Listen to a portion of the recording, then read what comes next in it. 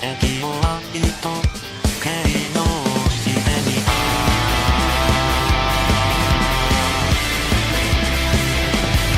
思いらしの欠如と形だけの恋は腐れ縁の君と私によく似ているそれでも好きとか愛したっていいじゃないか縛り誰も触れないよこれも運命じゃないか消える消えるとある愛せ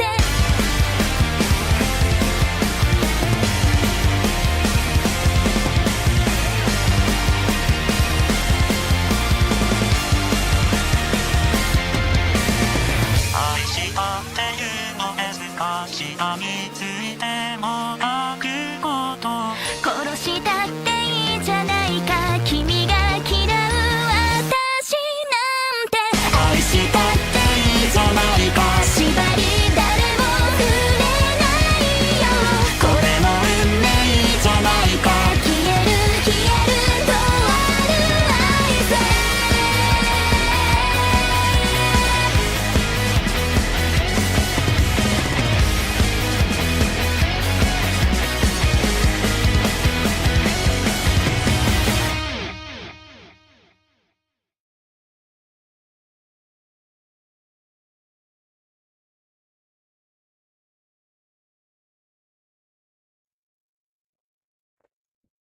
Ok, xin chào mọi người nha.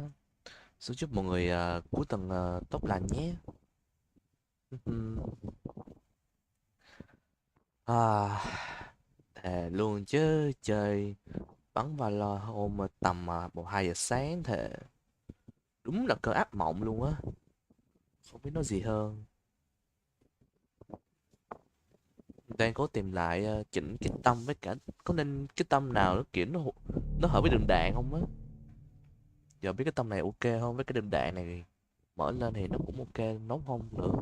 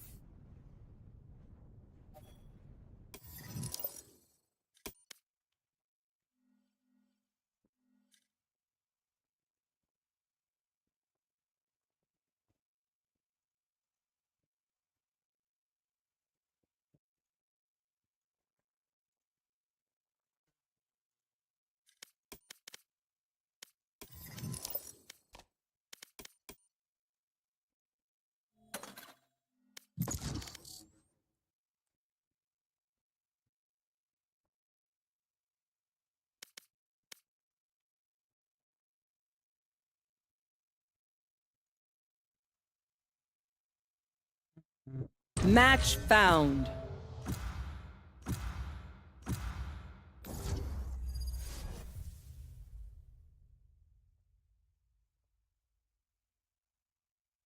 Chắc nên chơi giấu giấu tên đỡ hơn ấy.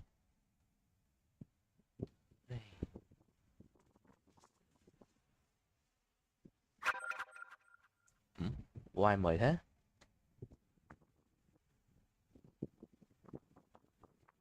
Hello Su, hello Cát nha. Chúc Cát cuối tuần tốt lành nhé.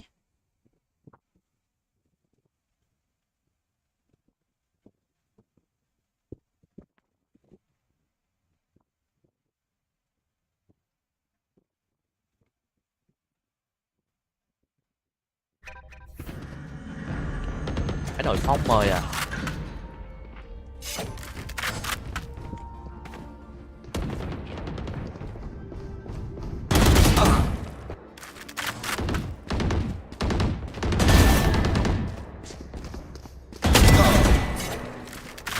Su cũng vậy, đang chạy đi xem chơi. Ok.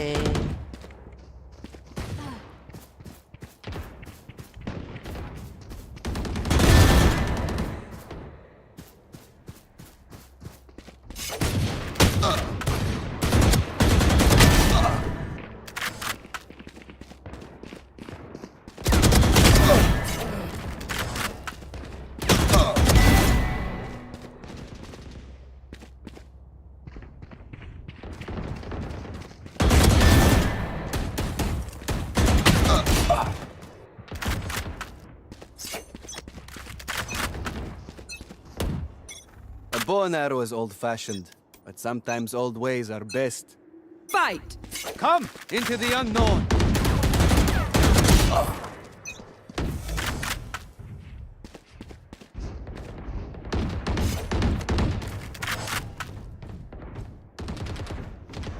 Cái này tăng lên từ 44 vào sao.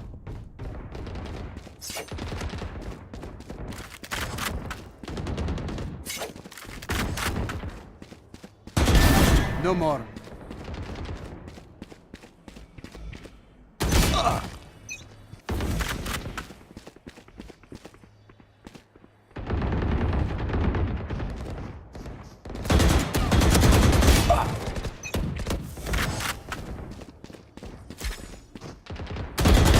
Taken out.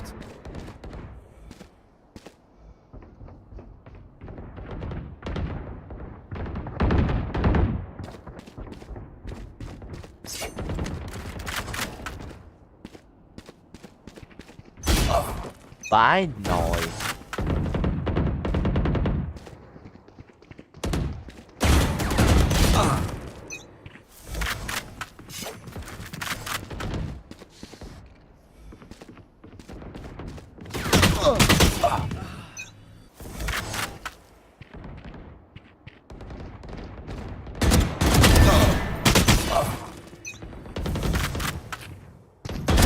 Die.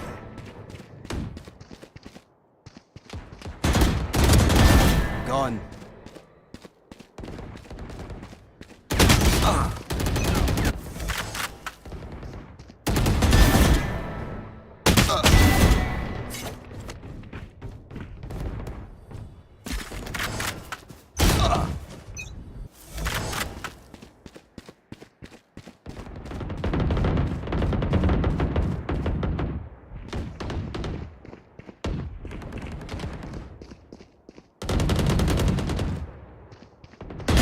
Shot down.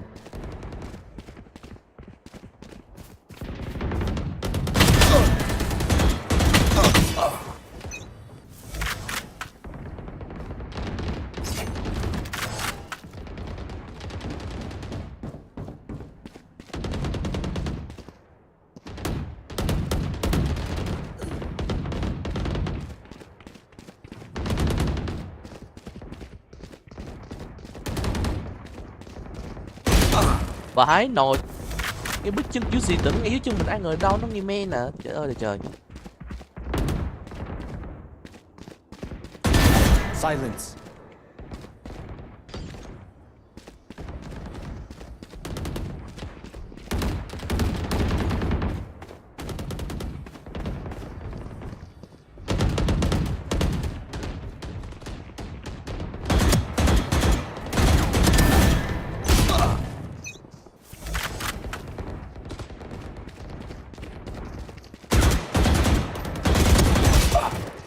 Ấy đạn à, bắn vậy nó cũng được à.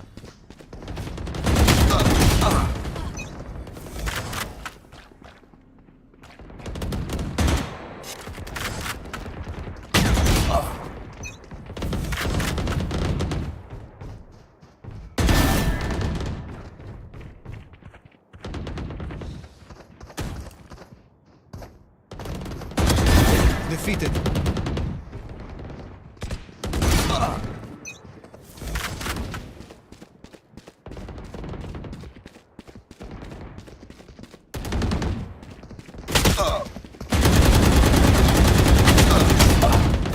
Ai chủ, đằng sau đằng trước nữa.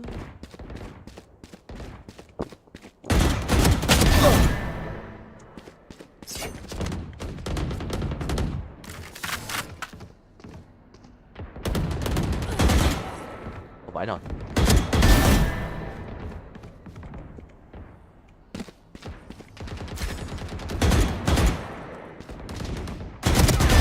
Neutralized.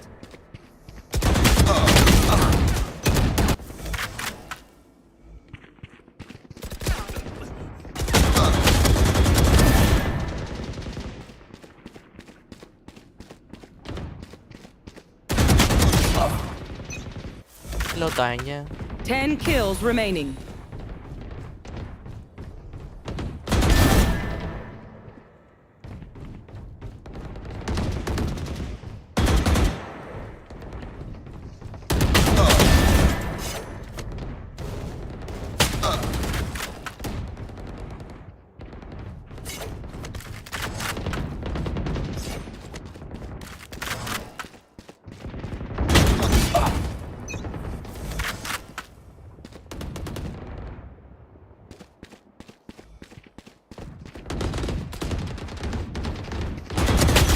kills remaining.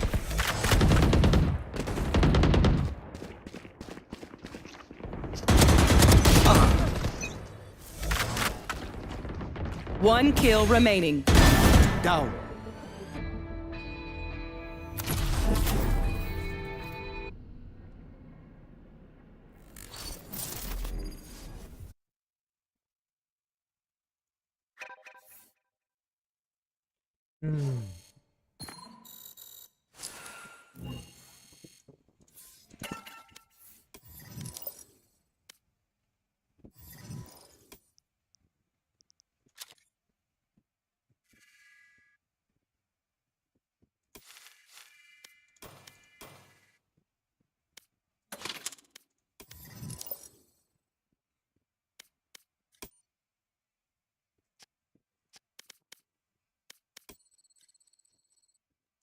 Về 23 điểm à.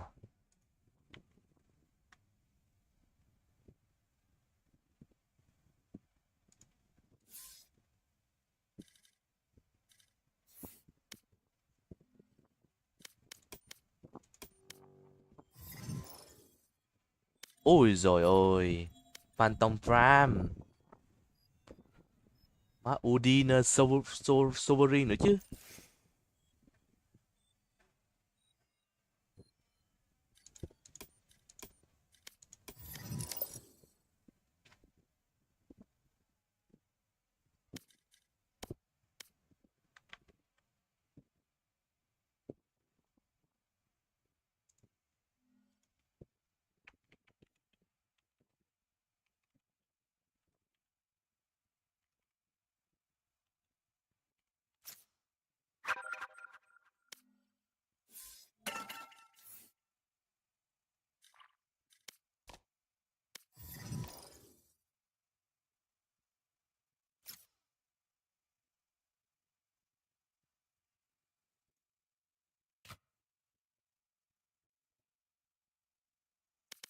Thiếu một.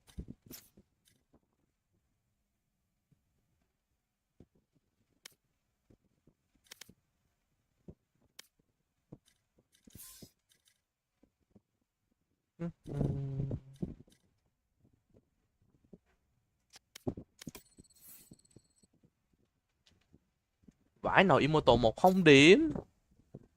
Thua lắm rồi trời.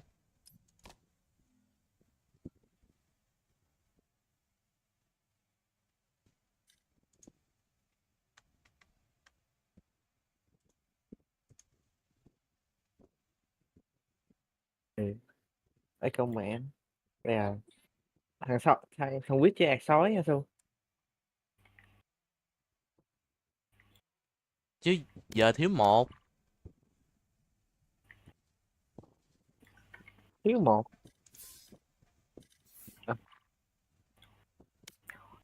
Ủa không.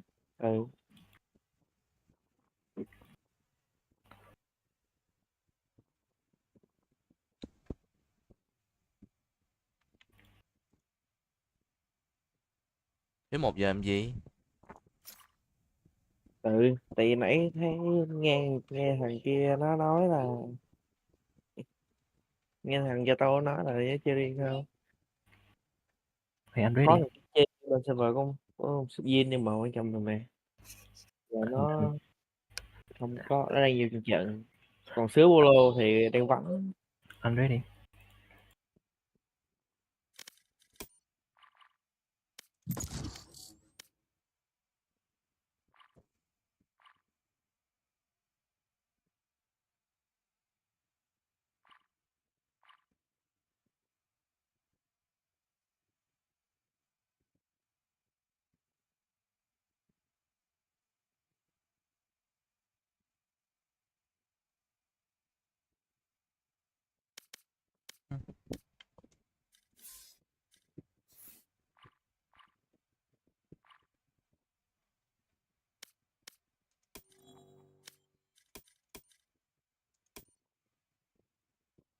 Match found.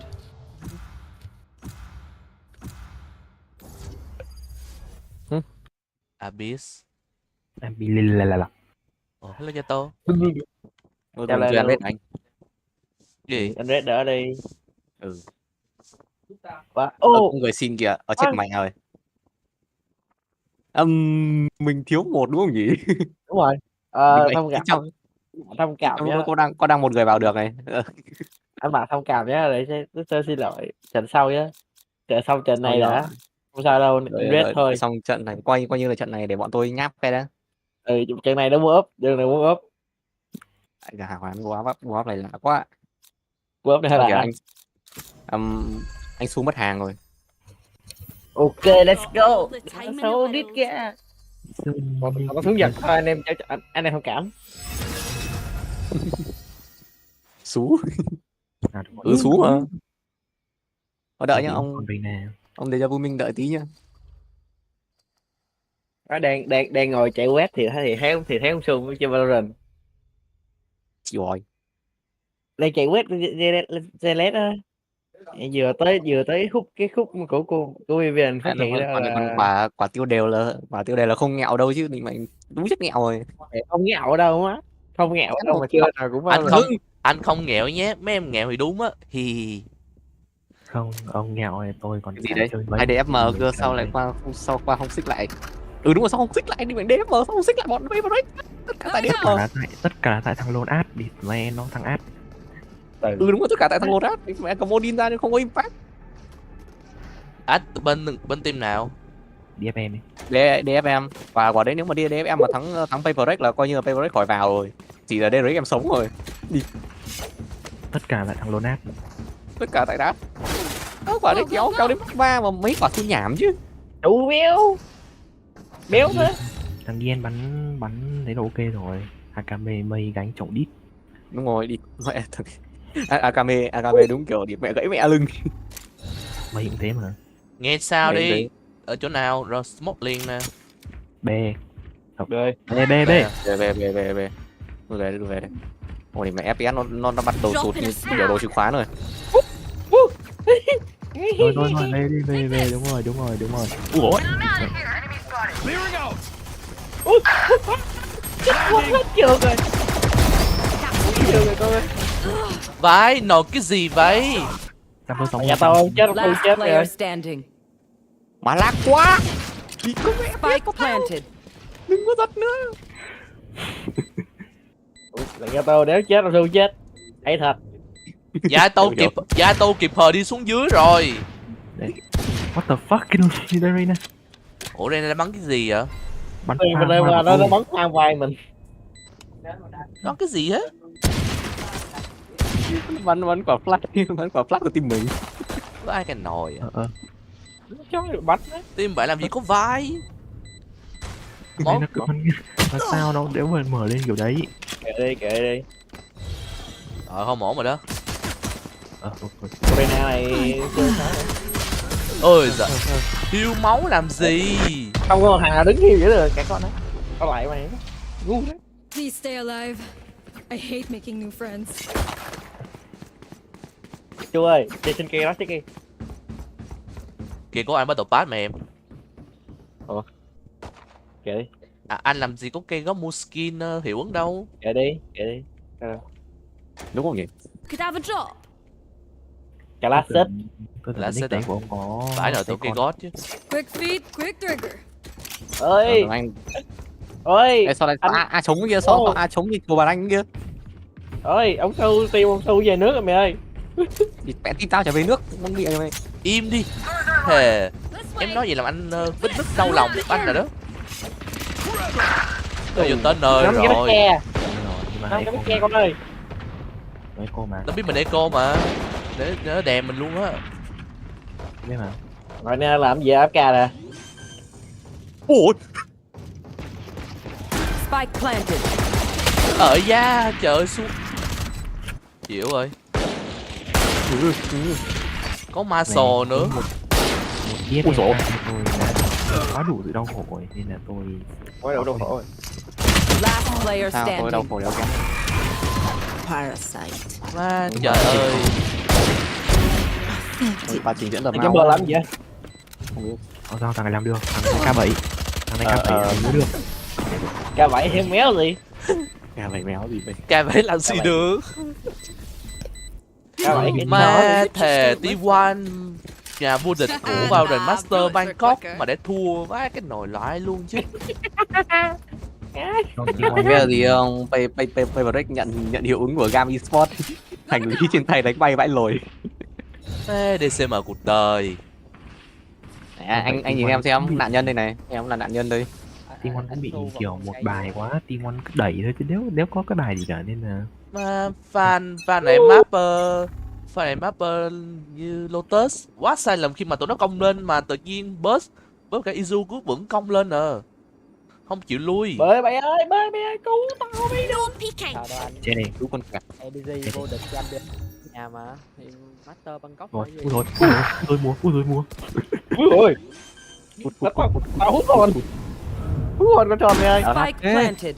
Viện đời nó lắc thế. Eo hiểu Nhập nó lắc đây. Sao này? Đây làm gì con?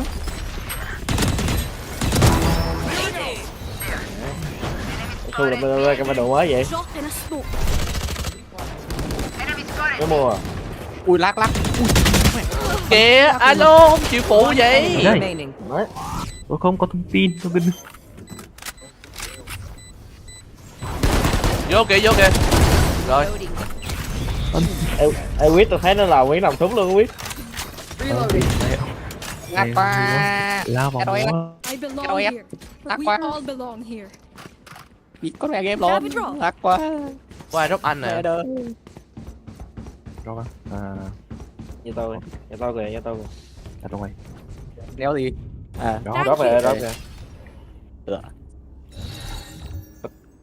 Lại gì nữa đây Phong?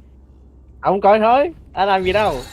Coi thôi. Không, lao quay lại vị trí đi trời. Smoke thường đứng ngay giữa mid mà.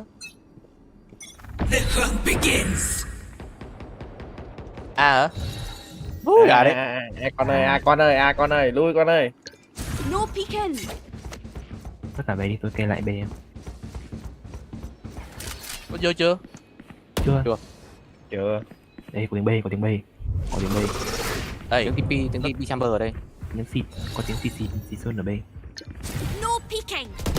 Ui ôi, ủa? Lấy con nào bắn Reyna em vậy? Không. Ủa sao Reyna đó hồi? Không hiểu. Có xây kìa. Ông. Nãy giờ có con nào bắn Reyna đâu? Em đâu bắn em.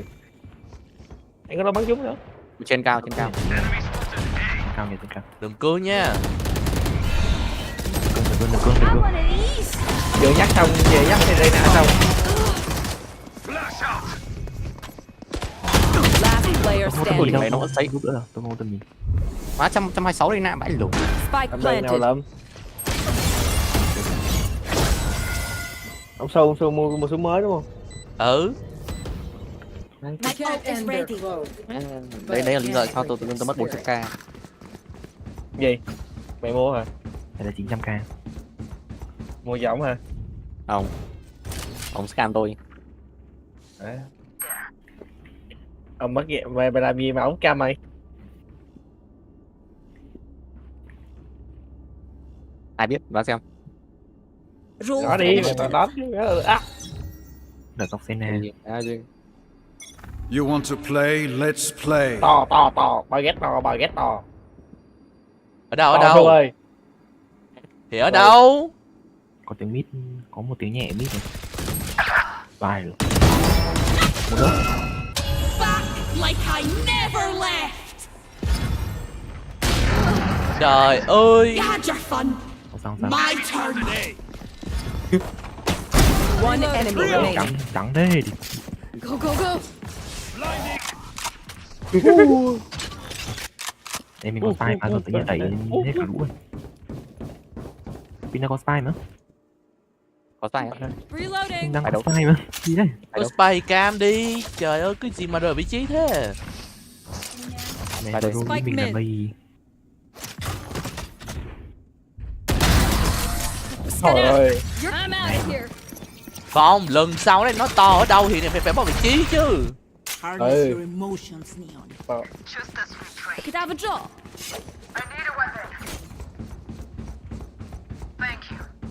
Thank you. Không em kêu súng, không em kêu súng thằng Jumper to mà. Đấy, đi mẹ thằng kia, đấy, thằng neon kia, đấy, nhanh. Đẩy đúng không? Đẩy đúng không? Mày tin tao không? Đấy. Tin tao đúng không? Đấy, Chơi. tan lại Chơi, chỗ này nhá, chơi. tan lại chỗ này, tôi phát trước tôi sẽ tắt sau ấy.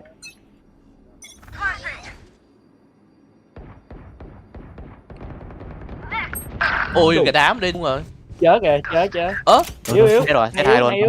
Thôi. Hai con. Đi thôi. Có khả năng bọn nó về đấy. Có khả năng bọn nó về. Chết yếu. Z35. Yếu. Ukraine một cái lại về. 75 rồi. One enemy remaining. Bài đẩy mình Spike tắt tóc bao lâu. down, attacker spawn. Bây giờ thì mẹ lời rồi. Đường có tóc rồi. Đường có tóc. Nhanh quá mày ơi. Đừng đâu, đi vậy. Flash 5 người mẹ trắng tinh đúng không? Trắng 4 thằng ơi. Cả 5, đỡ định mệnh đây nó báo cả 5 mà. Báo 5 thằng hả?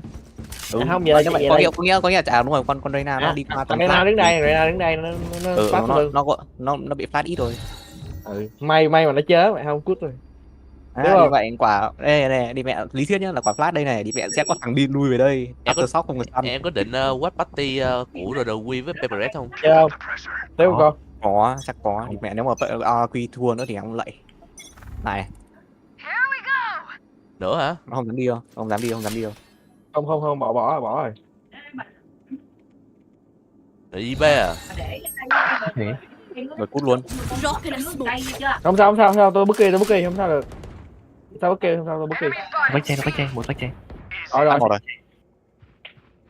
Rồi chết một kỳ với một đồ. Ủa được không? You will not kill my ally. Nó hồi sinh luôn mà. Hãy xuống. Kê từ đấy rồi. Tôi kê đây rồi. Có đây này, chỗ này này. Ở vô á. Có đây. Có đi rồi mày, Down B. Bay đi con. Có chết nào không? Đéo. Không chết rồi. Ba này. One enemy remaining. Trắng rồi. Hên gia tàu hên. Thì mẹ thích đi mẹ lý do tôi chơi con brick bắp này và kéo vào sofa. Chỗ này vui nhiều. Thôi nay mình đẩy rồi mày. Có thể brick mẹ rồi. Nó không đẩy được thằng nào xuống, nhưng mà đi mẹ chỗ đấy nó stun hết rồi, anh em đẩy hết lên luôn là đẹp. Ê nãy giờ con Reyna nó cứ bám theo tôi ấy thì Nó là con chó mà, nó con chó theo thích sau mà.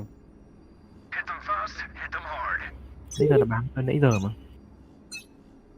Mày có con bet đấy con. Mà đéo đẩy rồi. Bỏ ơi. Ba vị trí coi. Không có. Chưa thấy gì. Chưa nghe tiếng. Có tiếng nhạc drop A. Có à. Cho em xin xóa smoke ấy. Nó vô bà rồi còn đâu. One enemy remaining. Thấy kìa. Vào. Lên đi flash này này. Lên luôn. Lên. Bài luôn cái gì đấy.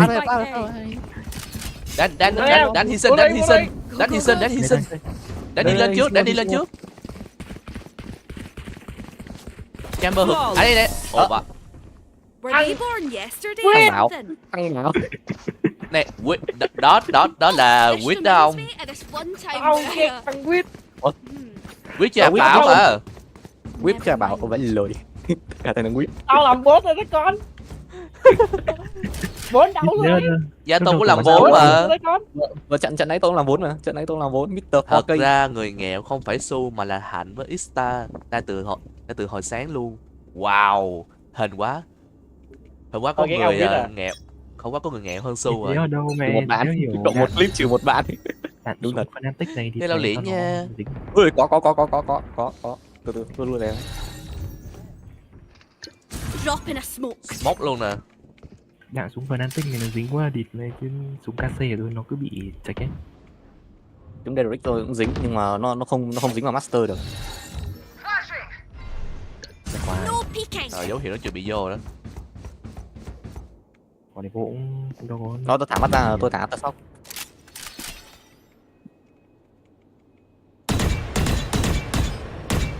Khả năng đi về. Từ từ. Nếu đôi nha để đến tận đấy rồi. Su hô đây. Chưa biết nó như nào. 4 giây nữa có stun. Reina tận đây rồi nhưng không có gì. Ê vô nè. Smoke lại. Bán chứ. Một. Tan rồi. Tan luôn này. Còn không. Chết rồi. Nó biết phân rồi, biết phân rồi. Xin vừa thanh nó có súng, thằng Reina có súng, thì mẹ quả đấy lắc quá. Có khẩu vậy? Nó khẩu bắt đồ thôi. Vai nồi nó lừa. 30 seconds left. Tôi chỉ cần một điểm nữa là có công ty rồi. Spike planted. Bắt một người được. Còn không bắt được thì cút.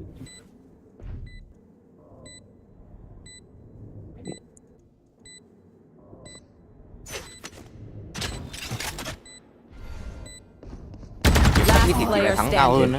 Nhưng mà kiểm soát mid team mình có người kiểm soát rồi nên không sao. Bẩn mắt. Nếu là tôi toán chả bẩn mắt đâu.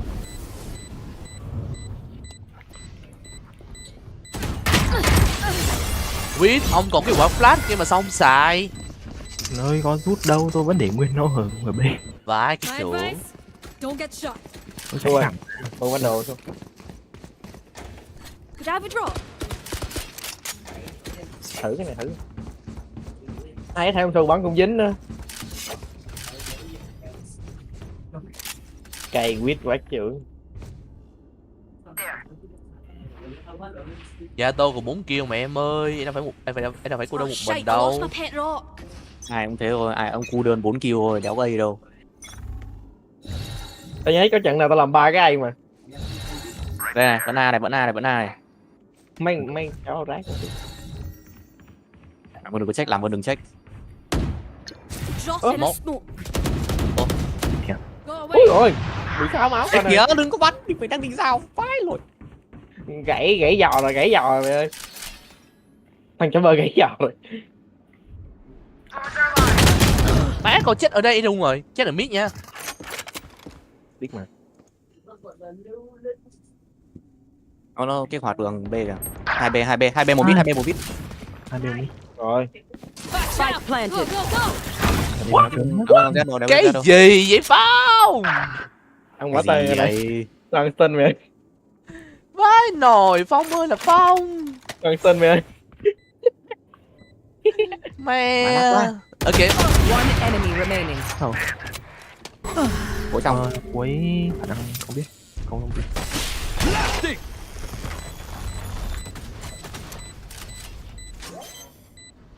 Tôi nhìn nó như đúng không? Thì vẽ đúng thật, đoán đúng luôn. Đúng rồi, Góc đúng luôn. Thì góc này góc duy nhất hả?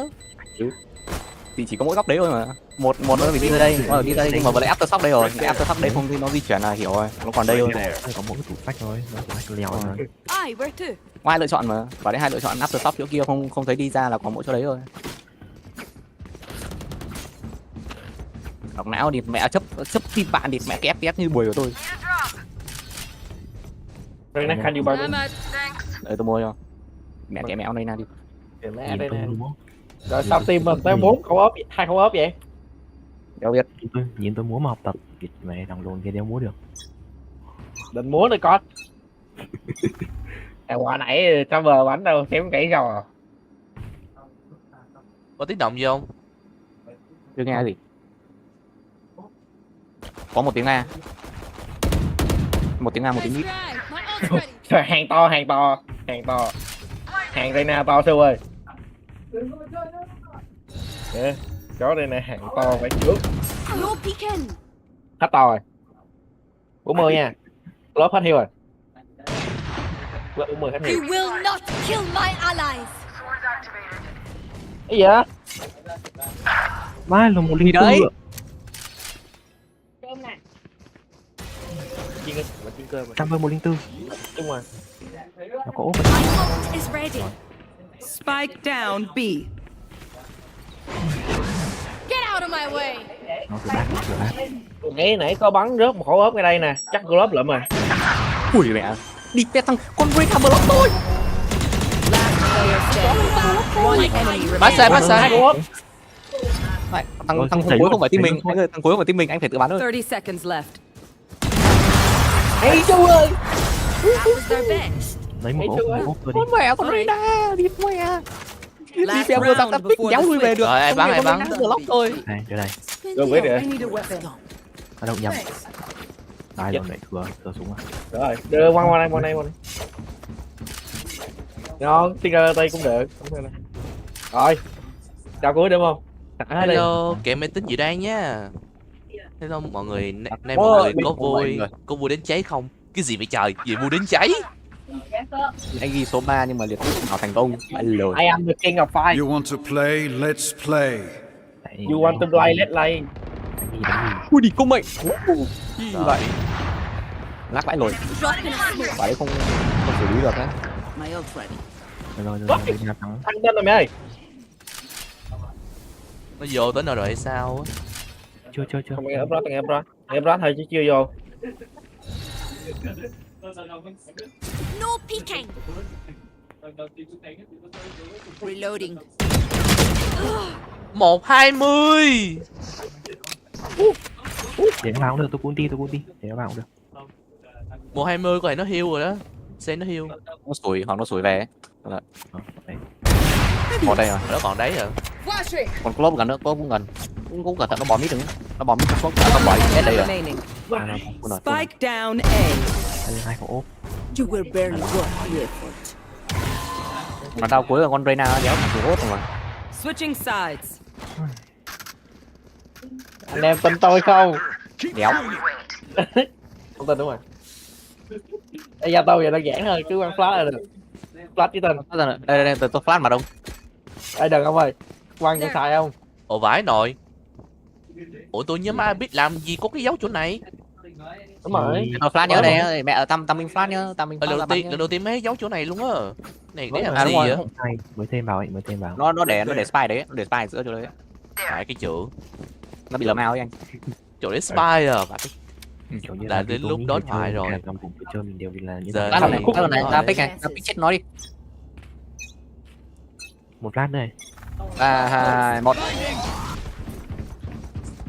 Bị stun rồi. Nè. 1 2 3. Ba Đi. Đó.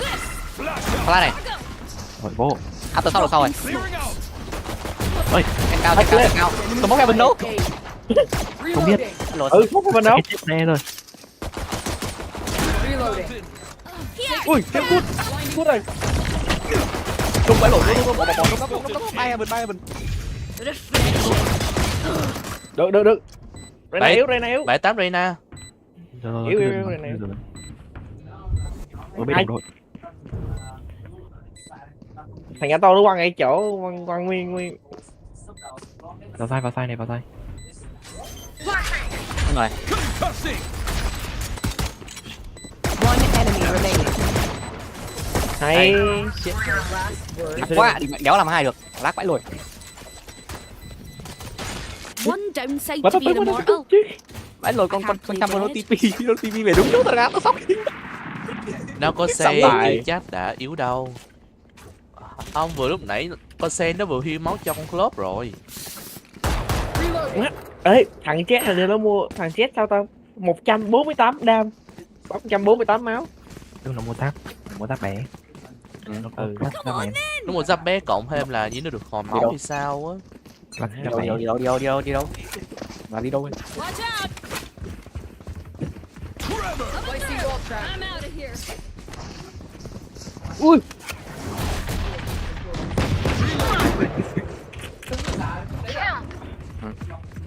Reloading. One enemy remaining. Hai người. Đi mẹ đơn giản vậy rồi. Bây giờ làm gì? Đơn giản vậy rồi. Bây giờ nhìn hai người mình xong mình xù một thằng anh xù vào nốt một thằng. Thì mẹ hợp lý. Sám lông ấy. Mà con Club với cả con Club với cả con Say hai thằng đứng đó bắn nó xếp vào anh luôn. Con Reyna anh ơi, em xong rồi. Ok. Ô, nãy ngoài tôi ra ai cầm dạ tôi đúng kìa. Sám lông ấy. Mà thấy không? Thấy không? Nhảy lên, đây vô, cha vợ đây, chết đứng đây, vô làm thêm chết nữa. Ê tôi bảo này ném stun đây nhá, ném stun ở đây được không? Anh smoke đây và đây nha.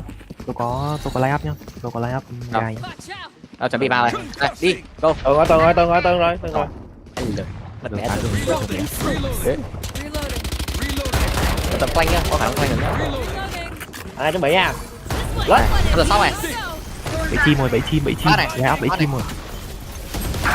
Ôi, 3 súng lận, to lắm mày ơi. To lắm con ơi. Ba xuống từ từ rồi. Cái gì vậy? Giật gì vậy Lát tôi? này. Được rồi, bình tĩnh rồi, bình tĩnh. Lát, lát. Là tôi. Last Ủa? player standing. Cái đó còn spy mà. Spike down B. Thì em cầm spy em có đặt được đâu. Nãy giờ. Là backside đang clear mà. Backside clear đâu anh? Ai thằng nó bạn. Clear à? Clear dữ luôn Gì á. anh? Đặt chỗ này nè trời. Hello. Chỗ đó lê. Trời ơi là trời. Em đứng kẹt đi rồi, em kẹt đi rồi, đéo đi được. Cái tố kẹt mà, cái tố kẹt. Không đi được. Ông thấy không cần phải đẩy đâu. Nào làm xe bay đi. Đáng nào quăng xe bay cho đu lít vậy? Tôi Thì cầm cầm ở đi. quăng ra đâu. Vào đi, hóa tay mẹ đi xem nào. Hóa tay mẹt đi. Má anh bắn từ cái backside từ nãy giờ bắt được 2 mạng rồi đấy. There. Nhưng mà nãy nha tôi tự nhiên đẩy vào cái hốc sách đấy thôi chiều ơi. I'm here Đẩy to vào cái stay. sách đấy thôi chiều ơi, bị kẹp rồi. Lát này. Wall set. Được. Được rồi. Reloading. Reloading. Một backside nè. Bắt sai cái này. Reloading. Thôi lùi về đi. Bị lui không? Lùi này lùi đây. Có chồng flank nha. Có chồng flank. Bỏ đây.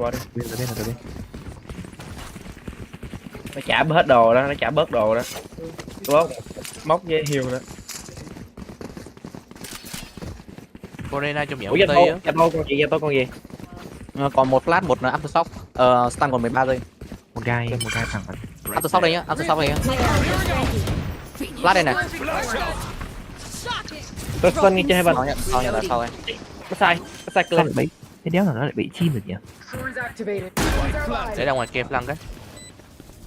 Ui, chết. Đừng nào chặn nghe. Chết nhau của con. Mẹ đang nhảy quá. Chú hồn quýt vô chặn. Hút luôn. Phân chia nhá. Ui, mẹ nó bò ra chỗ tôi rồi. Được, chết rồi. Nó gỡ kìa.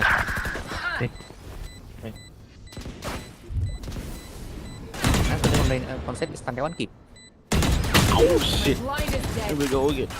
Câu đi. Cậu đi, sắp hết time rồi. Bỏ giờ đó con ơi. Chạy đi con. Bỏ. Chạy đi con.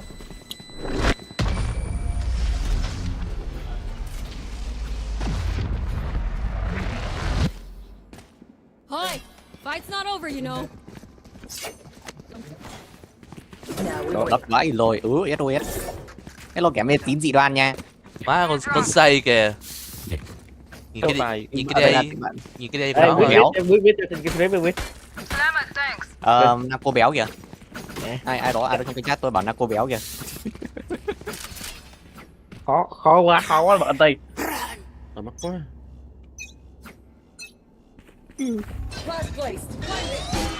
Có người. Rồi tôi check góc chưa? Không có. Không phải liều. Cái đéo nào chết được không? Lưu đi. Quái nào chết mẹ tôi rồi. Ngủ. Ê mày kêu một thằng ở Bookie bắn ra mày. Chuột phải đi con. Chuột phải. Đấm không thấm mày ơi. 30 đam là 30 đam. Không thấm mày ơi. Team nó có heal mày ơi. 30 đam rồi đã hỏi nữa. Nè team giờ 5 thằng hết 3 thằng biết heal rồi mày. Ngon. Nè club Reina set 30 đam là được gì con?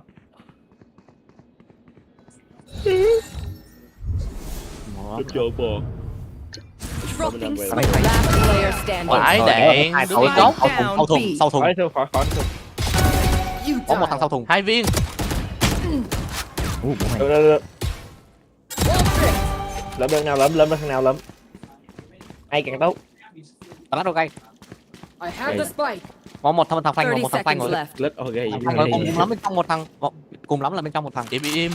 Để Để bật tôi lúc. nấu hay nào? Để kịp luôn. Spike planted. My ultimate's ready. Bài lục Gây rồi. Nhịp mẹ còn gạo đi đấy. Gây. Ghê. Này nó mà hồi ra mẹ thấy Chamber Odin đi. Ghi. Là cô béo, là béo. Béo cái địt mẹ nó. Chéo phải tao nói. Đang lý trong chat tao nói. They think they're better than us. Nè. Tự vào chat tao tự vào. Ê, dạ tao mua được, mua được. Mua được, ok mua đi. Ê, không bạn ơi, I Đúng need chưa? a drop. mua đúng chơi mày. Để đấy chuyện thật không? Mua cái lịch nhẹ. Need a drop. Nó sinh phát tay rồi. Now we win. Mua chút đi, mua cá xích mẹ đi. Mua classic ở gì luôn. Hình như mấy giờ Hỏi gì luôn, khỏi phải 2 xin. rưỡi. 3 giờ. Chuẩn bị 2 rưỡi mà. 2 rưỡi. Em chuẩn bị nha. Tôi cũng tí nhá. Tính nào tôi cũng tí. Tôi có tự quyết định vào ở đây. 1 Here 2. we go. Shortcut. Ôi luôn. Dropping smoke. Ui ôi, 2 gây nữa ơi. Chăm bơ anh tôi chứ. Nó trăm bơ ngay mà, trăm bơ ngay đừng nãy rồi. Spider Spy. Planted. Cái này Cái bạn đồ đụng không nổi đâu. Lớn nó xuống. Không được, tầm này không được. Player standing. Nó được rồi.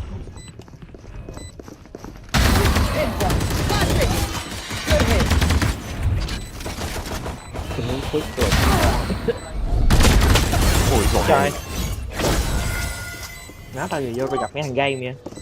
Ủa có một gây không mà. Ngay mà. Tao vừa vô tao đáp cho tôi.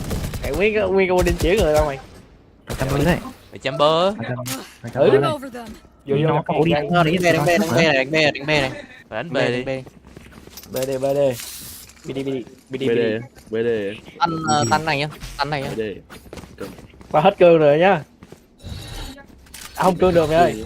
Mày hết Cương được. Có hàng rồi. Rồi lần này Watch Party nên để nhiều người nói chứ Watch Party Get on with it. chả thấy ai nói mà ngoài mỗi tôi với Hatu chả ai nói. Tôi đang coi You phim want mà to không. play? Let's play. À ba này. Tan thế. Dropping smoke. Ra đây này. Ôi chặn Có con kìa, ơi. sau thùng bé. Bắn luôn đúng rồi. Đi. Đi phu ta để tôi còn đặt. Phu hết tay. Đừng Bấm phao cái súng ô. Tao cái súng luôn rồi mày ơi. Có chắc cái phanh đúng. Trên con hàng to. Go, go, go. Cái tay áp. Hàng to con ơi. Have one of these.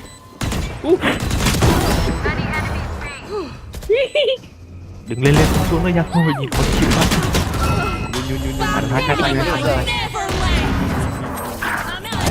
Never land. hai tay. Anh này. Ở trên đầu mình nè. Bắn luôn. And Mày the quá. door. Nó trên đầu anh đúng không? Cho bự này nè. Không con chết đấy.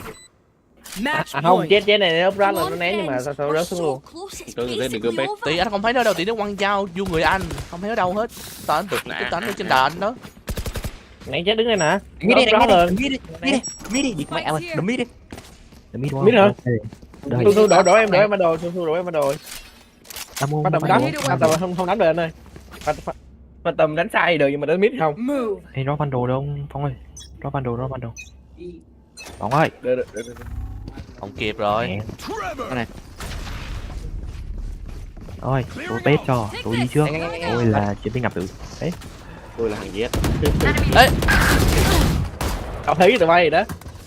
Ok, cảm ơn rất nhiều. không chết góc nè. Reloading. Qua này. Nhưng mà chết được mà. Xong. Ủa là sao? Strike down B. Đấy bắn rồi, nhưng mà nó sọc nhanh quá đến được. Ủa nó bị stun. Ủa Không bị stun. Không bị. Stun.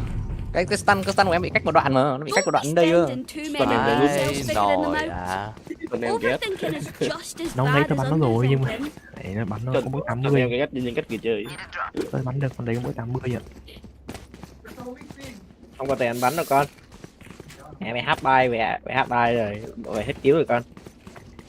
Hết phép rồi. Nhớ trú rồi con. Hot party đâu người ta không được trong đi đó. Hot party cái này ở bên server su mà. Để tôi quẩy nít. Tương. Thế là hôm qua xem Hot party cũng là trong list của Bảo. Có điều luôn. Lắc đi cùng. Vô có vô không? Chưa. Coming through. Go, go, Tôi nghe go. tiếng mít này. Ở đây bảo flash backside này. Flash lại tiếp backside này. Tay clear. Gun here. Tôi đang quấy. Tao xin cái phân tầm nhá. Nó mít hết rồi đấy. Mít hết đúng không? Anh về đến đây. Đúng rồi, cứ góc đấy mà kê đứng nhìn đấy. One enemy remaining. Có mít nữa đấy, cam mít. Đấy, tôi thấy nó. One enemy remaining. Cam mít. Đi cuối. Ngồi ôm gấu. Mít của mày. Mít của mày. Nó chạy mít mà. Mít cái địt. Mít của mày. Tao giờ nhảy bắt hai tao cút luôn. Thì nó đấy nó chạy mít mà, nó đấy nó chạy mít cùng Z mà. Má mít này mà cái đít căng quá. Ông mày dư nó đi chung với Close hay sao á, ông nhìn nhầm ấy. Như mít này là mít Không đát thấy không thấy nó kê cùng với Z đấy. Này nó kê cùng Z đấy. như mít như cái này cũng là mít nhưng mà mít đát thì vậy. Mắc đít. Mít đát lắc đít. Không nhìn nhầm đâu, nó thực sự kê cùng với đấy. Rồi chơi ra được chưa, để thêm một người nữa vô. Được, không sao. Được. Nhưng mà mở cốt lên rồi. Cần gì Mở có. cốt lên. Cần gì có. Rồi mở code đấy. Rồi Naco vào hay là ai đây? Eli 200 nha anh em. Eli 200. Click mẹ Cách ly bây giờ. Insta còn đang stream không ta? Để xem coi. Thằng dắt Nó con. không, Insta hình như không stream. Còn Thằng dễ dúng này. Áo Kirby này. Ảnh ốc stream Freezer. rồi. 25 phút Nào, trước, Paper Jack. 25 phút trước nè. Paper Jack hay là RQ? Giấy.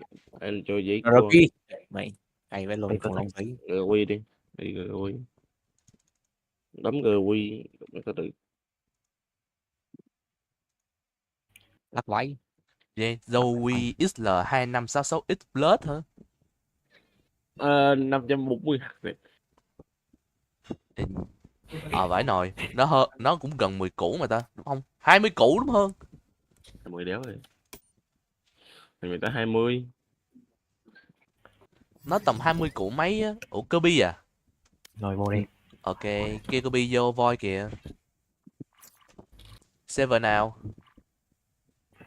Xin hay à Hồng Kông? Người ta 20 ông, 15 16 à. Xin Hồng Kông đều được tôi. Rồi 20 tới 20 mấy củ. Bố.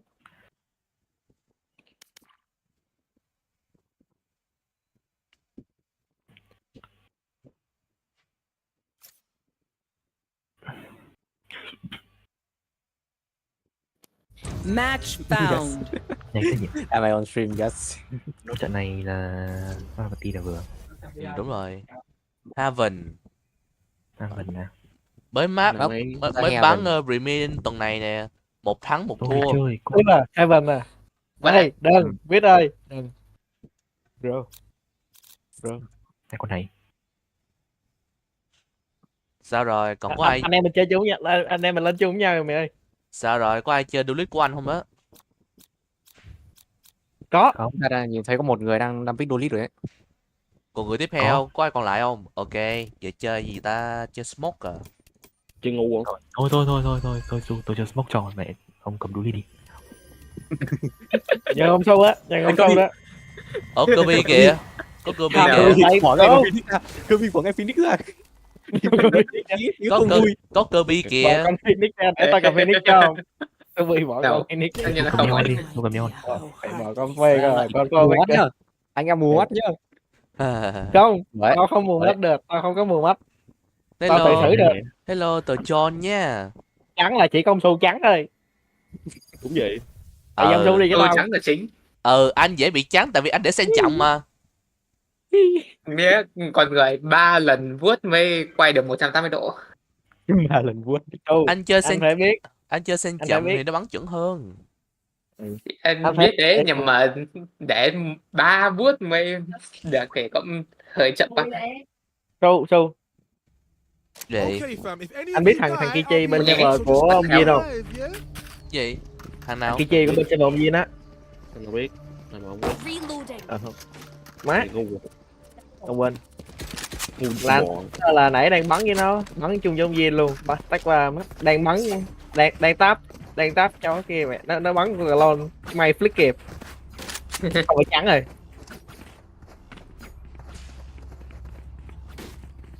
Cây auto của em mày. Battle Pass mà em. Quen vậy? Ông mình cần sai rồi. Qua được Battle Pass mà giống em luôn. Anh cũng mua Battle Pass năm ngoái mà. Battle Pass dễ gắt. Battle Pass mùa trước á. Dạ đâu, tặng mà. Anh em tặng. Drone going out. Spot nha. Cái Battle Pass này. Đấy có nè. Hai người. Dễ quýnh.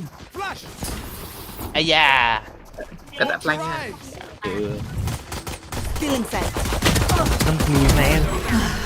Không, cái bên này. Cứu coi đã sai kìa. Chết. Đi xuống. One enemy remaining. Go and meet your mate. Ôi giời, Kirby ơi, anh thấy em bắn cái gì thế? Quả hết shot đầu tiên đẹp thế thì còn mất đi min rồi. Đã bảo rồi cho bác bắn đi đế chịu luôn, chứ Kirby vợ chịu. Anh em đại hội ánh sáng đấy em ơi. Đại hội ánh sáng. Má chưa gì rao đầu tiên em flash anh rồi đấy. Cái đâu sự? Chắn không? Chắn phải trưởng. Vô xài 2 quả flash. Em đứng cái quả rõ đường ngay nói gì nha, chưa warm up đâu. Cái quả thứ hai không flash lắm đâu. Quả đầu tiên mới quả flash lắm luôn á. Quả đầu là điện pin. Quả thứ hai là em đứng ngay vô shot.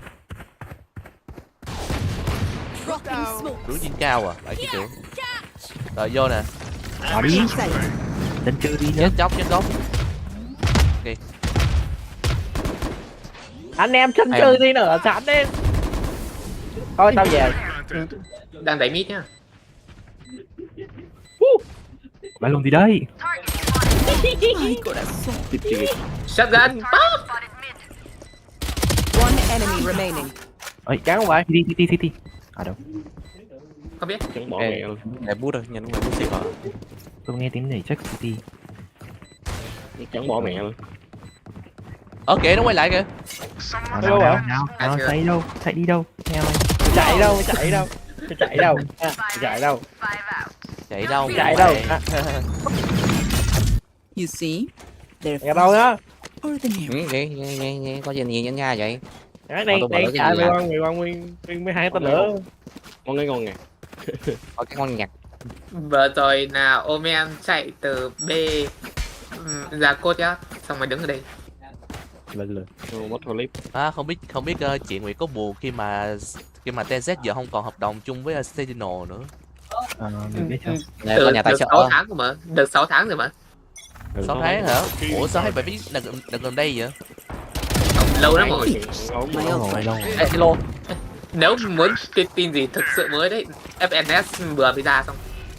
FNS vừa mới ra xong. Chắc ở mid hay chắc ở đây. Shot mẹ. Shot nhá. Shot gặp sòng. Tôi bị cầm bot. Kìa. Ủa? Không. One enemy remaining. Chết cốc cái kiểu gì vậy? Không, nó kẻ tường mà. Ở chúng ta anh em spy này what the hell? là mọi người có để ý một việc là Kirby cầm spy nãy giờ mà đi bóc không? Drop anh Phong ơi. Dạ, ai cầm từ nãy giờ đấy. Mẹ nó kẻ mẹ tường, mẹ không còn bị dính. Đây Kirby cho anh. Cấm này đi, cấm này bắn từ xa này. Cấm này bắn từ xa đằng sau. Không cầm clip vào không thì bắn từ xa. Có súng rồi. 5-0. 5-0. Không nhưng là không một tác dụng. Ok, giờ 5-1 đó. Giờ 5-1 đó. Có một tác dụng rồi đấy. Có một tác dụng. Ê, không Kirby không lấy súng à? Kirby không lấy phân tâm à? Duy nhất hay làm đứng làm cạnh. Này lấy đi, cầm đi. Ui, Spike down A. Hay con. Rotate. Đu là vừa ấy. Tết chú ơi, nhiều chết. Chết nha. Tại má con chết kìa, thấy đầu nó luôn á. Nhiều nhét.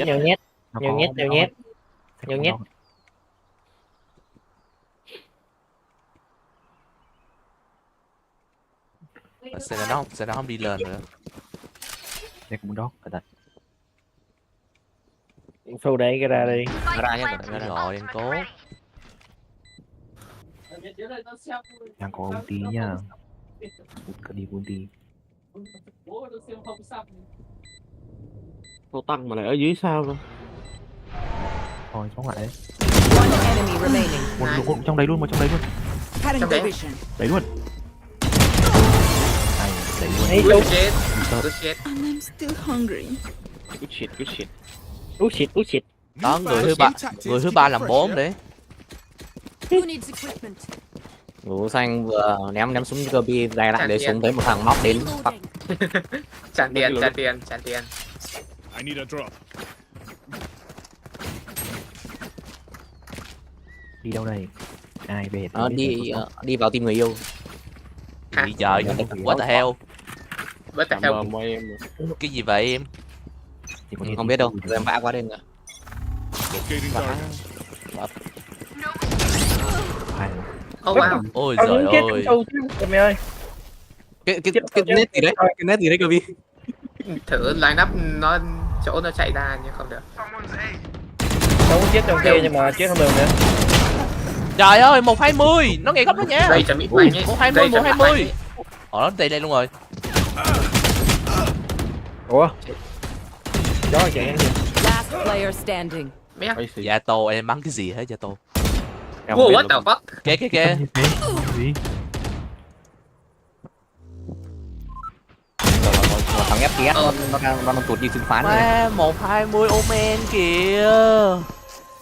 FPS nào cũng phái vậy? Themselves are equal. Vì ông nhìn stream như thấy nó tụt từ 144 xuống 60. Thôi, Liên tục thôi. Đây vẫn thấp. Đó là lý Nó đang ở do 80. đó là do livestream kia nhất thì dùng PC hơn ấy. Đâu có phantom không? Phải đâu, cái này là do từ lúc ba lo cập nhật nó bị ấy. Anh có sao Em mở OBS lên nó bị. đổi hả? Máy đi. Need a drop. Đi về. Mở OBS nó bị. Tắt OBS đi nó được. Đừng có sót nha, có con nào chạm bơi đây.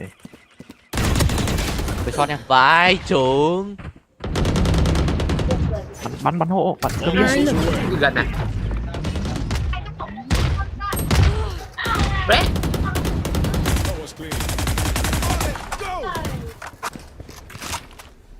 Ulti gì xa thế em?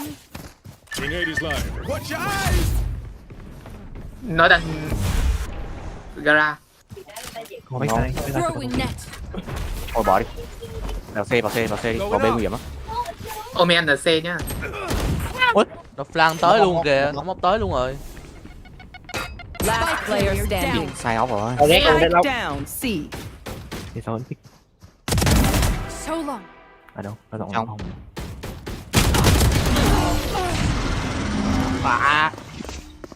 Không ơi, em dùng ulti Phoenix thì anh đừng có dùng sớm, mình đứng ngay sát ở cửa men gần xa đó thì mới dùng ulti. Rồi, cất đây. Ông lên video đi, tôi kê tí đò được.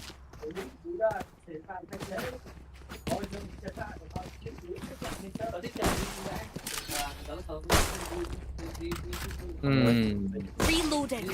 Đánh gara down, con hơn gara này. Lên ra rồi cũng được. Ôi cái cơ kìa. Let's go. Để net ở phía B. Và Locating target. mình quên rằng cơ bi đang Được. còn sai. One là vừa. Clear này, clear. Clear tạm trong gara nhé. Bên trong gara rồi còn đi bộ nữa. Ba người. Em đấy là tao kêu cái cây. Dropping smoke. Cái ra rồi nè. Nó sắp Kéo đi đấy.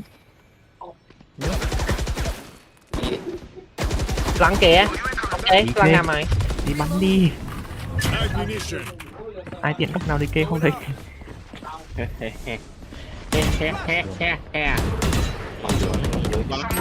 Ui, Ủa? bắt sai, Spike bắt sai. down. C. Last player standing. Lắc nó quá. You 120 will not rồi. kill my allies. 20 Omen vào đây.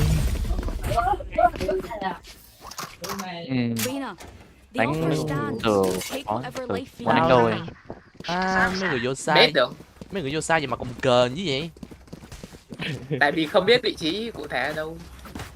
Thì tất nhiên phải sợ. Flash vào cái đồ đâu? Kẻ tương đi, kẻ đưa đoạn giọng này đi mẹ giọng. Ông kẻ này tôi lại nhìn đi không kẻ biết luôn ấy. Mẹ giữa đường vậy đéo vào được. Kẹo qua như cục kích. Có này. Ông kèm em ở góc giữa đường ạ, không vào được. Cẩn thận Omen, Omen. Cẩn thận flank nhé. Có biết cầm spy nhá. Vào không muốn đi à? Vào không? Con chém bắt sai. Tôi chắc phải sai chưa, có phải sai. Quyết định đâu đi nào Vào không để vào luôn đi. Má làm nhảm quá. Đâu không có thông tin backside mà. Tôi ron out nó ngồi đấy. Backside ốp rồi. Móc. Có móc kìa, 65 kìa. Có móc. Tới lửa. Rồi, cái mấy quả đi cây.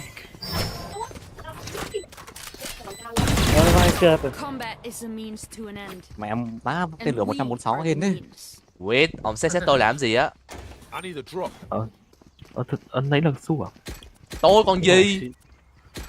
Thì bên tình làm gì có đây nè. Ông mang nhầm người. Ông tính xét ai? Thì bác. Thì lúc này mua giùm coi. Có ai mua dùng kìa? Đâu. Đấy đó thằng Phong vì nó Rồi. Phong lại finish nhau ông ơi. Ê có Z bạn. Z shot. Đứng này, Nhất shot. Tôi cái sót rồi. Có thể sọc kênh đó coi chừng. Địt mẹ phát. Just slow nè. Về đi cơ bi ơi, cơ bi không cầm bom ấy, tôi về. Ok. Xui rồi chứ. Giá tố ông cầm bom.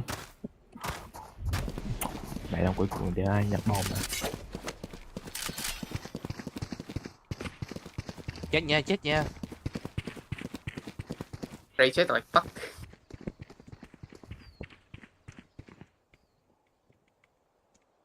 Chamber. Đó chạy. Mày quá tí chết.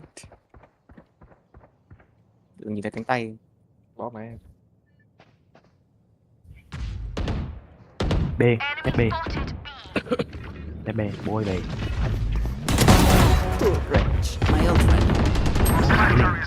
Vào cũng cãi đi của anh, xong mọi người cứ đi. 120. One enemy remaining. Ốp ở đâu? Không biết. A-Link. À đây. Tôi không vào kịp. Vai nồi. Bảy tư. Last player standing. Hay. Mà cái gì trời, mấy ông tướng này thề luôn á. Em hỏi em chiếm được email rồi, em vào đến đây rồi thì sao đéo ai vào xem sai hả? Nhưng mà mẹ tôi đang vào thì mẹ ông xông sọc vào thế thì mẹ ai cứu được? Đủ xanh không có vấn đề gì vậy. Tôi ngồi đây tôi xử lý thằng moment đây rồi. Hai người tôi nhìn thấy hai người trong gara đéo ai vào trong sai thế nào? Hả? Sao? Hai người gara, tôi chạy về. Một người vừa mới chạy vào, tôi chạy vô chung. Ai mua hộ đấy? Đúng. Không có tiền.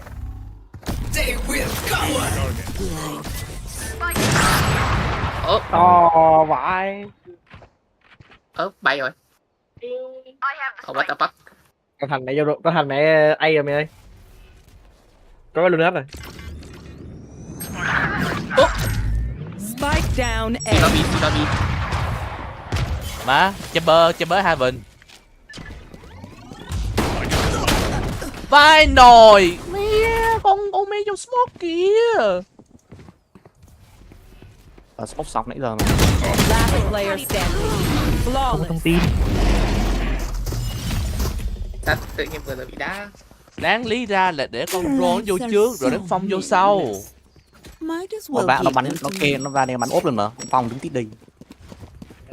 Tao thấy đậu rồi, tao táp rồi nhưng mà Ai đó đứng kê default đi.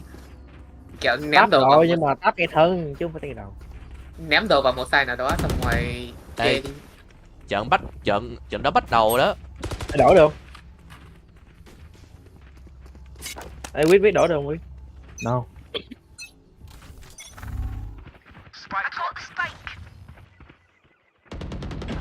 Không quên gì đâu. Phải rồi. Lùi về đi. Thằng này khoát thôi sao mày? Tao khúc gì vậy đó hả? Ôi, Ok. Ủa? Spike down. Attacker spawn. Cái gì vậy? không biết đâu. Tôi vừa chạy về tôi bắt đầu mới biết nữa. I have the spike. Last player standing. Tầm lâu xà nha Kirby. Cháu chịu warm up, fuck you. Thấy không ai kê lại đoạn này nên không biết. Last round in the half. Đây ra đây rồi. Last call for all the things we need to kill him with. Buy up. Reloading. Đấy không ai kê biết cả. Vừa rồi su cây mít xong một ngày tôi chết. Em quyết ông vô tôi mít rồi. Kê ra đây. Ở trận cái ốp đó nha. Kê Ông ốp ơi, tại chắc- nhà. Em biết rồi.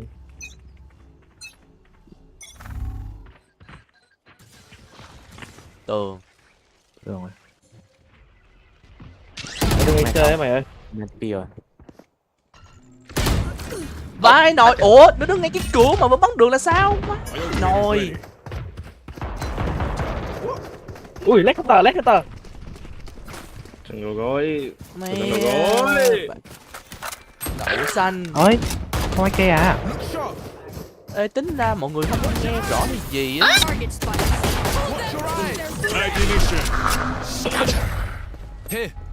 Ba bố kê của hôm nay bắn trúng đoạn đấy mà. Ghê. One enemy Rồi, remaining. ok. Thắng rồi. Down. Kìa mày ơi. They're done. Hôm nay ba bố Wow. cây lại cửa sổ. Switching sides. Nó đang nhìn ai cờ luôn. And I need a Để luôn ai cũng chơi dở vì không ai kê flank. Dạ. Cho bác Để lóc vào được đéo. kê tăng ở đâu. Cho bác vào đéo nghe. Deadlock không kịp lành được. Không đưa cơ bây Đến giờ. góc phải kẹp lang quá rồi tao đã quất. Không như không, kịp con lành ơi. được, chỉ Kịp có lành được. nhìn thẳng mắt thì mới Thì, kịp lành được. thì em phải kê flank, thì em phải kê cùng với cái trap của em chứ. Bà thấy cháu đang đứng ở đâu? Lê bật.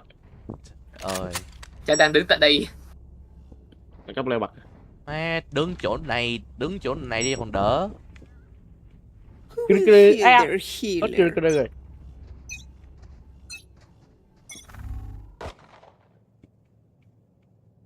Tiếng không? Mắt. Con này. Bè. Hai. Đuôi lên. Ném đét ra. Vào. Tao hết nét rồi. Tiếp tục. Không, buồn đấy. Đu 3 mà. Ôi, hai shot. Bị mù rồi.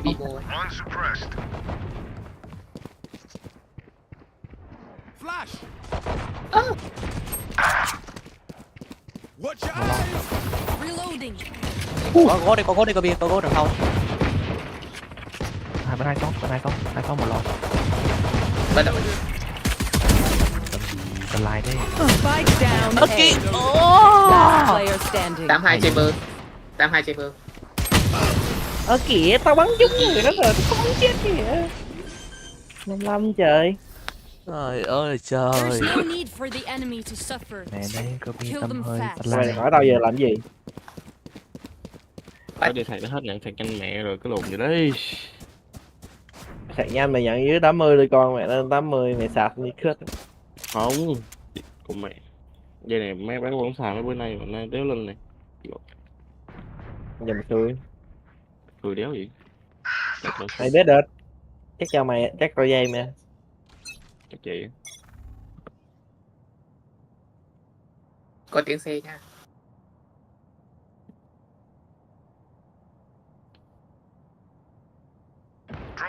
Một mít. B này. Blocking movement. Chưa chưa? Bực đi gara. Đẹp mẹ đó. Mít bên này, hai mít. No surprises. B này. Đéo Em bảo lại. bị. Ịt mẹ 104. Throwing net. Em đéo vô nữa rồi. Cái lùn. Reloading. Target spotted B. Đâu ấy? Nó đi trên thùng. Spike down B. Trên thùng. Xuống rồi. Ok cho ông đúng không? Hay yếu. Catch. Spike planted.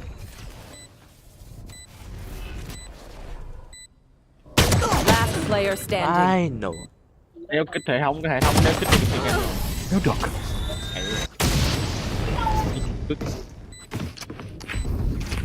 Không như cái đầu. Remember, stay out of the fire.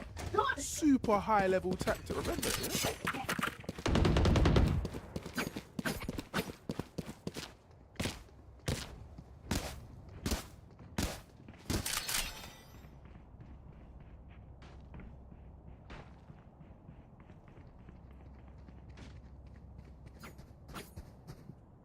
At least they kept it interesting.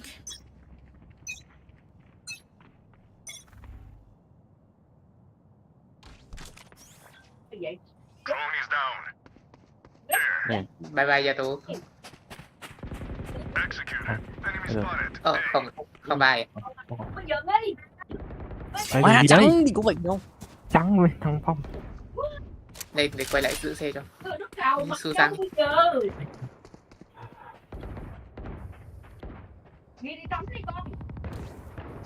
Từ từ thôi, từ từ thôi.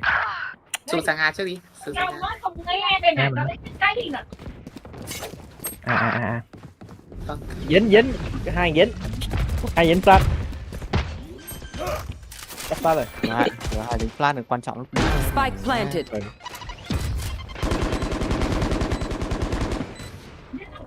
Nè, má giờ mới vô. Last player standing.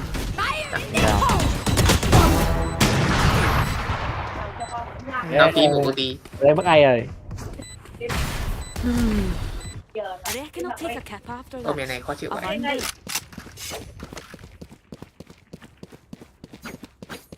Tách không?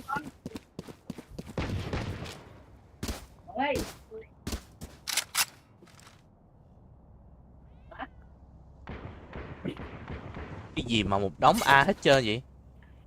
Tách đi. Đứng ngoài, Tách đi. Ý cô yêu muốn làm gì? Đây đứng mua.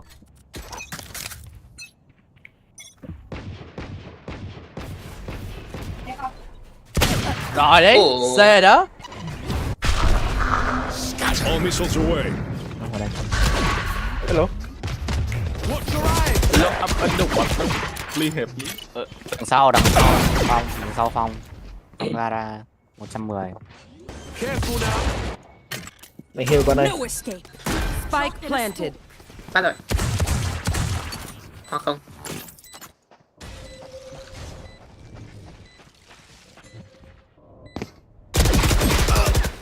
Năm 55. Nó ghi rồi. Không heal nè. Vào đầu.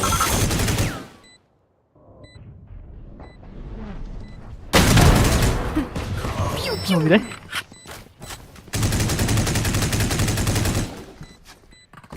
Hỏi đứng đầu. À. Không entry được. Lui, no time rồi. Lui. Bay xe bên.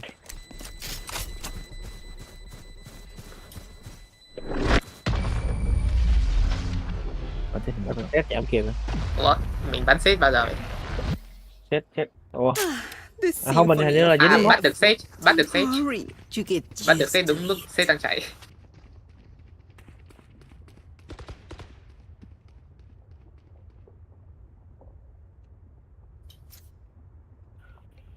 Good. Này lấy thằng Tôi bay canh giùm nha, tôi check tôi check cho. Hả? Rồi ba Tôi check on, check on.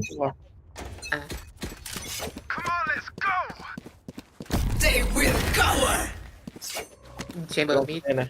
nó tele A này, tele A. Yeah, khả năng A. Dạ luôn rồi. Nó vào sai rồi. Nó vào luôn rồi. Bèo trên, nó lên trên. Lên trên. Xuống rồi sao? Spike planted. Tao tát đầu nó kìa. Sao không chết kìa. Game ra. Mày để dính. Bị gác hay ghét đâu. Tao tát đầu nó không chết kìa mày. Cái ban đầu đó là ngu nín. Nè chịu rồi. Nhấn E không có được. Đấy bị quay mặt cái bóng rồi, chịu rồi. Twitchy here. Let's go already. Không, mặc dù quay mặt cái bóng mà mình vẫn dùng được. Copy thủ nguyên sai, copy thủ cứng sai C đi. Tưởng lại gara. Ok. Tưởng lại gara được. Này, Mẹ nghe nhìn lại đầu đóng rồi. nó cầm luôn khẩu này tôi chơi luôn. Sao lại? Bên đấy không lướt nhiều lắm nhỉ? Ê, biết đây, đợt xong ra B của tôi nhá. Để số của hai bên, chứ còn số A này tí nó C lên. Hello Tôi không Mano. có đồ chơi đâu.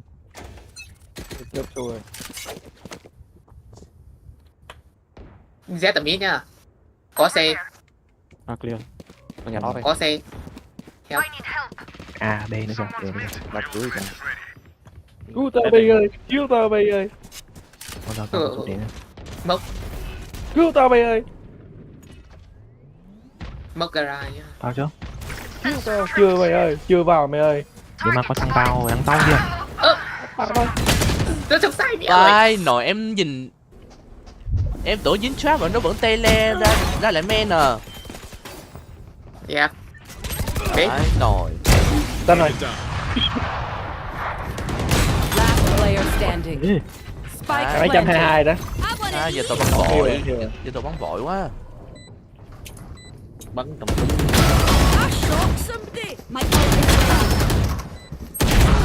chết rồi. Mà phải để giờ tôi bắn vội bị outplay tâm binh với con chết luôn. thing they'll see before they die. Vâng, em bị thế được chưa?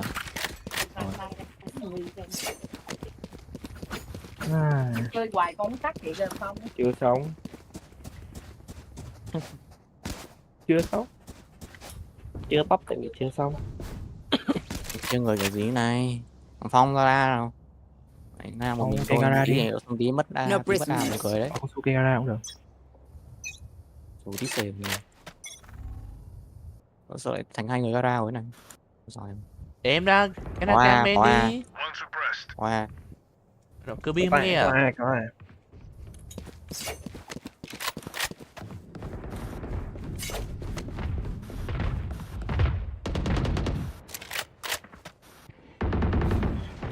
Được vào. Flank. Có flank. Phải bắt đầu luôn. Có tiếng gần đây.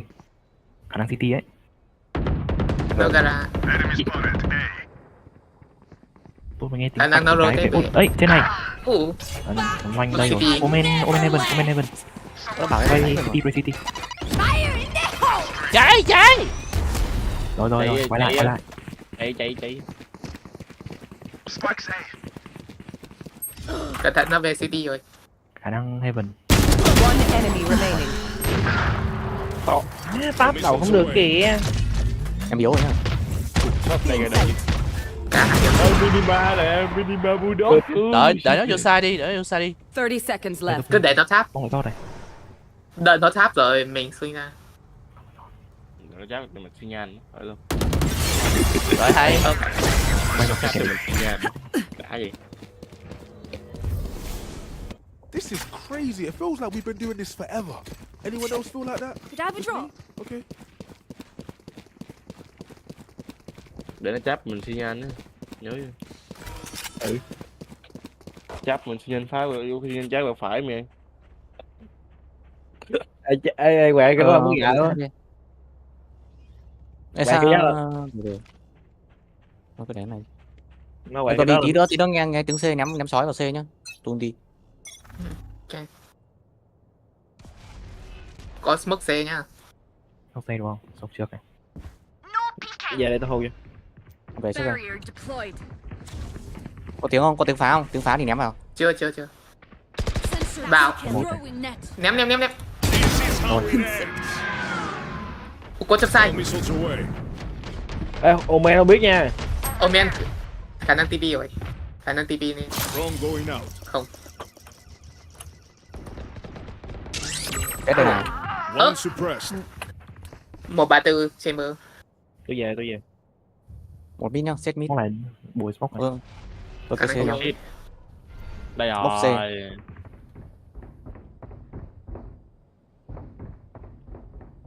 VA đi, VA đi. Khả năng VA đấy. TPC. Kìa kìa. 71. Bắn qua tường. You want Ít to nhất một play? trong Let's chamber. play. Vào C, vào C, vào C. Hết C rồi, full C. Nó kêu ốp, nó kêu ốp. Ok, men vào. Spike planted. One enemy Men 71. remaining. 71 đâu không biết. Nice. Ok. Xong rồi. Nó thực sự tê vào cái quả smoke này ạ. Ủa, tưởng Kirby bảo có tiếng. Ủa smoke gì Tiếng trời? ai vậy? Đúng có tiếng mà, nó chạy được mà. Đó tôi biết rồi. Nhưng mà nhìn nó vẫn hài. Trừ mẹ. Alright, lucky socks. Đâu? Don't fail me now. Đây này. Cái này ngon này. Đây. Không hiệu ứng thôi. Vậy đi. Ở tụi bác làm gì hiệu ứng? Ừ. Nhưng mà đẹp mà. Đẹp, cái này đẹp. Đẹp bỏ mẹ. Ôi Paper đấy đang dẫn đầu 2-0 rồi nè. Gì đấy bắn rồi. Đem bắn rồi, map fracture. Đây black guy à? Vào đấy với đồ quy. Cũng lông giấy à. Map và fracture nha. Đây.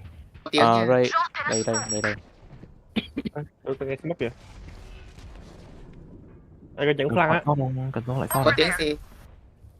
Hình như TP. Chưa cần xuống lại không, chưa cần. Hình như nó TP. Đang chặt TP thiệt off. con ơi. Bảo mà. Tao còn nhớ nghe tiếng nè. Bỏ mẹ mà. Sai. Giật thế. Á sai nè. Sai bay sai.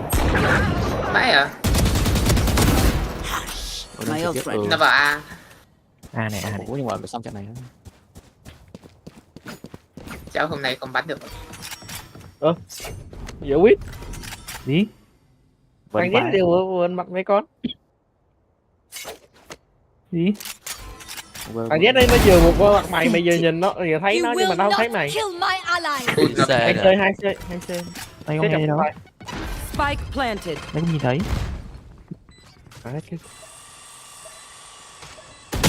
Last player Vai standing. nào con Chamber mid. Nếu được. Tôi để tôi ra KT đâu. Dạ. Thế nó để mà Match con point. chặt đam We lên. can't stand around all day talking about killing.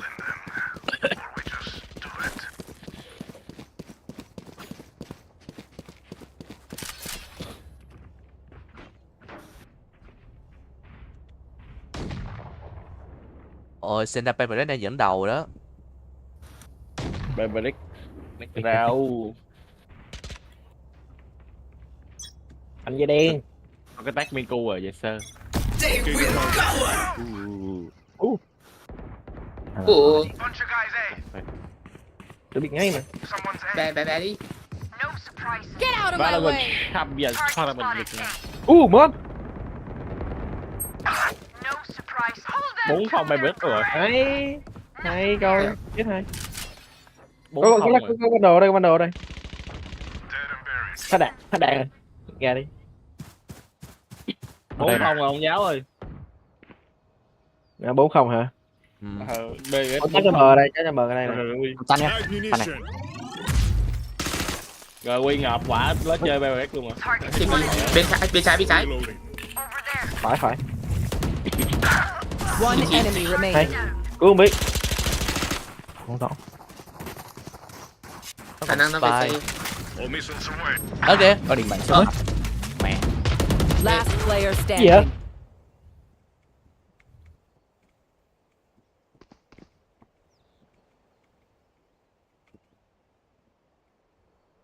Thirty seconds left. Tại vì shot thì sao mình có spy không? Không. Cầm bài. Đâu dài rồi. Xét cầm.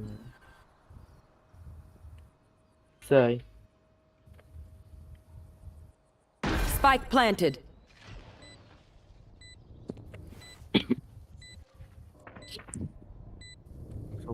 Ramen. Hay cô.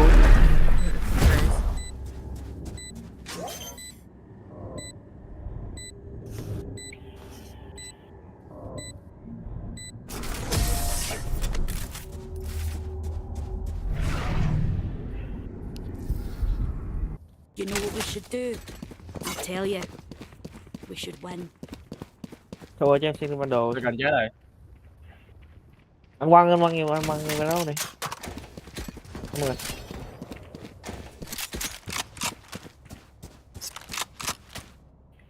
Giúp Lào. Gì giúp Lào vậy? Đúng đúng mà bích Lào nâng cao xí. bích đi của cái cây remodium này là giúp Lào mà. Vãi nồi. Ừ. Ủa vãi nồi. Này Cho tôi bị em sao kìa. Dạ vậy. Đang phá tường nha. Nó phá tường nhá, nó phá tường.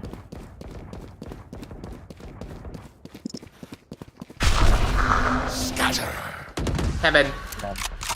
Có rồi. Cái này. Mất Heaven hay con. Ơ vãi nồi, nó mất bê kìa. Spike planted. Nó chưa vô. All missiles away. One down. On my mark. Cứu Red đây. Last player standing. Hai quả headshot xuyên tường. Attackers win. Giờ tôi làm gì á? Vừa bị gọi. Ném đổi một thôi. Cái gì mà stack bên kia hết trơn vậy trời. Nó chưa vô sai, còn làm gì đó đầy đủ thế. Thế em đã đi về, em đã chạy về đấy. Nãy giờ mà. Đã chạy về rồi. Thế sao cả đám bên A hết trơn vậy? Không ai coi B, coi C, không ai coi gara luôn. Rồi, tôi kệ. Nói chung là không ai coi chỗ nào hết ngoài A luôn. Rồi để con Ray nó chạy vô mid, vô B kìa, cái nồi. Tôi đứng sẵn ở A rồi, tôi chọn góc rồi mà. Sao mọi người ở A làm gì hết? Thề luôn. Chịu thua. Đến với chuyên mục party. But that I talk about, they're going to say that no one's home, they can set up for the post plant, and they still have a bunch which would define a little bit more, an extra kill or two before the retake begins. Jing, that's why he's holding up into this position. The pink shells as well, just to buy a bit more time and space. RQ though, trời ơi, will be having to push out, flushed out of position, that said. And it's going to hurt them somewhat. The fire going through. Monyet finding a frag with the up. Ôi, hay this for second just does not favor him. Forsaken slithers through. Another 4K for him on the bốn rồi. Thằng cuối nhà mình. To give him an opportunity for this one here. It's just confidence at the Tới moment kìa. for Forsaken, isn't it? Có thông tin ở đây. Biết rồi, có thông tin rồi. Tay ơi! He was looking for it at the end, but you know, Champion's still able to hold his ground. Tác dụng lên lời của Forsaken. He should be surviving for the tail end of this Trời round as ơi. well. That is a really great information play to come tiếc out cho from Forsaken HyperX. ghê luôn Very á. highlighted the Mất cái A utility early rồi. on in the round that they get through. And then taking the further space in towards main as well. If they played patient, if they played on the side itself and gave RRQ an opportunity to go in for a proper retake, might have been a little bit different when you consider the orbital strikers in play too. So they had to get a little bit hungry to go elsewhere to find the information. And this time another similar scenario for RRQ where they're just a hero rifle in towards the rounds. You may see Monyet on the overdrive if he can get set up nicely. I reckon overdrive coupled with Steel Garden could be catastrophic. Potentially. Kind of feels like the onus is on RRQ though to have a individual moment, right, to propel the team a little bit more forward. Time and time again, we have seen some teams really turn on that switch after you get one crazy round come through. You really need a catalyst of a round for RRQ. Things have not been going their way, and right now Forsaken just toying with them around the B site. Yeah, he's checking all the spots that the shear could be with these little jump spots right now. Specifically that one towards main, baiting out a couple of shots as well, but with that not being seen just yet, the team at the minute mark will just come out with an idea to go together. It's currently only Kushi at this A site where the rotations do start to come from RRQ. Which wouldn't be a bad thing. However, still not enough space, not enough defenses being held up on the A site itself. You got the fast lane going through. Jin already diving up towards the top of heaven. And some kills being exchanged. Oh, he's trying to read it. Oh my god, what is that? wild spray. Just get a loose bullet Quá towards spray the head vậy on sống that. tín. 30 seconds to go though. Ulti đâm And the ulti spike muốn loạn rồi tranh giành trong planted sai. soon enough. Nhằm chín mất lại là Thunder Batman. ripped off orbital strike as well, and that Mon burns biết against không? Batman. Mon biết nhưng mà space Angle still đây being held though. ở đây Lane's up. có second lại có Keeps một him out con dodge for now second bắt until lại the được kills easy và là 6 continue to con cho domino through. Forsaken once again, the triple in the round. Things get a little bit spicy at the end there as well for Paper X. 20 seconds to go. The Ôi spike plant giời is ơi. denied. You get a little bit worried that RRQ might be able to steal a round away, but they do weather it in the end. Overlooking an angle, some crossfire sprays coming on out from the bottom of drop from Forsaken. Again, another multi-frag round. Yeah, the investment of the overdrive at the end, but you just want to make sure that you are getting the rounds. Hay He'll luôn chứ. probably have that again in a couple of rounds the way that he is Okay, going at the timeout rồi. moment. Second timeout now invested as well. You would expect from RRQ. Things are not going well on this defensive side at the moment. This Thầy was just 3 rounds khó cho after thầy the initial Casey Guy đấy. tactical timeout being called.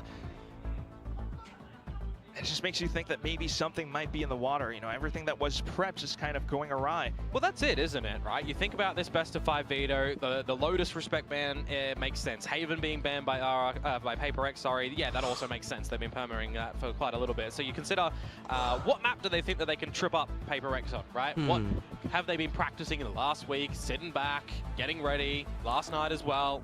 Ran a similar comp to T1. Yeah, for sure. To see what weaknesses Paper X would Ok, have. tầm nào kết thúc nè. And so far, any anti-stratting on this defensive side with the A main skirmishes is not worked out. Yeah, and then this is also just because Paper X has kind of returned to that top form. They're still going in with that momentum. Forsaken was citing, you know, assistance from Mini, some slight like sort of assistant coaching going on, and performance coaches as well, giving them such a psychological boost. This is the right read. Ôi ôi, một đập. Okay. Towards Arcade, silence behind the sky smoke. Ôi vẫn là Monet. Paper X though, not backing down from it. Ôi giời. Spotted out Jenkin up by the Má top. quả đầu. Stuns, man. Look at this. Ui. He uses that to slide through. Forsaken has slipped underneath tunnel to Quả try đầu to Forsaken. draw that attention away. Comes back through with Jing as on some assistance, but then the kills. Mong, Những, and Cushy able to fire back until the exchange comes through. Yeah, the battle is 3 với essentially 2 won nè. by Paper X over at Thầy làm được Arcade. không You đây? can settle down for a little bit, see what Devi might be able to scope Hai in hay towards tunnel. the site. Go and meet with your boys as well. Forsaken and something with one sky smoke, a fast lane available. Pharaoh thì Time đã đi starts to tới. dwindle a little bit. What could X-Pharaoh potentially do on the rotate? They start to pivot towards this A side as well, which by the radar is going to be the wrong call. So it's going to potentially Ôi, be wrong just call the rồi. retake scenario here. Pharaoh ở Or main B đấy. might Còn even have to consider the save for RRQ. anh Crazy Guy với người còn lại về lại A, trời ơi, không ổn rồi. Forsaken just gave RRQ a rabbit to chase, and they did. And when they went in for it, they found a trap. Nano's now on the spike. You've got an incendiary. Devi Rồi can just ba post ngoài up main with hết that luôn. operator as well. Boss There's no lan smokes rồi. for RRQ to come in with a retake here. You got to consider the investment of the ult as well, but they're already starting to rotate back. It seems like the call to the save is there. Tầm này phải xếp rồi. So, this is going to be a non-conversion after the timeout. Precisely. I mean, even if you tried to go for it, just every angle would leave you so exposed. Steel Garden would only buy you so much space. Yeah, it feels like for RRQ, that ability is going to have to be something used in the next round, perhaps with 2 guns being salvaged over. Mong, Những with the overdrive. If you can cut Paper X's guns in half, may very well be able to have a round. Just really liking the adjustments of Paper X at the moment and how they're navigating the duels, the stuns, how they're navigating the mid-rounding as well when they do go a little bit more quiet. How they were so incredibly aware. I mean, look at this little angle as well. Just spotted out Jenkin by the top of his beret. And then Mà không nghĩ Forsaken dùng cái tông dốc cộng bự vậy luôn á. Anh Cường lại dùng cái tông dốc cộng cực kỳ bự luôn. Forsaken having an absolute belter. 16 kills in there. You almost forget that Patman's on 0 still. But it doesn't matter. It doesn't matter. I mean, the guy has been putting up the clutch statistics. Oh, yeah. Like what Pilsky was talking about, but still. Next round shores up, and that's going to be Paper X once again back in towards bench. Ôi, phải rồi, cả đám đi. Ui, bắt được kìa, phải rồi. Finds Forsaken. That's the shutdown that you needed to see from RRQ. Unbelievable. Rồi And with ulti that, kích the hoạt engine is nè. completely halted around the back of Arcade. No real entry from that point forward because Jemkin has placed down the smokes. And Ui, then Devi, bắt được một lăng, còn some một lăng nữa. awareness going on. Checks out his 6. Got to start to shovel some coal back in towards the seam train here for Paper X. I need quite a bit more though. Could go for a possible rotation off to the side, but with that flash over, Hay. kind of stops things once again.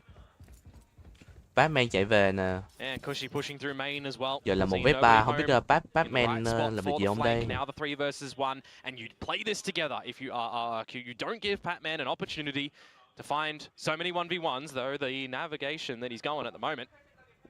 Right. Might find the right route on a crazy guy. Spike not yet planted. Ui rồi ôi. Turns back around and he finds Vãi nồi thầy Batman. ơi. Headshot to his face. Salvo is available for Cushy. Might be able Là to spy nè, ok flush hai out người forward amen hết some trơn rồi. positioning. Tên lửa But kích hoạt. Batman has a full kit of utility as well, barring one flash. Stun. Goes in for the fault line and Ui, stun trượt rồi.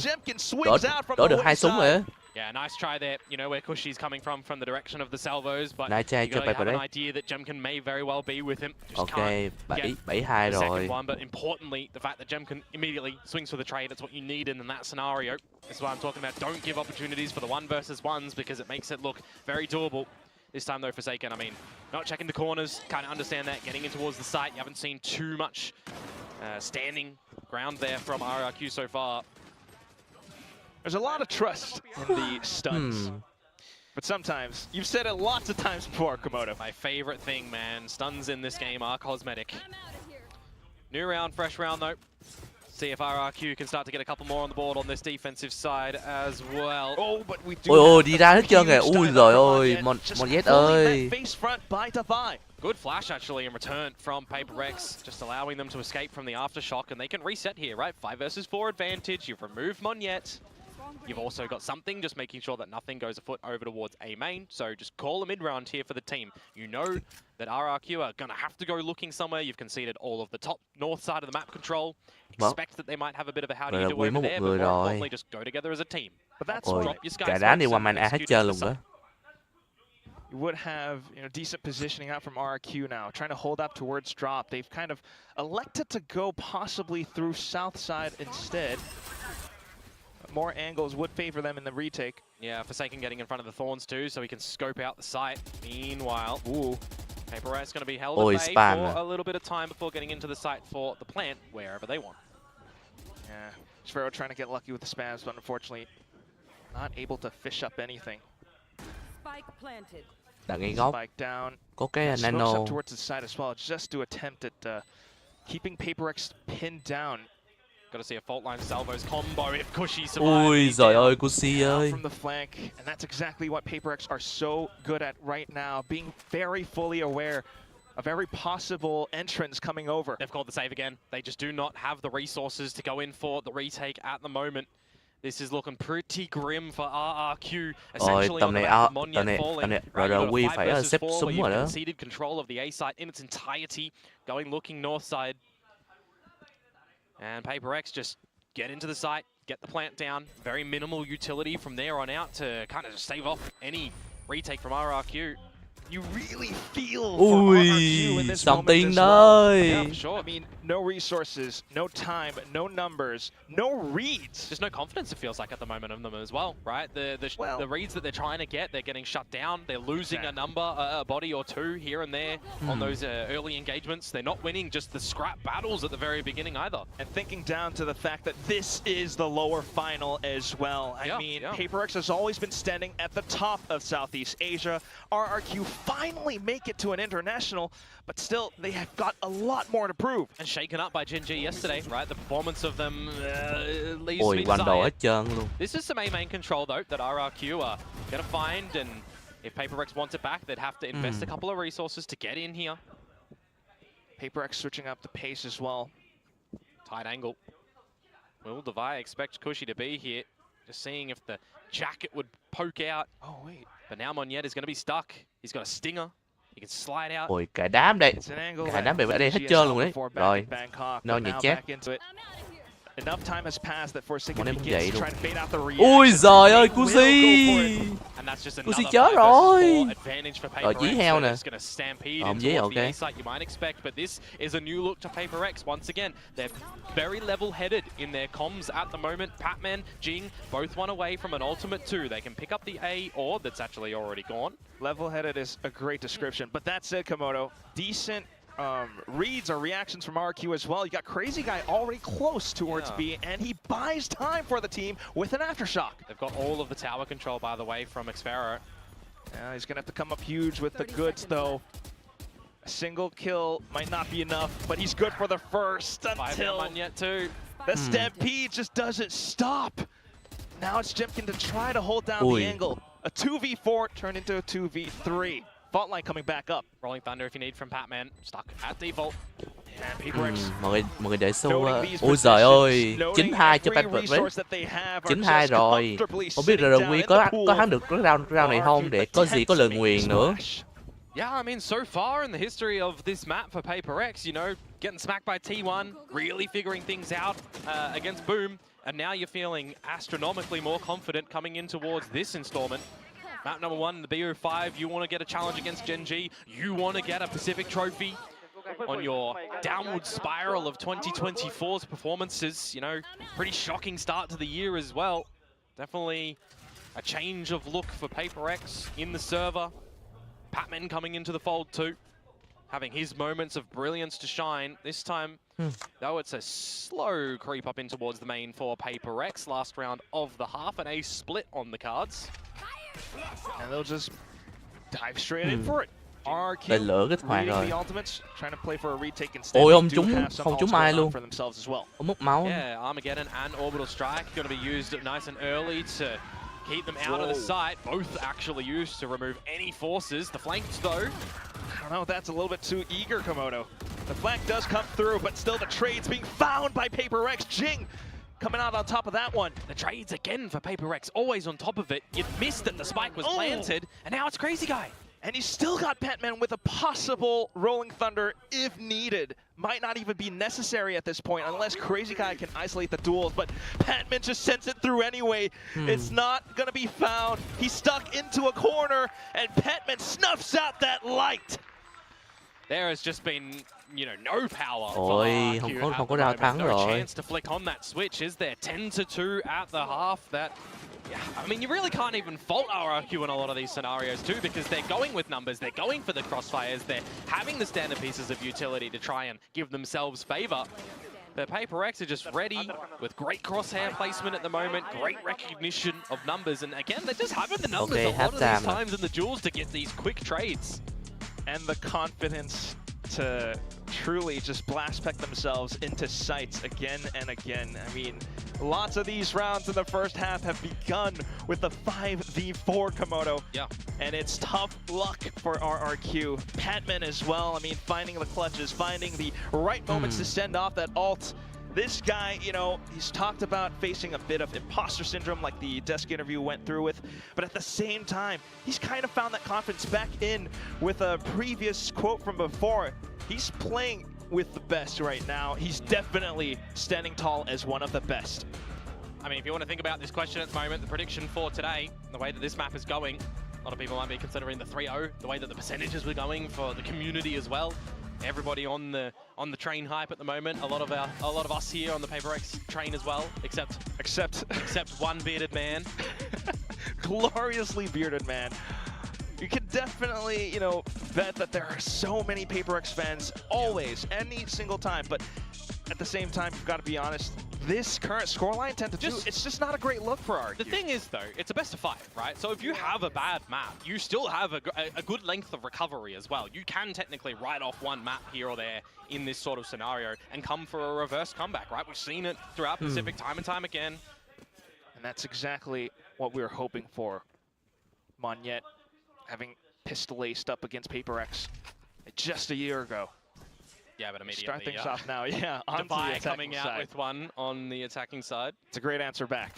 For sure. And what does it look like? What does it look like rather now for RRQ on the attacking side as well? Some big amounts of patience towards the south side of things. Paper X playing 1-4. more heavily defended towards the B site where RRQ are not currently going towards. A turret will spot some early information, but no real bodies here to reciprocate anything for Paper Rex means that it most likely will just be a full retake. Which could be good. Devi reading the situation correctly, opts to play for. Only go early though, that's the thing. Oh. Well, Ui. David versus David, and the Paper Rex one comes out on top. And now the flank can actually come out because Asfero's shear is null and void. Which means RQ has to watch out for this back position where Petman then can vãi continue to line nồi. things up out from spawn. Forsaken with the dive through, something with the assistance. And down to it at the end, Manya trying his best to get a little bit more space, but to no avail. Forsaken. Ôi, 11-2 cho Paper Rex rồi. Vậy là Wisehu cái round map này rồi. That's both of them going their way on this map, and RRQ just deficit numbers once again, pushing into the sky smoke, not expecting Devi to be here. You allow for the flank to come out. I'm seeing Crazy Guy toy with the idea of getting his salvos, shot probably towards main on the spot from Jemkin, but just caught in transition, switching between the utility and the weapon. But what about the hero Stinger play, Komodo? I mean, it's had some really good percentages so far, but we've not really seen even the rifles connecting too much at the moment for RRQ, so we'll see, we'll see. Benefit of the doubt, they force up on the back of the plant in the last round. See if they can steal a cheeky round where, again, you've got a different look to the forces of Paper Rex in this round. Just slow and steady creep ups from RRQ. Not a lot of information from Paper Rex until Ôi, the turret rồi. goes off. Rotation's coming over. Yeah, the Stinger as well, so you get an idea there, and now cemented, I guess, that the force is possible. And you just know that RQ are trying to go in with Ui, a lot một of viên. mobility as well. Forsaken slows that down just in the nick of time. Ghost shots instead, and he finds a wallbang through the ghost as well. Petman to finish things off with the Vãi Spectre. nồi anh Cường ơi, anh Cường. Great little adjustment that we get to see from him. Try to wriggle the spray, get that shot out, finish him with the sidearm. Right, you just knew that they were looking for some kind of a high gear play into the site. Yeah, I mean, this has just been a map from Forsaken. Ui, xuyên tường. Angry today, getting involved in all of these duels. 25 kills already. Is he angry though? In a map of 15 rounds, Quack, going into the 15th, he's got 25 kills. Let's go. 30 bomb all the way, Jason. I mean, he just looks so happy. That cheery, bright smile on his face from the player cam before into what could be the final round. A stinger from Devi, shots from Jing. Forsaken again in with the ghost. Looks for the overdrive, but the paint shells will Ra đầu tiên, Paper Rex thắng rồi. doom. 13-2 as the final scoreline from the first map. 13-2. Absolute destruction to come out from Paper Rex at the moment. It feels like they've just got better and better ever since that game against DFM. They are just on track for a recovery coming in towards VCT Pacific 2025, and it doesn't look like with this form that they're going to be stopping anytime soon. Hey. Yeah, this engine is just chugging all the way forward. The next map is going to be Paper X's map pick of Split as well. It's tough, but you need to see more from this RRQ core. Yeah, absolutely. I mean, I'll highlight it again, right? Best of 5, you can forget about a map and look towards Split next to hopefully come out with a better idea of it. But right now, we're just seeing confidence from trời, Paper quả Rex A đầu taking tiên của duels Batman. together as a team, multi-fragging up a storm. Everybody feels very aligned on Paper Rex on this map, right? Every read that they're having, every play that they're doing, no one's falling behind. You know, they're holding each other's hands essentially to get the trades out. It's just a kind of a masterclass play from Paper Rex here to counter what RRQ are trying to do when they're gathering space, when they're playing patient, when their rotations are trying to come out. And that's when you have Paper Rex at their very best. Just kind of like what Alex was talking about, when everyone's holding their own leash, right? They don't need to be reined back in. I mean, you know, we talk about friends in the server and everything at the moment right now. Beef before the game, no handshakes, no fist bumps or anything, but it's all laughs. You know, we have some fun there. And now we cast our minds towards the next map. I don't know about that one, Chief. Sometimes it feels like you do need a bit of beef. You do need a bit of anger, and we'll see if RQ has that dog in them just as we toss it back over onto the desk. Ooh, I definitely think RRQ has that dog in them, but it's just that you're dealing with a bunch of dinosaurs here on the side of Paper Rex. So, especially with, you know, this map on Fracture, I mean, they thrive in this kind of map, which is why the map veto was such a big question mark.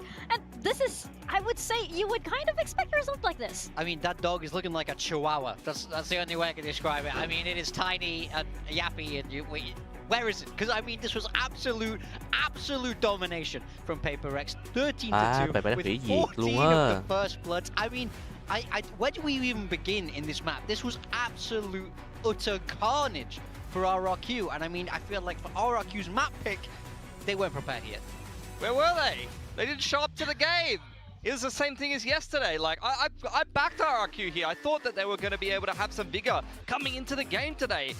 4 people didn't turn up to the game. We gotta shoot back, guys. Like, this is peak Paper X. Make no mistake. Like, for Ôi, 26 năm luôn, trời anh Cường. 450 ACS, that is ridiculous. Device aced in the pistol to start things off. Not much else was really needed. Like, this was Forsaken just running them down. And Paper X with an improved approach. Vãi trưởng, Smoke răng vàng à. Dive into a little bit more detail on a little bit later on, but I mean, RRQ just was not present in this map of Fracture.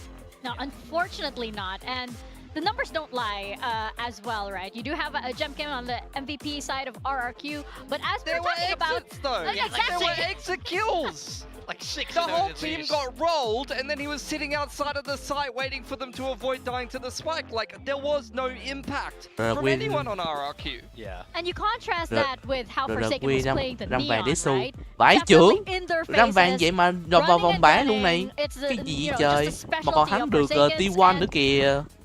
We don't really know what to say at this point because, you know, 13-2 on Fracture in this manner is really, really tough for the side of RRQ. But for Paper X, hey, it's just another day in the Paper X office. Yeah, I mean, they are really going from strength to strength, and we've seen some improvements already from them. So we'll dive into the replays here. I want to cast our mind back to what we saw versus T1 on Fracture. This was round 11 on their attacking side, and this is where they had so much trouble on that attacking side, attacking into the Vice, getting disrupted. They could not get these executes off, and you'll see it here. The pacing is all off. Forsaken is ahead of the rest of the pack. People are not able to scale up effectively on the attacking side here, and it's T1 doing a really good job. They're fantastic at this map, even though they're out of the tournament now. But also Paper X not really pacing things super well and getting disrupted quite a lot by both people on the Brim, as well as you have the nice reactive utility on the Teo Breach. Stax is playing in front of these Sky Smokes, so you can see it's very hard for Paper X to get these executes off, but that was not the case today. Not only because I feel like they fine-tuned a lot of their attacking side here, Morgan, but also I feel like RRQ did not play around what they were doing very well. Yeah, it's the polar opposite. We just saw there, this is a clear and hard read, so we see kind of the same thing we saw in that T1 game. We're looking at a heavy arcade hit, and they're doing that because they know that that Vice wall is on A main. But just look at how they move into the site. The spacing, it's much more consistent. We saw them run this tight 4-1 the whole map, and it's just a massive improvement from when we first saw their Fracture. They look more drilled, they look more together, and their read looked very good at that game. But like you say, RRQ weren't even really there. I feel like the one thing T1 did very well is they played forward. They played in front of the smokes. They disrupted Paper X. We just saw in that round how RRQ was stacking 4 on A, and you know, they just give up the sites for these retakes. So I want to see RRQ take the fight to them a little bit more. Don't be so afraid. That's what they need to do. Well, that's what I was saying. It's like when you're playing into T1's defense, first, you got to deal with Buzz on the op. You got to use a lot of utility and spend a lot of time pushing him off the angle. And then it's the reactive utility. You're getting harassed as you come into the site. Either you got to trigger the Vice wall, you got to try to navigate your way through some reactive smokes. You've got counter utility from the tail on the breach. I didn't really get the sense that RRQ was pushing back when Paper X was going into these sites almost ever. Number one, but also number two, I feel like PRX is just in free flow right now. They are moving as a unit so well. There's no hesitation There's no doubt at all. And when you've got Forsaken being the tip of the spear, being the sharpest player in the server, and just running an absolute masterclass on the Neon, that's his signature duelist right now. There's just no stopping them, unfortunately. Absolutely. We have so many highlights here of Forsaken that we're going to pull up right now. You look at the opposite side, right? Mong, Nyet, nowhere to be found. And you look at Forsaken, the complete opposite of what you need to be on this map. For Mong, Nyet, like we saw it previously as well, where he was just really sending it the last time I saw RRQ on Fracture, and it had very mixed success. And like I said before, I wanted to see him I wanted to see a Neon on the op, but it was not really something that Mong, Nyet's had a lot of success with, and there was just no one able to stop Forsaken in the server this game. I think there's no doubt. It's a hard diff. That's the only way we can really describe it. And I think this is one thing that I do love about Paper Rex is, you know, they don't use the Neon everywhere, but on the maps it's well stewarded. They put Forsaken on it. They don't try and force anyone to play these kind of like duelists that they're not comfortable on, because they have 3 different experts on the 3 different duelists. So it's great when Forsaken gets a chance to really shine like this, and I felt like he was set up so well. He was traded out so well if he did ever die, and I just think he was a monster. Those numbers are disgusting. He's killing 2 people a round worth of damage, 1.7 kills a round. He's good for 2 every round. Every single round. Like, I'm not sure how you're even supposed to deal with it. You can't. I mean, you just lose. We just go next. Yeah, pretty much. And you look at, you know, almost half. You have Devi up next on Paper Rex with 14 kills. Yeah. So that just shows you. I feel like he won the game though when he just aced on the pistol. Like the mental damage that he inflicted to RRQ with that pistol round was unrecoverable. Yeah, it was just the blast radius of that just echoed throughout the entire I feel like you're getting that a lot from Paper Rex. Like you have different players that are stepping up and having these impact rounds, and they're a team that thrives off of momentum, but also RRQ, I feel like there's some degree of doubt in their camp after that Gen G game, and you saw it just continue to affect them all throughout Fracture. Like, when are these guys going to wake up? Yeah, I have to agree with you. Mass I feel splitter. like they need to get their heads back in the game if they want to come back into the series. But we're moving on to Split, which is, of course, Paper Rex's pick. And we've seen some differences in these comps. Paper Rex in the past played this double duelist. We've seen Raze and Yoru come out from them. On the side of RRQ, it's that Breach Teo. It is. I mean, we need to see them execute that much better than they did on Fracture. Jemkin is usually a disruptive force on the Yoru. We love his Yoru. But Split is just not a map that has really been repped by either of these teams very much at all. Over on the side of RRQ, we've seen them lose to Nongshim and beat Zeta, and that is back in the group stage. Over on the side of PRX, the only team that they played in this stage was GE, and then outside of that, the opening game of Kickoff, or very early on in Kickoff, they played T1, but that was a completely different era with different comps entirely. So I want to see why PRX picked this map. It's just not really something that you've seen them play too much. We've seen them play a lot of different styles. They played the Yoru Raze there, so double duelist, similar to what you've seen T1 run before. We'll see if they kind of stick to that going into this. Yeah, and I do wonder for the side of RRQ, if you have Jemkin back on the duelist, we've Jemkin on the Yoru, does that inspire a bit more confidence, right? Because of RRQ, you were looking at the players that had the most stopping power on, you know, for Forsaken, and they were just nowhere to be found, right? Kushi, Mong, Nyet, even Xpharaoh. Unfortunately, they just didn't show up in that map, but this is a best of 5. So you have to wonder if RRQ is playing the long game here, especially since, you know, we're good for 3 maps, that is for certain, and we may go all the way to a 5. So going over into this next map, as you guys mentioned, Split, this is a map that we don't really see a lot from either team, so there's so much room for them to play around all of their compositions and strategies that they're going to bring out on the second map of the series. I mean, this is one of the things. You could turn some tricks here in the best of 5, and both teams... seeing that, right? Yeah. Look, we'll discuss the RRQ who one. Is that? Who is that? She's from your country, is she not? Maybe. I haven't seen this one in a while. I'll talk about RRQ first, though. You do have the double duelist coming out. They have changed up their comp. They are not playing Breach Teo. It will be the single init fade with the Yoru Raze. So very similar to what you'd see something from T1 running, or even similar to a comp that PRX have run not too long ago. Yeah, for Paper Rex, we're taking it back in time. It's old school double duelist. Something on the Jet, Jing on the Raze, and of course we have a Sky. We have a Sky in VCT. We have a Sky. I mean, this is crazy. This is such a classic look to the map. I'm so excited. I mean, Patman bringing it back with some of the classic that he's been running. I hope it does work as we're going into our second map of the series, Splits. So over to Quack and Komodo. Thank you very much, Mika. Big time. And Pilsky, yes, it's going to be split. And as Mika mentioned on the desk, BO5 is a very different battlefield, but we also have a very different composition coming through with this one, don't we? Yeah, RRQ actually playing Paper X's comp from the other week, so we'll see what sort of reads Paper X are going to be able to get from that. If we've seen this before, we should know how to adjust for that. And yeah, if Sky can get nerfed into Oblivion and a team is still going to pick him up, why can't we see the same for Ôi Taylor? giời ơi, anh Taylor Cường gets nhảy nerfed, chết, right? mất luôn 30k máu rồi. And hopefully a resurgence of Sky as well. It's the only pick in Pacific currently. I should mention that Crazy Guy on the Omen as well. This, I believe, would be his third time ever playing it. On the attack, then being able to smoke things off straight into the A site. Generally see him on the breach, which this time they're not opting for that. Cushy, see what he can gather in the information department. This time, however, 5 versus 5 pistol for a retake.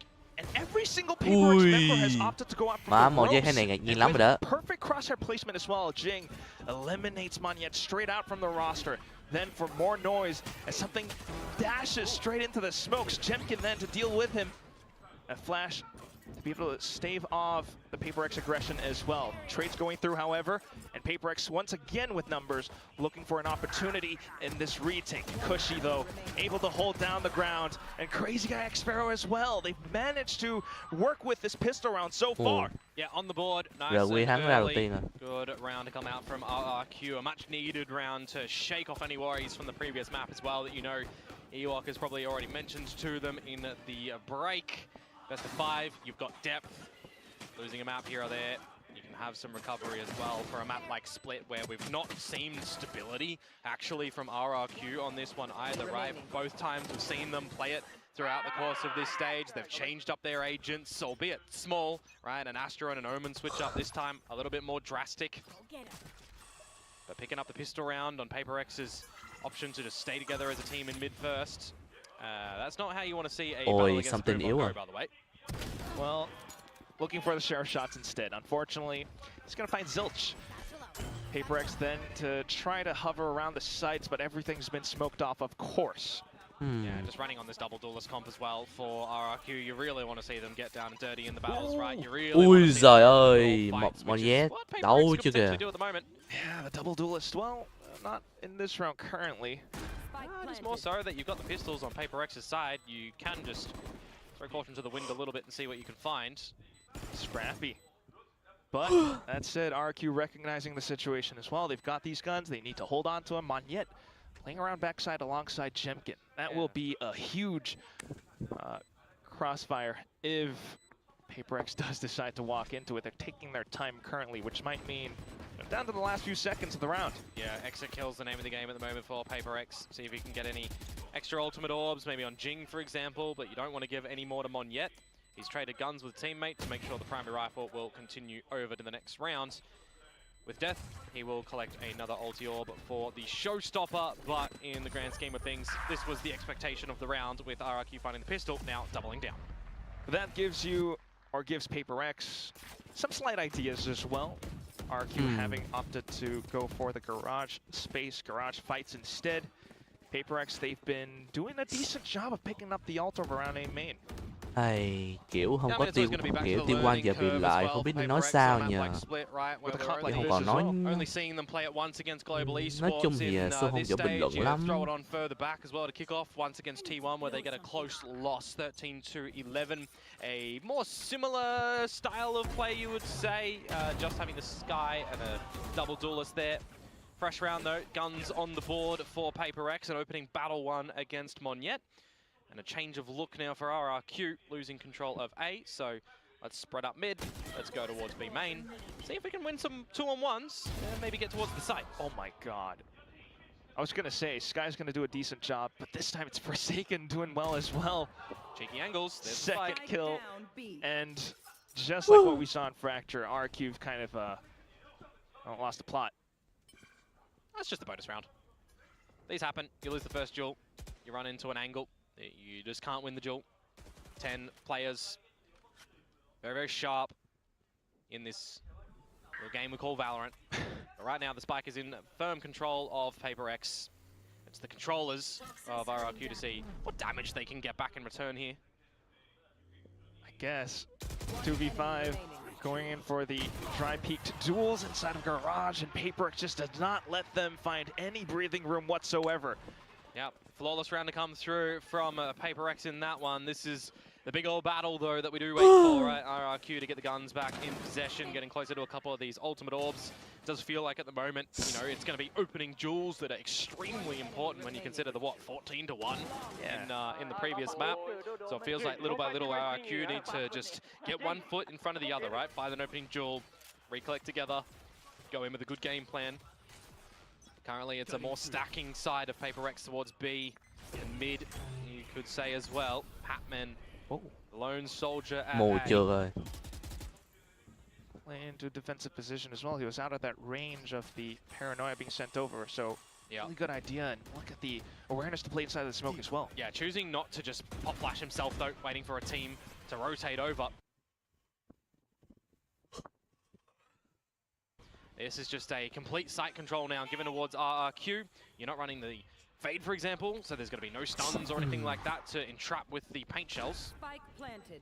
And also paint shells from Jing as well. Does flush the plant in towards the corner of the site, where then PaperX has a really good idea of where RRQ are positioned, except for Xfero, who might be able to find a couple more kills, but chooses to stay undetected instead. And at that point, numbers all down around him. It's just Crazy Guy left. Nah, he can't do this one, unfortunately, mate. So just going to have to call the audible on this one. Maybe be a flawless round to come from PaperX, because they aren't going for the hunt over in main. They got to protect their own economy too. What a retake to come through from them, though. Something catching a shot out through the screens. Ngợp ngay. And then Jing having a crossfire from the heavens as well, just choosing to send it on the raise, right? Not being scared whatsoever, even being seized, but it doesn't matter because Cushy's blinded up by the paranoia of Forsaken.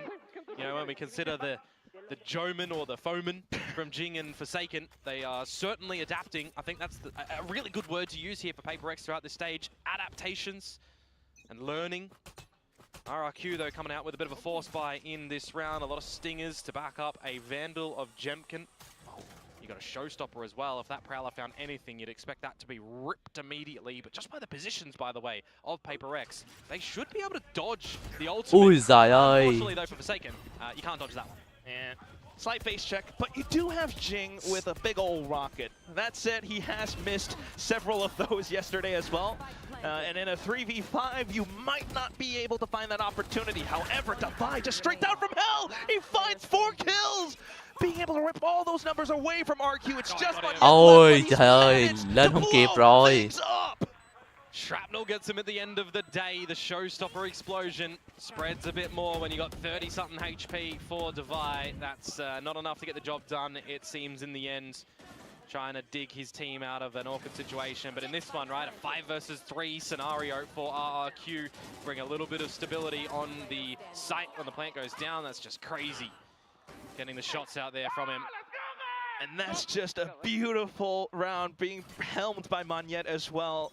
Yeah, the past Raze player when Jing had to step out for a moment. This is what we're expecting, though, in this battle, right? In this matchup. Duels going both ways. This time, though, scouting out the opposition positions. Ồ, hello Bảo nha. Anh nghĩ là không. Oh, the timing. Coi xong web party này xem coi ai là người chiến thắng rồi anh bắn vào lâu tiếp. Tối nay tối có chơi xíu không anh. Chắc tối nay không chơi được đâu nha em. Tầm 8 giờ tối là anh phải qua bên server của cái game internet thì phải. Cái game mà hôm qua chơi chung với bên server kia á. Tầm 8 giờ lận. And you're not in the scenario too for Crazy Guy to from the shadows to get the spike with Jemkin finding complete control of the A side. It's kind of null and void at the moment. You want to go for a plant? Well, you're going to have to try and do that in a pit. And you're going to catch some decay. So this round feels a little bit more difficult for RRQ now. PaperX looking to tie it up. 40 long seconds. Although, if Patman gives him a duel, he wins that one. Start to cook a little bit. Turn around, get a spray transfer onto Defy.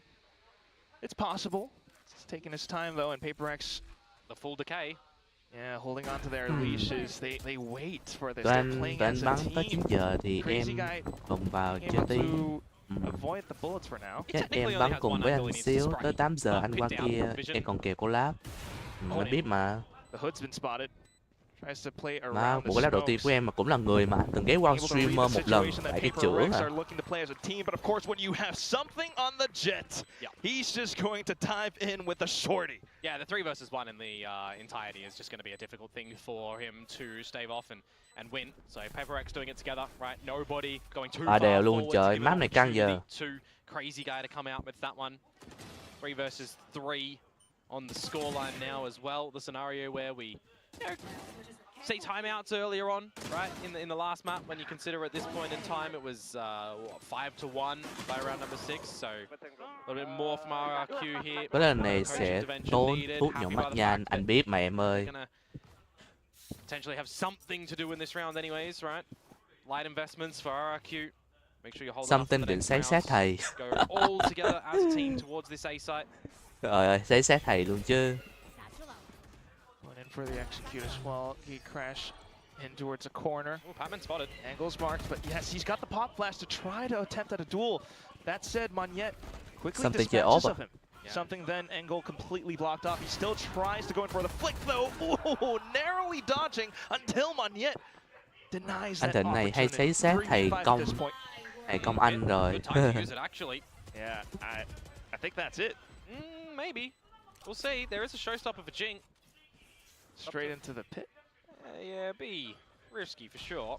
This is what I'm talking about though, right? You have a bit of a light investment as RRQ, making sure that you can try and get something to work. You've passed correctly into Patman on the site. Good TP from Jemkin to get in there. Devi's looking for some bit of damage at the moment, but you just feel like the spike is way too far. Off River hành đại trà sau mọi off possession. Second kill going through.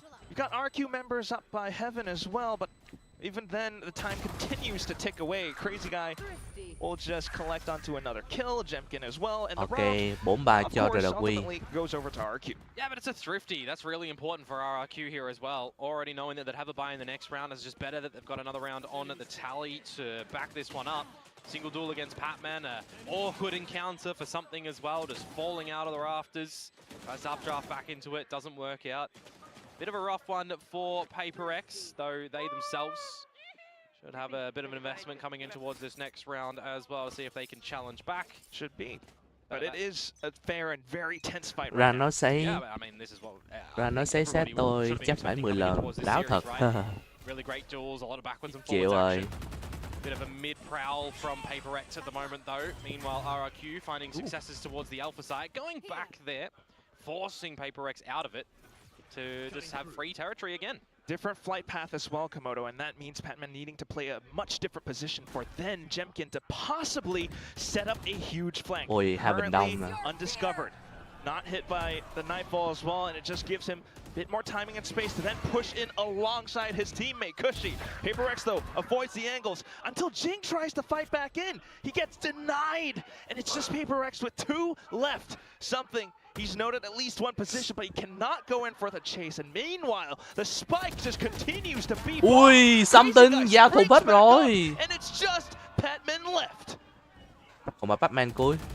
Peeked out once again. Ok, bắt đầu Pussy. Dink. But that's it, isn't it? Another successful A encounter for RRQ. Blades going awkward for something. 5-3. Feels like if Paper X's game plan to relinquish control of this A site is starting to get the better of them. So maybe we do see a bit of an adjustment for them on the back of that round there. Have a bit more numbers, but this is where we talk about conditioning your opponents as well, right? If you're going A successfully, start to change up your own approach for a mid-B split potentially for RRQ. Though feels like in this sort of time, Alex is gonna have to come out with a timeout. That's the first time I've heard that one. Paper X's timeout, as expected though, to come in towards this round. I mean, you're gonna have to pull out something truly cerebral to be able to get a read for that. I mean, an execute with Monyet flying up over to the top of Heaven, and also for Jemkin to be able to sneak all the way back into screens just for that Nightfall to get sent through. I mean, it's this aggression we were missing from last map from RRQ, right? That's true. Going together as a team, having a more layered approach with the beginning utilities. But for not a single member of the PaperX squad to be able to anticipate this play, I guess that's why Alex feels a little bit perturbed.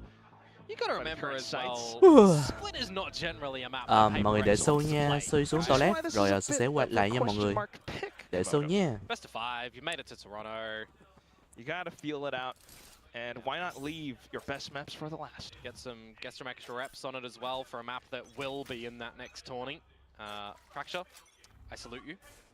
Be gone. I say that, I laugh with tears in my eyes. That's it though, RQ of course, a much better showing right now. This is what I'm talking about earlier though, PaperX having to change things up. Get some more bodies towards the A site, but it's the conditioning factor of RRQ where they can have a bit of a different approach as well. Very silent up through mid. Oh, but everyone's into the spot. Somehow, the showstopper just doesn't quite blow anything up. Jing, then again, pinned down in a corner for Forsaken to try to hold up by Raptors. RQ, though, they still have their options, and it's going to be the current TP into back sight. Forsaken's attention being pulled away. He has to try to hold the angle. He spotted out Zemkin. He finds the first duel. However, a flash gets sent over. He tries to find some acrobatics into the smoke, but gets denied. Do they expect something on the flank already? Look at him. He's here super early. And he's still sneaking his way up, skulking his way forward. A first, a second kill, something clutches up for PaperX. And this is the other side of the coin that PaperX see. When they have numbers over at the A site, they push something in towards main. He gets all the information and the read that, well, nobody's home. We're seeing some duels in mid. We're seeing a whiffage of the showstopper. Let's get a quick flank happening. And he was there super early to come out with the Red Bull clutch for PaperX to answer back. That's just quick reaction from the entire team. Sure, you know, the initial contact might have gone completely south for some reason with that showstopper, but hey. Yeah, it was a 2 versus 4 as well. So they've really managed to pull that one back by isolating a couple of great angles in the end. Both Something and Forsaken putting up those performances. Yeah, well, similar approach in this round. High-low setup though over at this B site. Something that RQ hasn't contended with before, and Forsaken will come out on top of the duels. Devi as well eliminating Zemkin, but RQ does not let up. Forsaken then trying to play around the pillars, but yes, completely exposed thanks to that haunt. Bit of utility for a retake here. No smokes for PaperX though. Seekers invested. Which would give them some urgency into the site. Shot down for now. Something with 2 kills around the pillar.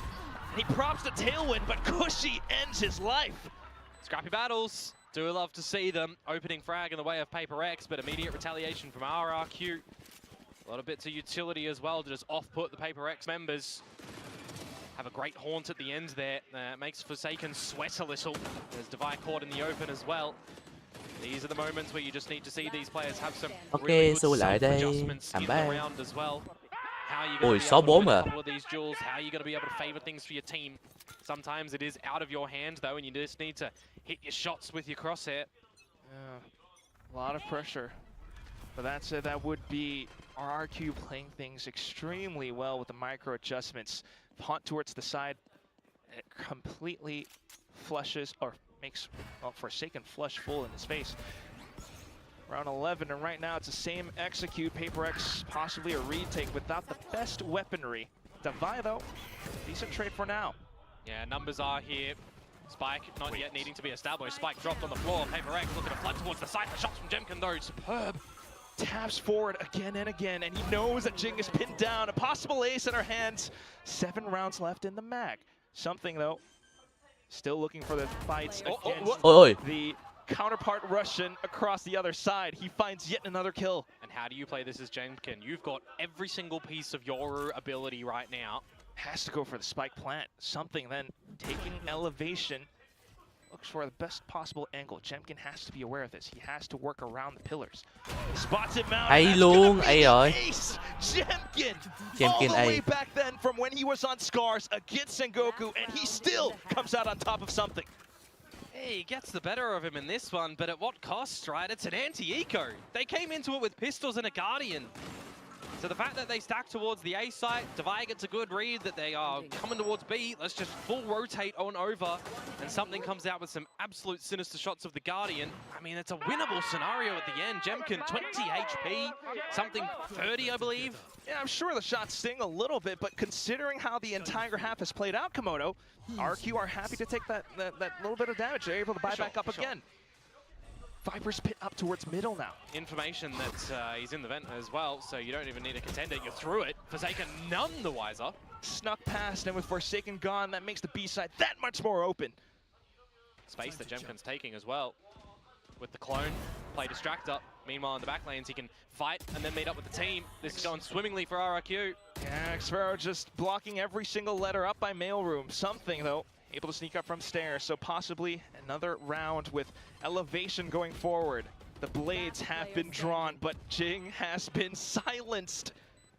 1v4 and something just goes in for the Hail Mary jump.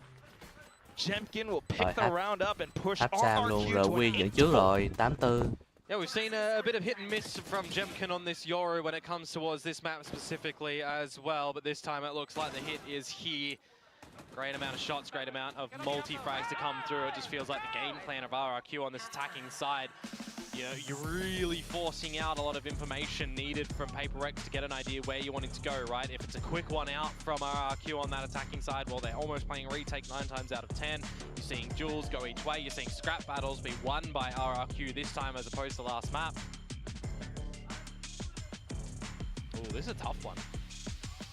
I mean, currently you go with Jemkin, I guess, just because we did entry frag. Yeah, Jemkin has kind of sent himself into oblivion a couple here too, so... Especially from that previous For map. the real man. Come on, you can't really fault him. Sometimes he's on the Batman. scopes. Yeah, this is true. Got a lot of players Mày, that love our mày chung kết rồi, Genji sẽ đấu với ai? Oh my god, production Một sometimes là cracks me RW up. hay là Paper Red đây? You got a guy, you got a man, but it's Patrick Mendoza. Yeah, unlike Patrick who. It's not even his name. Not even his name. Halftime break though. Throw that one away. We're going to have to get to a switch up of the sides as well. See if we'll tie up this series 1-1. Get a fourth map in Icebox. That one's a little bit interesting to come out in towards this Vito as well. But certainly RQ keeping things interesting with a strong first half showing. Now swapping over onto the defense. Anh nghĩ sao Lai chỉ coi Watch Party đây đấy nhỉ? Anh cũng không biết nữa. Không biết nó sao nhỉ? Leading very handsomely with those. RRQ already gathering a lot of information at the A site with the Prowler that no one's going to be at least in close proximity. Team Kim map này hay quá. Đúng rồi. Có quả A mới đây luôn á. No over investments from RRQ. No one going by themselves. Refreshing Omen utility as well. However, it does bring out the Trailblazer. Yep, spot out a bit of information, a little bit of a forward position now for PaperX, getting pretty close. Mà không hiểu sao Forsaken là dùng tâm dấu cộng mà nó lại bự đi luôn á, và bắn được luôn, hay dữ. The rest of the team pushing up from mailroom, and you do have Crazy Guy who's kind of given up the site. Yeah, you recognize that when the Trailblazer's there that you have to just play in towards a retake. Yeah, that's why he's saving up that paranoia as well. Props it up right now in this moment. Cái đây Crazy Guy đẹp, 678. Ồ đẹp thiệt. 678 luôn chứ. Just a full gunfight if anything. Xô nhìn bảo ý, bình thường mà. Em cũng xài tâm cộng nhưng chỉ có 1520. Ồ. Nhưng mà kiểu dấu cộng nó hơi to quá đó. Có khi nhắm vào mấy chỗ đầu mà kiểu nó bị hở ra đó, khó nhắm lắm luôn. Dấu cộng nhỏ hơn cũng đủ rồi. A single peep, the entire force of PaperX will turn their crosshairs and sights toward you. That will be the pistol picked up by PaperX. Ở trong team không phải Bảo này. Bảo nào trong team hết, RW à. Em xài vẫn được vì em cận VGL. Phải chửi em cận à.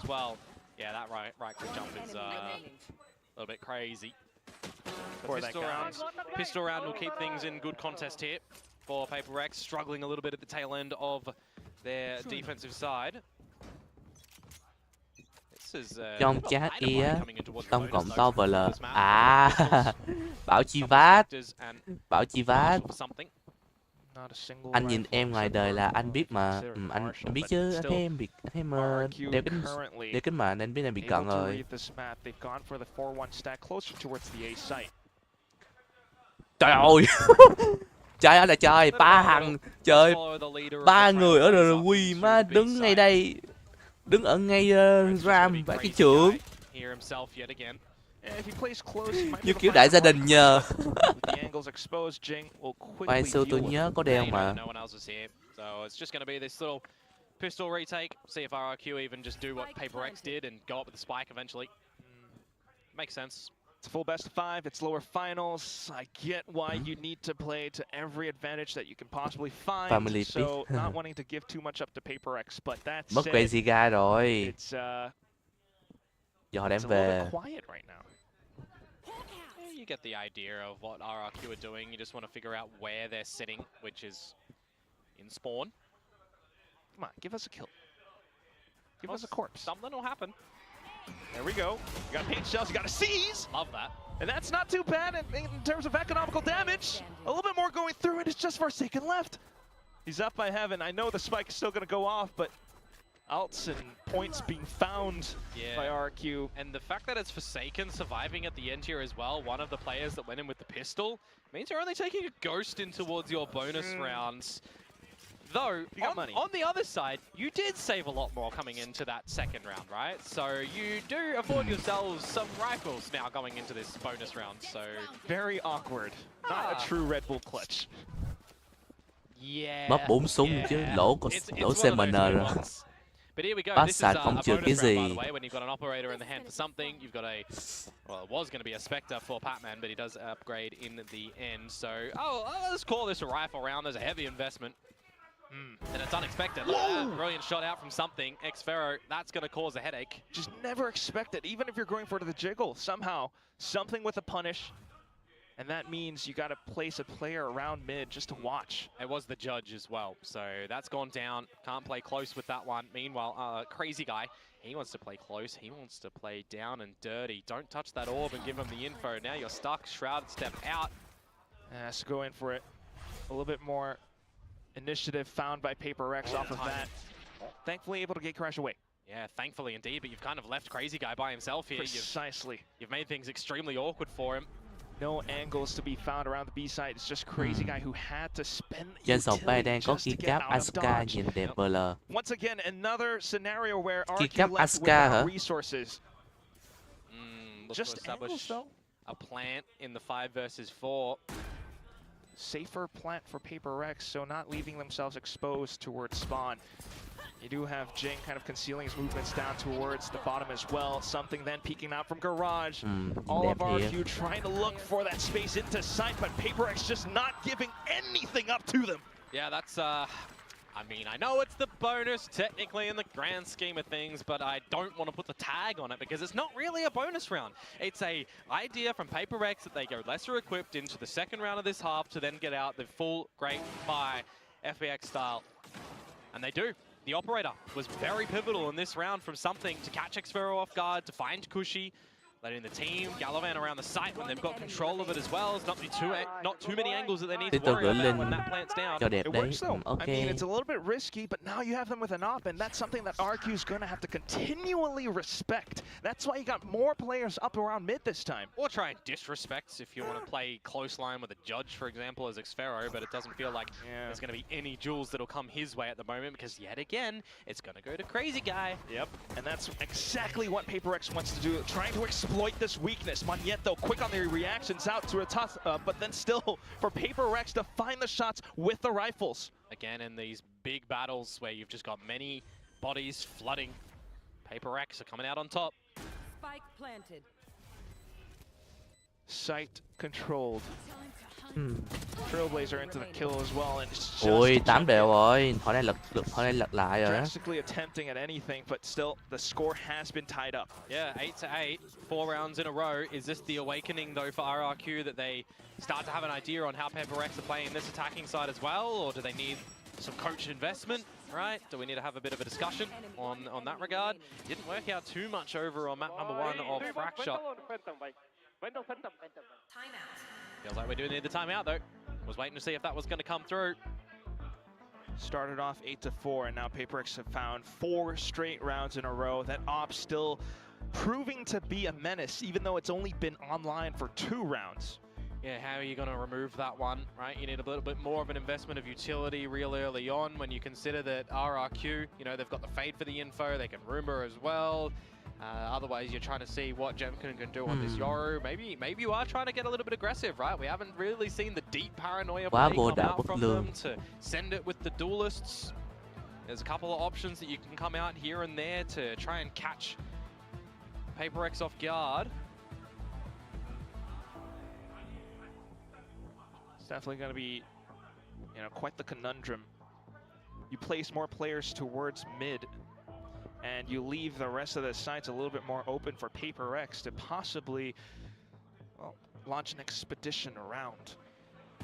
That said, though, keeping my eyes on the minimap right now, Komodo, it's back towards more of a default-ish setup.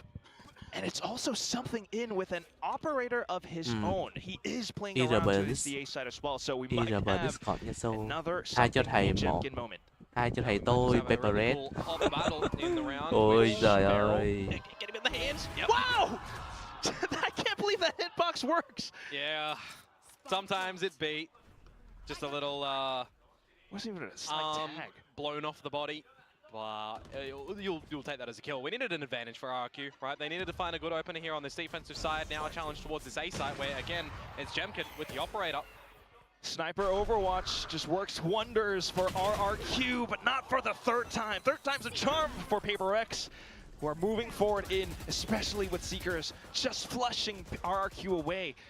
Looking for a spike plant, though. Yeah, you got to find some timing to have a little bit of stability, have a breath at the moment. Devi still has the poison orb as well as a snake's bite, but he's finding some timing. Yeah, might be able to sneak through. Petman, though, no more flashes, which means he's going to be kind of pinned down close to the site. Still, though, concealing their movements, making things as silent as possible. RQ thinking to play safe instead. The timing on yet, he's found it perfectly against Devi. Beautiful movement, just at the right time. Devi would have no idea. Even though the spike is down now, how do you isolate every single duel? The first swing from Monyet, and it just fully catches Petman off guard. Conversion after the timeout for RRQ, regaining the lead, more importantly getting the first round on their defense. Cuối cùng mới có round thắng bên phe thủ cho RQ. Of some heavy lifting of the operator for Jemkin, so you'll take that as a prize into the next round as well. You really want to make sure that you can have that in his hands as much as possible, it feels like, when it comes onto this map. Spike planted. Difference that the round could have came out with as well. If you potentially found him when he was going down the vent instead of Devi trying to just sneak in towards Heaven. Maybe if they planted a little bit earlier, but you throw that round away. There's another investment for PaperX, everybody lining up for an A-site endeavor, where once again, early engagements may very well go Jemkin's way with the operator. Yeah, different line being held as well. PaperX would be none the wiser. However, something might have an inkling, dashes right forward alongside that showstopper as well. Jing looking to find effect with it, and he will collapse onto our Ôi giời ơi, bắn ngay đúng vị trí luôn á. That's the thing about attack side on split. RQ, they're gonna have to go in for a bit of a guessing game. Jemkin, though, will eliminate those guesses into more informed decisions with the dimensional drift, but Devi just denies all of that outright. Ôi, ăn miếng chả miếng rồi. Around as well. It's 9-9 tied up once again. Yeah, awkward flash coming through for RRQ at the end there when the dimensional drift is trying to scope things out. Jemkin trying to tell the team where everybody is, trying to get some body blocking at the back of the side as well, but it just doesn't work out. Monyet completely blinded. And then you've got so many angles just being held by PaperX at the end there. Flawless round to come through from them. Really not allowing any further round accumulation to come through from RRQ. You know, that's something that got the better of them extremely so on Fracture too, right? Just one isolated round here and there. This time, they've been starting to find their footing. Ooh. And that's just going to be a scared little Monyet running back towards the site. The shorty at that range, yeah, it's not going to do too much. Decent info, though. You got 2 smokes all being baited out right now. But not finding anything further towards A main to see if anyone had started to scale up either. Yeah, still someone needing to play safe, and that flash will just confirm that there's a possible other shotgun hiding within close range around male. Definitely an angle Rồi for Quy buộc Jemkin phải here, try and phải find hát one or two bài. and then get out, meet with Cushy. I mean, this truly is just PaperX continuing to dot their T's, dot their I's and cross their T's until Quá được Jemkin một rồi. will just scratch that one right off the margin. Yeah, something. Down for the count. There was the one from Jemkin that I was talking about. Now you're looking for a bit of a plant as PaperX. And possibly for RQ to find close range with the right clicks as well. It's just going to be Jemkin with a share for now, though, and it's working pretty decently. Eventually a flank from Mong, but the shorty. Need to see the lion's share done by probably Jemkin. Paint shells, blast packs still could be good. Jing might not have an idea. He will dispatch off the first, though, and looks for the movement into its ramps. That's where Mong picks up the Vandal. Into the site they go. RRQ has a great chance because Patman's been fully blinded. Still good for one, but it's just a 5 left. Tries to go for the spray transfer, but it's not found. Xfero with the classic up close. Potentially even use the judge at the end there with how close it was, but it doesn't really matter. RRQ do get the thrifty on the board. Flank eventually coming out from Mong, picking up the weapon of something that was dropped earlier on, courtesy of Jemkin. So even with the pistols, you know, if you're getting your one, getting out, giving your team an opportunity to play by the numbers, play by the angles, can certainly work a treat, but you really feel like Jemkin just had to hit the shots in there, had to buy some time, give the team the opportunity, with op or not. Rest of the team following in pursuit as well. Backwards and forwards engagements, operator back in the hands of Jemkin. See if he'll have another opening duel, poised at the ramp. Cushy down below. He's done it again, hasn't he? Key tool for RQ right now. PaperX, though, not backing down. It's something straight in with the shorty once again. Just quickly dispatched of. Then, of course, you got the Gần rest đây of mới the chỉ team không một trying mà to căng work hơn around dây đạp. elbow. Jemkin still in position. Cushy up from the backside, but suddenly silenced. Forsaken and Patman marking these angles. Mong, though, surely you don't expect another. Tries to blast back them away, but doesn't quite work out. Off to the judge, out from ropes. And you have some slight resets. Seekers from Patman off the plant. Gonna choose to invest them here. That gives some further information. You know that one is up by ramp. Where could the other be? It's a little bit obvious as well. But with the smokes coming up, another duel being isolated, and Forsaken! He'll just spin back around on a dime to find an every kill. Backwards and forwards in the rounds at the moment. No one able to find some footing for consecutive rounds, but maybe we'll change things up here. Unless we get another thrifty coming on through. Because there's going to be some light investments from RRQ around the elbow there as well. A lot of bullying with the utility to try and stay alive, to try and foster an advantage. PaperX chơi kiểu có gì đánh nấy nhưng mà bố của W Gaming. At the end there. A little bit disconnected, trying to find the duels. Trying to isolate the angles, trying to figure out who's where. 10 to 10. As I said, a bit of a lighter investment from RRQ coming in towards this round. You've got the Nightfall, you've got the Pit. If PaperX take things real slow, you could choose to use them. But if PaperX decide to just go in towards the A site, there would be nobody to stop them. Hey, why not? If there's no one here to welcome them, they've been having that much success on the site. Yeah, you just need to make sure that you're blocking any vision of ramp, where Jemkin likes to lie in wait. Yeah, blocking everything off. So Jemkin's Sheriff not able to sing right now. Potentially plant open as well. Give your team as much options as you can. Screens being blocked off. Elbow as well with this Pit now coming up. Cheeky one too. Just to secure a possible 11th round. Yeah, you could see, you know, a Prowler Investor or a Boombot from Mong, get some paint shells in there as well to clear out the close angles. Maybe just going to choose to go through Heaven instead. Có hơi buồn ngủ chút nha mọi người. Hiểu sao nay hơi buồn ngủ nhờ. He's got that judge and he's just hammering every single player down until Jemkin goes in for a trade of his own. It's just something left, and now he's back up from Heaven, but he's got so many targets to contend with. All of them body blocking, a full firing squad, and he's down to 5 HP. Xfero out for the final frag.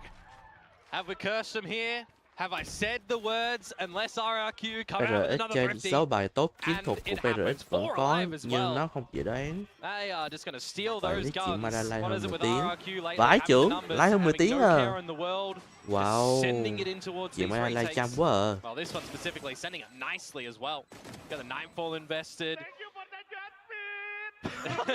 Yeah, thank you for the gun. Xvero was the one that invested it, right? He was the one that bought it up, recognizing the situation that, well, I've got some satchels, I can send them, I can have a quick little kiss at the back of the side as well and really just remove you from the situation. The fact that he finds the second onto the pit player as well, right? Awkward that Devire loses that and there's no more pit available. And you just love being able to watch RRQ come back in, finding themselves, awakening.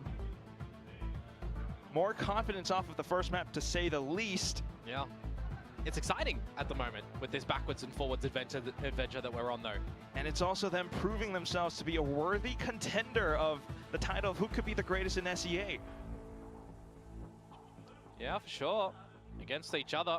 Yeah, we haven't seen this battle in quite a long time. It looks significantly different as well with the roster of RRQ, for example.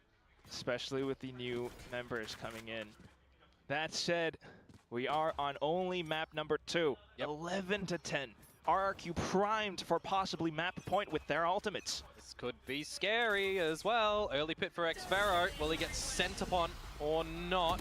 Yeah, PaperX possibly looking for the full send. The Viper's Pit and the Snake Bite, though, will completely deter the dinosaurs. Yeah, another opening frag going the way of Jemkin with the shorty. Still has dimensional drift as well to scope things out a little bit later, where you might want to just be situating yourself as RRQ. You've got the advantage. Số Just reset a little bit, 14, figure out 15 where tí. PaperX might look to end things. Not give Thua them an 3 thì thua nhưng advantage Eco in thì a win. 1vx duel. Not too win là eager as thật. well. I mean, look at that tight angle from Monyet. And now in position to possibly send a showstopper. I was gonna say, I want to see what Devi is trying to do over at this pit, but if this is a call for PaperX to go through vents and start to sneak in the back Rồi Quy thắng được cái map này không ta? Là một đều luôn á. Making more noise. If you did have Xvero pushing out, this might have been a different story, but it will be PaperX forcing some utility to then go in for the A push. Feels like Xvero might just have to be a statue here to make sure that nobody of PaperX can hold a potential retake from main. Silent, strong statue into the corner around rep right now. The judge not yet sounding off. Drift out though from Jemkin, wants to find all the information. The showstopper not going to work, but Jemkin initiates the fight. That's 3 kills now. And then for Crazy Guy to chime in as well from screens. The trade protocols just to push through and get more space into the site. Xvero, he's done his job. He's blocked. Rồi 12-0 luôn. Has no recourse. Thắng round này không đây, rồi Quy ơi. Yeah, Xvero just an angel in the round at the end there as well, making sure he's the protector, making sure that PaperX don't have another avenue to potentially hold a retake from. You cut off main, it makes things a little bit awkward. You get in towards it. The fact that Jemkin gets 2 on the back of coming out of that drift is absolutely insane. It's now map point though for PaperX, for RRQ. They've got 2 of them to play with here. PaperX do have another buy at least presentable. Blades will come out for something. But will they get any early advantages here? Or will it go back in the favor of RRQ yet again? Those blades are going to have to be swift and precise, if anything. Yeah. Might have a judge to aid as well, but how much is it really going to work out? RQ, they've got the defensive setups. Yeah, something has been cut down a little bit in the beginning of these past couple of rounds, but now, like a hot knife through butter, he really needs to just get them easy. Looking for Ui. the weapon draw animation took a little bit longer than he expected. And out for Prowlers from Cushy as well. Further information being found by RRQ. Just to mark the angles out from Garage, but a little bit awkward on the spray. Allows for PaperX some tiny opportunity to get into sight. Forsaken with the double kill, Jing with another. It's just Xvero left, and he doesn't have enough. Ôi, 12-11. Chắc luôn rồi đó. Một cái strip. Có được 3 người không? Very least. Yeah, you will be able to, but is this the one that you want? It's the one that you've been favoring in this map. At this situation, though, got the Vandal. I don't think so. Comes back in, deals with the first, looks for further hits, but Jing just dooms him instead. 12-11. Will PaperX push us into overtime, or will RRQ be able to close it here And now, for the last round of regulation, something again, just not able to find value in the beginning engagements. Well, for each round, space was found for the team, for sure. But it already feels like, you know, RRQ kind of did give that to them, recognizing they don't have the numbers in the top tower. So you fall on back. But here we go, last round of regulation. Operator out yet again for Jemkin. Going to see nobody home at the B site. But what is home is everybody at the A site. The numbers needed for RRQ. Yeah, sudden call and a good read from Crazy Guy as well. Into position, but the showstopper, though, will just rob him of his life. That will be then more space for Paper Rex to shore up around A ramp. Speaking of losing your life, being robbed of it, something again, first casualty in this round. Silence for Paper Rex. Seekers would spot 3 towards this A side at the moment. Towards the heavens, though, the judge heard. Oh. Yeah, invites them into more space, but Xfero will certainly give them a bit of a warning sign. Off to the site, though, the sudden peek out from Monyet around elbow just breaks things apart. The second kill, and it's just RRQ left. We might go into overtime, folks, because Jing has the sightlines up by ramp. Jemkin down. Hang on, they're all low. They're all half HP. Good chance. Jemkin with the flashes. Does he have the vision? Does he have the sightlines? Looks for the duel. For the transfer. Forsaken swings out and provides the assistance necessary to bring us to overtime. Ladies and gentlemen, only bangers on splits. Overtime we go to yet again. Well, I say yet again. First installment of it in this series. I love that you cleared your throat for that one. You gotta get it ready. You gotta get it ripe and ready. Valiant attempt from Jemkin at the end there. He's been having a banger on this map so far. 27 kills that he's coming out with. So far, we've had some phenomenal moments from our duelists across these 2 maps. Yeah, well, you might have one Jemkin with 27 kills up on RQ. You've got 2 duelists, or 2 players from Paper Rex who've got 21 kills apiece. Yeah, brothers in arms, Forsaken and Jing. Certainly seeing what they can do here. But we switch things back up. Paper Rex to the defensive side. See if they can continue with where they were able to find some little bits of greatness. Starting things off, though, removing Crazy Guy. Not too bad. Yeah, forward space information into paint shells. Then another crossfire just to deny RQ A ramp control. They will elect to just sprint into the site, though. And that's something, once again, finding first death. Oh, the angle. Xfero wins that one. And the Trailblazer might be able to get a kill until that Snakebite burns it away. Up to the site, though. Paper Rex, some urgency up from heaven, as well as screens possibly. But Jemkin reads that, holds down elbow. Ramp as well as additional angles being found by RRQ. Paper Rex will have to find kills in order to get a clearer picture into sight. But so far, not good. Drops down, shot fire to mask sound. 3-2 chứ, 3 màn yếu rồi, ok. Still holding, decent trade, and it's just a Vine on 1v2. The spike still beeping away. Xfero alongside Cushy, they could go in for a double peek, and that will be that. A singular tap to bring them the first victory in ra tiếp theo là OT1. RW sẽ chiến thắng 1 đều. Into the elbow there as something. You got to do something as Jing there as well to try and bring it back. Satcheling in, not getting your shots on out. Great little trap play at the very beginning, but RRQ, once they're in the site, they have the right angles that they need to hold. Bit of a crossfire allowed at the back of the site. Great haunt to come out, by the way. Definitely loving to see good initiator utility always work for a kill. And now RRQ will find themselves on the map point with the lead going back onto their now defensive side. Something glass cannon. Yeah, a bit of an interesting one. He's kind of fallen off a little bit, right? In the tail end of this map too. Just getting shut down time and time again at the very beginning. You're bringing an operator onto the attacking side. You need to be very aware and having a teammate next to you, you feel like, in case you miss the shot. Could be something that RQ doesn't expect, but they're pushing out a garage. Yeah, this is so risky, but so rewarding if they can find it. All Forsaken is marking the back. 1-1. Something takes the duel up by trên bảng rồi. then. So Paper Rex, they've got a dilemma here. Do they push up front or do they clear up back? Taken down the heavy hitter in Forsaken, though. So you definitely take that as RRQ for what it's worth, something. He wins the duel against Crazy Guy. Advantage for Paper Rex into the B side. Làm 13-13 nữa rồi. He wants to do the party, he wants to do the damage. And he's holding the angles with assistance from the team. Cushy up by the right side. Jemkin then to find the triple. Just a 1v1 left, and Jemkin has an ult. Em thấy tỷ lệ Primordium Vandal xài nhiều ác. Cây cháo cũng vậy đó em. Cây cháo á. Cây cháo với cả cây Gaia. Ui, một đều rồi. In the very first OT, final scoreline of 14-12. Jemkin with the ultimate awareness to silence Paper Rex. Yeah, he's dug him out of a rough situation time and time again on this map, hasn't he? Multi-frags on multi-frags, couple of great early openers. Feels again that the shutdown on towards something hurts a little bit more for them. Jemkin cứ phải về tay anh. Còn cây đó em yêu thích nữa là màu xanh, nước biển xanh là... À, chị nói tuôn rồi.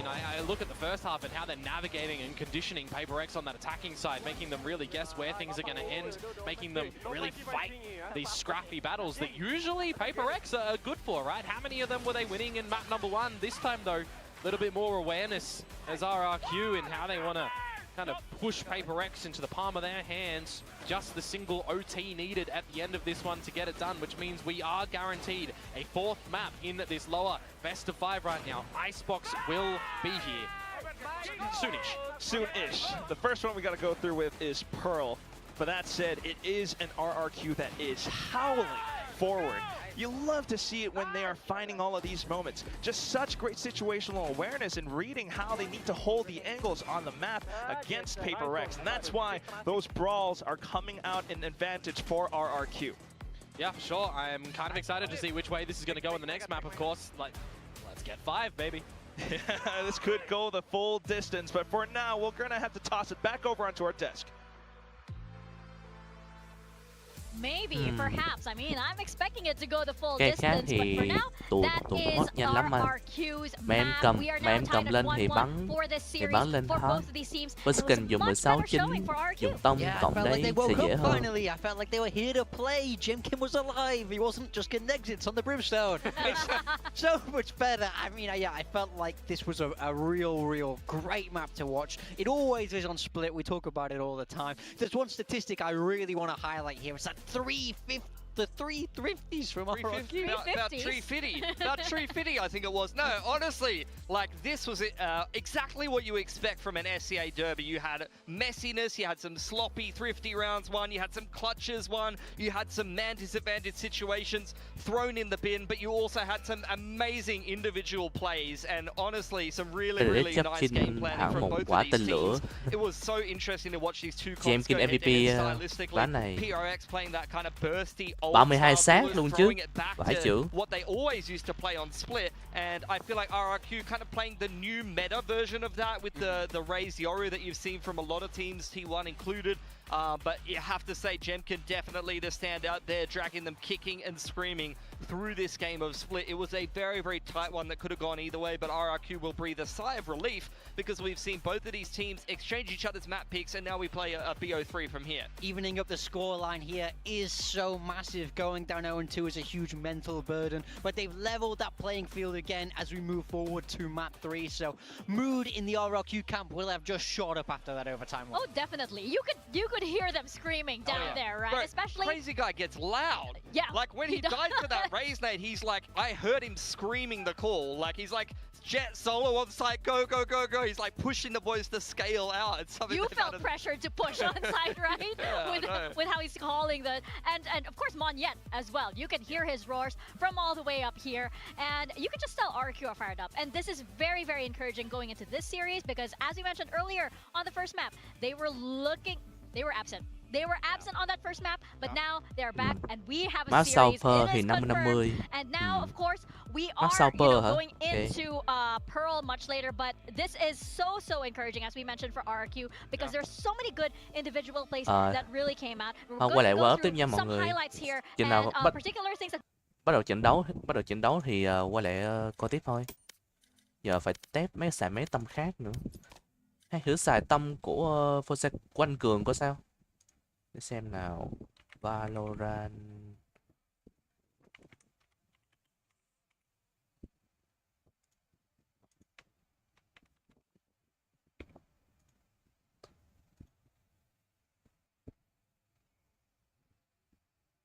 Ủa sao nó khác vậy?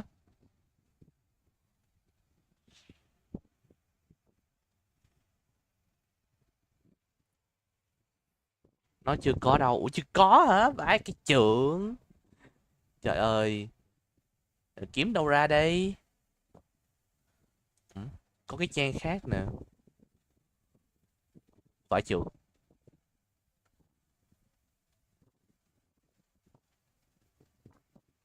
Cái trang này thì cũng đúng thì phải, nhưng mà nhiều tâm dễ sợ luôn. Dream DOS UFO OG nếu có xe một. Lấy cái tâm cộng rồi kéo dài nó ra là xong. Mà cái tâm cộng hình như là nó được cực kiểu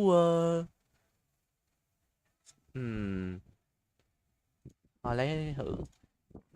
À khoan, hình như có để trong đây mà đúng không ta? Đây nè. Cái tâm cộng kiểu này nè. 15 em xài 1520 vẫn là trường phái bất diệt. 1520 hả? 1520. Ủa? Ủa nó như ủa nó giống như cái tâm anh dưới này cũng xài mà em ơi. Kéo dài nó ra hả? Vậy đúng không?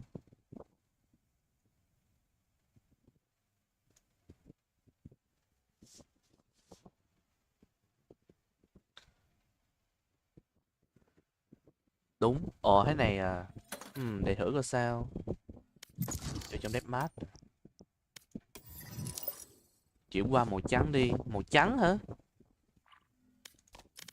Đây xài cái địch màu hồng. Cái địch màu vàng đấy. Match found. Ok, đổ kịp rồi.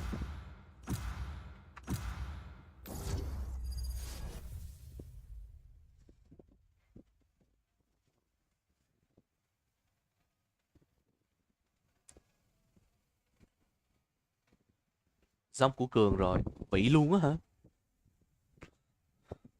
Ồ, Genji nè.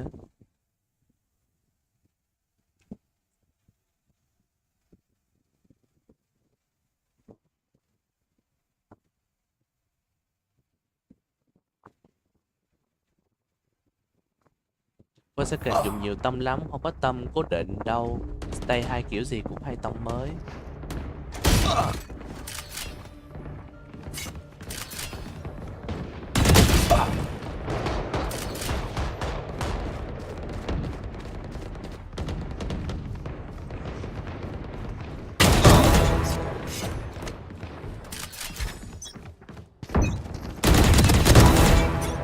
If you're not a good shot today, don't worry. There are other ways to be useful. Fight! Track them down.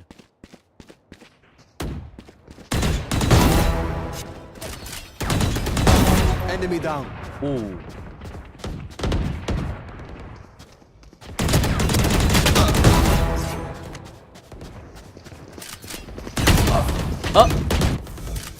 Em mới vừa nhìn thấy như animation của Chamber vừa để cái súng dưới mà.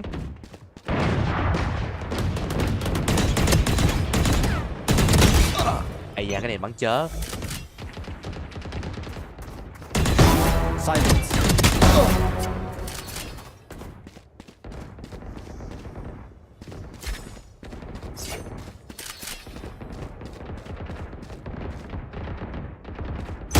Ôi trời, nó không để ý.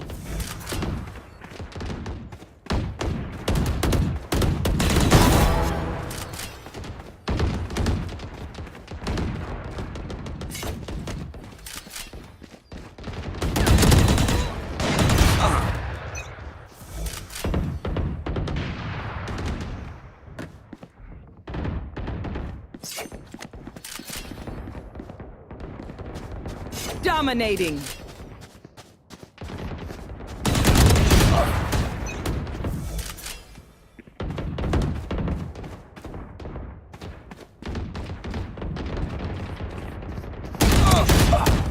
Để nó bắn mình trước luôn rồi.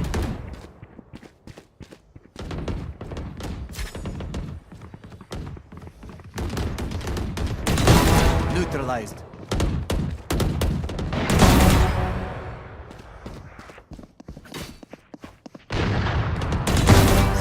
Three gone. Hello Ensemble nha. Người như em toàn chơi lại không thích đụng hàng. RQ không mạnh bơ nhưng vẫn bích khả năng là đang có bài. What the hell?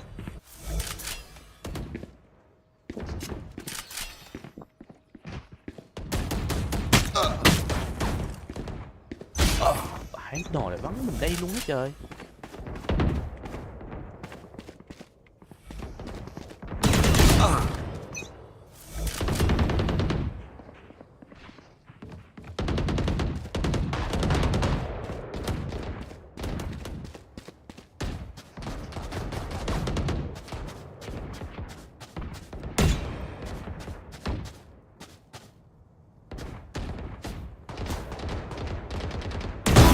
Bullseye.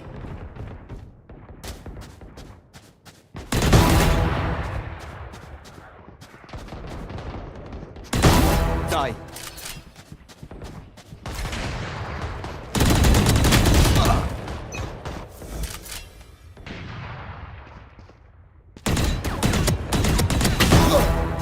Ê, tông này bắn cũng ổn nha.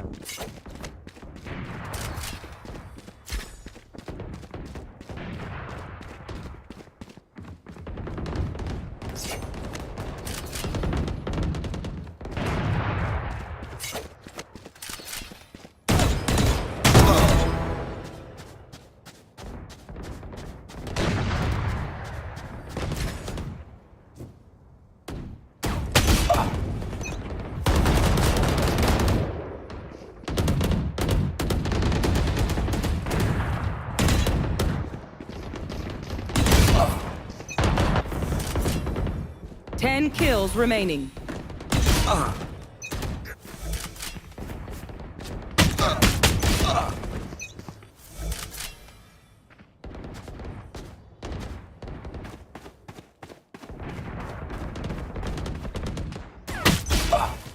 Cái chỗ gì vậy? À chỗ spawn gì đâu không? Down.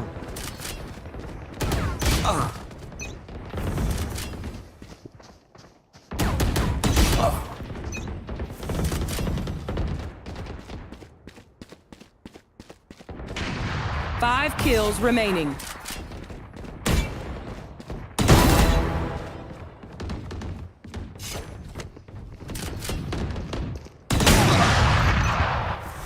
One kill remaining. Ok xong. Tông này bắn cũng ổn đó. Để xem nào. Các bạn begin to traverse forward. But where do they want to go, right? Generally, when you're running on the Vice, if you're going towards the A site, you see a lot of teams have the shear that cuts off through top of mid. Anh Cường towards chơi A Killjoy à? In running the Killjoy, Còn thầy thì you're chơi expecting to hear a Tejo. turret or something, right? So if you hear nothing at the moment, coi down bài the bản utility này all là comes hai towards this duelist. B site, you know what's Tejo happening. với It's gonna Astra. have to be a retake. Yeah. Bộ đôi Yoru với cả Neon à? In another, he's in another postcode. He's in the Omega dimension. Yeah. Oh, God. That's going to be a real tricky one. Paper X, though, they eliminate that turret, so RQ begins to watch their flanks somewhat. That's when Forsaken alongside Divide begin to peek forward from spawn. Small chunk of damage anh with the Cường spike. vẫn còn xài cái tâm này. Crazy guy's noted now. So not too bad. Paper X, this is a 5v4 in clarity. Paper X are just happy to take the numbers fights head on. Off towards Link though, and it's Jemkin along from Hall. Ui, chỉ cái bắn Paper X hay. completely crunched up into sight because not much was cleared out. I mean, that's going to be the problem for Paper X, where they just have chứ zero tôi có mấy idea cái of tâm where này things bắn are được going to end, phết. right? They don't Tí know if it's test coming xem A, they sao. don't know if it's coming Ok. B. They call for the mid push a little bit too late, Game and kia then they bắn have hay to á. double back a little bit when Pha này the ra sao site bắn is just được? given. You know, you've got a couple of protocols there as well to have the turret watching the flank, but you're not having enough time to just clear a lot of the angles in these 5 versus 5s. These are gonna need to be some scenarios where Paper X have to adjust real early on to the defender side, and probably RRQ too, right? If they're given those sort of scenarios, well, they're gonna be happy as Larry. So if they don't have to adjust too much, that's really gonna work favor for them. Just coming into this second round though, lots of rifles, deep lanes on this map, of course. And for something bringing out the Marshal, need to see him connect with some shots. Maybe not fall first. Just hold on to it for now. RQ though, ooh, if we're talking about something falling first, this might be where that happens. I mean, it is the second round though, right? Fair enough. Goes in for the re-peek. He spots numbers and spades, and he calls out for the team. But what can you do here? You've got your team here, but do you have the shots? Yeah, maybe play inside of the smokes. They're looking for the right clicks. Jing does find the first one, but RRQ, they've got the flashes, they've got the forces, and they will continue to overwhelm Jing. Another kill though, and he gets a third! A brilliant flash, but Jemkin will snuff him out. Just Forsaken left, who does have the Marshall, but Jemkin on an Má, Jemkin tự tin dữ. Yeah, Mua Vandal rồi 4 xác luôn. Vãi nồi. Jemkin one-on-one, different scenario potentially. Lion share damage done Vãi nồi, by Jemkin tự tin Jing. quá. Feel like if he got that kill as well with the classic, that would be an absolute monstrous performance to come out from him. Ôi trời, what the? You don't generally see played in the game of Valorant kìa. no more. Jing special, Trời. better Jemkin better. Jemkin smash smoke. Looking to see who's going to be the top duelist in this one, right? Something falling a little bit. Vãi nồi, cái pha này. Pha Carrying smoke that luôn. over in towards this one. Now the bonus round for Paper X. That's where you would love to see something get his head back into the game, especially in a crucial round like this one. But Jemkin out from the back with the dimensional drift. The salvos as well, and causes him to feel so uncomfortable. Something getting silenced by the Sheriff. Jemkin back sight. Got to run it back as Jing. You have to invest in this round that you feel like you've already lost the control of the site. You need your teams coming over. Just waiting for the right time. Stars been Ủa tiền đến giờ để được vị trí của in with the hot hands to block out position. Ôi, Jemkin ơi. Quickly shot down. Still though, the rest of the team with numbers are able to find trades. Cushy trying to hold out by Pillar. Silences the first duel, off to the next. Ôi, 2-1 rồi. Cushy nearly came away with the goods there. Đầu đấy hắn được ra bonus. Sinister round for RRQ to find. Just one alive at the end for Paper X too. Means that there's going to be a couple of lighter shields coming into it. The fact that there's a dimensional drift, by the way, coming in towards that round makes things really awkward for Paper X too. Jemkin noting a lot of members assisting in quite the significant amount of kills. Just at the end there, the scrap battle this time won by Patman, scoped in with the Bulldog. You asked who's got the dog in them a little bit earlier, Quack. Vẫn lại được cho rồi Quy. I think Có all một 10 cái players have the capability to do that right now in this map. Push us to a map 5 maybe. Patman with the stability though. Team Kisigai quyết định đi A. Trong A thì có mỗi Astra của Ad nữa. Ui, bắt được Astra rồi. Other than Jemkin to find the first. Yeah, quick bulldoze, quick contact, and Paper X has no choice but to hang back. Reinforcements have arrived, however. I don't know how much it's really going to provide. That lockdown makes things so awkward as well. Ôi, Kusi không chạy kịp. Trước khi chết tại ulti. They're gonna have to cool off because of that ult. Patman though. Nó phá luôn rồi. The lockdown away, stuns up. Ui, stun kìa. With another kill. It's just Xfera left, but he does have vision. Stars up as well. Okay, bắt được Takes một. down the first frag. And then for Petman to hold, does he have the goods? He hops up the stairs. Xfera knows, and he times it just right. A Red Bull clutch for RRQ. Má, hình là Pharaoh làm được việc á. As well. Things look a little bit awkward when Devi loses his life first on towards the site, and you've got a lockdown in play as well. The ult economy at the moment, right? You have the dimensional drift last round, nearly working out for RRQ. This time a lockdown invested. You're thinking, all right, they're starting to really navigate these quite well. Pharaoh được chơi là But ổn the áp Red Bull này. clutch from Xfera, not using the grab well too early as well, finding just the catch first. Completely unfazed by that one. And that resets Paper X a little bit coming into this new rounds too. Something with an outlaw, plays in one. But nobody seen towards the B site here for RRQ. It's yet again towards the alpha side. Một A, một A, bên kia một mid và hai bên B. Để mình quyết định để vô A nè. Ok, bắt được vị trí của Chin. Chin được backside. Rồi đu về Flower rồi. Rồi Quy quyết định rotate à. If you can try and force them towards the B side at the Something đang cố công lên từ B. Very happy with that as Paper X, right? Wow, một cái That's where nano. your outlaw is. That's where the main gun that you want to do some Batman damage is đứng ở right mid now. để kè nè. But it doesn't look like that's going to be the case. A minute to go. RRQ. If they change up their own approach now as well, which if they continue this one, Quack, just checking out the back, and they've noted that PaperX had pushed up before, so trying to work around that. But yeah, it does come down to something, doesn't it? Until yeah, does have to play the angle right at this B site too, though. Jemkin, he's got a crash. It's all right.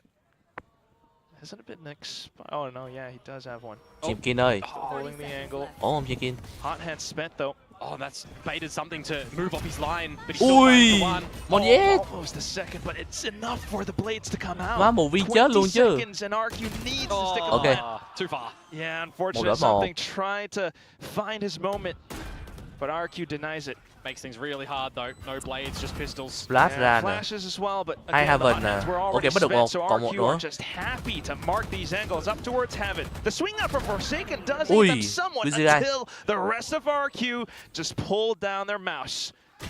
Forsaken with 30 Hay luôn, HP 4-1 will rồi. be quickly dealt with, and RRQ marches onward to a 4th round win.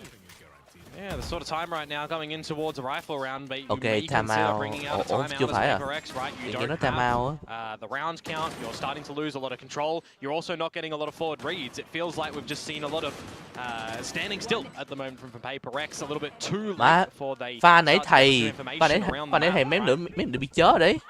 Whoa. Ui. We're at map 3. Okay, that's definitely a timeout coming out from Alex. Rồi time out.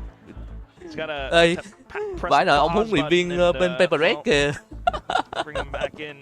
Reset time. Trời ơi. In the mental capacity. Lấy tai nghe đập vô chán luôn chứ. Always one of these games, always some of these moments Thôi where cứu you rồi. have a rocky one from the previous map, and you begin to get into this mentality where you want to find kills to bring yourself back in the game, but that's not always how it works. You're speaking about that, right?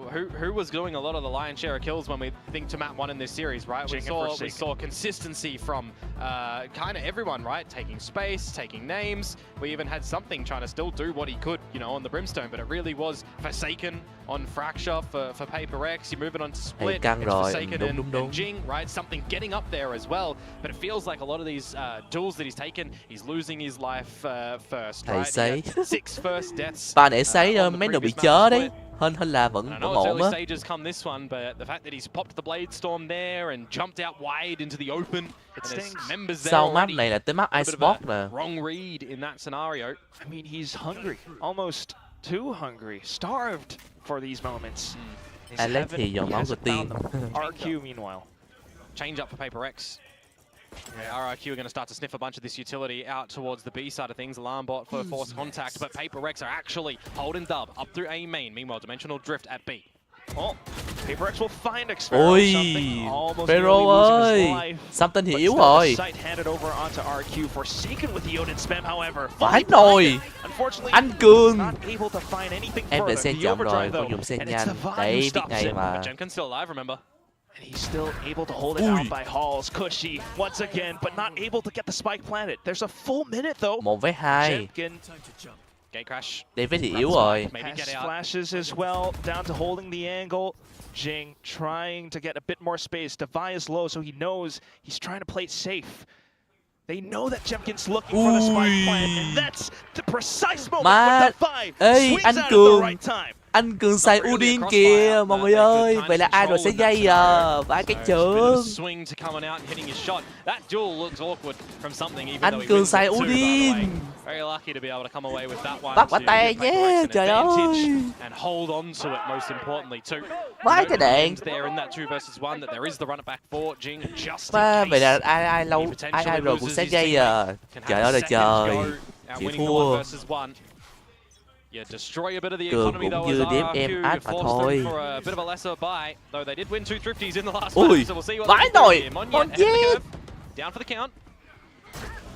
And PaperX upwards into main. Still trying to hold the angles in case RQ continues to peek out, but this will be a Ê, tính ra lot Mon of nhét control. bắn hơi dở It's nha. only Bắn đồ Forsaken đít hơi though, dở onto đấy. the B side, and he's been noted. Yeah, needed to see a lifeline thrown to PaperX to keep them in a good stead on this map. That's a lot of bodies spotted out from Forsaken. Ok, though, stuck in Forsaken the đỡ ho, holes. họ không biết vị trí rồi. You got Còn to sọc judge. kinh à. He's waiting for the right moment. Nightfall sent over by his team. But into the smokes, nothing really found. Cushy reading the Ôi, situation, Cushy mới được 2 rồi. push into Link. He's found both of them at the A site. What does this mean for Pharaoh RRQ? thì Do they kiếm stay tới đỡ B? Do they Billion leave? rồi nè. Certainly Từ người not. kích hoạt. That's the question that you have to ask yourselves as Paper Rex, and that's where it gets so Ôi, hay darn Cushy. confusing. Cushy, Cushy bắt được 3 mạng rồi. another kill, and the spike back into B. It doesn't really matter where they go at the moment. You feel like Batman Qua từ Forsaken nè, confused lỗ rồi. what to do. Hay. Where Mấy đừng are chớ they nha going? Pharaoh. And, well, back into B. Now you know. Anh Cường là but người at cuối cùng this còn sống. point, Rồi bị lộ vị trí how rồi. can you really play out the round? You pick up a weapon. Sao but mà chạy Cushy's already được? found you 4 from mạng cho behind. Cushy. RRQ masterclass at working the map. That's phenomenal from Cushy. The fact that he's able to find those 2 kills over in the A art side of things, I think we need to see how those ones did result. Were they knife out duels? He caught something. And then going for the re-peek on the second one with the burst mode. That is absolutely disgusting. What an individual round to come through from Cushy. And you look at the reads that RRQ are trying to do as well. It feels like a bit of to and fro. bắn cháy giờ. Cosmic Divide invested Chạy too. quá, Let's chạy just quá. focus our head. We've got the round back. Paper X absolutely shut down back onto the pistols yet again. I mean, a phenomenal pickup now onto the Sentinel. He's 1 away from lockdown. Cushy being able to provide such a performance for RRQ. Bit of a trap here too. Yeah, Paper X, all the pistols, but RRQ ready for the play. They are able to mow every single Paper Trời X ơi! player down. 4 And it's hàng just ra. Rồi feel like the bị job's sấy. done in this round. 4 van đồ just sấy luôn drop a mà bắt được có single 1 member in người. Jemkin. Forsaken, I mean, Bắt được mỗi he's trên already kim. got the lockdown. Doesn't Rồi matter còn what mỗi anh kills he Cường. gets, you gotta try and hold Bọn anh Cường là cuối cùng. economy in your mind for RRQ. Ây da, khó cho Paper X rồi. This is a good round for them. The turret, okay. Come on yet. He's seen him, Ui! but took a little bit of time to continue holding Phải mouse nồng. one. Cushy Paper though, X thấy luôn fully rồi. aware, just needs 1 Rồi bullet. chết. And that will Mất be 2 súng. 6-2, RRQ holding some good leads here. Some great shots coming on through. They can afford a couple of mistakes here and there for sure. Echo đẩy không là làm tổ ong. Tưởng 4v1 có ra thấy 4 cái nòng van đồ. Bắt được bắt được Chemkin với cả Mong với rồi đó. Mất 2 súng cho bên RQ. You can just laugh on that situation. That's good. Rồi tầm này là Paper X mua đầy đủ rồi đó. Chin thì có ulti rồi, Astra cũng dễ với cả Killjoy, đánh Cường. Còn RQ thì có mỗi Cushy là có thôi. Even with the off back in as well, not spotting too much out. The entire Paper X core on the A side. Ồ, họ đẩy quá needs to nè. hold true. Ulti được kích hoạt đến từ Cushy. Rồi, Mong có được mạng của David.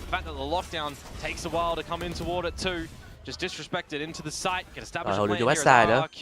Look to hold it with numbers. Yeah, the only way that this goes forward for Paper X is if they begin to find the picks, something with a possible angle. Ui, bắt được in with Cushy. a run it back, just fully pushes out. Something then out Something from bắt được. Doug, able to take down Monyet. 3v3. 3v3, and RQ have a crossfire set up. Crazy guy holding the angle. Ui, Crazy guy bị sáng rồi. Pulling out from stairs now, and he goes dimensional drift. Where is he gonna go? You have to come out because something's sticking the spike to halfway. Jemkin needing to swing. Ôi, khó rồi. Not being found. It's Forsaken picking one back Cường bao che tốt rồi. Paper X. Bảo kê tốt rồi đó. Battle bathed in blood for both of the teams around that site there, but it is one out at the end by Paper X. Despite losing Divide early on, no more smokes available. Just trying to take it into their own hands. Something. And Forsaken trying to see what they can do. It feels like in that end there when the dimensional drift is activated from Jemkin that he's a little bit stuck. No teammates to play on the back of that information. So that lifeline yet again given over towards Paper X to see if they can tie things up. But you still got to chip away again against another gun round from RRQ. Still leaning towards this A side of it. Cushy đang đẩy qua There's going to be no info from Paper X. They're going to have to try and have a focal point towards winning this main fight. Precisely that. Paper X hasn't really played this position, and that's why RRQ, Crazy Guy, has to go for this. Prowler, though, at the right time, the C's as well. And Paper X continues to push. The fact that they get out of there, is this just the leave A? We've seen too many members. Yeah, looking for contact, but it's also the utility being spent. Out from connector, though, Forsaken. A slight angle, but also RQ with the movement to bypass all of it. It's down to something. He's got to watch the angles, but the overdrive. Can he really connect the shot? Looks for it, and he does! in with the tailwind as well. Vãi He does have a shorty, nồi. his favorite weapon. Might be stunned up now, but he's able to Rồi, keep bị himself kèm đến alive từ for thông just tin a luôn second rồi. longer until the salvos blow him up. I wonder if Divide has to use the Cosmic Divide here for this retake. It would be good. Damage delivered on the hot hands. Ôi, lửa trúng à. No. Out with 15. Chemkin yếu Crazy rồi. guy finds Jing. Such support! It's the angles once again. RRQ, a couple up by Pillar, but Forsaken marks it. The operator being marked down as well, because she still comes up with another kill. It's a 2v2, and Patman goes in for the swing. What confidence! And it's down to Xfero, undetected so Cố far. lên Vero, 1v2 nè. Smooths forward, Cosmic Divide up. Gravity well as well, and it's in for Patman. Ui, mém được rồi. Má Vero mới được mém được glove rồi đấy. For Paper Rex. We've seen Divide use the operator on the Killjoy a little bit of times, not on this map though, but Kushi bringing that into his hands. He can point and click, he can try and do something. Meanwhile, something, Corpse in the halls too. Great Nova Pulse, great salvos, make him a little bit hot under the collar. But in the 2 versus 1, the fact that that op shot does actually miss means that Xfero has to try and pull that one through. Starting to get closer, a couple of retakes to come through from Paper Rex. They will have to contend with yet another investment of RRQ here, choosing to go for the force up. And hopefully if you're a Paper Rex fan, that might alleviate some pressure for the rest of the team, but still. Oh, 4 members. Pushing up again. It's going to be contact with the op. And then for the curveball, look at this. Flashes for flashes, and Chemkin is completely stunned and dazed. Yeah, that's commanding, isn't it, there? And now you've got the information noted that Kushi is up through the street, but you don't necessarily need to give him the duel, right? You see that this is an investment from RRQ. You know that if you win this round, you're resetting them come the last round of the half, where what, they might be picking up the Armageddon for Crazy Guy. They're not close to really anything else bar Xfero needing to find 2 picks, 2 ulti points. So this was a much needed round for Paper Rex. Yeah, if you're Paper Rex, I mean, you're happy to play the next round a little bit slower. That's why this push-up A main was just so unexpected, but well-crafted by the team. We've seen multiple ultimates for Jing now already in this first half as well. He's able to possibly pull off yet another in the next round. Yeah, I'm just wondering for RRQ too, are you happy enough on the attacking side, only finding 6 or maybe 7 or 5? You know, they struggled against T1 when they went on towards their defensive side. They looked a bit better, you know, for the game against Nongshim, but then you also remember, well, Nongshim did trail at the half, and there was not a lot from RRQ on defense as well. So I start to put things in perspective, right? You've got your defensive sides that you've been able to figure out so far. Over on Fracture, that, well, it was 13-2. You had 2 rounds on defense, and that was it. And then you're split as well. 4 rounds, the lion's share, well, 5 if you include OT, doesn't get good favor today so far on defense, in Pearl's history on defense for RRQ. So I really wonder, are they going to be happy enough with 6 or 7 if they get the next round of this half? It's definitely something to consider. There are a lot of supportive fans out there, though, and if you're looking at the upwards trajectory, well, 4 defensive rounds is definitely more than 2. Let's just run it back. Let's just go again. Not with the ultimate, but maybe if Jing finds it, it's 4 again at this A site. And there's going to be a big old duel from RRQ. Oh, boy. Salvos, and he just goes in for it as well, Jing. Support from the Haunt, and he's looking for the wallbang shots. Monyet, though, looking for space, but silence. The judge will not be able to sound off. Something in with another angle being held as well. And so just Crazy Guy left alone in the cold. He doesn't find anything. It's Xfero who has to find more. Rồi, dính luôn. Oh, the trail just reveals everything, doesn't it? Petman will pick up that tied-up score. Trying the same thing over and over again, expecting a different result. Call that one insanity. And it just doesn't work out yet again for RRQ. Shut down. Everybody just knowing that they need to be narrow-focused on those crosshairs again for Paper Rex. You've only really got one angle to watch when you're stampeding up through the main like that. So they will tie things up, 6-6 at the half. A great collection of 4 rounds in a row from Paper Rex. So I think Alex will be, you know, happier now, as opposed to the rage moment we got earlier on. I just want to clarify, right? Well, we do see him kind of go off in that coaching booth. I believe in the actual calls and timeouts himself, he doesn't do that. Yeah, I mean, you also have to remember how much all of these players and coaches and stuff sacrifice Anh Cường hoặc their là time, their spending efforts. You know, Valorant is their $1,000 life on when they're Valorant here, skin. right? It's always on their mind. Gì được They're flat trying hả? to improve, Vãi they're chưởng. trying to do their best. They're trying to showcase, you know, that they want to be the top team in the 1.000 world, right? That they đô, want to get these tiêu 1.000 đô vào trong overseas skin của plays Valorant hoặc happening. là They anh want to get to Cường the à, tại cái Masters, get to the chữ. champions. They want to win. And when you lose, it's the worst feeling. So trying to, you know, get the best for your team, your emotions just do get the better of you sometimes. Sometimes. Right? That's when you precisely have to reel them in. It's down to these very crucial moments, pivotal moments. We're not talking about practice. We're talking about the game that you go out there and die for. Putting their lives on the line right now as we go into the second half onto Pearl, RRQ, looking for a possible second map win because the upcoming ones just never quite know what to expect.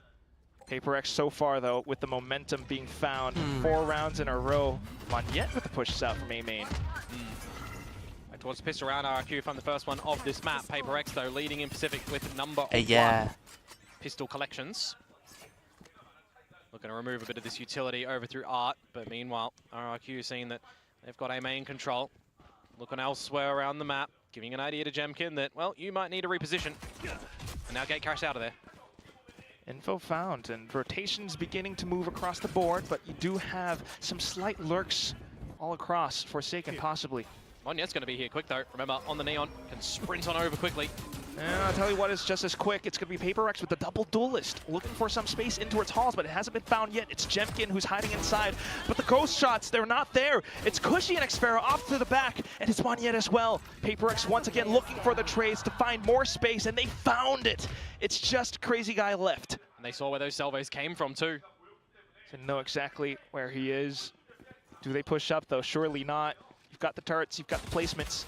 Just more obstacles for Crazy Guy to contend with until the spike goes down. Crazy Guy trying to find the right moment to isolate the duels. He's hugging the corners, hugging the walls, but Forsaken will be a little bit more precise. Yeah, doesn't matter that there's information for RRQ that they've got A main control. If no one of PaperX is there, well, they're going to have numbers when they look to break in towards the B side, isn't it? The Blaze wall as well that you've got to contend against, rather. Allows for the play in towards the halls where you think these trades starting to come out. RRQ swinging together in numbers with Nyet sliding on in, looking to get some great damage, but it's just PaperX, again, at the right position with the right numbers to get the trade, something that they were so fluid with over on Fracture. Especially back hall, when you consider it's Jing with the flashes, he continuously sends them out, just keeps RRQ at bay. Off to the next round then, you've got decent buy-ups, 2 Bulldogs, a Marshall, and with the long range that it provides, you're happy to go into B. Yeah, you're just kind of not wanting to run in the stack, right? You're making sure that you're seeing that if no one's home from RRQ at this side, well, let's just plan open and defend it. Eventually, RRQ are going to have to second guess themselves in their stack towards A and throw caution in the wind, look for some damage, go up the spike, you know, standard anti-eco things when you don't go for a bit of a force fight. So little by little, PaperX will creep in towards this B site, put their bits of utility there, go for the plant, and then let's just see what RRQ have for us.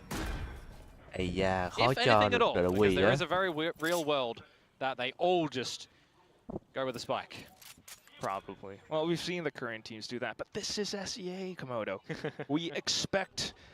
The problem is, though, there's a very big difference when you've got Jing here. Yeah, that's true. On the Phoenix, you're so quick to get this ulti. Oh, and look at something.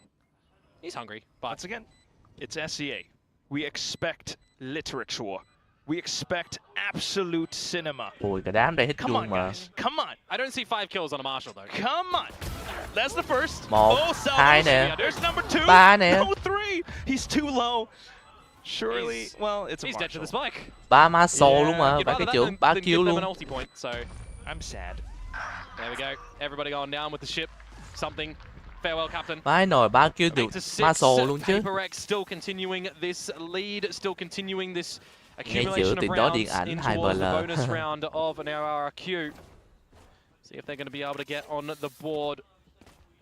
And how much for me, I think, is Jemkin going to stay around for any fights that go to the B side as well, right? RRQ really favoring the A side of this map of Pearl with their new double duelist look.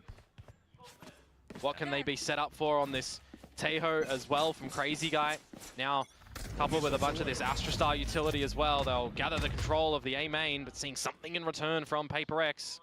Yeah, you would take a gander that you expect Jemkin right around the corner. The Russian duelist picks it up. And finally, there's a bit of a difference, right? It's something actually winning the duel this time.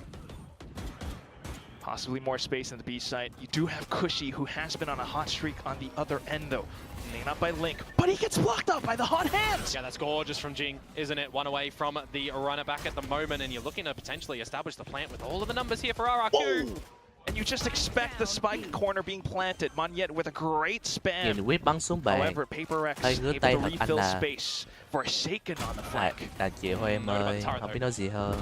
Does bring some attention away. The rest of the team have begun to hold down the positions, but Monyet looking for some spacing towards back halls. That fast lane just provides so much cover. Jing though with the aim, and it's Cushy now with a double as well. For him. 1-2-1. Forsaken, he has to run through, but he doesn't have the time. Cushy just rồi. it all the way into the round being picked up.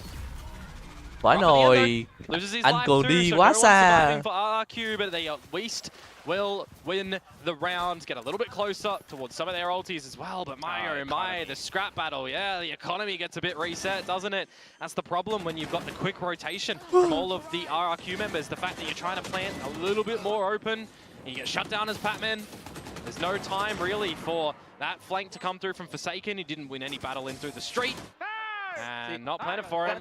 That's the thing about the brawly, scruffy fights, Komodo. I mean, it comes down to attrition. How much do you have left in the tank? And RRQ right now, they're beginning to run a little bit dry. And in these sort of scenarios as well, it's how much can you just recognize you need to shrug it off and go again, right? Yeah, we should have won the round. We should have won it, but you didn't. So just keep going. Just have a level head. Recognize that, well, we did remove all the guns. It was the bonus round, so they don't have a lot of cash built up whatsoever. They're probably going to look to take a knee come this next round. Meanwhile, Paper X possibly looking to go and extend this gap from 2 rounds to maybe 3-round gap. They've got the guns, they've got the space right now, something up towards the pillar. Yeah, just how patient is he going to be? He's expecting a jump peek. I mean, why wouldn't you at this point in time? It's very common. Jemkin's now going to give it to him, and he doesn't know. He did not spot that. So Jemkin has the info for RRQ right now that they've spotted something, but he's just the lone straggler at the moment. An Outlaw would be given over as Paper X still prioritizing this A site by the timing as well. Something is going to get out of a sticky situation. A runner back invested. It's okay. You'll scope out all of this site. You'll get free territory. Now you protect it.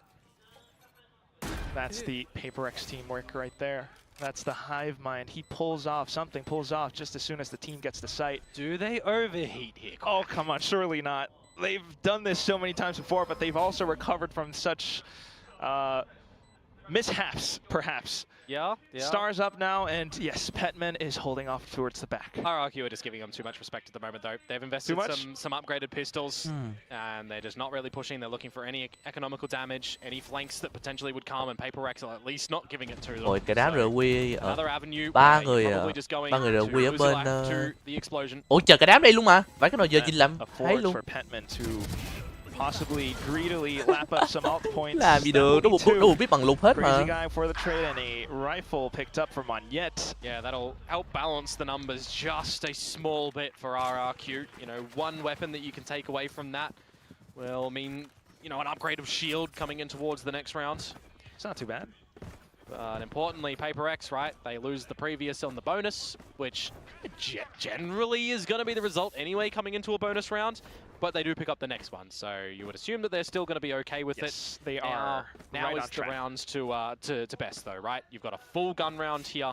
And my real question for RRQ is, what do you have on the defenses? Because on this map, you've not looked the greatest. Yeah, they've been playing with their cards close to their chest, but right now, once again, some slight A main control. Jemkin with the goods. Yeah, that's great. That's a sharp shot to get a leg up in this round. Force Paper X to have a different approach. Different approach it will be with Forsaken trying to create some pressure around the back of B-Link. I don't mind this actually from RRQ. Switching into a retake over at the B site where you've got a trap in the halls from your Killjoy utility. You can buy time with a nice popped Nebula as well. You start to figure out the information. around the A main side of things, nobody's home. So maybe you're pivoting Jemkin a little bit back, or you're pivoting Crazy Guy for the salvos. You anticipate the Nightfall as well, so completely evading that in full. Cushy not even getting marked by it. Now there's a very slight window of opportunity to sneak up as soon as that smoke dissipates. Yeah, but this is going to be a wild one, isn't it? RRQ building up with all of this utility for a huge retake. It comes down to the fights. Paper X, every single one holding up by Pillar. Save for something who's up around B-Link, maybe able to do something with the Outlaw. I don't know about that range though. Everything's smoked off right now, and it's the salvos that forces Paper X out of position.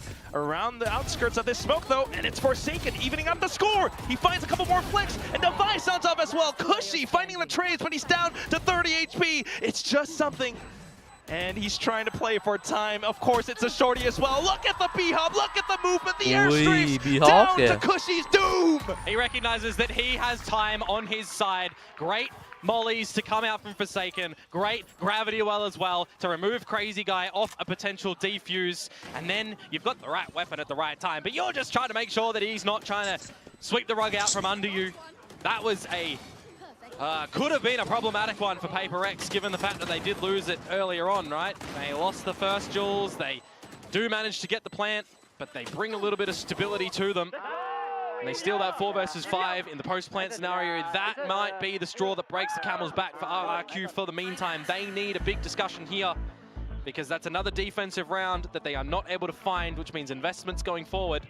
For right now, I'd like to take a poke and, you know, kind of wonder about some of the plays and the compositions as well, because now you're seeing Paper X repeatedly play around the smokes. In that little retake, it was just Forsaken playing around it, and without the information, without the drones or the haunts, there's a slight difference. And Paper X have been exploiting these ranges. They're hiding underneath RSQ's nose. It's something that I highlighted a little bit earlier as well, right? Where a map like Pearl currently with this new RRQ roster, it's not their favored map, right? It's not a map that they've, you know, been locking in the same agents, opting to pick, opting to see picked against them in common occurrence. Right, we're switching control. We're switching a couple of agents in there, right, between the Neon or between the KO, and changing who's playing what role. Feels like RRQ on Pearl, it's still not looking the greatest. And in this sort of scenario as well, you know, are you going to have to look to just be perma-banning it come best of 3 territory? Meanwhile, for Paper X, this gap just gets wider and wider in towards A main control now. I like the initiative, at least from the duelists over towards B main. You'll pick up an ulti orb there for Jemkin. Or for Mong, những. You're both one away now from the ults. You'll pick that up with Death as Jemkin, and you know the space now as well, right? Pistols again for the defenders, just playing to the numbers as Paper X. Well, if Mong, những finds a kill, it could be overdrive. Yeah. Taking a page out of Paper X's book, hiding inside the smoke. Paper X, though, doing their due diligence. They check it. It's a second kill, though, and look at that! Relay bolt into the B! Mong, những up for a triple! Maybe the quad until chết luôn kìa. Prevents that from happening. But he's done his damage, hasn't he? The fact that he gets away with 3, that's an absolute mockery on what Paper X had for this round. Mong những bắt được 3 đấy. As well. So even though you have the site somewhat smoked off, is it safe enough to truly get the spike planted? The Cosmic Divide invested because of it. Forsaken continuing to try to hold further space. Lockdown for Cushy. It's going to force them into a little bit of an open scenario. Well, that would be somewhat similar to the one before, and look at this, juggling the guns to get them away out of RQ's reach. He can go for a full spray if Xfera gets a smoke down on the spike, and then get the other gun to continue the spray. And that's what it comes down to. RRQ, even if they try to go in for the body blocks, I don't know how successful it's going to be, but peeking through the sprays, Cushy finds the kill. Crazy Guy sticking it all the way through. A thrifty round comes up all of a sudden. What is it with RRQ and catching thrifties in this series so far? It's always the case that the round they need the most is of a thrifty variety. And this is a scenario as well where the first kill goes the way of Paper X. They don't sniff out what's happening in the smoke though, and it absolutely gets the better of them, doesn't it? They were checking it, but of course Mong những. It's Mong những. It has to be Mong những. What a round. I did all the heavy lifting. The fact that you guys win it, yeah, let's go. Let's see if they can tie it up. 2 more. Paper X, though, they will not be slowing down. Yeah, in fact, turning up the heat right now, aren't they? Straight up through the guts of mid, through towards Art, towards the A side with a bit of a split. The blades, though, oh no, something! Oh, he's missed them all! Well, he's getting the space for the team nonetheless, looking for possible right clicks with the Nebula propped up against Crazy Guy right now. And his further space as well. Flower being blocked off again. And that's Patman continuing to push up through Secret, completely confounding RQ. And you can't do a thing as Jemkin right now. Talk about a change of pace from Paper X. Very slow and steady these last couple ones.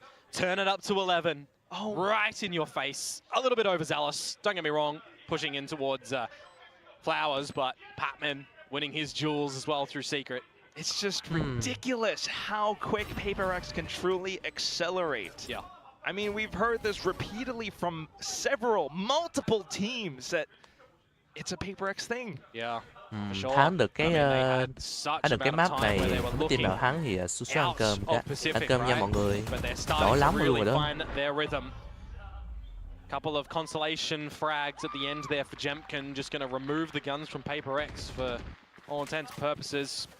Play with their economy just a little bit. That thrifty round, they're not able to double down with another on the back of it. I mean, madness from Patman, by the way, into his teammate's Molly. Ui trời ơi, hai đầu, má đi xếp hàng kìa. Blue W gaming round come From the new guy too, Patman. He's adopted quite nicely. Fits in like a glove, and there we have it. A timeout by Coach Ewok and Warbirds as well. We'll see if they are able to deliver Paper X an L in this moment, because this is something that they sorely need. If this doesn't happen, we actually might see a possible 3-1, much like how everyone has predicted. I mean, I wouldn't go that far just yet, but I think my worries are being seen for RRQ in this scenario, right? The defensive side on this map, you know, when they're trying to gather the early A main information, for example, any team is seeing, well, they're putting 3 numbers there, let's just move it over towards a lean towards B, either through a B link split or all through main, because they do hang around a little bit too late. When you consider that Jemkin on this Yoru is also baited generally to rotate a little bit early, or he's playing then more retake towards this B site, it just plays in towards Paper X's hands more often than not in this sort of environment right now. So we really need to see some change-up affairs for RRQ on the back of that timeout there. Need to see 2 rounds in a row, right? Time for a field test. Single mistake, and that could be the map. Yeah. Placing swamp grenade. See what the beginning installments look like in this one at the moment towards the B site, where I say, right, RRQ gathering the A main control at the moment.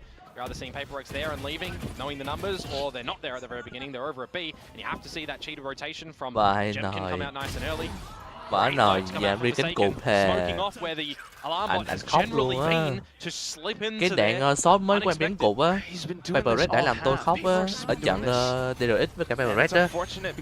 You're just unable to read it. The lockdown now forces Jemkin's hand. He's looking for that frag against Forsaken, who is another Yoru player, but he gets spotted out because there is a flurry of utility out from the back as well.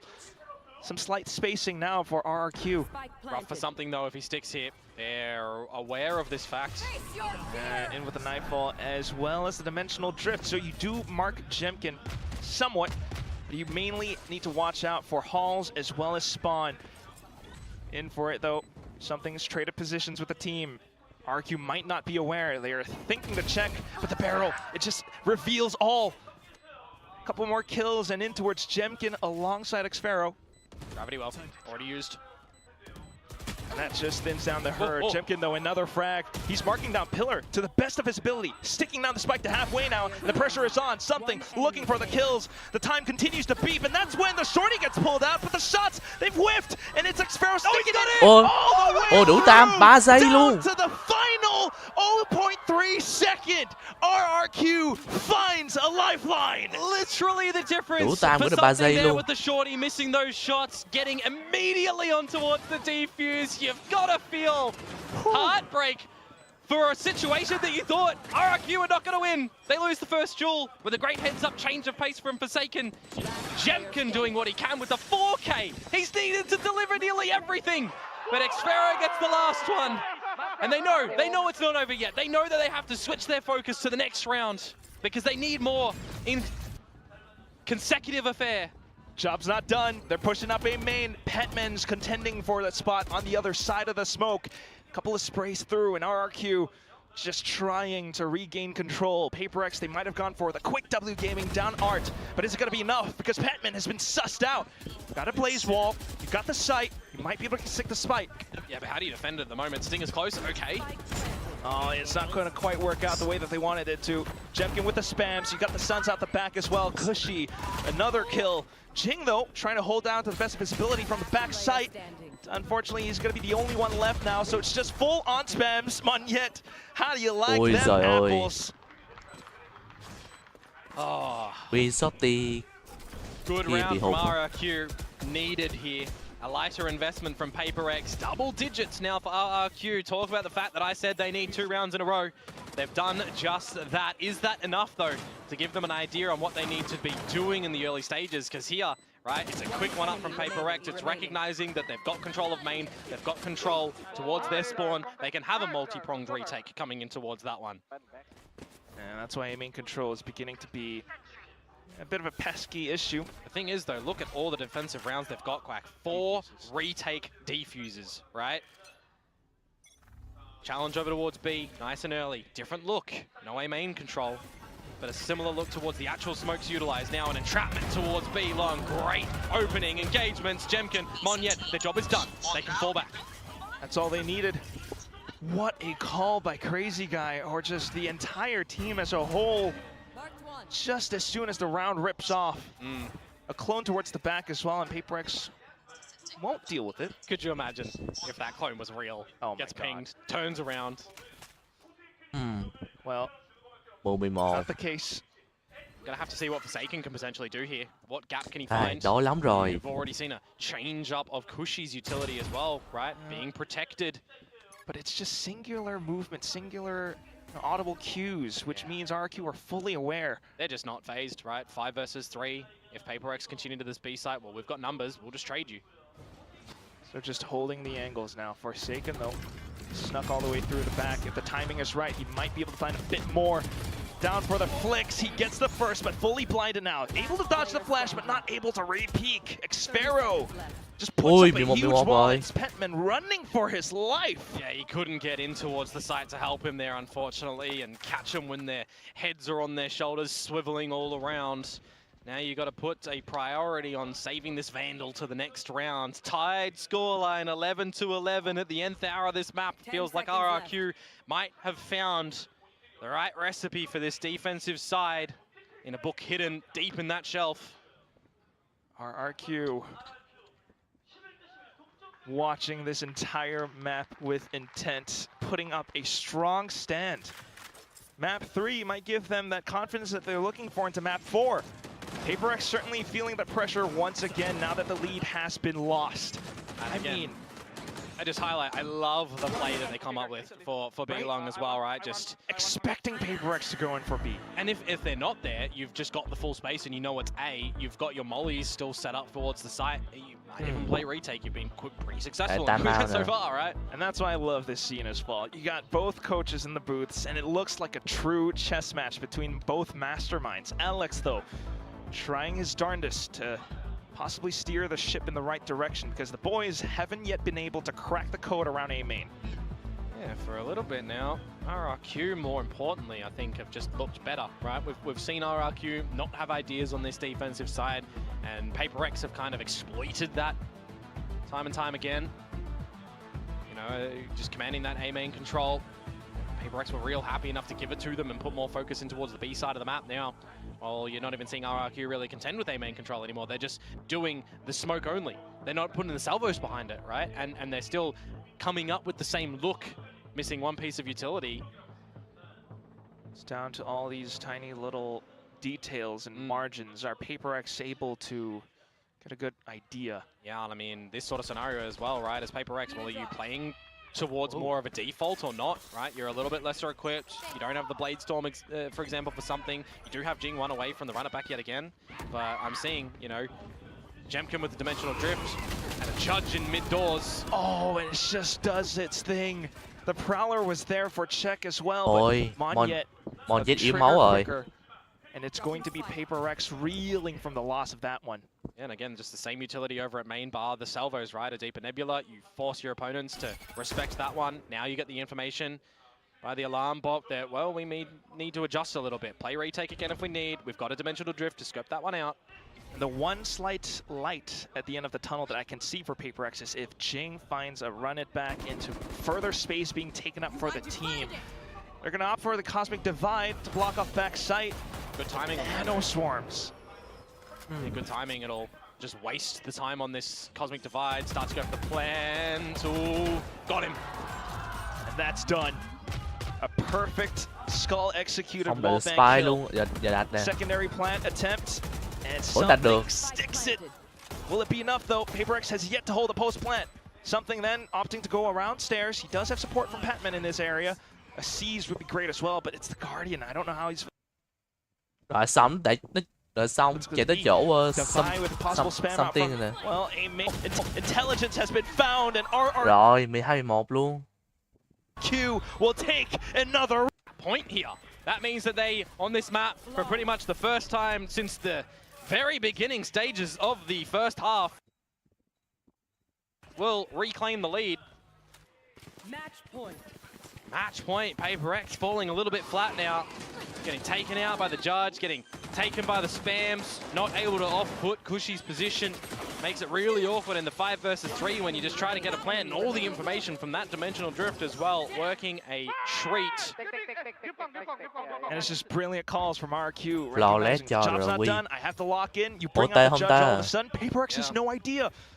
And it gets scary now as well, right? When you consider the Armageddon is in play for Crazy Guy. If that's put at the right spot, that could be massive. Back towards normalcy for RRQ, pushing forward to get Mong, Những on the overdrive. Meanwhile, Jing up with the runner back. The team is with him too, and they're stuck in the Armageddon. In for the relay bolt as well, and it's RRQ finding advantage. Defy, though, trades it right back up, but there's a lockdown at his feet. He needs to push up. He needs to go in for it. Jing finds that. Some assistance being afforded now as Spike somewhat gets retrieved. Patman declare it back sight. 3 versus 3. Defy alive, so smokes for Paper Rex. Timing for Patman. This could be everything but Crazy Guy on the drone. He was contemplating it right now. Ui giời ơi. Patman's win. Hopped up over, looks for the flick, but it's Đó mạng được nhưng mà Champion yếu rồi. 4 HP though. How long Paper Rex might be able to push us into overtime. Jing now with the space. You've got an op being played by Defy as well. It's a position that surely RRQ doesn't expect, so they will continue to march forward. Offside, past Flowers. Jing marks the angle, has a flash, has a molly as well. How on earth can Cushy possibly play this? He goes into check, almost losing his life. Ui, OT luôn. Contact to push us into overtime again. Khó rồi, khó rồi. OT rồi bà con ơi. Thêm một lần nữa OT luôn. A brilliant Armageddon early on as well. I gotta give props towards Crazy Guy for that location. Really trying to assist the team from afar. But in the middle of the 3 versus 3, just trades upon trades. The hot hands try and force him to not push. And you do get the eventual trade there as Jing. And it's Patman seizing the initiative to sneak up through Flower as well. Yeah. Just to surprise Crazy Guy. Who... I mean, if that duel goes the other way, that's probably the map. Exactly. I mean, if you play by the book, but Patman doesn't do that, so... Another overtime. OT1, here we go again. Pressure mounting, I hear the kettle whistling. And both teams, both sides are feeling this. We kick things off with RRQ, slow march up B. Oh, you say slow, but they're pretty fast in towards this one, aren't they? 4 members again from Paper Rex, going back to tried and tested. Gather the orb, gather the A main control, play on the stalling utility that Forsaken has down, and he's actually got a judge, expecting a bit of a play, but it's the similar utility. Salvos, Nova Pulse, trap you here. He's just played DDR, he's dodged everything. Meanwhile, the rest of the team from Paper Rex slowly coming up front from mid. They gotta watch out for the flank. Come on, Những will be able to slay all of them down. Cushy with the flank now coming through, and it's just Patman able to find one trade. Cushy might have been dealt with, but how do you lead? Spearhead a 2v4.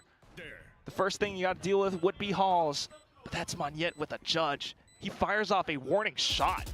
Patman tries to go out from the back. Attention has been bought, but then the spams out from Pillar. You've got Jemkin all the way towards the back as well, And he uses that elevation to bring this to a 3v1. Quá sai lầm. Khó rồi, ba người là boss line, ba người đứng ở kia sao mà đỡ được. They've really afforded 13-12 themselves rồi. some recovery on this map, haven't they? Since the 4 rounds that they got in a row. Before that, they looked a little bit down for the count, coming out with different ideas, losing the last, but back towards the OT, quick towards the B site, establishing a plant with sheer numbers. Cushy delivering the goods as well, making sure that the numbers were found. He's on 30 kills now. He's absolutely stepped up in this map. Cusi 30 kill, Champion 25 kill. All of a sudden he brings it out. This time, RQ.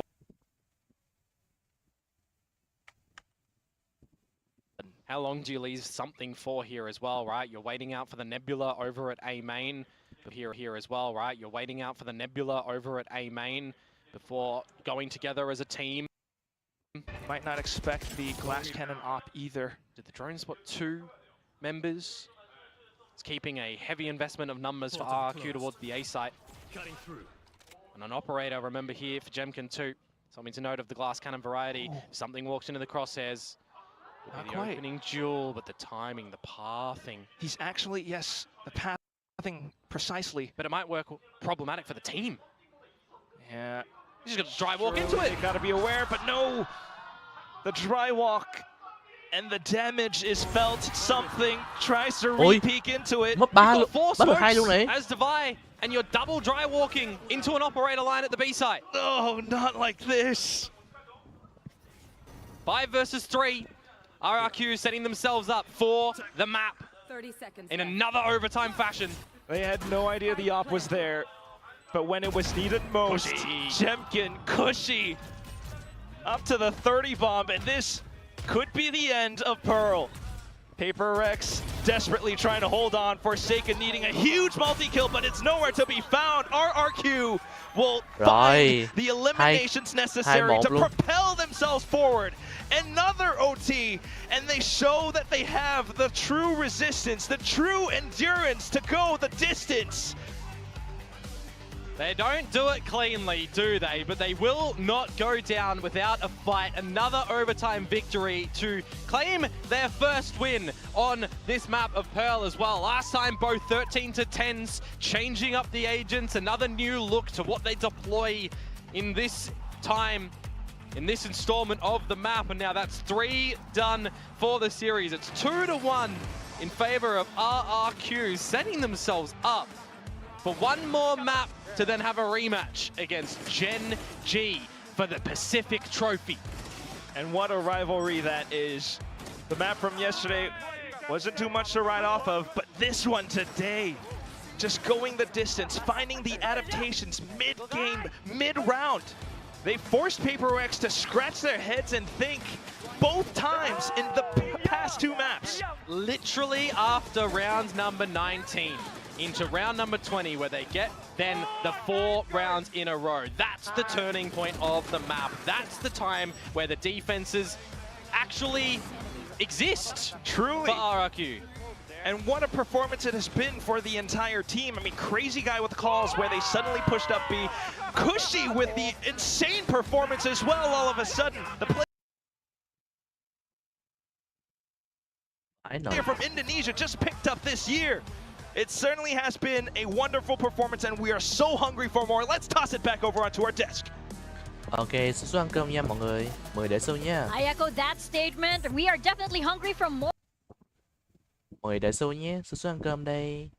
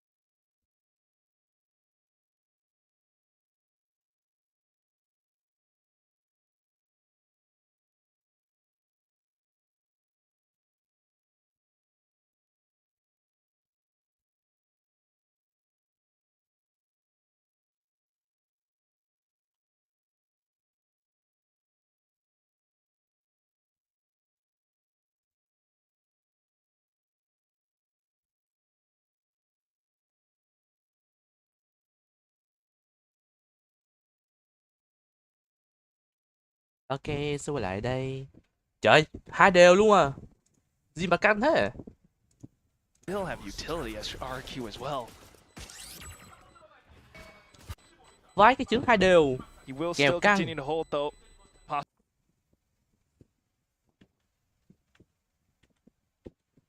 Possibly to allow them to expire into the spike, find more ult points. There it is, but the pistol round over to RQ. Yeah, that's what's more important as well. Right, the fact who switch back up towards the Vice. Meanwhile, flip it on over too. Last time we did see Xfero on the Vice on this map. He's gone back towards the Cypher. Last time we did see Xfero on this map. You know, against Nongshim, against Talon. Trời ơi, dạo này bị làm sao thế nhờ? They did lose towards Team Secret. Felt like they weren't even in the map in that game. But importantly, Quack the pistol with it, courtesy of Forsaken. Ooh. Might not have seen too much though. Căng nhờ. Icebox. Trời, Icebox bị 3-3 luôn và cái nồi. Something for now. Căng Well, dữ. they're going to be aware of this one. There's no Senti util to watch for it. It's going to come down to timing. There's two of them here. It's Magnet. He turns back. He goes in for the fights, and he will be victorious against Patman. Oh, the outlaw though. Can he get anything more? He's looking at the right location. Oh, just the timing on the angle. Right, you've got players with the haunt around A main, and that informs that you know RQ are somewhere around B. Yeah, but the really late flank again from Crazy Guy. He's just going to play so passive for the salvos if needed. Oh, catch anyone that comes through tiles for the lurk, which actually this time may actually happen. The door shut as well, just buys further time. I mean, this flank, this Là lurk. the spy nè. It's just going to play with your mind, isn't it? Going later and later into the map. 4-3. Compounding effects for Come on. for sure, and he just is so unbelievably patient. Jemkin just blocks off both lanes now. Xfero as well, and that Ghost. And something, he might have bought up the Outlaw, but he's not able to find too much. Team A luôn chứ. Much off of it. Yeah, Forsaken dropping that one as well. So we'll see what the buy is going to look like coming. He does expand his weaponry when it comes towards this map on the Fade as well.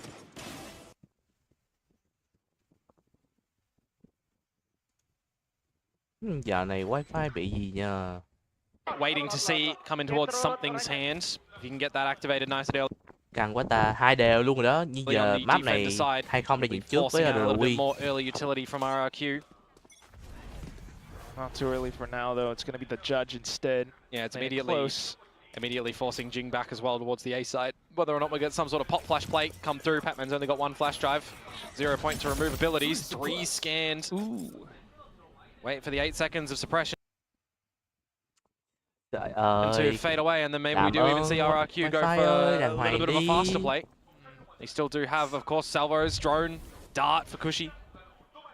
Juicy intel. Flash for Jing, but Lát chơi tầm 1 tiếng xong anh chơi game khác hả? Expecting that there may very well be an explosive play when you're on a bonus, but gonna think better of it. RRQ taking their time with it. And this is where, as Paper X, you're also possibly thinking about Crazy Guy on a lurk again. I mean, that's why they're not fully pushing out. You see this utility come through towards mid, and you know as Paper X that you've got to have eyes on it as well, right? If you're dropping on the flash, it can see anyone crossing market, but there's a sliver of timing on that one. So Patman.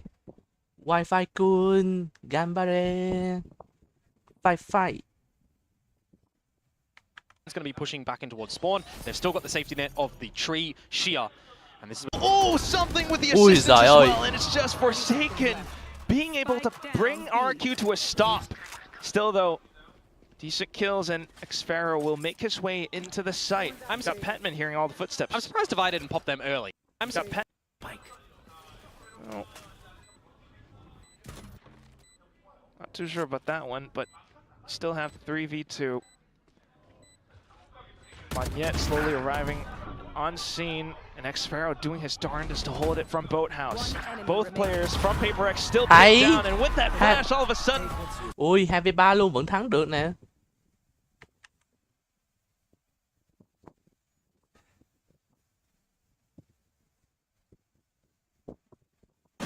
you paranoid the back, but you don't actually play on the back of the timing.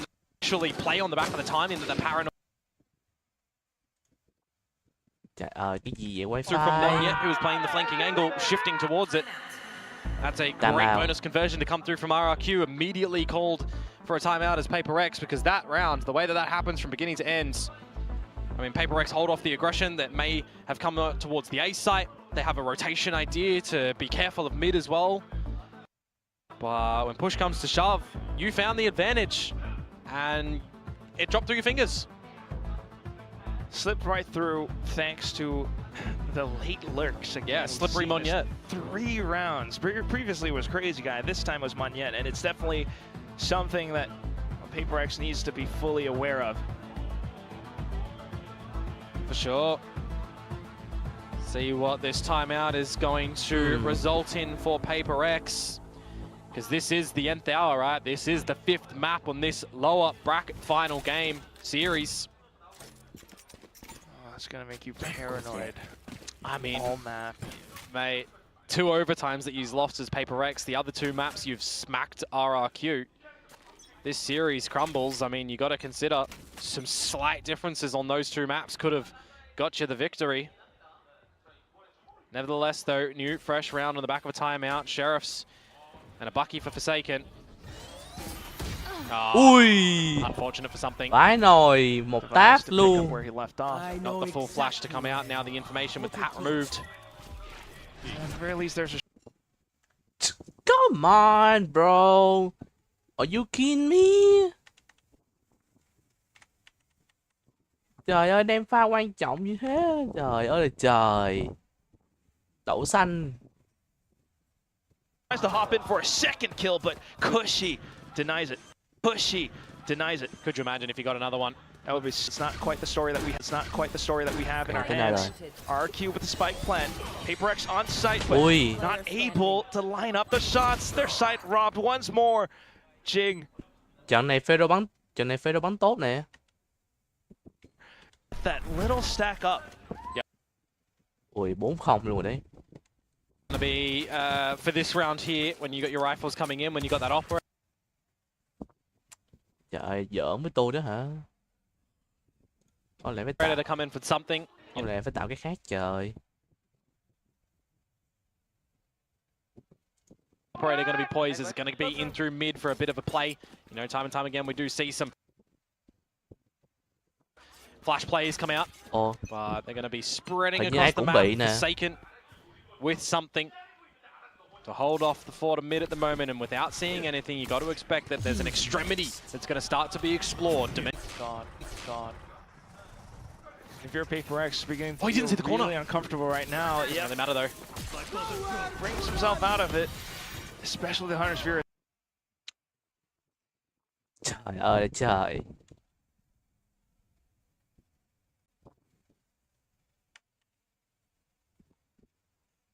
Đừng lag nữa, trời ơi.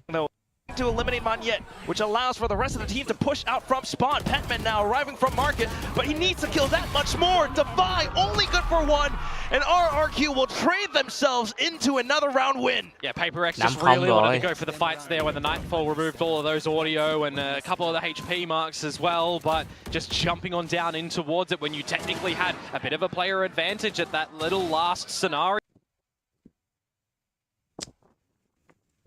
Chán ghê.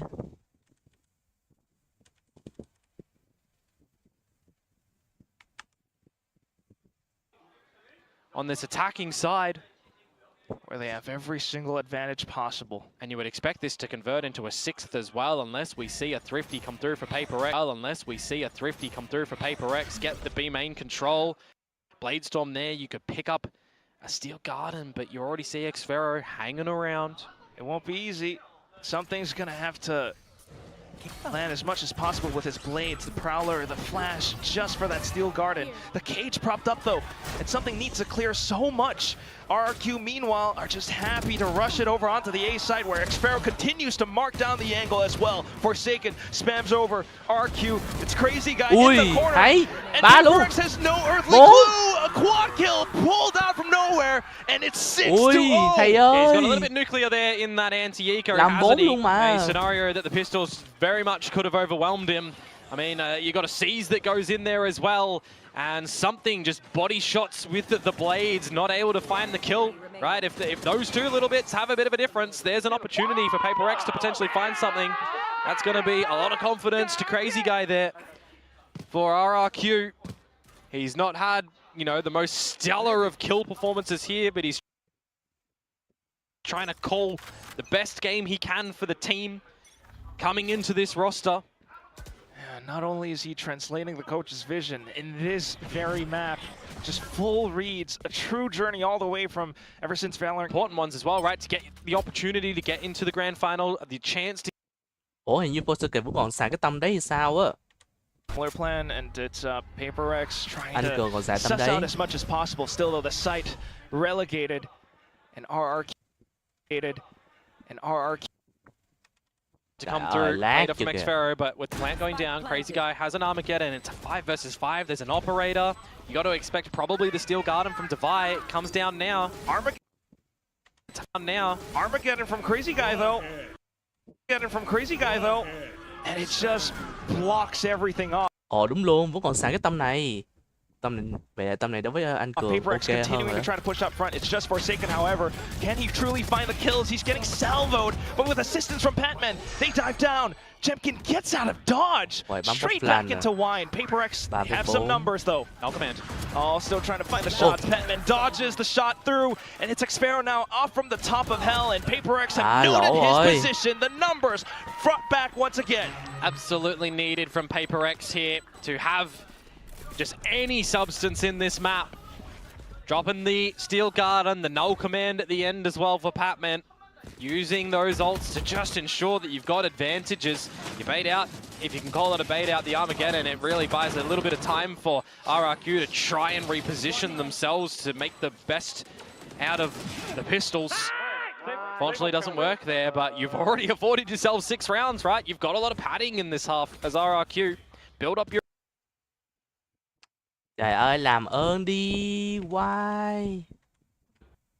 Similar setups, but one thing they can always bet for sure is that they have that confidence to continue going for some of these fights. Prowler again to contend with Xfero. Yeah, it's just going to make him feel a little bit sticky to stay around, isn't it? Or to at least alleviate a possible lurk. Yeah, needs to call for his team to smoke out middle so he can get out of dodge. But this is the mid rounding for RRQ. Rồi sao nó mờ luôn rồi. But this is the mid rounding for RRQ.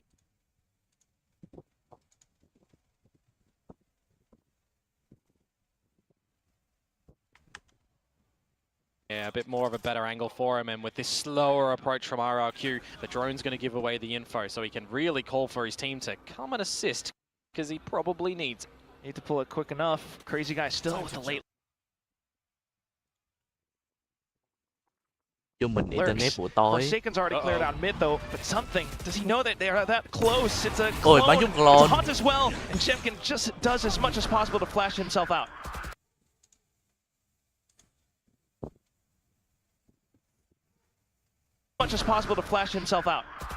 See what he can do, snuck himself in towards the logs, but the duels start to come out, the trades as well. And it's Forsaken with a little bit more. Patman all the way out from spawn! Triple kill, and it just mows every single RQ player as they try to approach from B main. Yeah, you're blinking, you missed that one, isn't it? Paper X. I mean, how many scenarios do they just want to send all the bodies into the fights? This time works a bit better than a couple of rounds ago.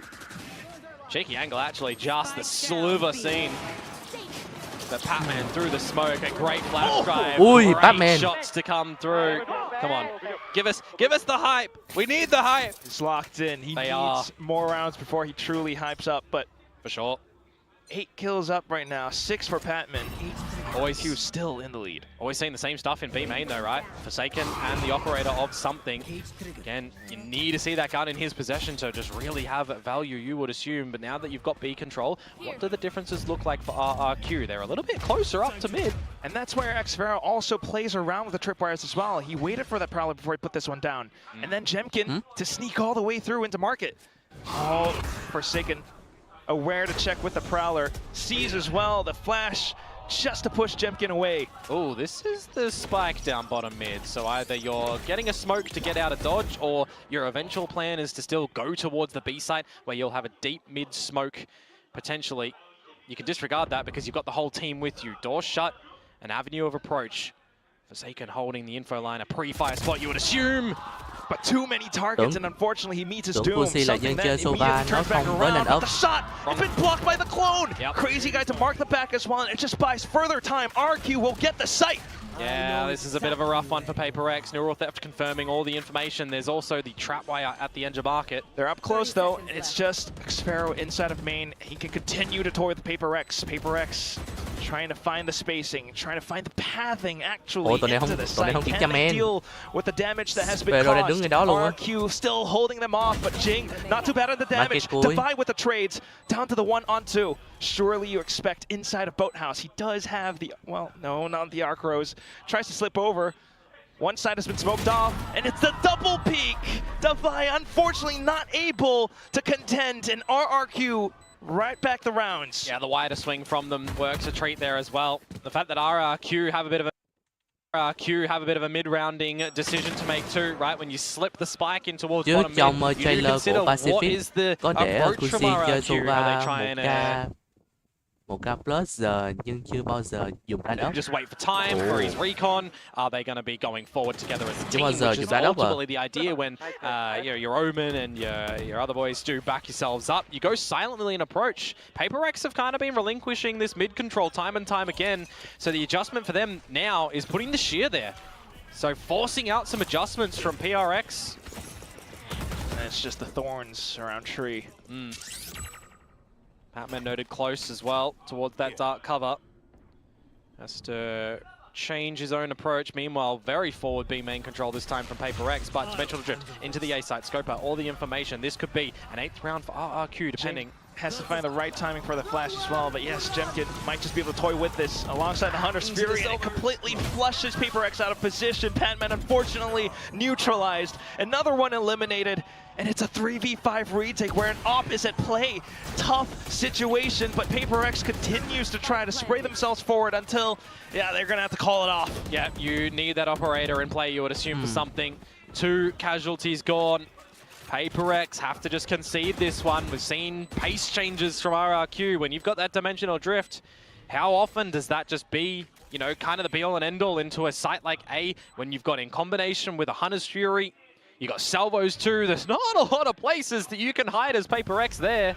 That's why you really do need, you know, a null command essentially in those sort of scenarios to counter, because apart from that, you really can't stay around. There's just no option, no choice. It was 2 ults, but it gives them a much crucial round. RQ now up 8-2 after the timer expires. And again, it's just compounding effects from everything from the first few rounds, right? A butterfly effect from the late lurks, the presence outside of B, which forces Paper X to plant players around these spots. Just buys so much away. I was going to say, the timeout for Paper X, do you consider dropping your second one in this sort of scenario as well? Because you need to have a really big discussion right now. It's Ascent defenses on a change-up of agents coming into this map, but a change-up of agents that you've had some good successes on, right? Against T1, maybe you catch them in a bit of an off day for that second map that they picked in the series. Your attacking side was flawless to close out the map. Your defensive side, I mean, they ended it as an 8-4, right? In the lead. This time, all of the ideas for RRQ working much more of a treat. And what have we seen from Paper X? We've seen B main control upon B main control, getting either the operator on the line or you know, Prowler out from Forsaken, and they hang around. If RRQ are expecting that, they're happy to give it, right? They've got 3 other lanes that they can go through. You go through mid, you go through tree, you go through main. And that's exactly what this timeout is for. I mean, there's just so much to consider. RRQ being able to toy with Paper X in this fashion truly gives them every single advantage that they've been looking for. 8-2. I mean, this is the first time, the first half in this entire series where RRQ is this dominant. Yeah, for sure. I mean, if we are contending upon an overtime scenario, it's Paper X that have to make the comeback real, right? It's always been RRQ that have kind of been the trailers. This time, contention in towards the main, and Xfero dispatches of Forsaken. The Hunter's on for something as well. Just when I thought Paper X was equipped in for this round, they immediately get eliminated. Forsaken down, something with the operator, but not able to flick because RRQ has swarmed the site. Oh, do you even consider a save again? A 2 versus 4. You've got no money, you've got not the greatest weapon. There's the Bulldog in play. Có hiện nào là 9-2 không ta? Round 11 might as well just kind of throw everything in, but tripped Rồi, up mỗi as mình Jin well. thôi. Jing, he's been spotted. Xer beginning to push up. Jing might not expect it. He's Thì biết sẽ crushed out as chớ. well, but Jing, decent flick, flashes over onto the back, but all the spams possible. He has to back off. He has to play around safe. He hears the jumps as Ui well. giời ơi, thầy ơi. Still though, running out of ammo now. Rồi lộ luôn rồi. He swapped to a weapon, and that's the precise moment when Monyet peeks out for the kill. It's 9-2. Is it going to be a 10? Maybe. Very well, maybe. That's the timeout that Paper X call as well, not going their way. The idea that, well, B main controllers I'm speaking about, Paper X have been loving trying to gather that, right? Let's just take the fight to them with numbers. Let's get in their face. Let's go quick when they might expect something slow. It works an absolute treat for RRQ. The money in shambles. Digging deep in towards your pocket. It's not the worst for Paper X. Vandals, Phantoms, couple ultis. Regen shield in there as well. I mean, Patman, yeah, you've got a Spectre, but if you're null commanding at the right time, you could still assist your team. 0 point for 2. This will command a little bit of a slower start for the beginning of the round to RQ. Forsaken taking his time around B main as well. He just sent a Haunt out, which was shot down, so still holding on to some Prowlers, but the Armageddon into back of A. Yeah, no dark cover to put at the front of the side at the moment, but the Molly will hold them at bay. Monyet, risky business, I was gonna say if he found that. Which then the Nightfall in towards B. Forsaken trying to do his best to hold it down. The burst is great. Defiance well up from backside. And it's just crazy, guy. The late lurk this time, completely dismantled. But he will still be able to eliminate Jing for the least. Something to end it off, though. So it's 10-2. Paper X able to scratch one right back against RRQ. Put your hands up if you are a superstitious person out there. The 9-3 curse, is it gonna be real? Paper X gonna have the blessings go their way in this one, because so far RRQ have just had the better ideas, the better movement around the map, and just affording themselves more buys as well, right? With the layering of rounds that they have. I mean, the 6-0 start really sets them up for the remainder of the half. 3 more extra, they drop 3, yeah, sure. But they are in pole position here to get into that grand final. Which player infuriates you more? Go in already, a duelist that never goes in, or Smoke, a controller that never smokes? 100% controller. You need to be able to smoke outside. Hết lời nguyền để xem coi. Which player in we do see a lot of duelists be a bit self-sufficient, like a Jet that can get in, or Yori that can get in, around the go smokes, in because already. you think about the Duelist that importance in never these sort of goes. scenarios, right? How often do we see smoking agents actually die a little bit earlier on, and then the team has to adapt? So sometimes you do get smokes that can't smoke. Này như kiểu người chơi hệ chơi kiểu gì đó hả? I think more infuriating, probably the duelist. Regardless of that Đi chơi smoke mà không bao giờ smoke. Duelist phải anti sai nhưng mà không anti sai. Go and entry if you play duelist. Go and smoke if you play controller. Just do everything right. We'll see if Paper X can do everything right, though. I mean, again, you mentioned how the first half was perfectly set up by RRQ. Now they're on the defense. This is such an important pistol round. The stats. Rồi Quy sẽ chỉ xem hết thủ. If RRQ get the pistol. If RRQ get the pistol, then this could be over. Well, we'll see. Mà cái tiếng cổ vũ to chứ kìa, tiếng la luôn á. They shrug it off, going into their attacking side. Slow and steady in the middle, cleared out by the stealth drone. The drone doesn't hear the footsteps truly as well. Duelist như là đi flank thật. Paper X clearing out A little bit. Begun to set themselves up around B. Paper Red động lực khá cao đấy anh. Switch as well in case we have something fast from. Ui, Cusi. And the 3 from RRQ. Stable to mark down the site. They might have been flashed, but still, they dig deep. Yeah, but they can't go in at the moment with just the stalling power of the cage, of the salvos. And look at that trip as well. So they're going to have to try and go back at it again. Yeah, and the trip, I mean, if you get a dash on towards it, maybe you have some good spam. Maybe someone who plays towards CT, if it's smoked off, can still pepper some bullets there. Oh, but then for Paper Rex to elect for a B split push instead. Or the mid Crazy now. guy, he's found some information. 30 seconds to go. It's going to end up being RRQ have 4 here. Yeah, exactly. With the trips again as well. There's the Up trip around the survival smokes. Jemkin trying to line up the shots, but something's good for at least one. Defy though. The trades have to be good, and Paper Rex just continue to waterfall into the side. But look at Jemkin and how slippery he is. Backed into safety. They got to get the plant and the salvos. They can push you out of position. That's exactly what they do. 15 seconds left. The spike plant is not available. Finally. Has to find the kills. Finally, it goes down, and it's just crazy guy left. Low HP as well, but still needs to find the 1v2 in position. Không biết thầy có được 2 không? Batman thì yếu máu lắm rồi. 12 viên cuối. They are. Crazy guy. Does he have the shots though? Ui, bắt được. Onto Patman and Forsaken with the crouch. The high low Bắt được Batman still rồi. supports Paper Rex. That set up as well. If Forsaken gets headshot, the ghost bullet, does it go through? Finish him off. That would have been a headset off moment for Paper Rex, you would assume. Jemkin trying to dig deep in there as well, but my oh my, the stalling power, the reads, the fact that Paper Rex still go into the B site. There's no time to change it up. There's no lurk to bring value for them in this pistol round. You got to keep a sword face for them too, because they have a mountain to climb. Yeah, the swarm works, and well, at least it's one round, which might give them a couple more with the guns afforded up. Awkward. Back into B. Awkward team flash, what could have been? Anti-flash, by the way, for Jemkin. All the way towards the back and beginning to peek forward. Not too often you see a cool little counterplay on the back of the camera like that. Try and flood on in, catch them off guard. But, hey, you weather it, right? And now we wait and we go again by the looks of Paper X's positions. This time you got a bit of a rotation from Xfero as well. Just the pistols, though. As much as possible. Back in for the little peeks though, off of the timing. Jemkin out by logs, however, but Rồi, spotted Jemkin bị lộ out vị thanks trí to rồi. Z's.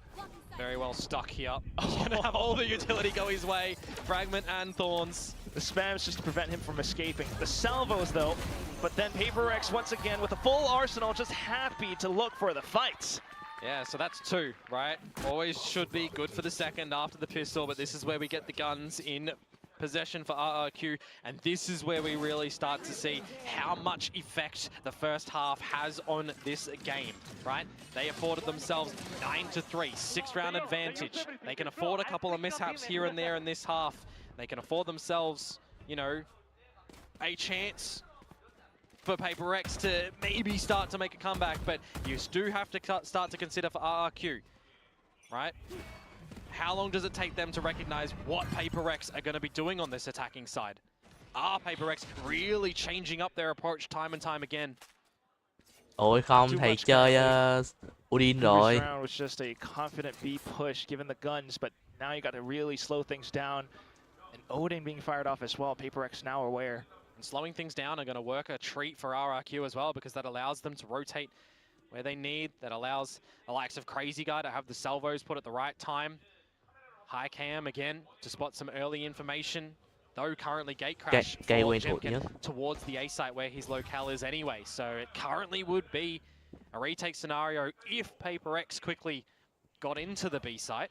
But that comes down to Xfero as well as Cushy. Again, right? These signature agents, you've got the trips. And if he's able to anchor down well enough.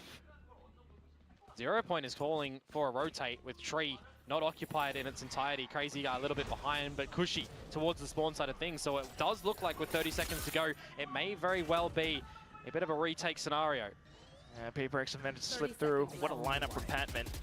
The trip being noted as well. Devi slowly sneaking himself forward into the one and done.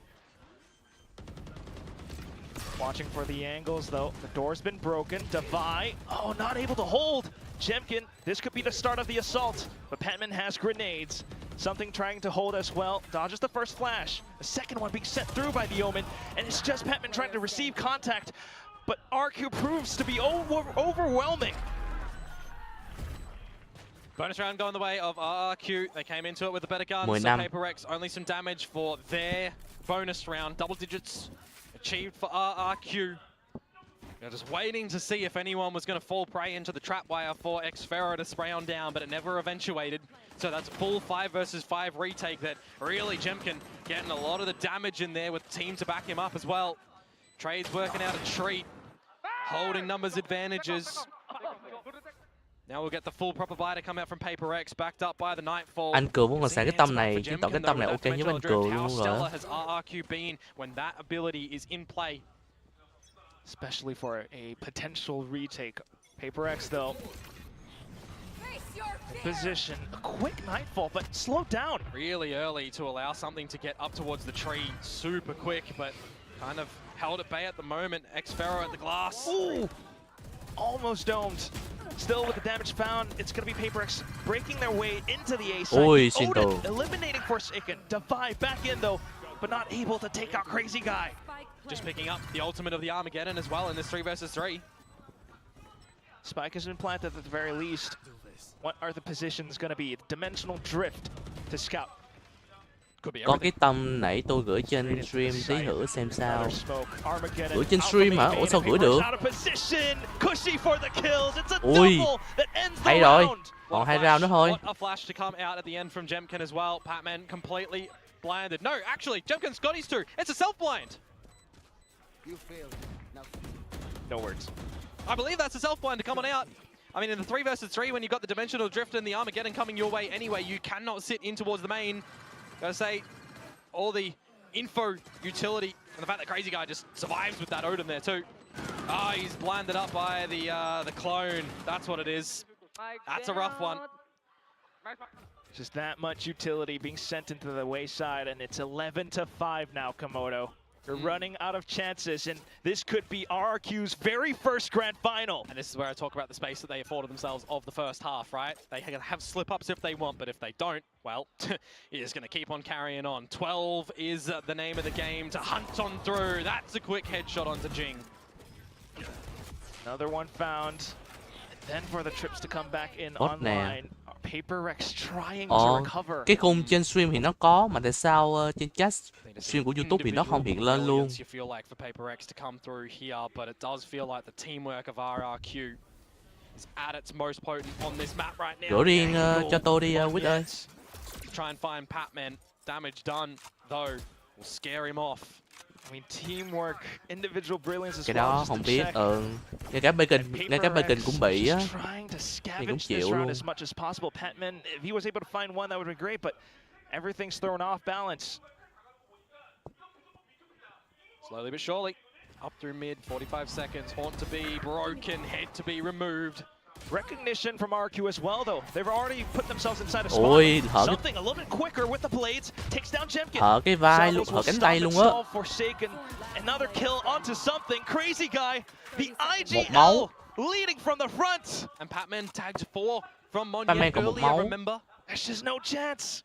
Look at them all stacked up inside a spawn. As soon as Patman reveals himself, this will be series point. Tries to get ahead of it, but there is no chance at all. Yeah, there was not a snowball's chance in hell in that one for Paper X to win. It feels like 12-5 series point. What does Pilski know that we do not? RRQ weathering through 4 maps here, 2 victories in overtime, 2 clean ones from Paper X. Is this where the train gets derailed? Smashing into the mountain. Just might be. 7 series points. And it's just way too much for Paper X to deal with. The weaponry not too great in this round either. Decent flash over, some space around the middle. Jemkin looking for the peak. Yeah, stuck at the moment. Will be bailed out by Xfero's cage if he wants to try and get out of there. Weathering through the suppression. They'll just skedaddle on through. Crazy Guy as well, marking tree. Paper X, though, that's not their true final destination. No, not at all.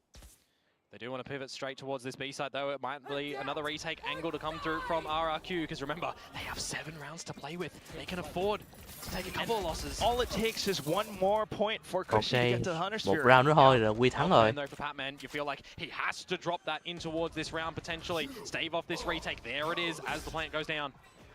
Which won't leave him with too much towards the future rounds. Right now, stuck inside of logs. His position pretty much revealed. A 0 point just to hold even further back as well. Another fragment. With some peeks out from spawn now, and they know exactly where Patman is. He will just go in guns blazing though. Just single kill, but traded out by Monyet. Oh, this lurk. Something up from the back, and he finds the double necessary. Two targets left. And unfortunately, this is not over yet. Paper Rex will carry forward. Yeah, but the investment for them in that round, Quack. The Steel Garden and the Null Command, you're not going to have access to them in the next one. You flip it over, and RRQ, we've got a Hunter's Fury to play with. They're from the shadows. These ultimates can be called ultimate for a reason. They can be round-defining abilities. And as we're talking about right now, it only takes 1 round for RRQ to get into that grand final for a rematch against Gen G. Affording a timeout now. PaperX needed this timeout. They need the opportunity to talk things through, because you have to remember, they used both of theirs in the first half, after round number 3 and round number 10. So the fact that RRQ deploy one here, have a conversation early, is a bit of a blessing for PaperX. A double-edged sword for themselves, but we will see. They are the ones on defense. They can pull out something surprising. PaperX need to be completely locked in every step of the way. And I'm not entirely sure that they've got it in them, even as a fan myself. I mean, we just need to see them be a lot more heads up, a lot more clinical in the early information gathering and what they can bait out, what rotations they can draw early. Finding an isolated duel, little by little, could be monstrous right now. I mean, talk about it as well. Crazy guy currently up on the kills there with 16 with Jemkin. Oh, and it starts off with a huge explosion up by B. They pushed up. Jemkin gets away with daylight robbery. Ridiculous. Hunter's Fury right off the rip as well. PaperX trying to dance around it. They do successfully. Không gây đam luôn. But losing something, that's your duelist, your opener. Is that 1 of 5 down for the count to seal the deal here? Rotations already from RRQ to the correct location as well. That's all they needed. Not really noting too much across the map neither, so. Good timing on the drone. Just the fact that you reveal that there's still members of PaperX here. Keep you at the right location. A paranoia ready to rip from Monyet. Jemkin in position around stairs as well. Crazy guy to stall the push with the salvos. And PaperX has no recourse but to continue pushing. Jing down and out. And the rest of PaperX continue up front. Still though, RRQ have the site completely surrounded. Every position marked thanks to the neural theft. Can they even get the spike down? They try to slow it over with the thorns. Plant down. Pushes up from both sides, so gotta watch for stairs as well as lane. Forsaken trying his best to isolate the angles as much as possible. Takes down the first head. Off to the next one as Patman trades up. And it's just Xfero trying to sneak on over. With discipline, he finds the first, and it's down to the 1v1. Patman needs to come up huge, but he's not able to do it. Xfero has derailed the PaperX Express. We've brought this through all this every destination. Rồi là Quy win and rồi. down to the final score, 13-6. 2 overtimes, an incredible first half, and RRQ will soar themselves into the grand finals against old rivals Gen G. Commiserations to PaperX in this one. They had a monstrous effort to get through the group stage when it looks like they were down and out. They start to go. Everyone's favorite. Rồi bây giờ là trận chung kết. Chung kết Pacific nè. Là RRQ sẽ đối đầu với Genji phải. That get the glory, that get the victory, that get the opportunity. One more series tomorrow to try and lift that Esports World Cup 2025 tấm vé thứ 2 thuộc về RRQ. Tấm vé đầu tiên là của Genji rồi. That there's fist bumps at the end here because it's RRQ ladies and gentlemen, they get that chance again to the grand final against Gen G tomorrow. Much love between both teams for sure, but yes, a much coveted opportunity to strike back against Gen G. I mean, how long has this opportunity been eluded for RRQ? 3 years. They brought in Crazy Guy now, and what a map he's called on Ascent. 100%. I'm really excited to see what it's going to look like tomorrow for these guys in that rematch, because they didn't really deliver too much in the previous series, remember? They gotta be really happy though that they got the victory here, despite the fact that it took 2 slog maps on their overtime. Hard fought and well-deserved win. It's going to be RRQ facing Gen G tomorrow in the grand finals. Congratulations, guys. Jemkin, this one's for you. Oh, okay. You get the number 7 mic. Alright. 네, 아래캐 잼킨 선수 그리고 이웍 감독 만나보도록 하겠습니다. 승리 축하드립니다. 아, 정말 치열했던 하루였습니다. 먼저 경기 마친 기분이 어떤지부터 물어보고 싶은데요. 워낙 이제 프랜차이즈 리그 출범 이후로 4전째는 처음 치렀는데 걱정은 없었는지 지금 승리한 기분은 어떤지 잼킨 선수에게 먼저 물어보도록 하겠습니다. Congratulations, guys. I mean, how crazy was that series, Jemkin? Your first best of 5s in the Pacific League. That was actually a crazy game. We lost 2 maps, like 13-3, 13-2. 2 maps we won was overtime. I don't know. Somehow we win them. Đủ để chơi Suplay á. Maybe I don't know. They got unlucky, but in the end it was a very nice game. 아, 진짜 오늘 경기 정말 미친 것 같다고 얘기를 하고 2 맵을 내주게 됐는데 진짜 대패해가지고. Ok, đã xong rồi.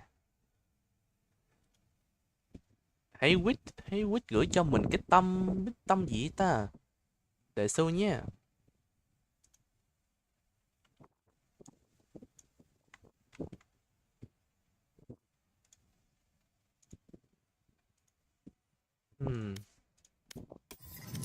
Để xem coi tâm gì đây.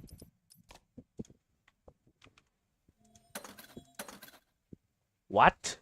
Tâm này hả?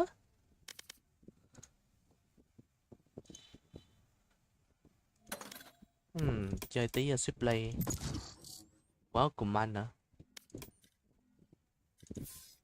Đây đâu rồi ta? Đây rồi.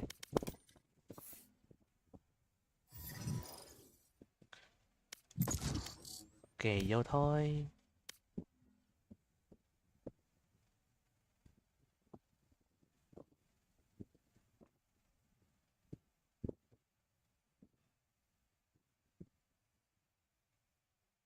Match found. Nhưng mà hình như là Paper Red cũng đã có suất đi vào Valorant Master Toronto đúng không vậy? Tâm nó bắn được, nhìn to thế thôi chứ táp ổn phết. Táp ổn hả? Nói thật nô xạo. Ok, để thử coi nha. They have no idea how hard this I am.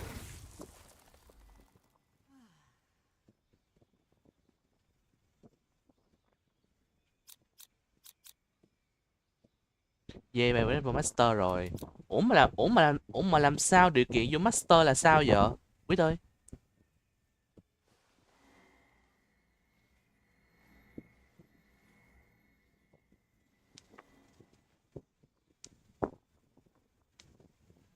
Esports World Cup là giải khác.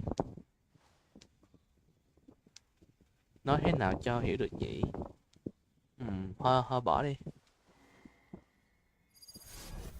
Cũng không có xem giải nhiều lắm.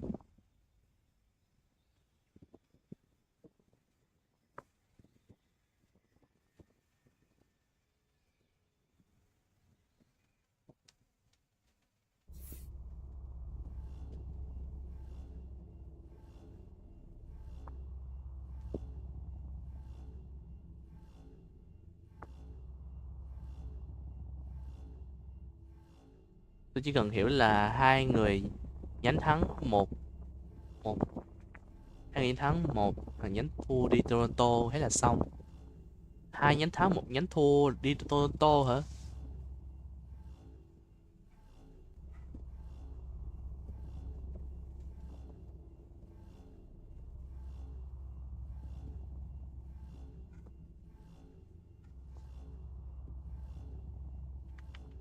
Bên server kia không biết có động tĩnh gì không ta. Hiện tại chưa.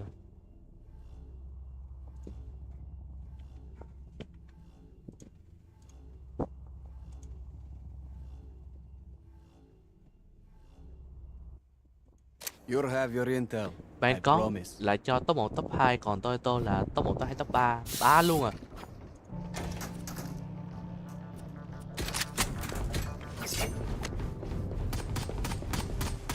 Reloading. Ok, hửa tâm của Quýt coi.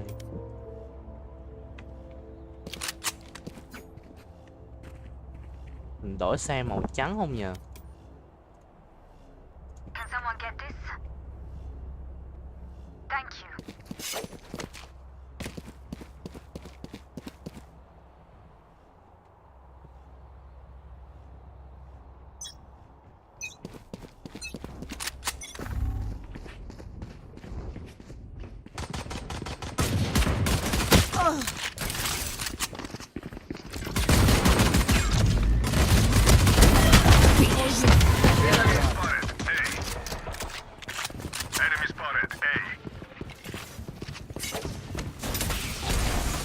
Shot down. Reloading. Ngon thế. Reloading. One suppressed. Reloading. Back. Spike down A. One enemy remaining. Last player standing. Ai nổi. Clutch.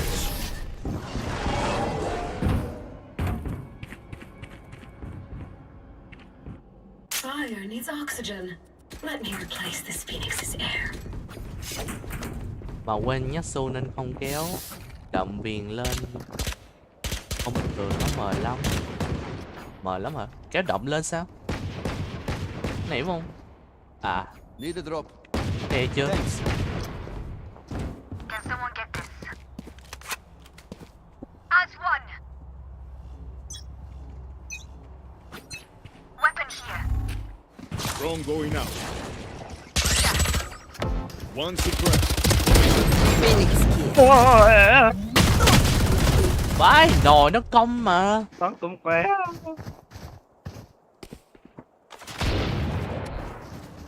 Scanning ahead. For you. One down.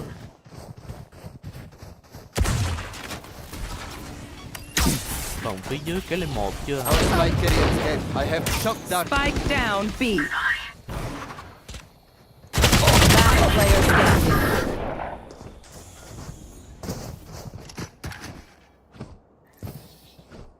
So, but yeah, they don't find them for me.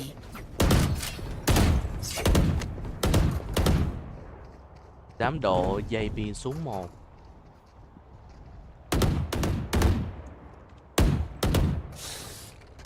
Cái này ok chưa? Độ dây viền nè, outline nè.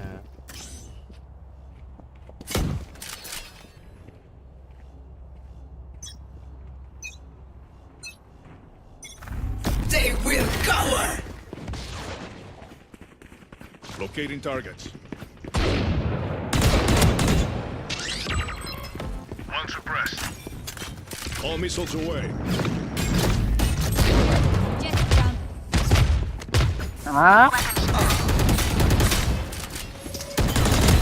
Joke's over. You're dead.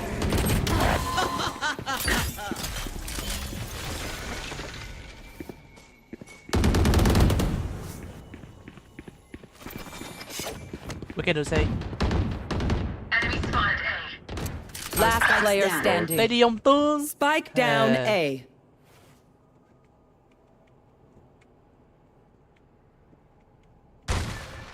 Cái à. Mẹ rồi tay không chịu. Cương. Chịu thua. Last round before the switch. Don't be cheap. Hello. Spend it all before it's gone. Team này em thua nhá. Hello.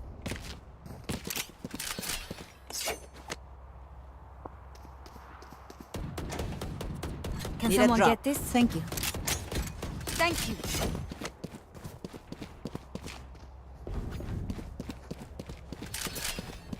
We will hurt them. The hunt begins. Drone going out. Hello, Chera. Drone is down. All missiles away. Enemy spotted. Oh, overdrive. Enemy spotted. B. Reloading. Your duty is not over. Get out of my He's way. live. Enemy down.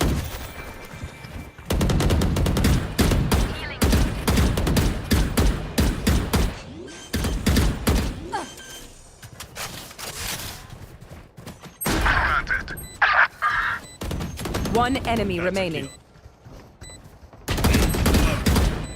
À, cái mắt em gần quá. Still in sight. Last player standing. Má, Bắt 79. tầm lưu.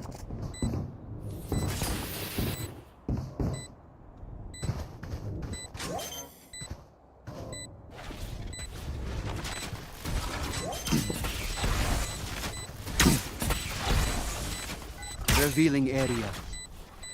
There they are. Trời ơi, bắt.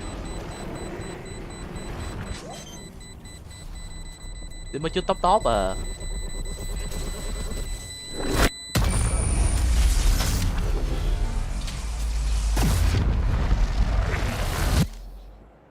Switching sides. A second wind. Let your senses come alive.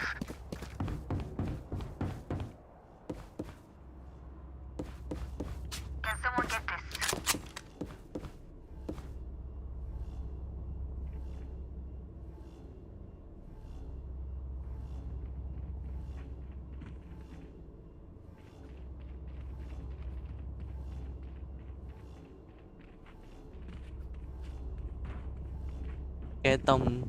Ke tông rộng hơn cả thời gian tôi chờ đếm em vô được playoff.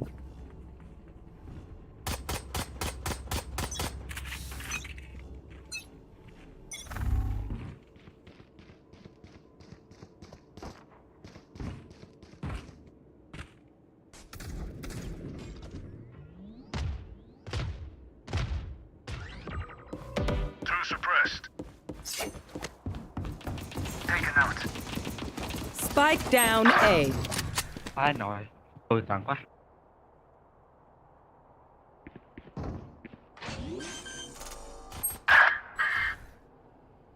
Spike planted. One enemy remaining. Last player standing.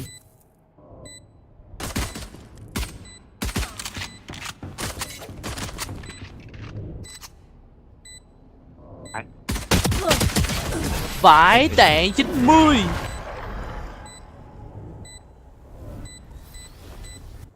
Match point. Even with numbers, anything can still happen. Remember that.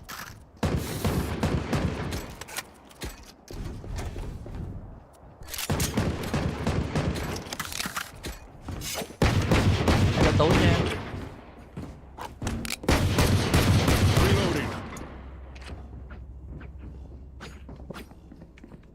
Hurt those who hurt us.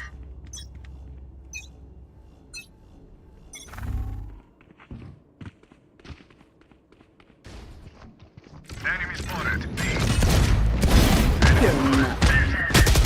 Vai nồi. Nó là cái trình luôn rồi. Locating targets. Here. One suppressed. Adios. Here. Spike planted. One enemy remaining. Nó phát clone đúng không? Phát cơ lên này lạ lắm.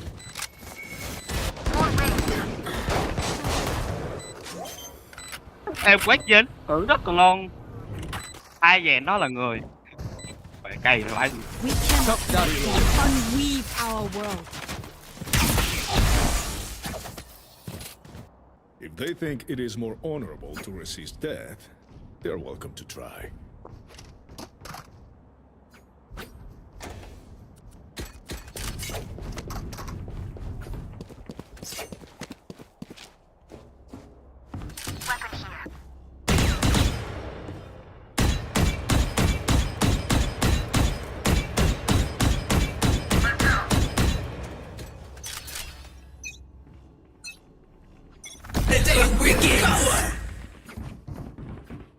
Revealing area.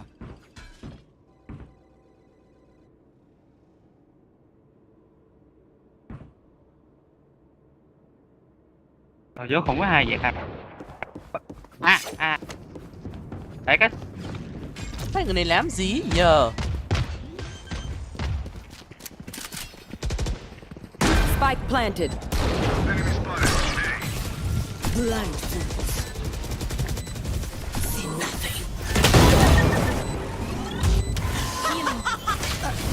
Mẹ, ngoài kia nữa, chịu rồi. Get out of my way. What? One enemy remaining.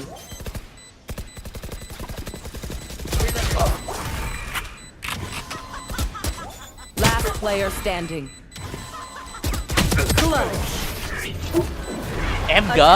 Em gỡ tí cũng được mà. Ok anh ơi. Trời ơi là trời, fan nãy mà bảo gỡ thêm tí nữa là ok rồi, nó còn bị animation mà giơ súng ra nữa mà.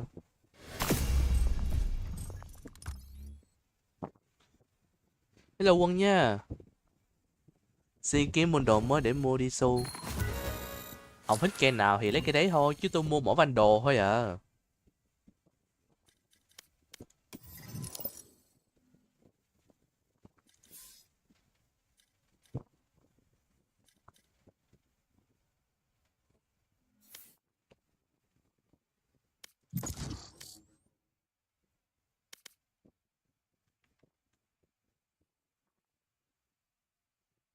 Chưa thấy ai vô.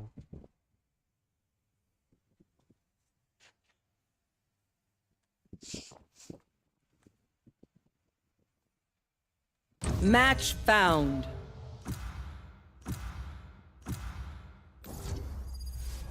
Phơ à?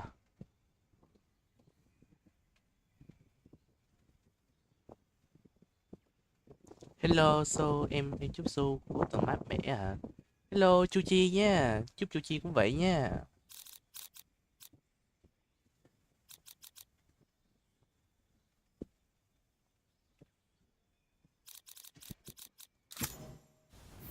Just take a seat. I got this.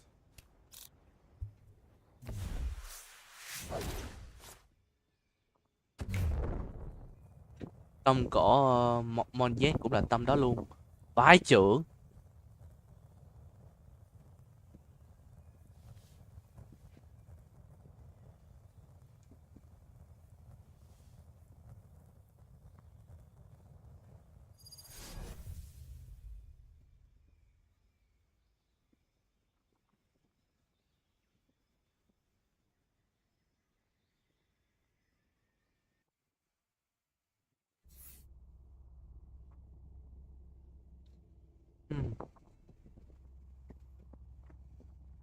Trung tâm của tôi đê thôi, tao ông nhỏ thấy mồ.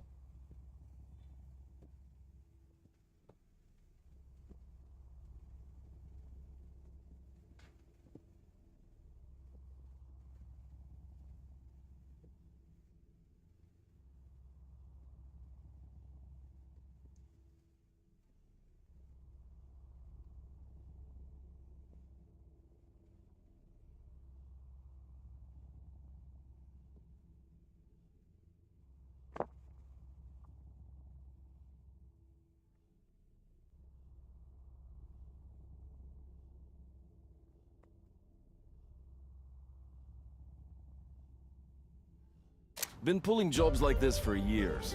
Risky? Sure, but never boring.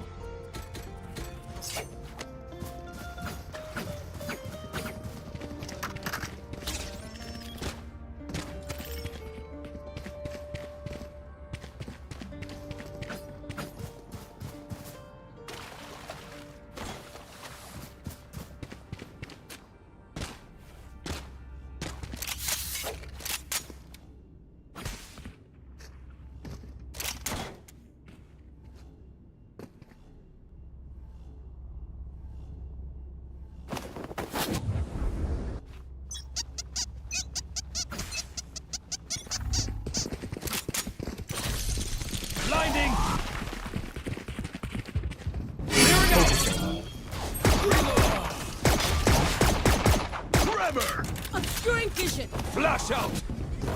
Ah, going up! Reload. Enemy spotted B. Spike down B. Last player standing. Rain is down. Flash! Ôi má. Flash! One enemy remaining. Quái liếc.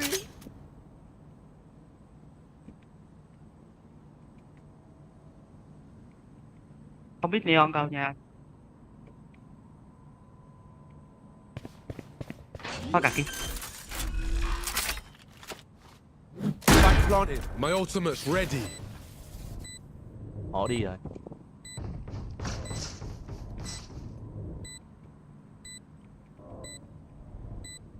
Ôi chưa cẩn thận nha anh ơi.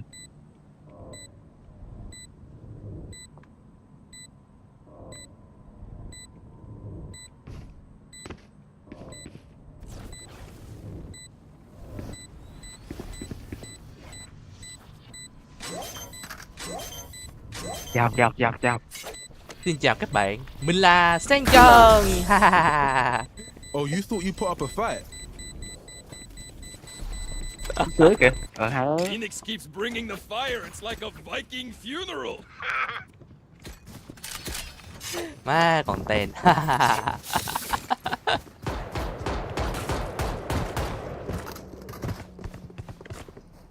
Má đinh đầu của Chamber 66 máu luôn rồi đó.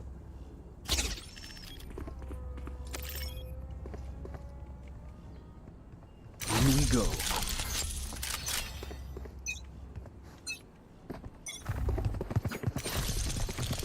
Concussing. Show me a target. Taking that back. Reloading.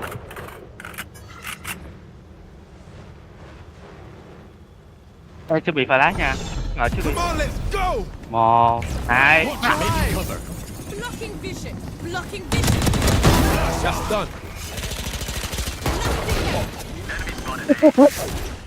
Một dưới kìa.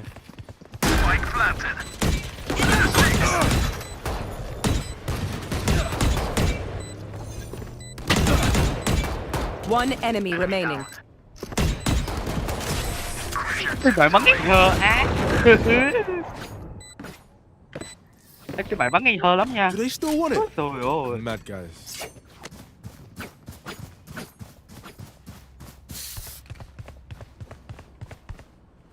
Nãy đạn bay Seminar vào đầu Reyna ở đằng sau mà vật là thật. Masuba Jin. Ủa mà tâm của Jin khác mà, tâm của Jin như kiểu nó gần như kiểu classic đó, chứ mà kiểu nó làm ngắn lại. Blinding. Recovering it. Được rồi không anh? My ult's ready. Có Đây nó có. Ok. Clearing out. Focusing. Quỷ flash. One. Multiple enemies. Two. Muộn quá đi em. Đây ơi.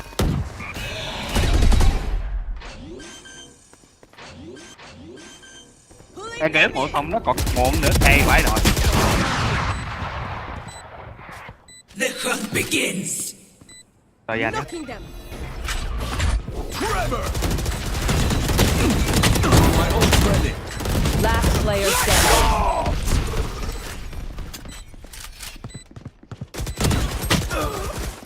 Rồi.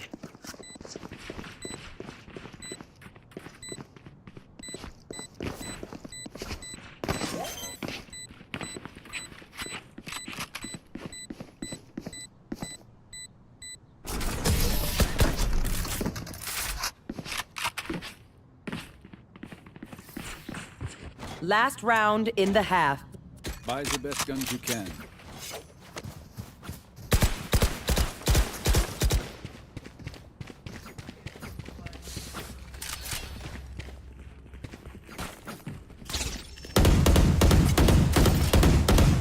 Reloading.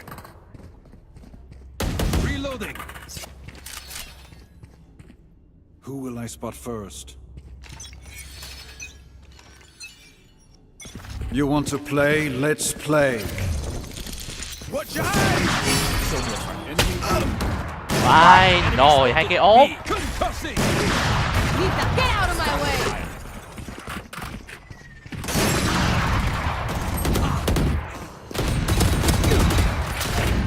Reloading!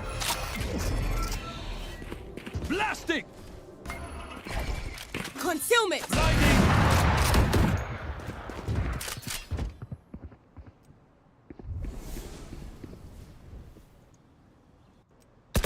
That creature is dead. Concealment! 1, 2, 3, 4. Oh, no. Can't use that yet. Stop. Má Astra gì đi đâu One thế? enemy Spike remaining. is down. Last player Oh, standing. no. Spike down B.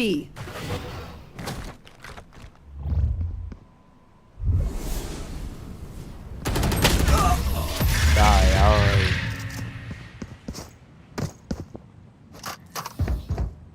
Switching sides. So, we have to kill my double. Reloading!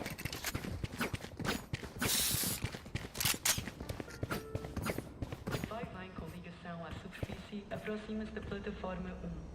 Os passageiros sensíveis a alterações de pressão barométrica poderão sentir algum desconforto durante a subida.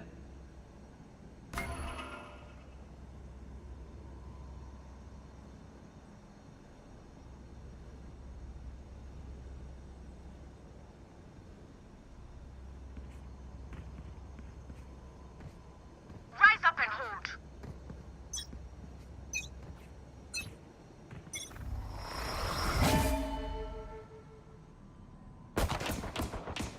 Một anh ơi, xin xét.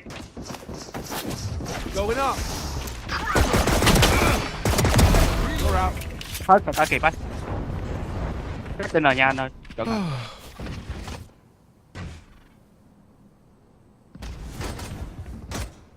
Flash nè, nhưng mà né nhá.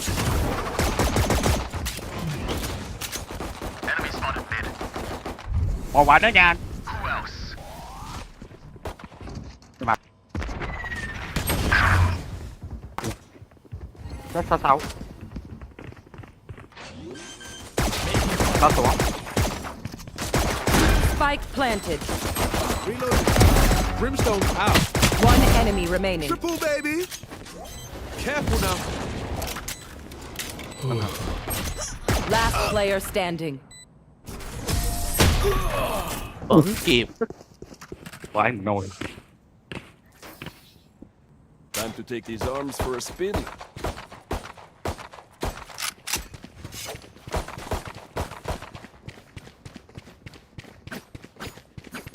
Tầm ok á.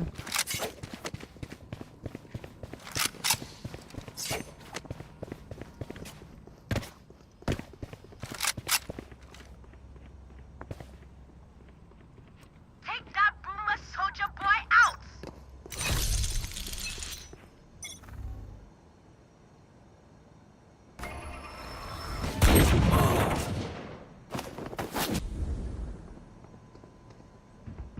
Going up!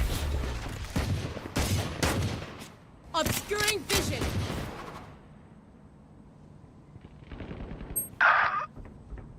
Mới ra 105. Mới đâu qua không kìa. Này. Vai nồi con chamber đấy. Too easy. Too easy. Đánh cao chịu rồi. Breaking them.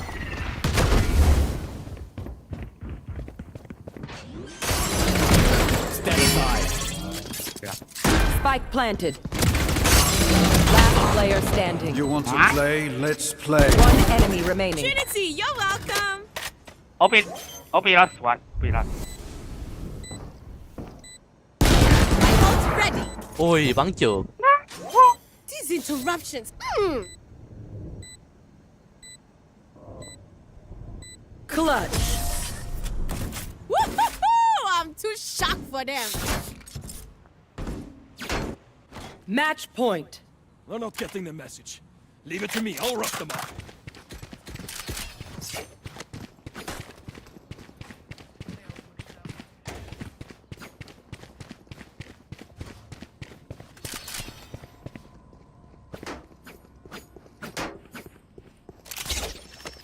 Su vẫn chơi sao? Su chơi xong game này rồi chỉ sang game khác Bonne á. chance, mes amis. Hello, baby Mero nha.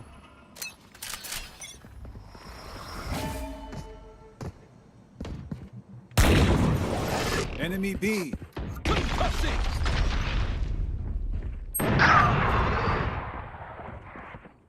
Ok anh ơi. Không có không. Going up. Ok ok. The hunt begins. Bỏ qua cái của nó khả năng người khác á.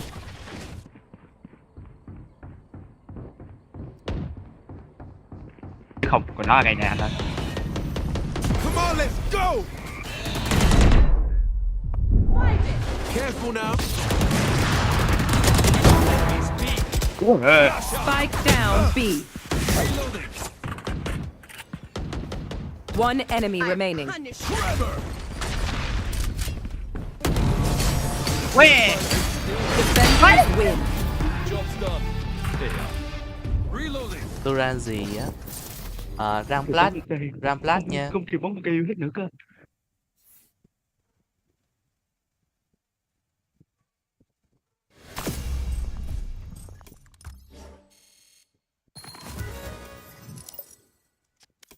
Rồi ok, chỉ sang game khác thôi. Tối nay nè.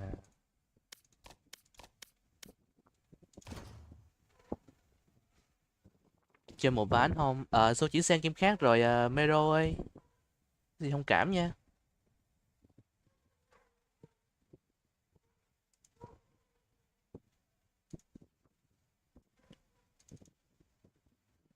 Thì chỉ sang server kia.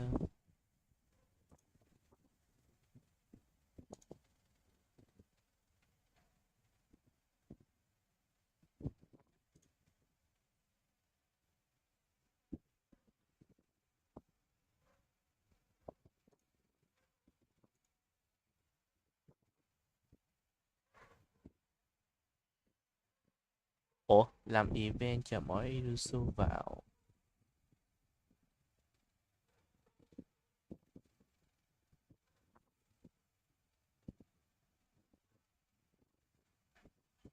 Sóc kèo khác. Ủa vậy tối nay vậy tối nay chơi được không ta? Ai nè.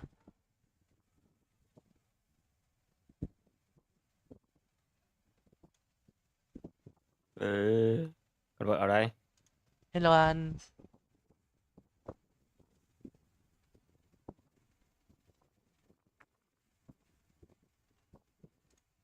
Em Subaru đây à?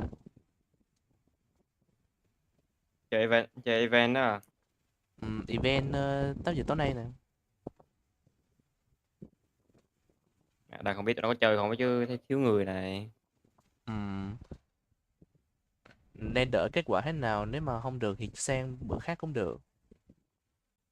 Không có ai chơi thì sẽ dời ngày. Nên mong là có người chơi đi.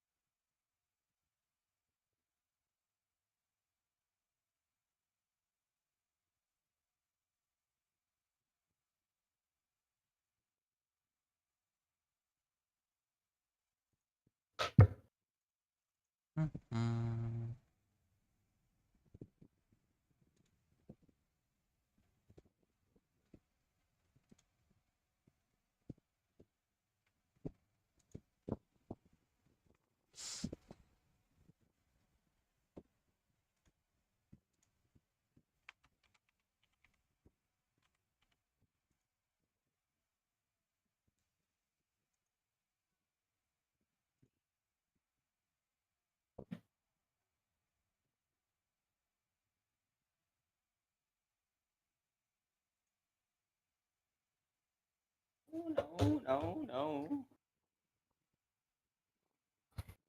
Tôi có vẻ hiền quá nhỉ? Thì cũng em đang nói kênh chat ạ. Cái chat nào? Review á? Cái chat của em stream ạ. Ăn stream á? Thế á?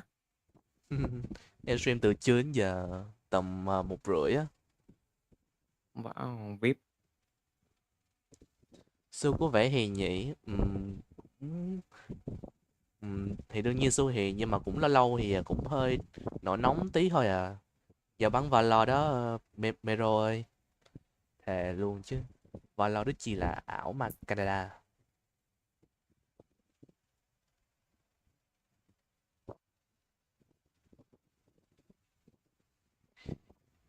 Hiền quá mức bình thường á. Nếu Mero mà coi mấy buổi stream mà Su chơi Valor đấy thì là Mero cũng thấy Su có lâu lâu nổi nóng luôn á. Hello, bá thủ gaming nha.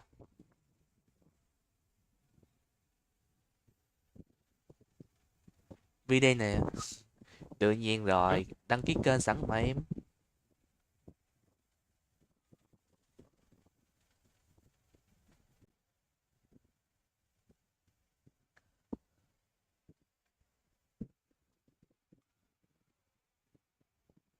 Xem rồi mà, xem bên anh Bacon rồi. Ồ. Ai vậy? À, là một chị VTuber này nè.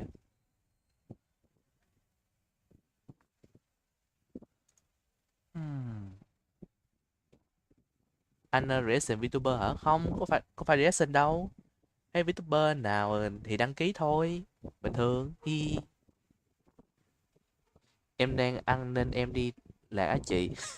Vãi trưởng. Đang ăn đi lạc luôn. Wow.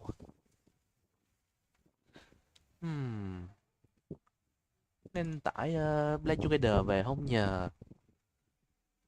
Tại cũng lâu rồi không quay lại. Lần cuối trước đây chơi là hình như chơi chung với có Vani, có Đức, có Nishima đồ. Còn nhiều người khác nữa.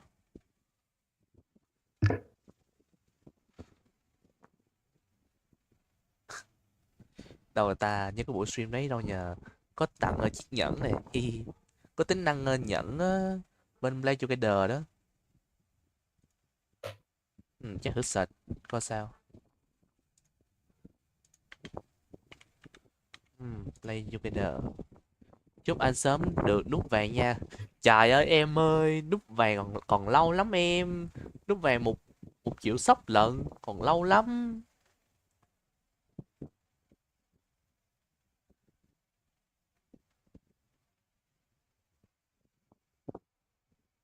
Nãy bắn Valor nhiều trầm cảm quá nên đi làm vào ngồi ăn chiêu chiêu thôi. Thì ok.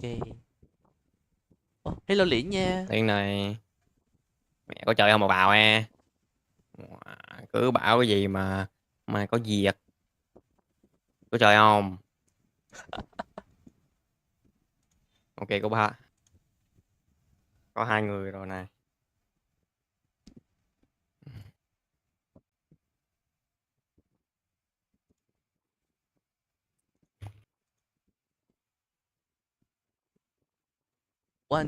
Ủa anh chơi nhìn được nút bài à? Em coi kênh của anh bao nhiêu người đăng ký rồi mà kêu anh nhìn nút bài là sao vậy em?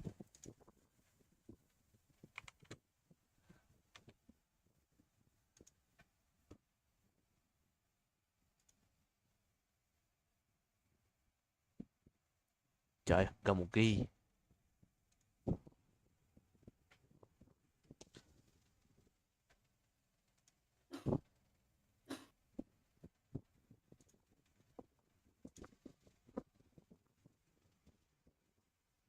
Ai biết tụi anh nhận nút bạc rồi. Nút bạc là phải đạt được 100.000 sub nha, báo thủ ơi.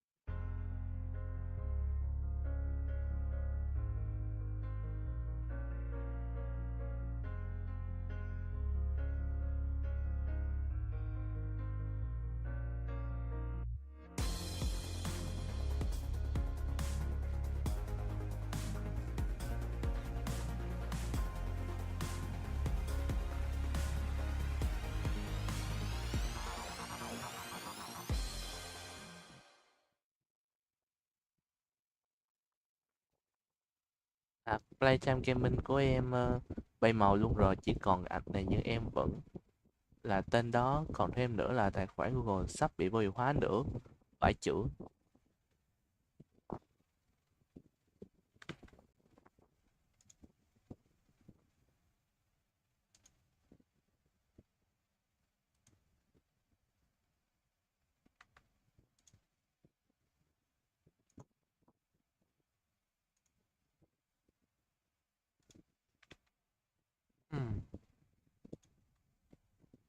Game này chơi sao vậy anh? Giống như sinh tồn mấy Kha ơi, giống như sinh tồn á.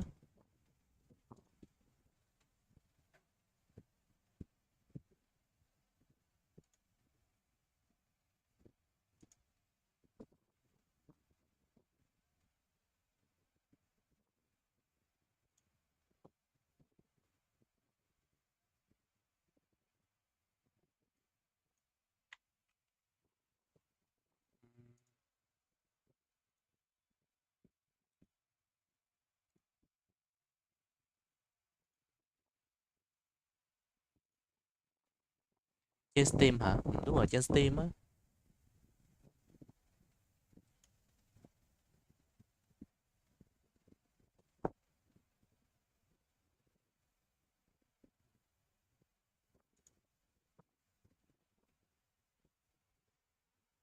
Che 4 tab Steam, 4 tab stream nên ngồi xem cho dễ. Vãi chữ, che 4 cái tab stream luôn à, dữ thế.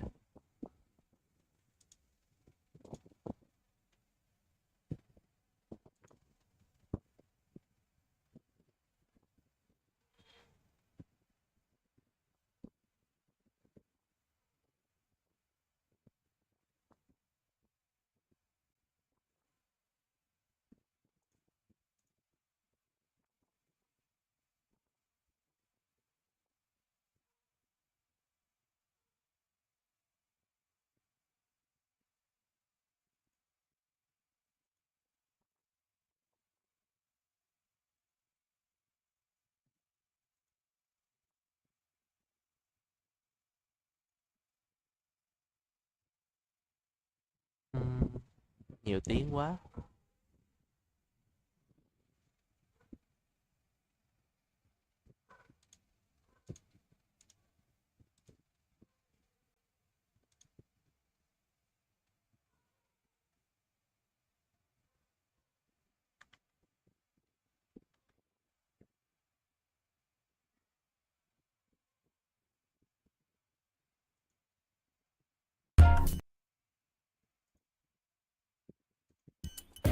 Ok, hello anh. Có một sẽ đừng có server rất là đơn giản. Thì nói chung là nó sẽ chấm phật là cái ok rồi. Sau đó thì ấn process. Thì cái đầu tiên là trong phụ thì đấy bắn thôi. Đấy, sau đó thì mọi người connect cho mình. Đó. Thì đây chính là server của mình. Ok. Thì cái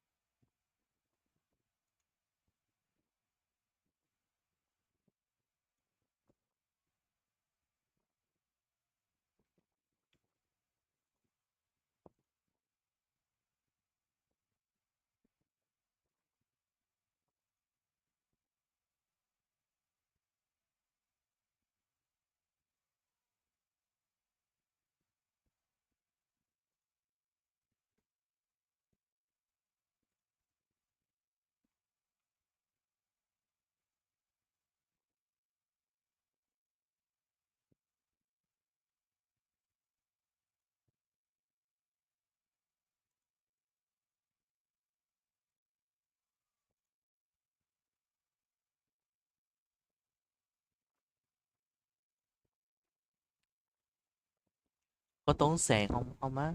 Free nha Kha ơi, game này free.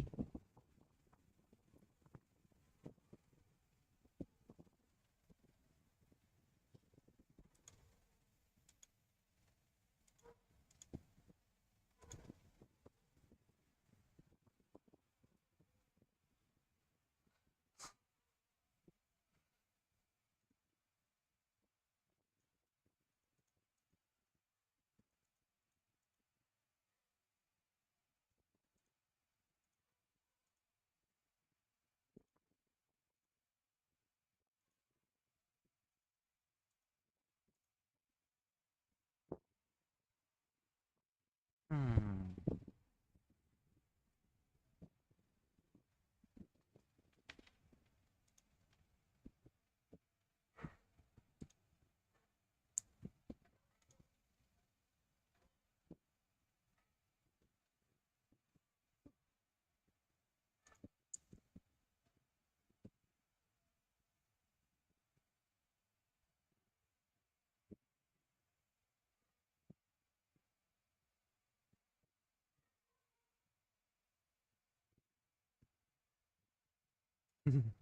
Đi rồi.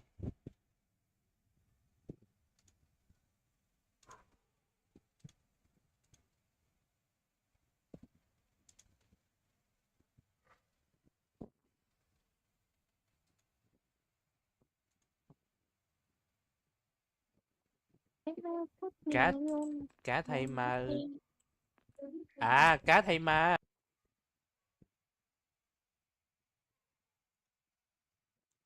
Ủa thì gây trở ngại của thứ 12 ấy.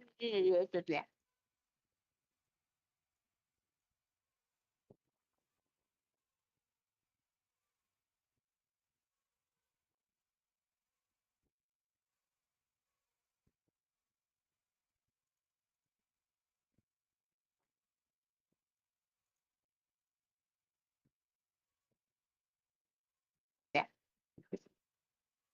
Ủa?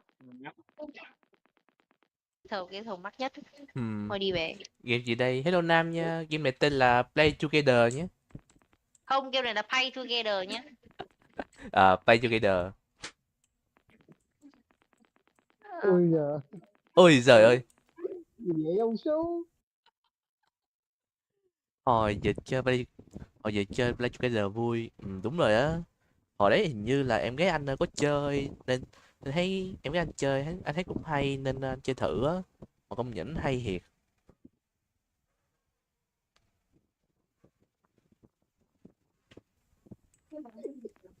Gì vậy? Game bảo trì có đợt đó hiện 30 mấy ngàn tiếng. Đúng luôn á. Có mấy hôm mà kiểu cách để vô được á là phải out ra vô game lại á, liên tục luôn cho đến khi nào vô được server á. Nè. Cầu hôn luôn á.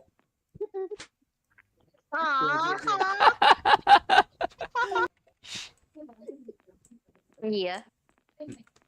Nè. Cầu hôn luôn á.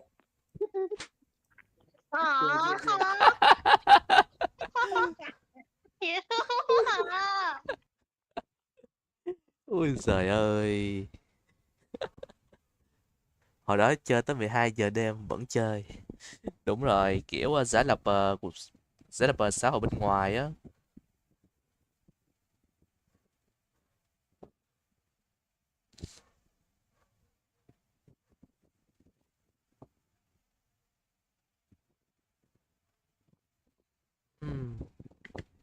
Ui. Ôi trời ơi. Đeo hở khởi. Ui. Nhẫn đôi bạc. Cái trên nhấn đôi bạc từ từ.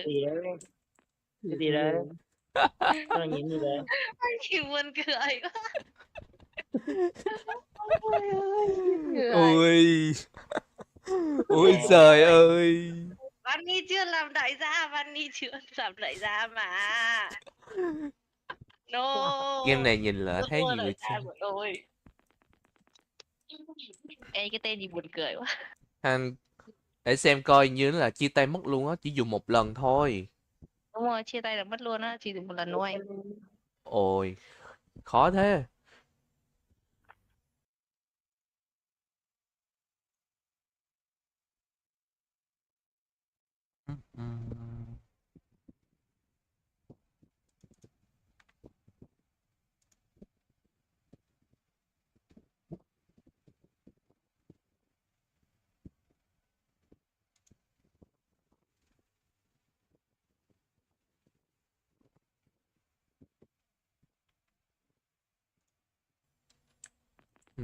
Thôi đi về. Game gì đây?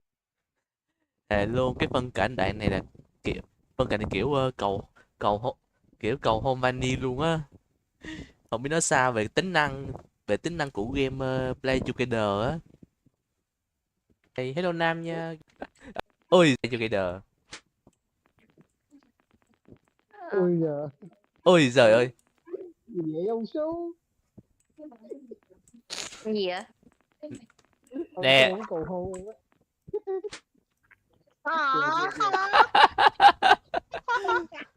Chịu à. Ôi giời ơi. Wow. Không biết nói gì hơn.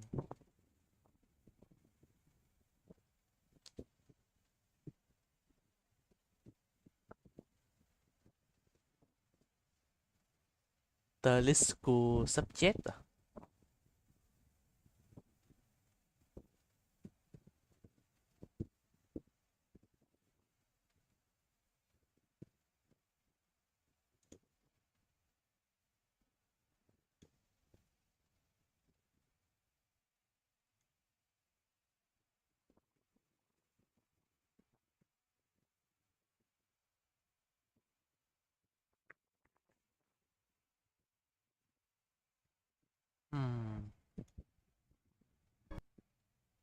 Quá trung bình mạng wifi buổi tối à.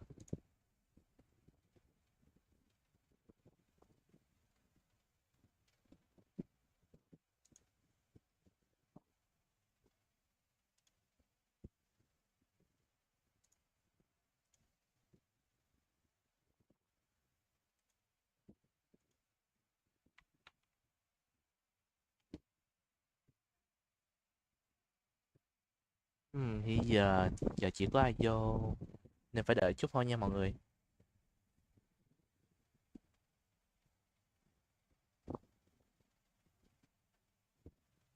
Có 2 người vô rồi đấy. Ông vào luôn đấy.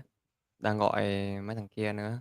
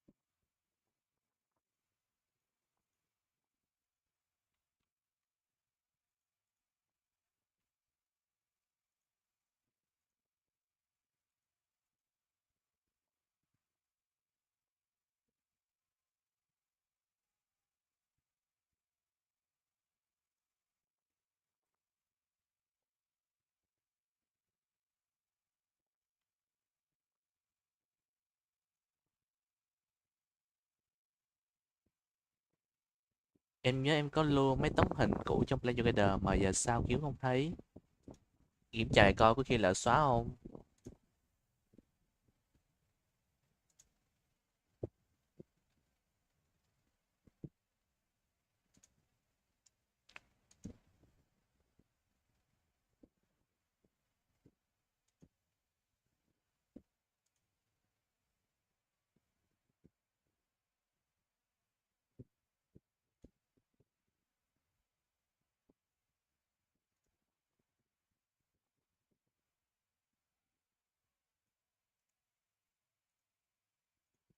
Sao tìm cái host của server example my server name xong thấy nhờ.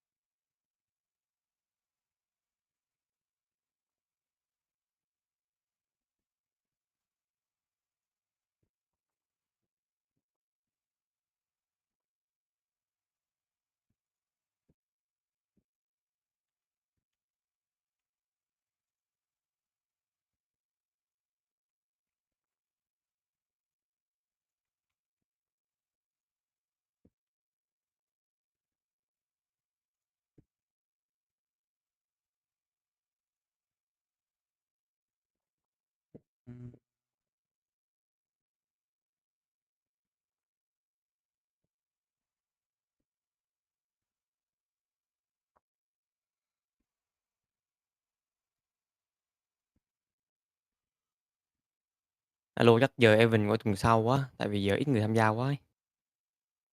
Có thể. Ừm. Bình thường là Chắc bao bây giờ nhiêu? của tuần sau rồi. Bình thường là cũng phải 6-7 người chơi rồi. 6-7 người à? Là đông lắm rồi luôn luôn ấy.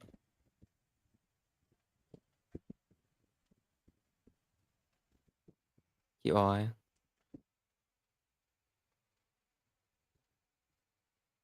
Thôi hẹn mọi người tuần sau nhá. Ok anh.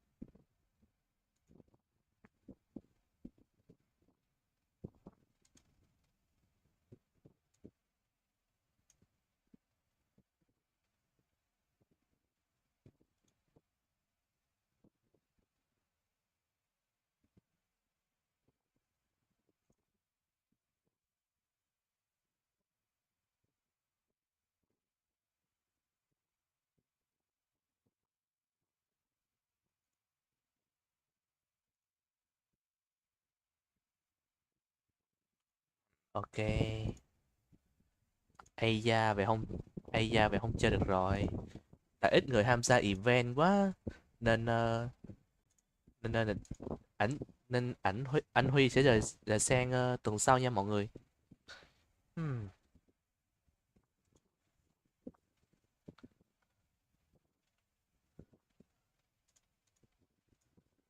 Hay chắc giờ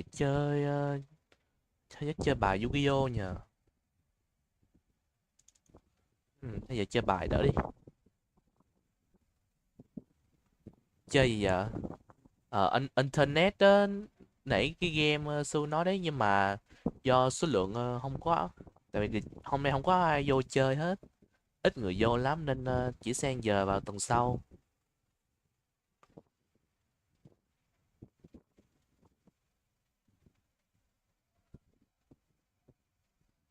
Đang suy nghĩ có nên tải Play Together về không nữa, tại vì giờ cũng cũng lâu rồi đấy. Thôi chắc tải về đi, thấy Suki cũng chơi nữa.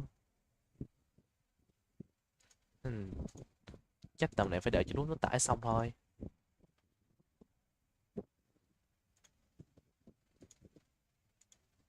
Ui.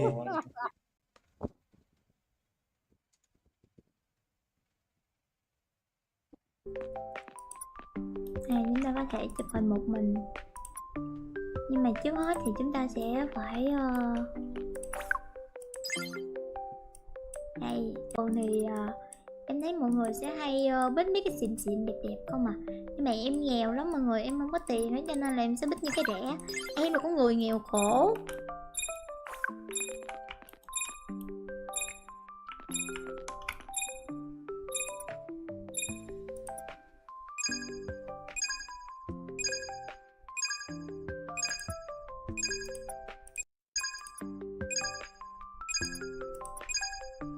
Nó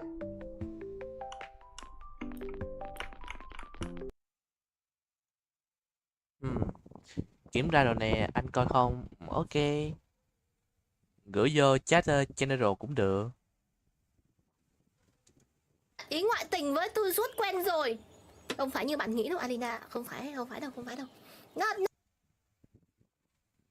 không phải đâu. Not that. Nhầm. Trời, dạo này chúng mình mạng wifi buổi tối bị dí trời. Em bình tĩnh Alina, cái một dàn hai em lận. Không, Alina chỉ có mình tôi thôi nhá. Đúng không Alina nhỉ? Còn nãy bạn karaoke hay lắm đấy. Nãy mọi người quên mất đi qua bên ủng hộ của anh. Các quên hỏi nữa.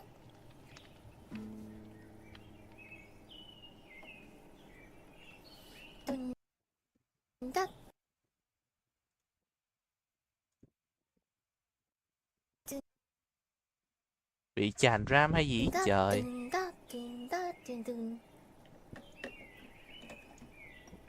Từ đợi xíu để chỉnh cái cabo lên một xíu nào.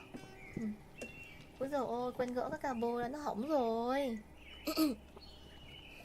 Hên quá, nên cô không coi đoạn sau, tôi coi hết bạn ơi. Tôi coi bạn hết luôn đó. Mà trùng hợp tại sao hôm nay mình cũng nickname mình làm acoustic cơ. À, chị có 3 đăng like kìa. Mọi người qua ủng hộ chị cô 3 đi mọi người. Nhầm. Hello Subaru. Ôi trời ơi, được idol đi ghé thăm luôn. Ôi em nhớ anh quá anh Sú ơi. Anh Du. Nhầm. Chúc anh một buổi tối vui vẻ nhá. Ôi giời ơi. Vai nồi. Thôi đến giờ rồi, lên đồn thôi.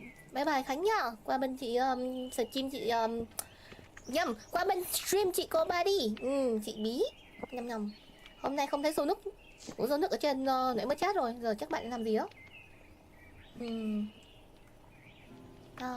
Cái bài kia đâu nhỉ? Đi ngoại tình ngược lại ơi. Cái gì đấy? Này nhá, bọn chị đang collab với nhau. Hành xử cho nó đúng vô nhá. Hát gì đây á? Ok, bài này tên là xe đạp túi mưa.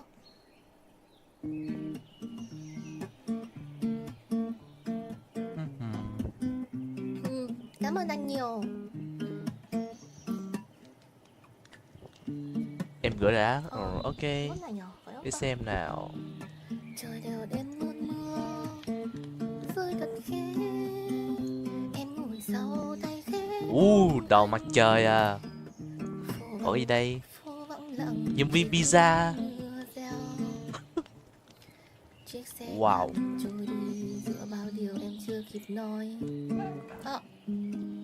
Ôi, rất chi là nhiều người chơi trước đây lắm rồi đó. Thông báo internet tham gia quá ít nên server giờ qua tuần sau. Mời dành ít thời gian cho thứ 7 tuần sau chơi cho đông vui nha.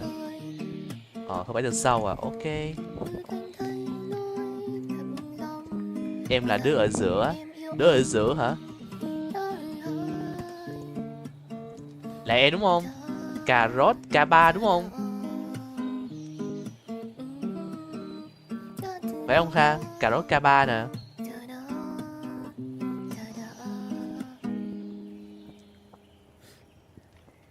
Cái bài này thì chúng không có em như đứa con của hai anh chị đó vậy. Hello Đặng An Dương nhá. Đúng thiệt. Đặng Dương ăn chung. Ôi dồi tôi xin lỗi nhiều. Trời mưa. Đốt này nhỉ?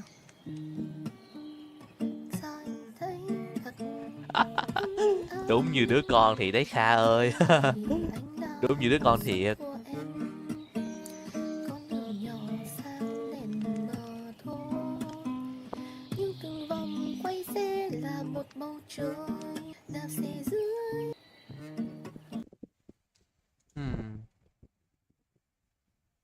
Tại tới đâu ta? Xong rồi này. Ok. Ok, let's go.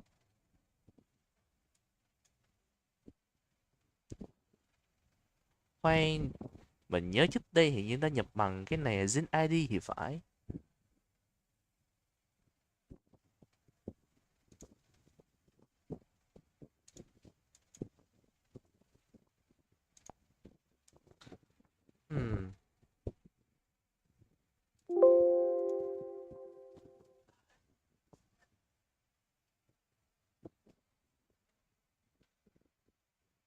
Không biết kênh nó có ăn RAM nhiều không ta, để tab major cái bên chết coi sao.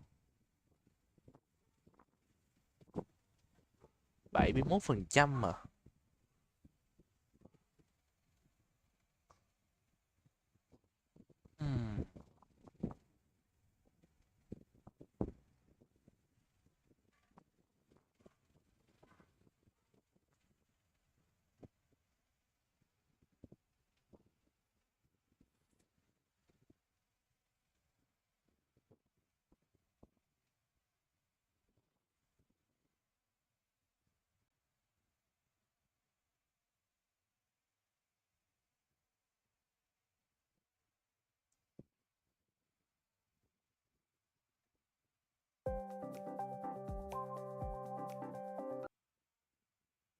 Ok, mọi người để xu nha, để xu đăng nhập vô. Để xem nào.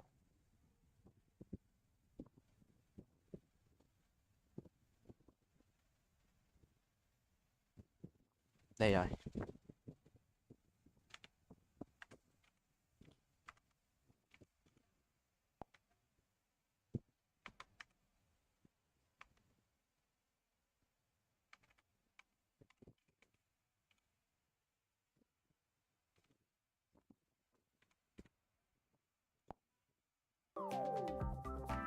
Ok.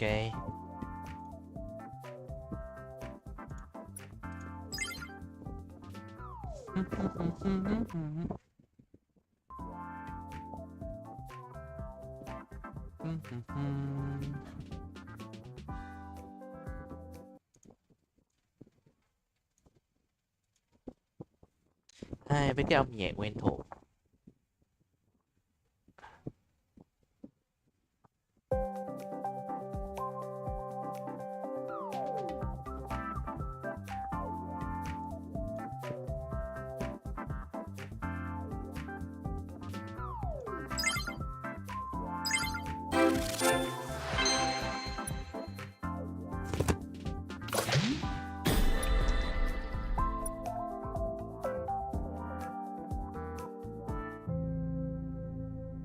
Dreamy.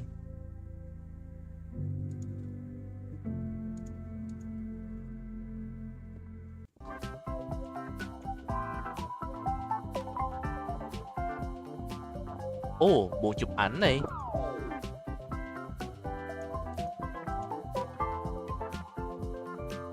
Từ từ setting chút. Ồ, Silver Knight hả?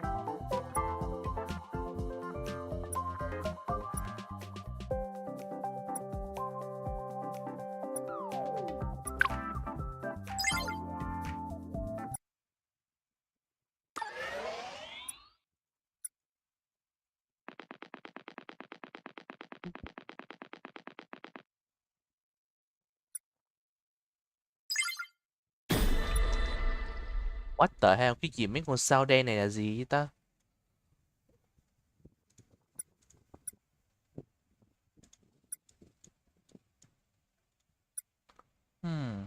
Thu nhập mạnh ký ức hả?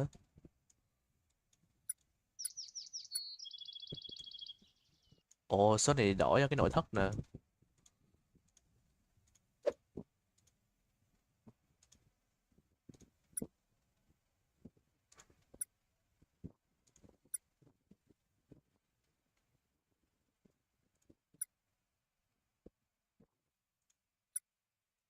Để đổi trang phục thôi.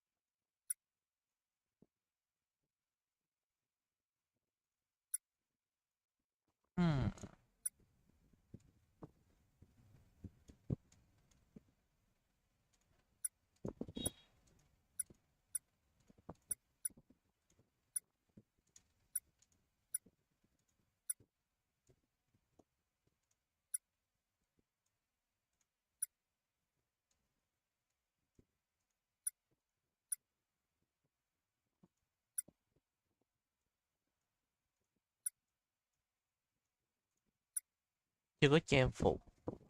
Này cái thắt lưng hả?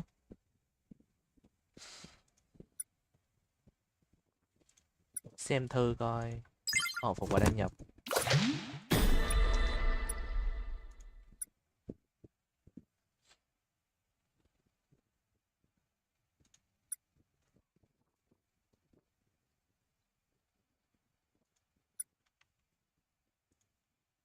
Những bạn viewer xem tôi mà có những cái có nhiều bạn sẽ chơi game này và yêu thích game này và có thể theo dõi tôi lâu dài thì tôi sẽ có thể tổ chức những cái sự kiện chơi trong game này chẳng hạn.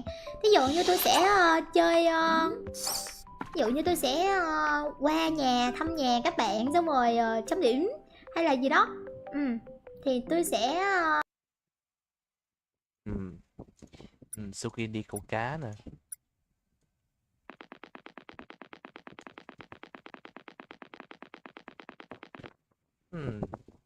Chính là cái setting coi chơi nó hơi giật. Co cao hơn nè, performance nè. Phone chắc để dùng phone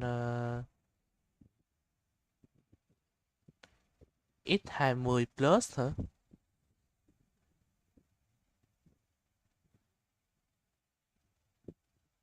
Hay thử cái điện thoại X20 Plus coi sao.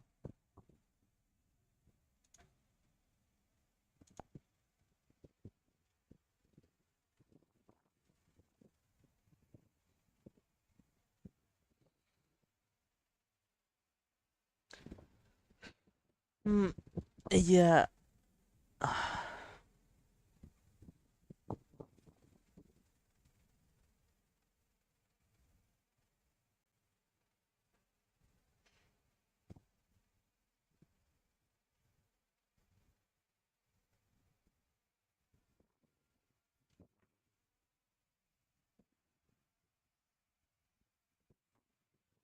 Cái điện thoại nào cũng là flagship của hãng hết á.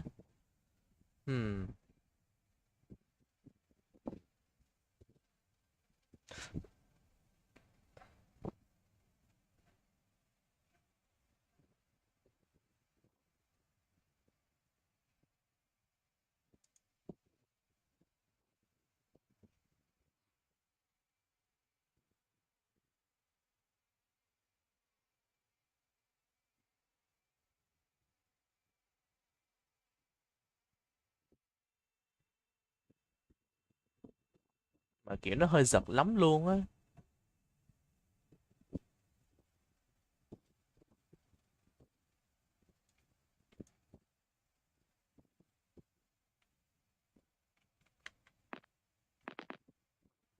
Thề luôn, nó giật luôn á.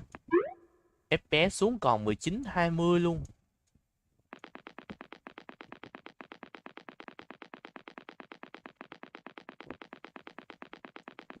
Qua đây thì nó đỡ hơn nè. Tăng lên là 25-30 FPS luôn.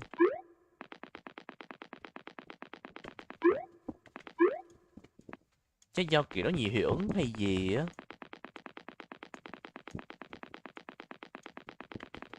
Này có khi chơi điện thoại mượt hơn.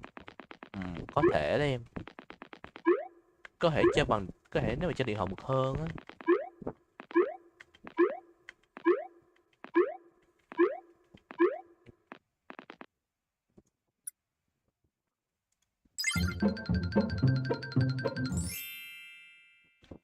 Hay vậy chắc phải xóa thôi.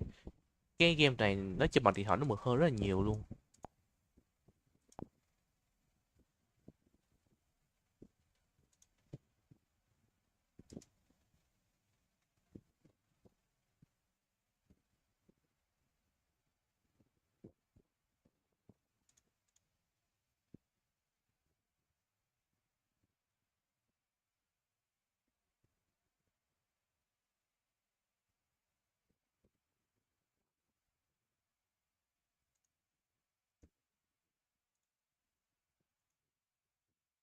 Trời, không xóa được.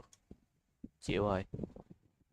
Game này nặng do nhiều người chơi nên giả lập nó lót không được. Ê, vậy chắc chơi Yu-Gi-Oh đỡ thôi.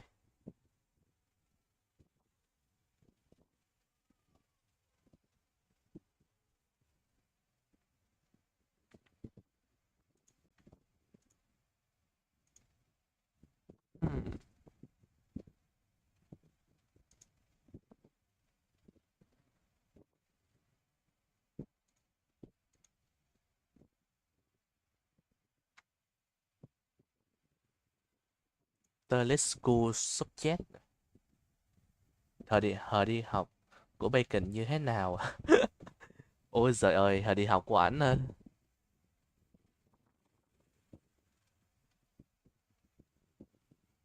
Mà sao anh chơi giả lập vậy? Anh có điện thoại mà. Anh biết nhưng mà kiểu gì đấy? Tiếp giáp have been update. Vãi nồi, có bài update mới à?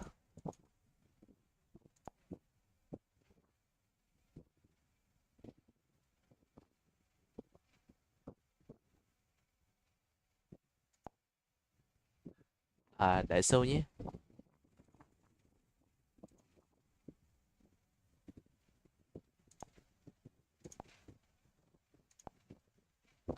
Ờ đúng luôn, có update hiện nè.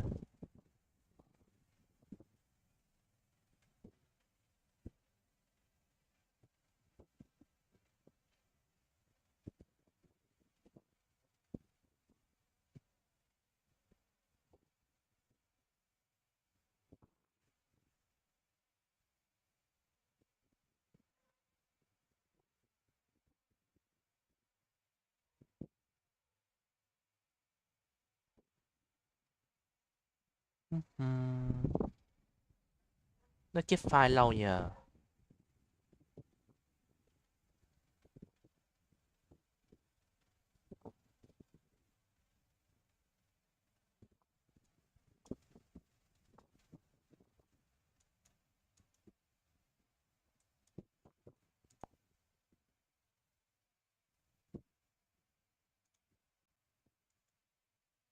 Ok được rồi nè.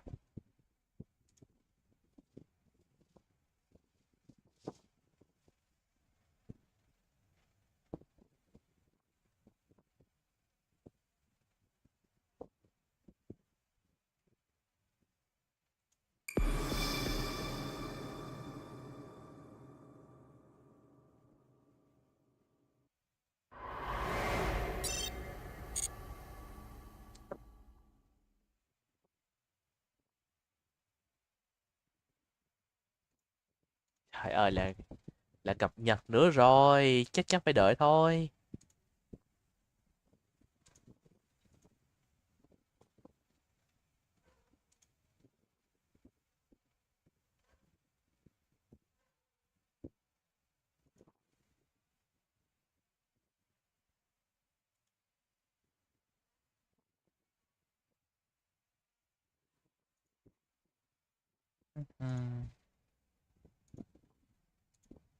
Dạo này kiểu trung bình mạng tối nay bị làm sao ấy giờ. Kiểu mỗi lần yếu nó sẽ tự động giảm cái cái chất lượng đi á.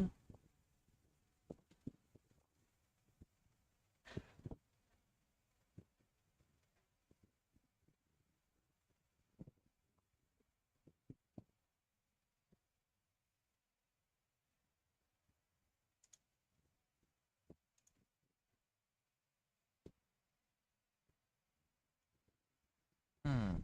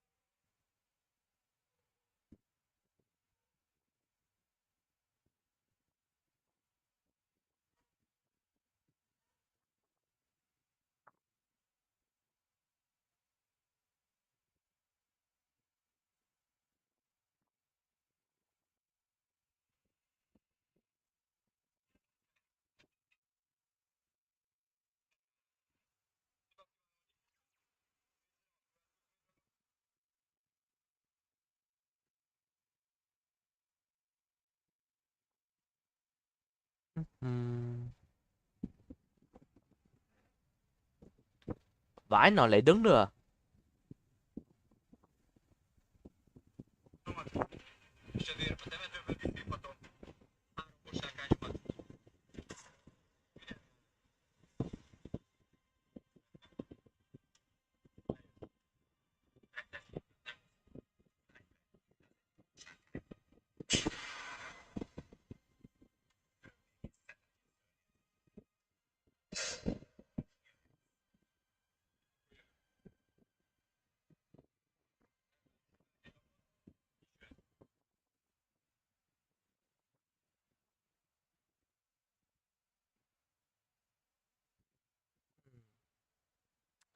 Tụi tôi à.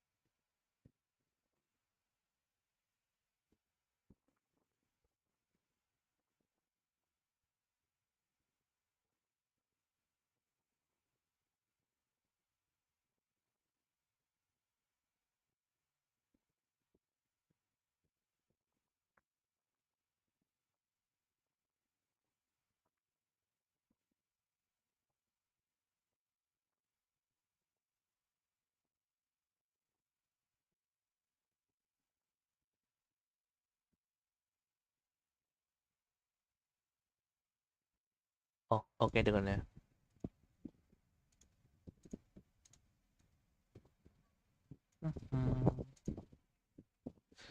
Hello Đỗ Huy nha.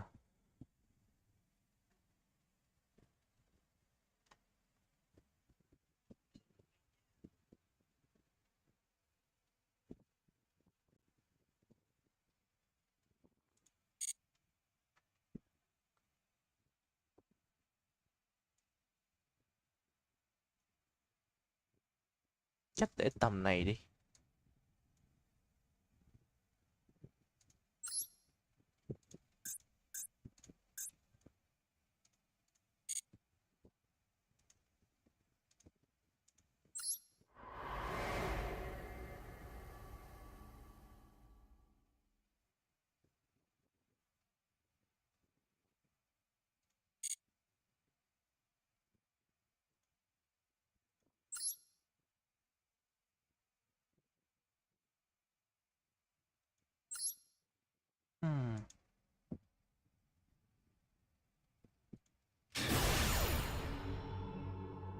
Để nhạc Yu-Gi-Oh nha.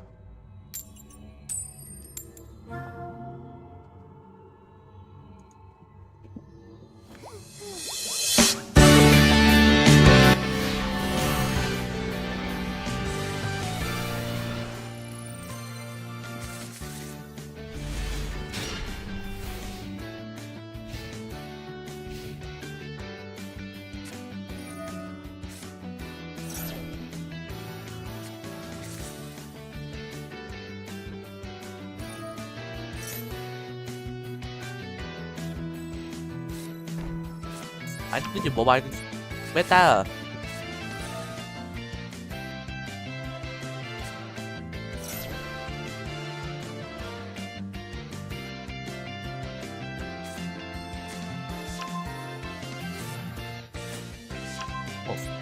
Một blue eye à?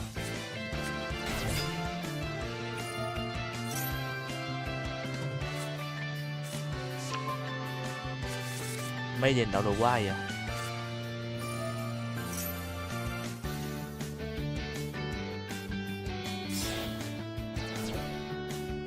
Cái này Linh.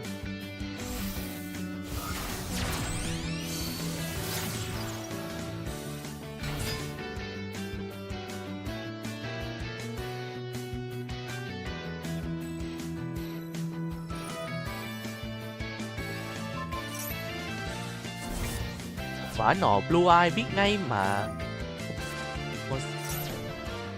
Rồi xong chờ đặc biệt blue eye luôn.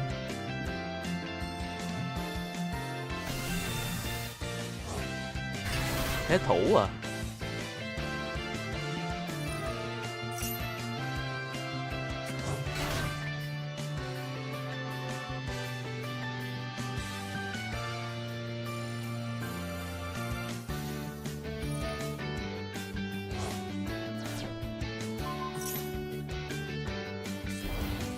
Tăng 400 tấn công. Đá bại trang bị. Vãi nồi còn chấm xanh ba đầu à? Là gì tới đây? Synchro à? Blue Eye Spirit Dragon.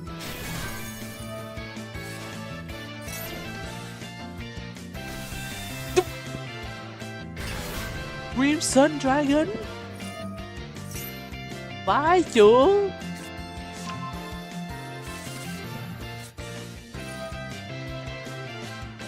Vãi nồi Crimson Dragon. Một con rồng mà đến từ các năm Singer luôn chứ. Má cái nồi. Má tên này thề.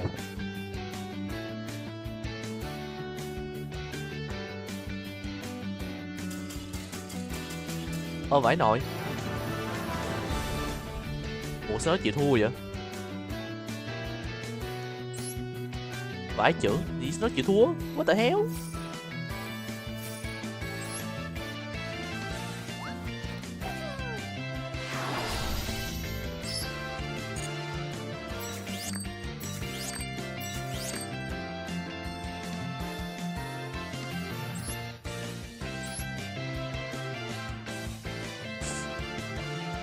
Signer, đúng rồi.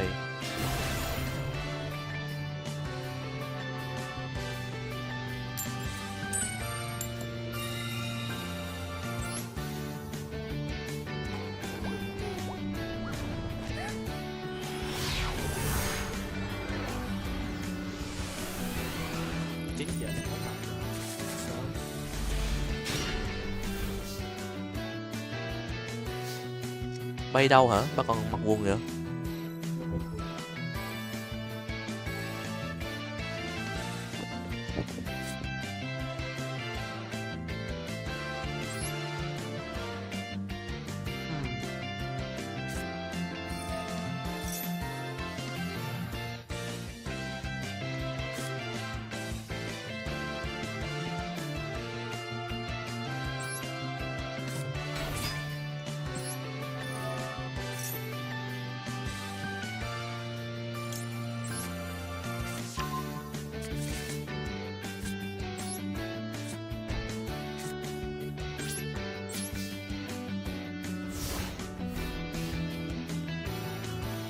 Má cái bàn đấu cực kỳ.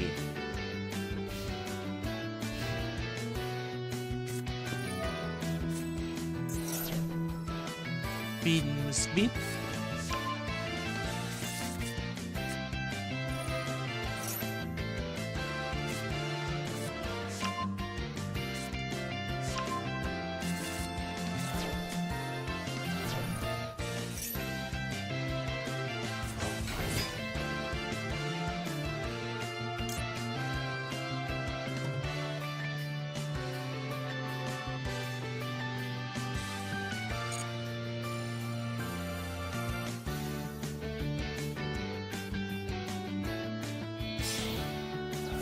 Linh. Phải nồi cái lá bài gì thấy ghê dữ vậy?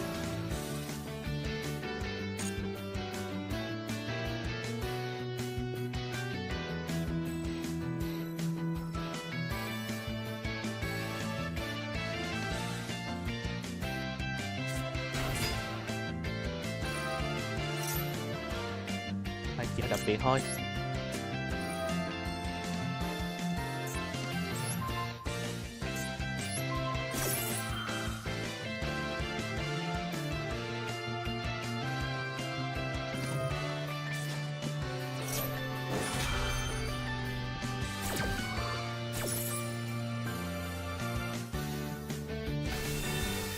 Còn 1.800 à.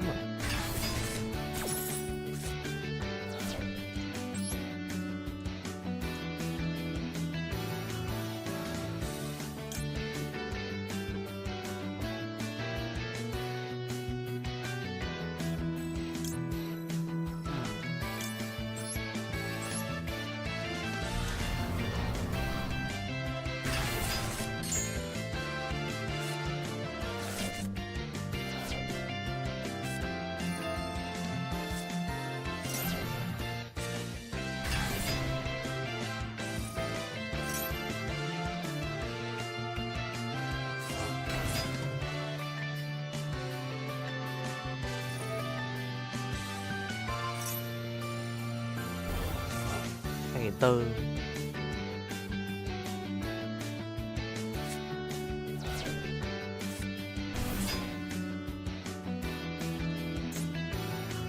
Necro with Reset hả?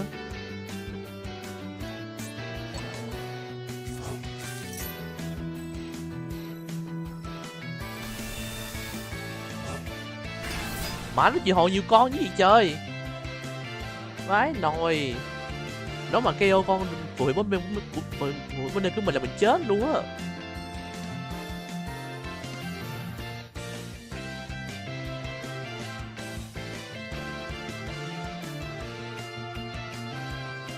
Gì đây?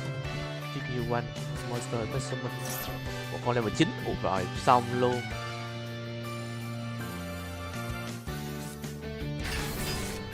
$2.400 à? Má nó chỉ hộ gì lắm thế. Của là mang pháp à. Đúng rồi. Rồi xong. Nó tăng điện tấn công tắt luôn. Bà cậu sợ nó ra summon con gì thế? Không phải không sợ mà sợ nó ra con kiểu sức công cao hơn á. Cái EZ à. Rồi 2.500 luôn. Bằng luôn rồi nè. Rồi xong dám luôn. Ủa gì? Ủa ra con gì vậy? Rồi xong luôn.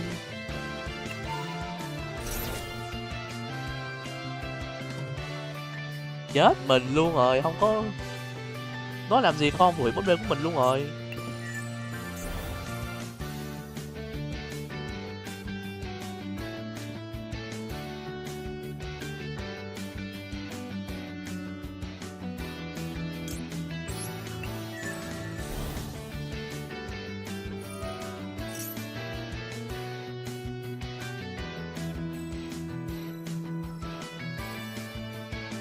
Rồi xong chết chắc mình rồi.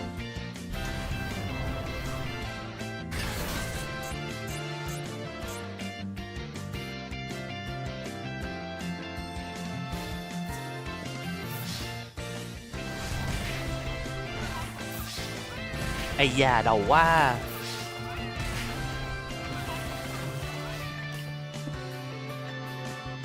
Má thề sợ thì sự. Rồi chờ ý gì nữa đây? 5 sao à? Rang 5. Ra 6 chứ. 2.800. Trời ơi.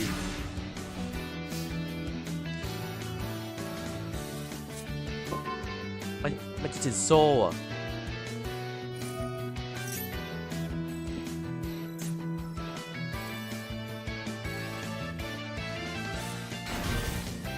Rồi xong 4.000 luôn.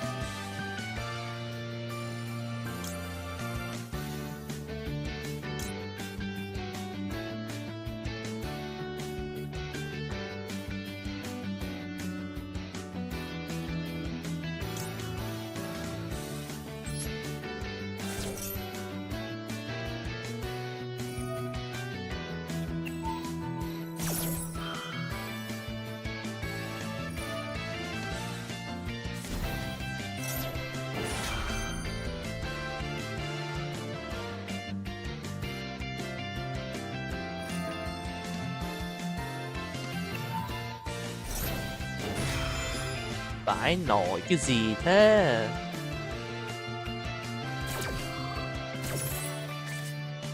Ủa, tao dân này nè.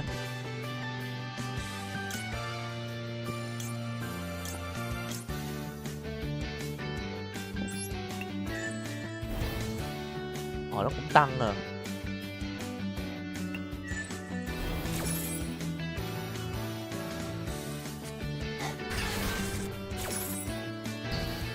Rồi xong rồi, hết kỹ năng luôn rồi.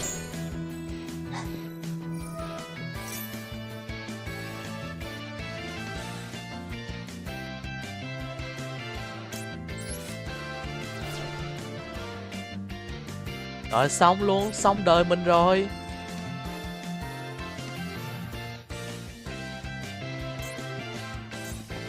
Xong đời luôn rồi.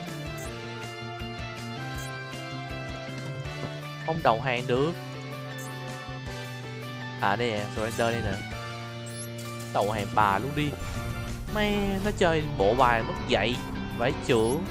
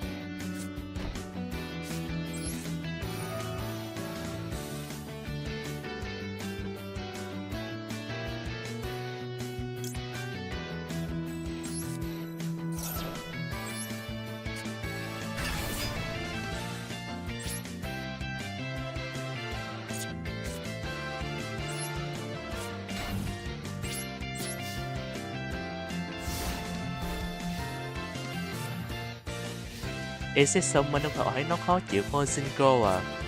Không, là vì khả năng của quái thú đó. Là vì sợ mấy tính năng của quái thú đó đấy Thủy ơi. Khả năng của quái thú á, giảm tấn công hoặc là chịu đặc biệt con chịu hơn. Là có khả năng kiểu làm gì cho Summon luôn á.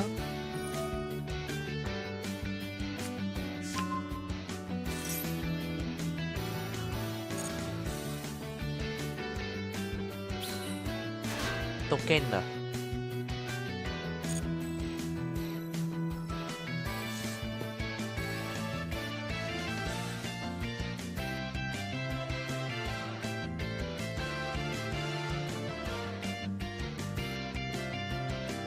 Đúng rồi, hiệu ứng effect đó.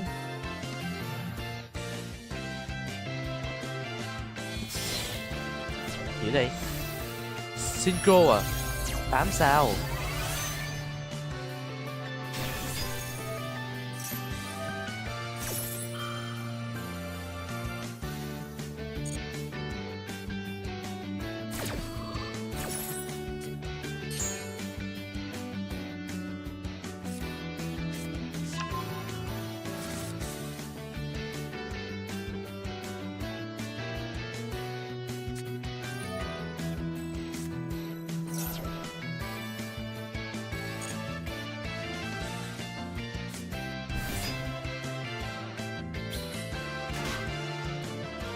Làm ơn đừng đưa ra nhiều hiệu ứng được không vậy trời. Alo.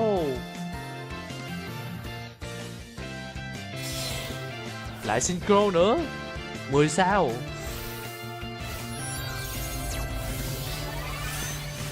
Rồi xong 3.000 điểm tấn công.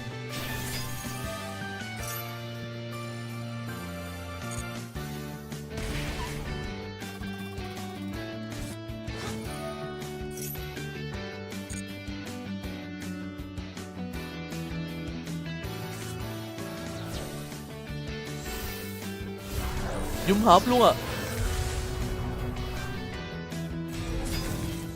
Ê, hello 4T nha. Trời ơi, vãi cái trưởng.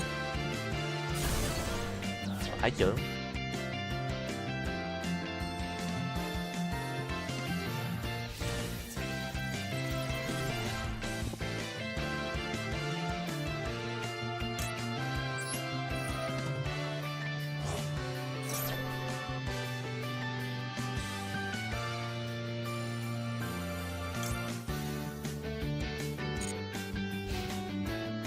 À, nó bỏ qua lượt tấn công luôn à. Ok.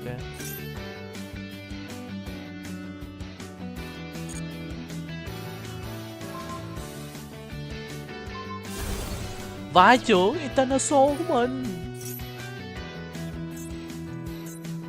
Còn lá này.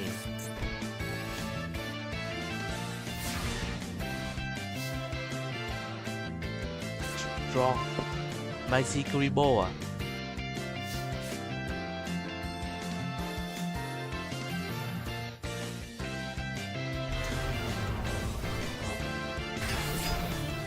Oh, come on. Đồ bố à.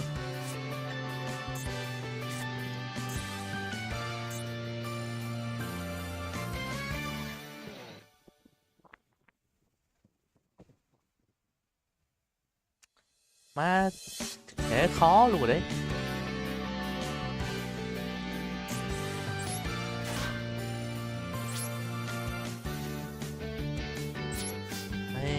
Khó nhờ.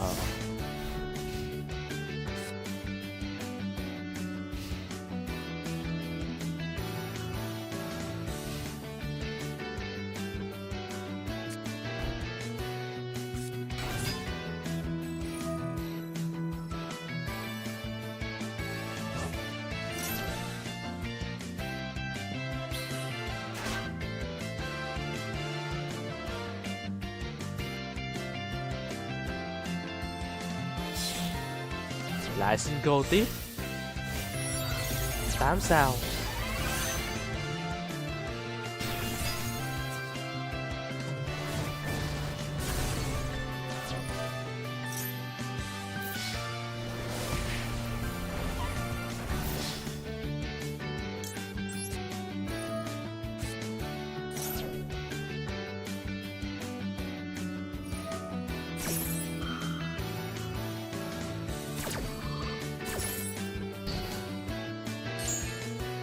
Rồi xong luôn, nó vô hiệu hóa luôn rồi. Rồi thua luôn.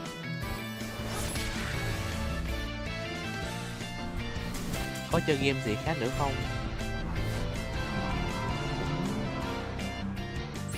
Con không biết nữa. Đến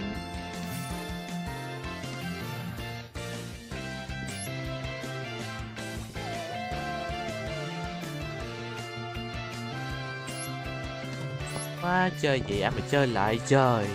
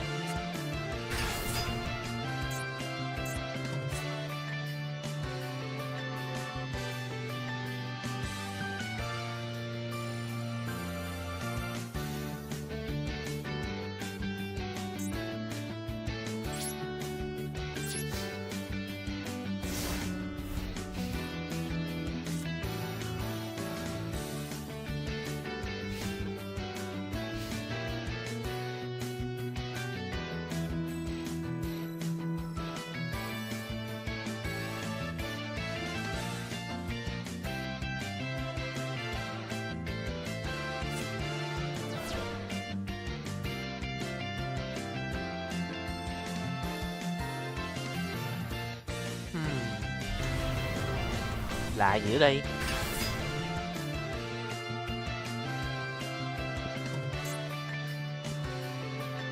Black Witch hả?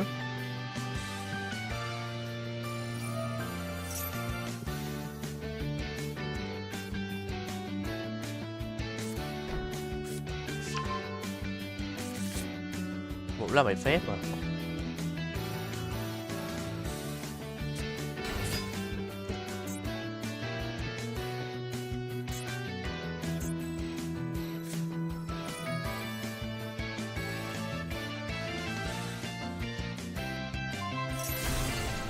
Vai nồi.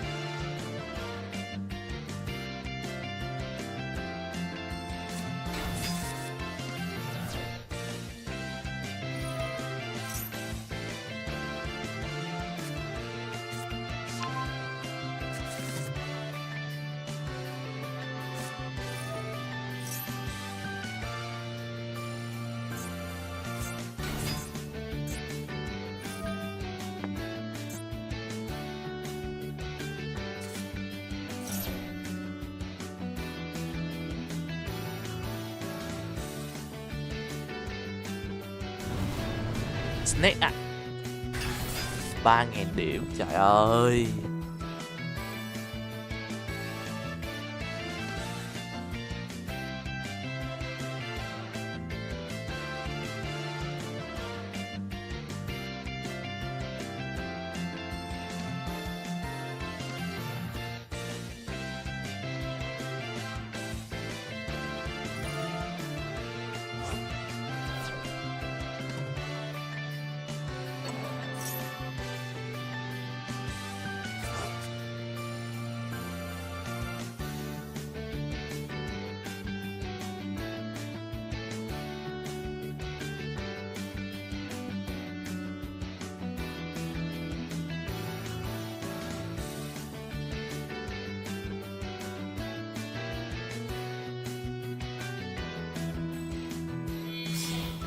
Linh.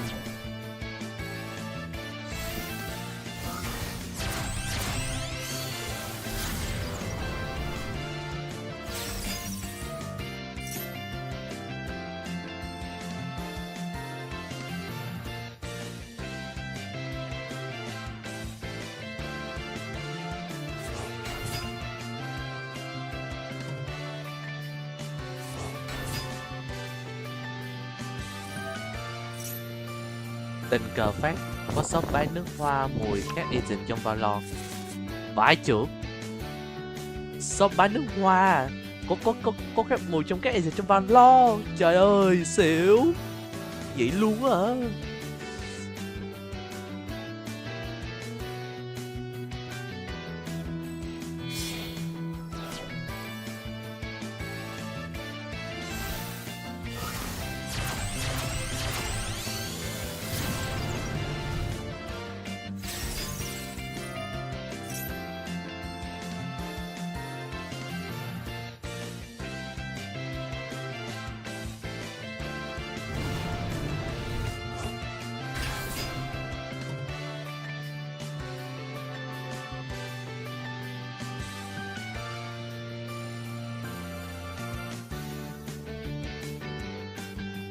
$50k, trời ơi, 50k à.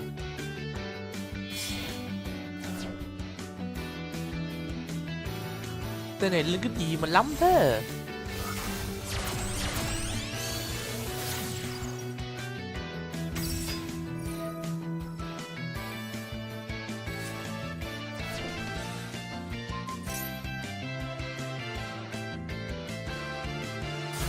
Vãi, nào một phát 17 của mình nữa thì chịu rồi.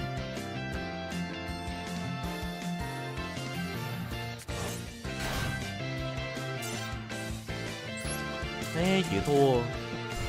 Chơi gì đâu không. Có chút nhân từ gì, không có chút nhân từ gì luôn á.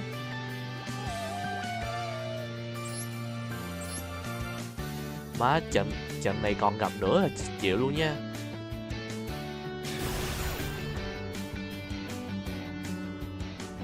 Rồi xong Blue Eye à.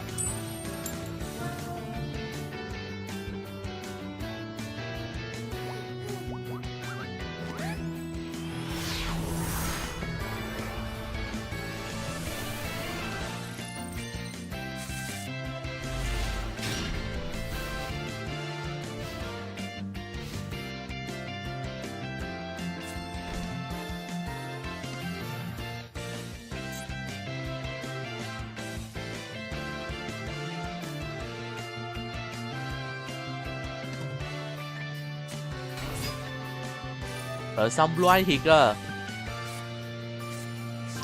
White Stone nữa. Exim White Stone. Nó mở trong bộ là mình có thể chịu họ đặc biệt Blue Eye luôn á. Draw. Đó, Horizon à.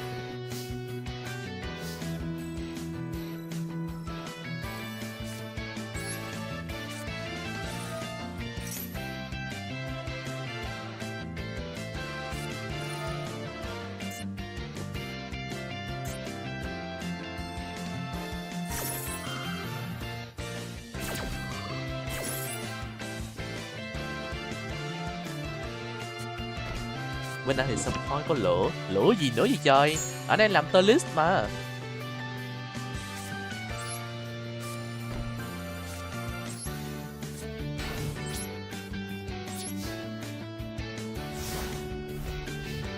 Là gì nữa đây trời.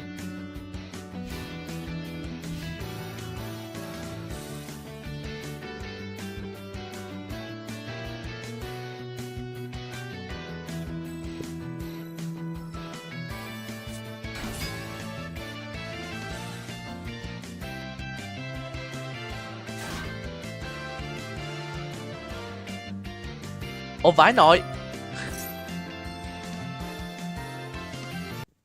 Vãi nội, anh nói chịu vô tô. Vãi chứ. Làm Nguyệt cọc lên lại đó là chuyện hoàn toàn bình thường. Và sau đấy chúng tôi cũng hoàn toàn bình thường trở lại.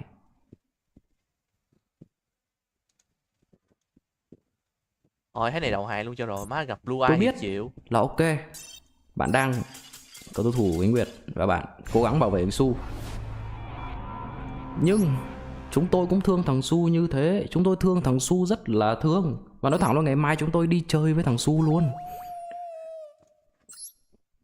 Chúng tôi đi ăn với nó. Chúng tôi đi ăn cả team. Và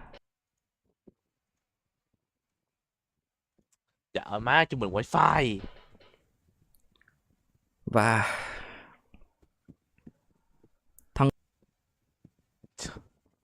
má wifi này thề. Su, chúng tôi yêu nó, yêu thương nó, hỗ trợ cho nó như một đứa em trai đúng nghĩa. Và cái việc mà chúng tôi nói thẳng những cái vấn đề gì thằng Su đang có, chúng tôi muốn nó tốt hơn, không phải là để đem nó ra để chửi, không phải đem nó ra để làm bao cát. Được chưa? Đó là cách chúng tôi nói chuyện với nhau trong team. Đó là cách chúng tôi dạy bảo nhau để cho nhau tốt hơn. Không phải là để đè nhau ra để chửi. Và sau vụ này tôi nói chuyện riêng với thằng Su rồi. Và thằng Su nó cũng biết hơn rồi. Nó cũng lớn hơn rồi. Được chưa? Đây là cái việc mà lúc đấy Nguyệt nói thế với Su, tôi thấy không có gì sai. Đúng như bạn nói là Su nó không đọc được không khí, bầu không khí. Thì cái đấy khi mà xong hết chuyện rồi, tôi là người nói chuyện với thằng Su, tôi nói với nó, tôi nói để cho nó hiểu vấn đề, để lần sau nó không làm lại như thế nữa. Và đúng, từ lúc đấy đến bây giờ nó không xảy ra chuyện đấy thêm một lần nào nữa. Được chưa? Không phải là chúng tôi ghét thằng Su, không phải là chúng tôi mẹ muốn kiểu Em lấy nó solo ra ổn làm không cái đấy? bao cát để Em mỗi lần ổn giận mà, dữ là anh đè Sample. đấu ra chửi tại vì nó ngây Em thơ, ổn nó mà. hiện này kia, không hề. Nó cũng biết mà. Nó cũng biết mà. Nó cũng đủ lớn để nó hiểu được chuyện rồi. Chỉ là nó không thể nào nó lanh bằng thôi. Nhưng mà nói nó vẫn hiểu.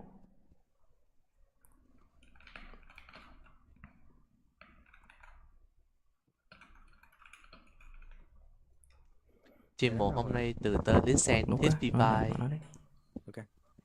Thì á, cái này á, nói sao ta? Ý theo các bạn nói á, là các bạn chửi đúng không? Thì vẫn muốn nó tốt lên. Thì hồi hôm bữa tôi mới chơi với Su luôn. Tôi thấy nó gọi là sau khi được các bạn gọi là cho nó tốt lên đi đúng không? Ý là nó tốt thiệt đó. Ý là bây giờ nó chơi game nó biết dùng đồ rồi đó. Nhưng mà đi sau đích mấy support. Ý mình muốn nói ở đây á, là lúc trước Su nó chơi duelist đi, nó chơi rất là gọi là đúng theo kiểu duelist luôn, là đi vô tạo khoảng trống cho team đi, nhưng mà nó bị dở một cái á, là nó không biết dùng đồ, cho nên là nó thường hay gọi là đồng đội chưa kịp đi theo nó thì nó chết rồi đó, kiểu vậy đó. Thì bây giờ thằng Su nó cũng biết gọi là biết dùng đồ, nhưng mà gọi nó sao ta, nó cảm giác giống như nó bị nó sợ sai hơn là nó gọi là nó biết phải làm gì á. Không. Nó chơi tôi, nó chơi với cả team. Để đăng nhập Valo nha mọi người. Nói thẳng ra nó là đứa bị nói ít nhất luôn ấy. Tại vì thừa biết cái khả năng của thằng Su đến đâu. Nó êm tốt, đúng. Nói thẳng ra game sense của nó không bằng. Bán Và con thứ hai, hay gì á Su? chuyện nó chơi như thế nào Bán con á. bản thân nó tự biết. Mình theo như bạn nói là bạn của nó, tôi cũng thế. Tôi xem nó là em của tôi. Tôi nói những gì tôi cần nói, cho nó những cái gì cần phải biết để nó chơi tốt hơn. Còn việc nó làm hay không, nó quyết định ở nó. Đúng chưa? Không phải vấn đề nó sợ đâu.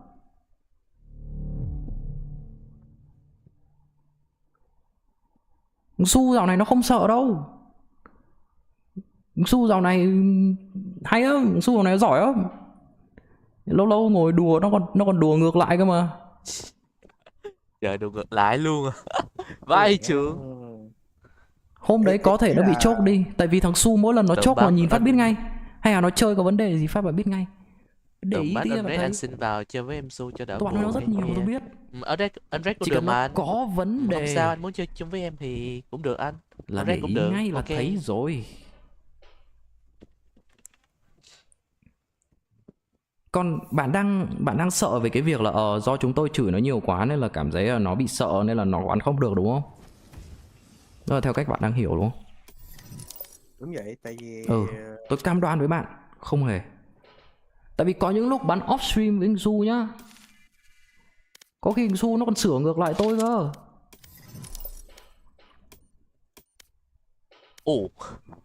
Nó còn sửa lại mọi người cơ. Ông mua ra thêm Red. Anh Red nha, Quýt ơi, chơi cùng với anh Sample á.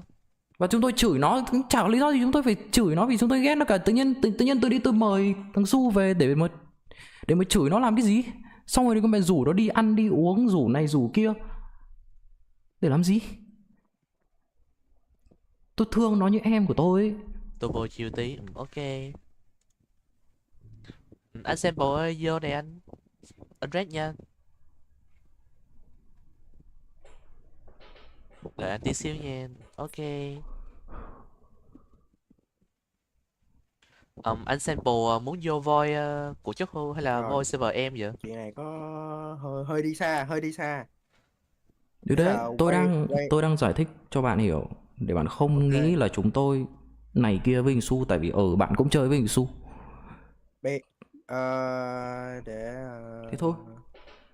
Ý là lời giải thích này nó hơi dài dòng mà mình nói theo vậy nè, là á, biết ý là tuy ngoài đời các bạn đối xử con su như nào không biết, nhưng mà mỗi lần lên stream đi, là cái hình ảnh của bạn lên stream đi, là mỗi lần mà mình vô mình thấy con su chơi với các bạn đi, thì các bạn đều gọi là chửi nó. Ý là các bạn chửi mà bạn không có chỉ nó sai ở đâu ấy. Tại vì Ý là hình ảnh sao? Đây nhá. hình ảnh Ok, của các bạn nói xong đi. bây giờ để mình nói Đang update là NVIDIA nên nó out game rồi. ý là cái Cái nào hình ảnh cũng của được các nè. bạn gọi là các bạn đưa lên stream mà các bạn toàn chửi nó như vậy, thì mình chỉ biết là các bạn đè đầu cưỡi cổ nó vậy thôi. Ok, còn ngoài đời các bạn gọi là đối xử tốt với nó như nào á thì mình không biết. Ủa cái gì Thì ai thằng Su á ai nó vừa cũng có vô nói vậy? với mình là các bạn ngoài Sample. đời rất tốt với nó, tuy nhiên Anh điều đó Karui. cũng không đồng nghĩa với việc á là hình ảnh các bạn gọi là đưa ra ở trên stream đi cho mọi người thấy là Để vô voi nó dưới gọi là nha. cũng tốt, hiểu không?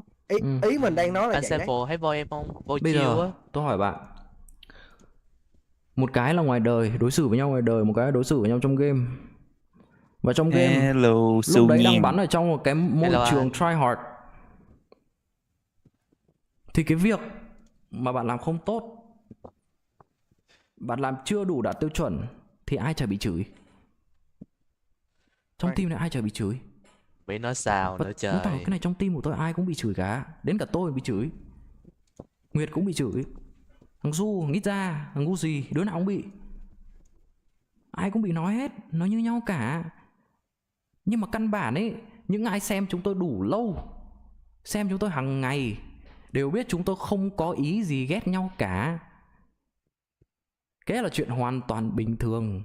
Và chúng tôi không hề có một cái xích mích gì với nhau cả. Và tôi thẳng luôn, suy trong cùng nó là gì? Nó vẫn chỉ là một cái game.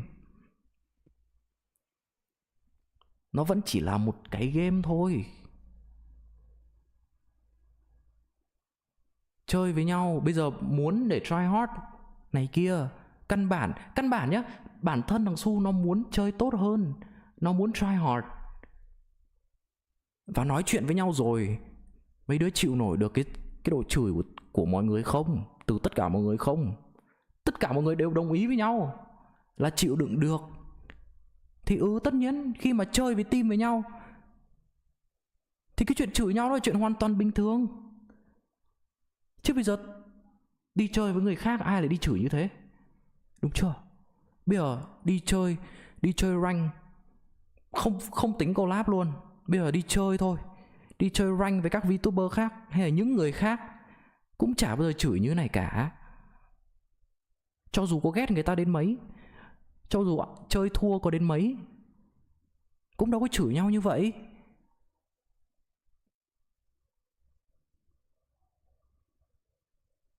Đúng không? Căn bản ở đây tôi đang muốn nói với bạn là gì? Chúng tôi không ghét nhau, chúng tôi không có xích mích gì cả. Đó là cách mà chúng tôi chơi game với nhau thôi. Em để có phòng những ai xem chúng tôi đủ lâu, theo dõi chúng tôi đủ lâu sẽ biết. Chấp voi á. Nói chuyện hoàn toàn bình thường. Bắn Premier, bắn rank này kia, tôi không chơi. Có những lúc off stream nhá, thằng Su, thằng Gu gì với những đứa khác trong team chơi với nhau, leo rank cùng với nhau, bọn nó chửi nhau ầm ầm ra off stream đấy. Em Su nó chửi ác mà. Ui, Su chửi ác.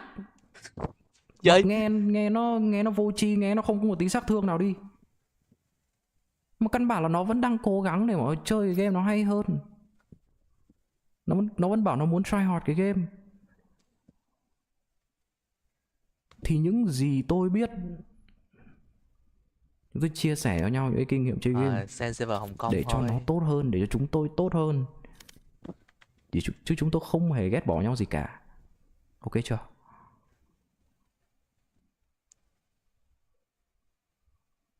Được chưa nào? Giải quyết được vấn đề chưa? Chung là nói sao ta, hình như là nãy giờ ý là nha, nãy giờ bạn vẫn chưa hiểu được ý mình nói đi. Là mình đã nói là hình ảnh gọi là bên team bạn, nội bộ bạn đối xử với nhau như nào, tốt như thế nào đi, đúng không? Thì cái đó là nội bộ các bạn. Nhưng mà khi ý của mình nhé, là khi mà cái hình ảnh của các bạn lên stream và chửi nhau như vậy á, thì á, người ngoài á, nhìn vô á, thì người ta sẽ có suy nghĩ á, là team của các bạn gọi là đối xử tệ với Su. Ý mình là Dưới vậy, đó chứ mình không có nói còn á, mưa không gai. là á, kể cả ngoài đời các Hình bạn hình cũng như đối xử tệ từ với nó. chưa đến Mình chỉ nói là ở trong game, ví dụ Su nó sai đi, các bạn chửi Match ok, found. nhưng mà các bạn chửi xong các bạn không có chỉ nó. Ý là khúc Còn này phải làm Mapri như luôn thế chứ. nào, khúc này làm như sao, tại sao không được làm vậy. Thế thì bạn chưa xem Ý là đủ. trên stream như vậy đấy. Thế thì nói thẳng ra là bạn chưa xem đủ, tại vì chúng tôi có nói rồi. Bây giờ tôi bảo các bạn luôn này. Đây. Bây giờ nãy giờ tôi đi ăn này. Tôi không có mặt. Bây giờ tôi chịu tim này. Bây giờ tôi vào.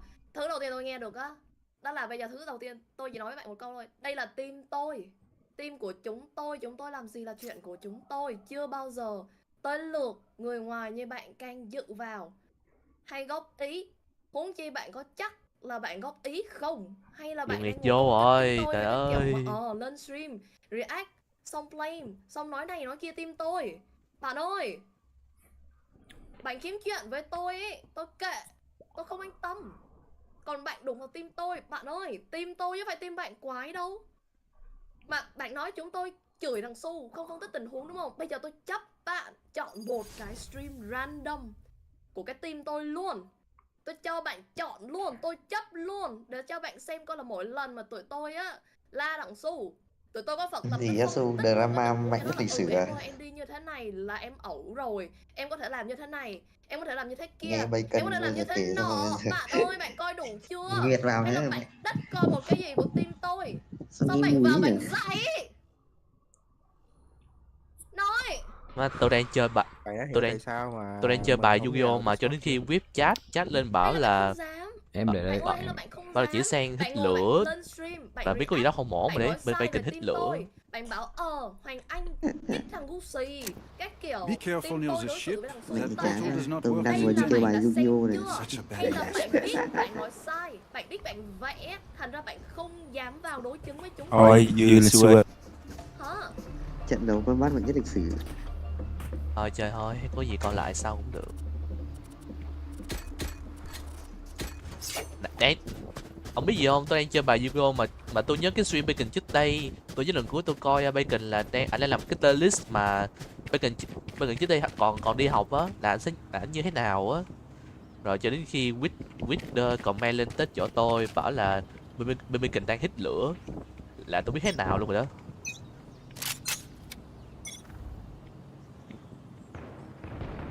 Ôi má, một đống. Ôi trời, 5 đứa này. Một đống luôn.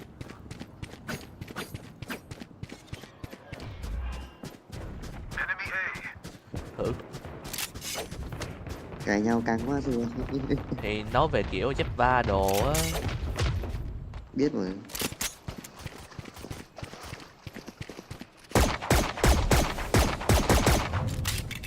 Tôi chỉ làm mít coi.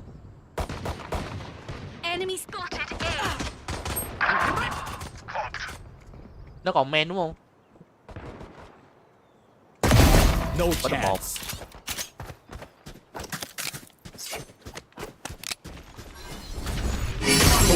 One enemy remaining.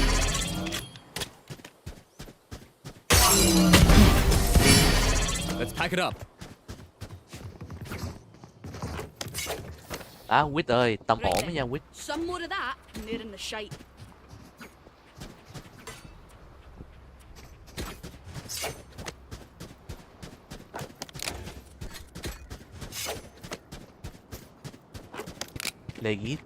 Legit luôn á.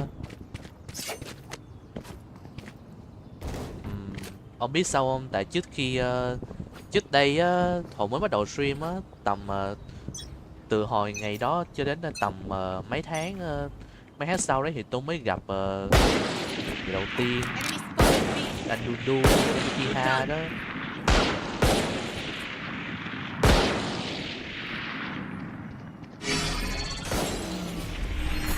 Breaking them.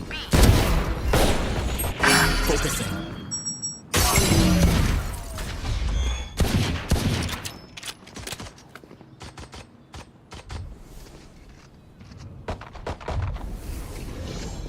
Còn tôi thì vẫn đang rất chilling. Spike down B. One enemy remaining. Quay đâu nhỉ? Thằng Bảo nó bắn rank là tôi đá like thằng Bảo luôn đấy. Just swapping in new fusion cells. Okay, my arms are good. We can go. Này đây là Rabo nói mình không nên mua.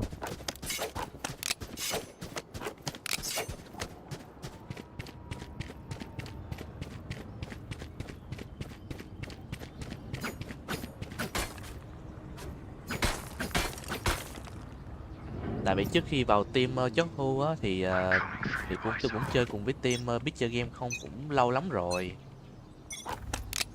Và cả thân thiết với nhau nữa.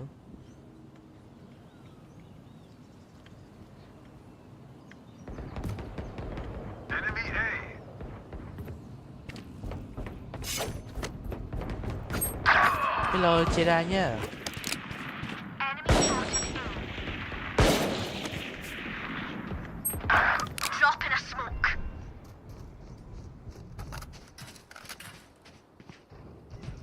Spike planted.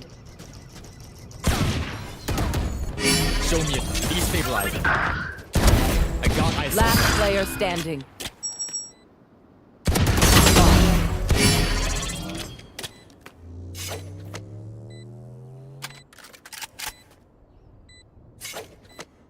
Ơi, mày làm khó mình thế.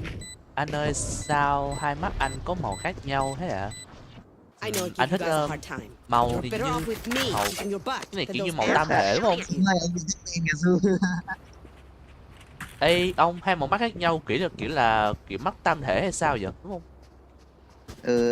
Tam thể là nó khác, tam thể là lông của... À lông rồi. Lông có 3 màu là tam thể. Ồ ok.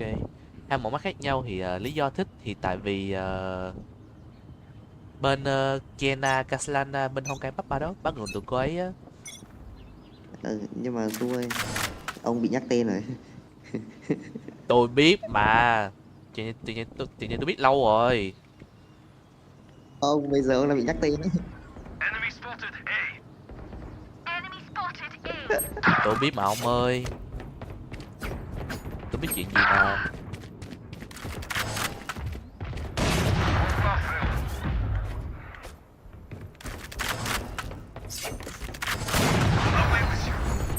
Spike planted. No distraction.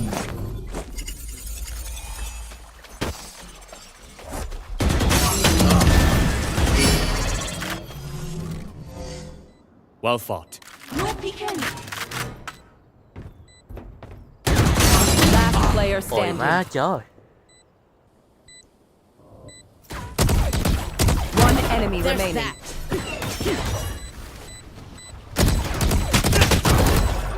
You had your fun. My turn. Doing a thing.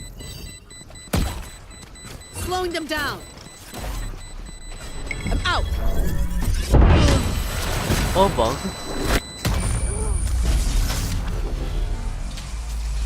Hiện tại Youtube với ông còn nói chuyện với nhau nhiều không? Cũng lâu lâu thôi. Cũng lâu thôi, lúc thì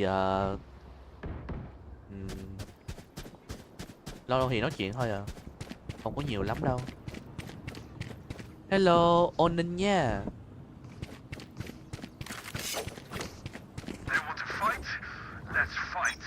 Tính ra tôi biết Youtube từ hồi Youtube còn là cái PNG Tuber đó.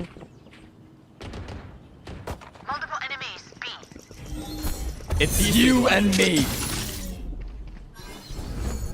Focusing.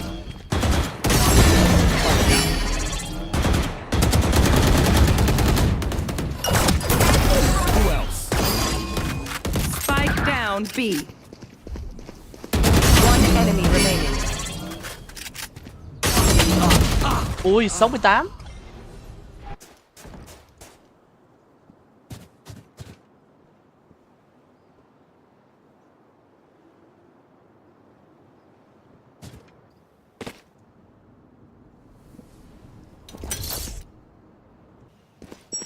Ở trong sai á.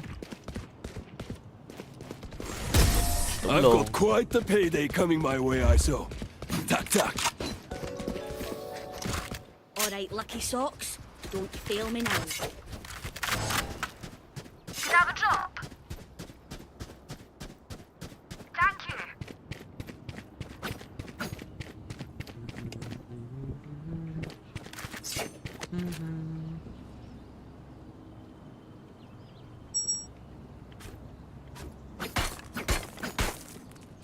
I need help. You want to play? Let's play. Line them up. Going in. Spotted. Ôi giời ơi. Rayu, rayu.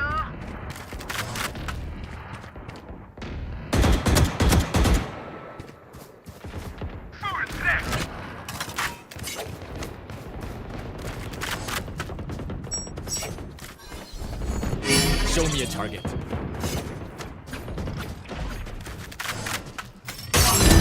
Stand aside. My ult is ready. One enemy remaining. Kill everyone, and our job gets a whole lot easier. Reloading. I'll do my job, you do yours. Need a drop. Thanks. Thank you.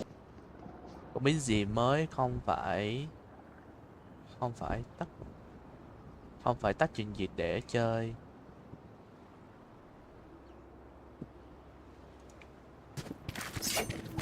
Every choice matters.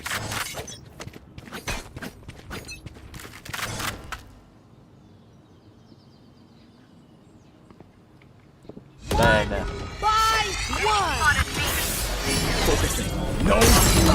Vai nồi. Vậy mà cũng không bắt được nữa. Chịu rồi. Refreshing.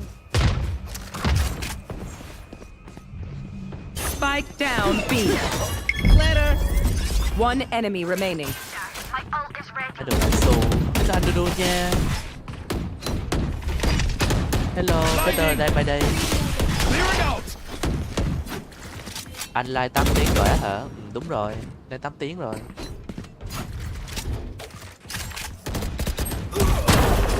Just a wee flashbang. I'll walk it off. We're earning our vacation time. Nó bị animation nên bắt dùng ulti Gilson nó cũng bị tâm cái animation luôn thì chịu rồi. Anh nghĩ một chút chắc sẽ tốt hơn đấy. Không sao không sao, anh vẫn còn sức mà em.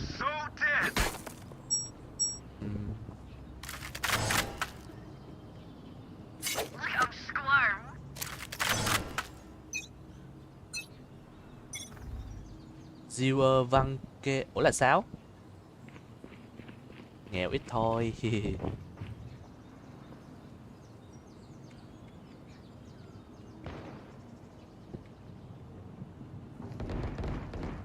Enemy spotted. Attacker spawn. Enemy spotted A.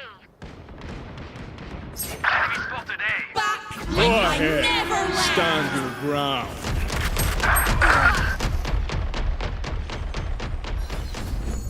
Show me a target. Spike planted.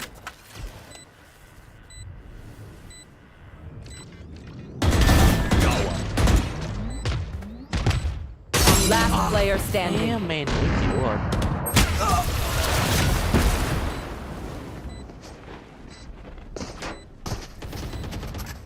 You know the drill. Ồ, cảm ơn Onin đăng ký kênh của Su nha. Thank you for subscribe. Con boss này nó hiện lên chậm quá vậy.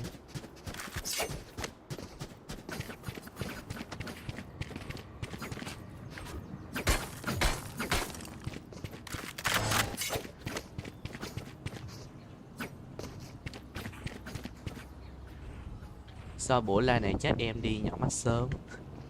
À dạ.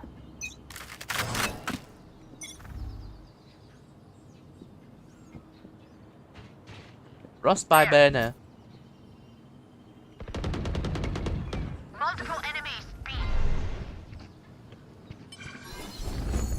Show me a target.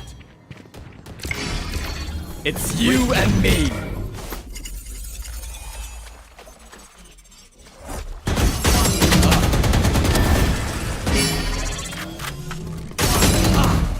Má nó bắt mình luôn mà, chịu luôn. No peeking.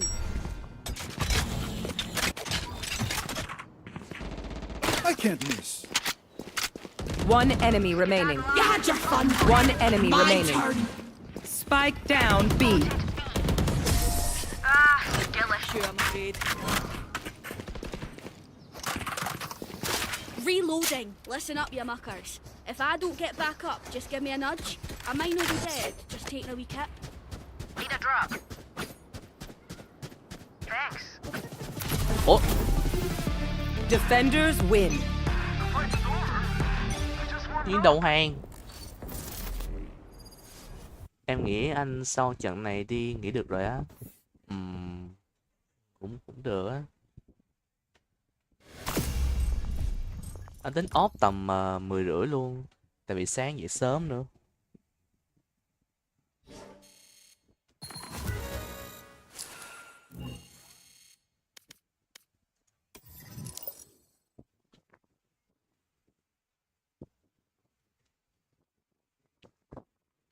Chăm cũng phải có mức độ chứ ha. Ok. Anh còn chi tiết không anh?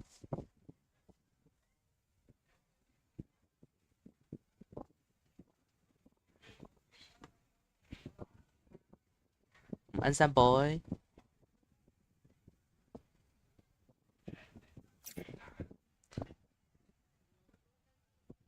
Tôi chơi tầm 10 giờ 30 là nghỉ.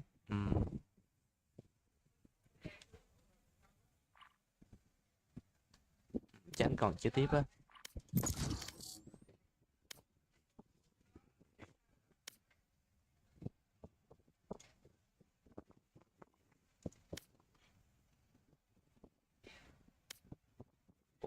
Sao thế anh? Ủa anh nói giờ Su có nghe không? Em chưa có nghe luôn. Anh chưa mở mic á.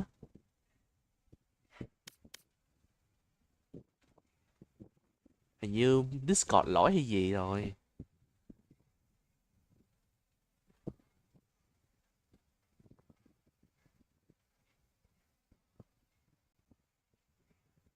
Match found. Lúc Em nghe này anh. Ờ. Chứ Discord lỗi á. Chắc nó lỗi. Nãy anh nói là Su còn chơi thì anh còn chơi à. À.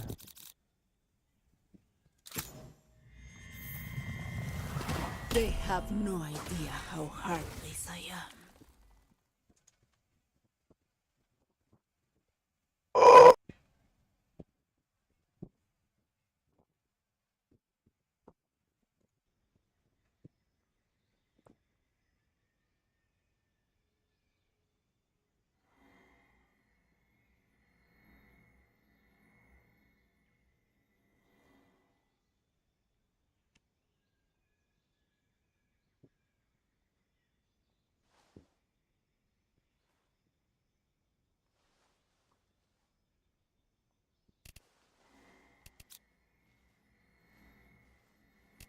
Sinong gagamitin?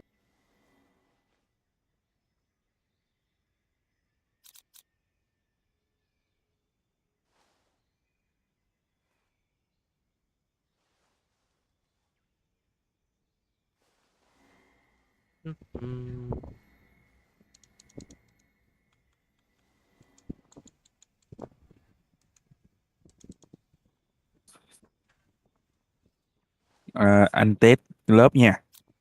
Ok anh.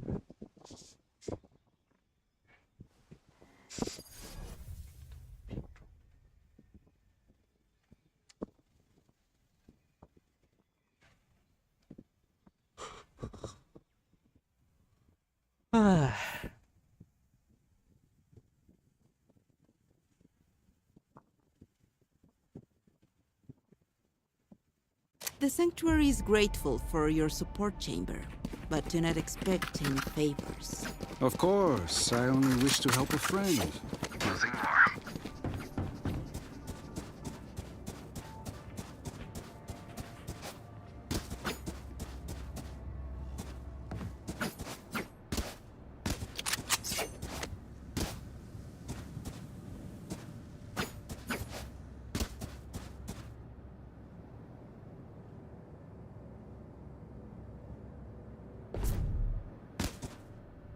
Hello Đạt nha.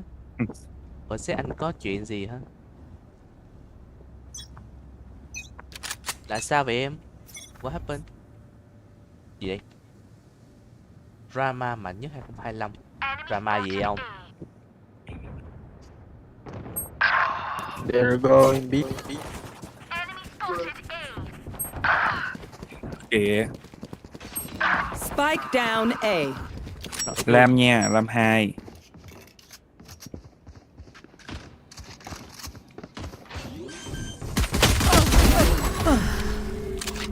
Spike planted. Last player Mà đặt standing. ngay đây mà, tại cái chủng.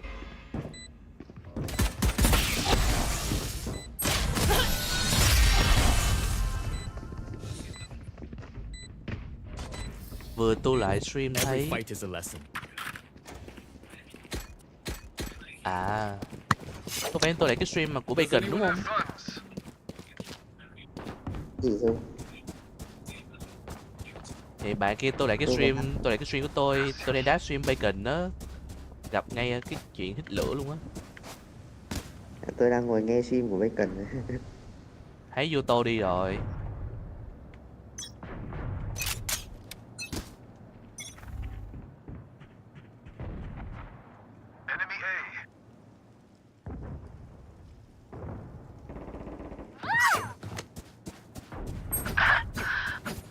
Tôi đóng tôi.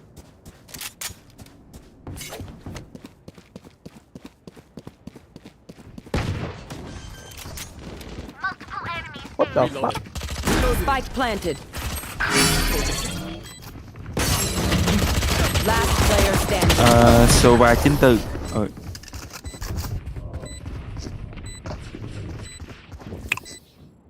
If you see one of my creatures, it's a good thing, right? Figure out what they do eventually. Hello, Hiruzen nha. Thôi thì hãy chiêu theo cách của bạn vậy. Có chị thế, what happened?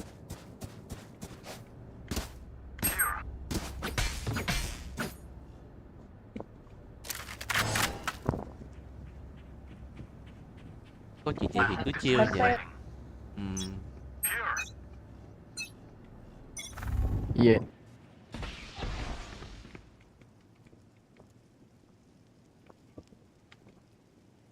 Wala dito. Sa bat wala. Phải đạn. Nagpupush. Enough.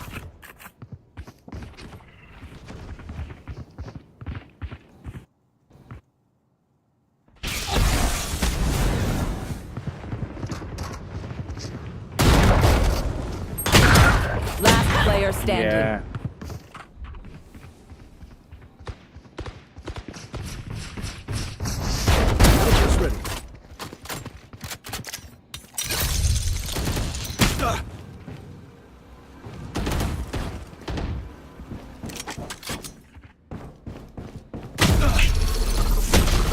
Trời ơi, tay len ngay đó.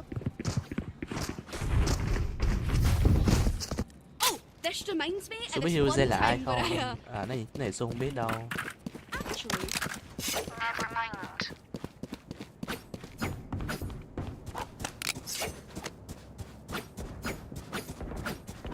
Does anyone have funds? Merci.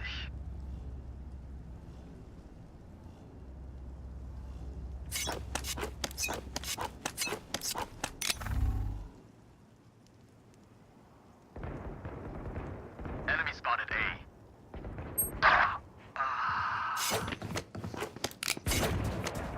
Trời, sao cái học một tí nào vậy trời.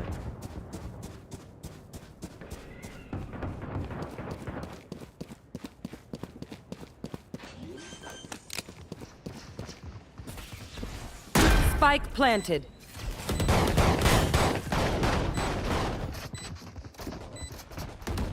I shot somebody.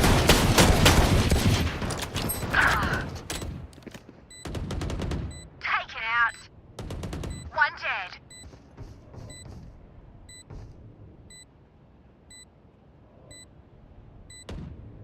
One enemy remaining. My ult ready. 2 viên cuối. Fire in the hole! Vãi nồi. Why did I sign up for this shit? Last player standing. Ôi, Chamber không ke kịp rồi. Clutch. Ui.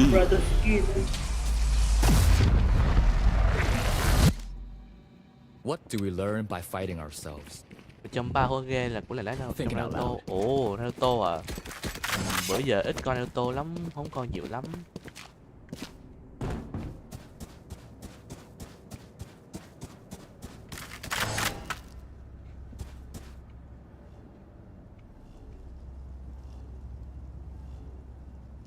Watching here. Embarrass them. Here. Watching here. Watching here.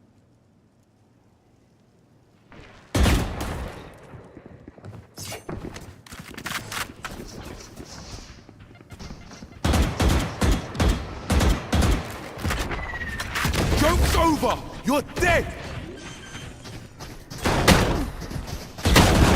Spike Vãi planted. đạn nó công vô. Ủa đấy, ủa. B đông thế này còn mọi người bên đó làm gì? Not your best. Enemy spotted B. Last player standing. Không ổn rồi. I can't use that. Ồ, gia luật sư này Không năm đâu hả? Sorry nha, anh mới nghe điện thoại. À, nó nghe điện thoại à.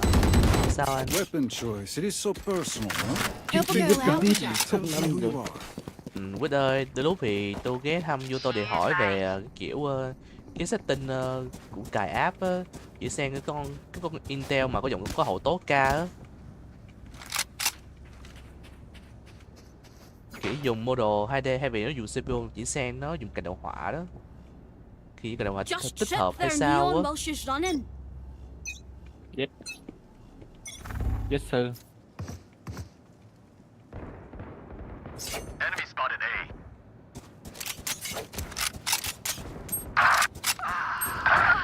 Cho má hai thằng. Hú hồn.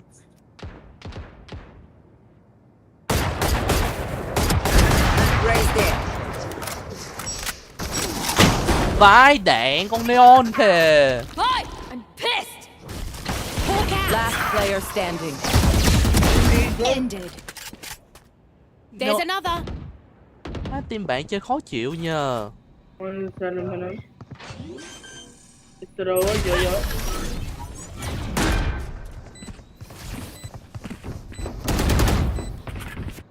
ult is ready. I reckon I'll take a kip after this. I've earned it.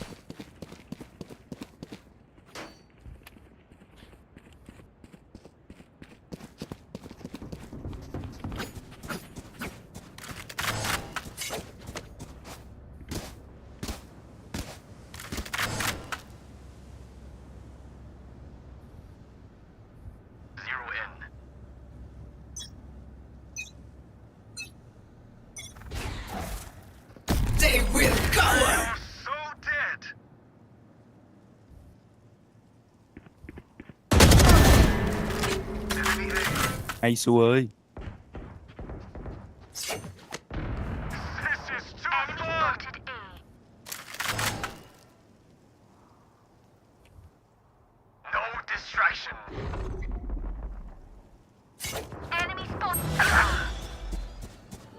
Like I never left. 127. So Mẹ này gì? One Lem.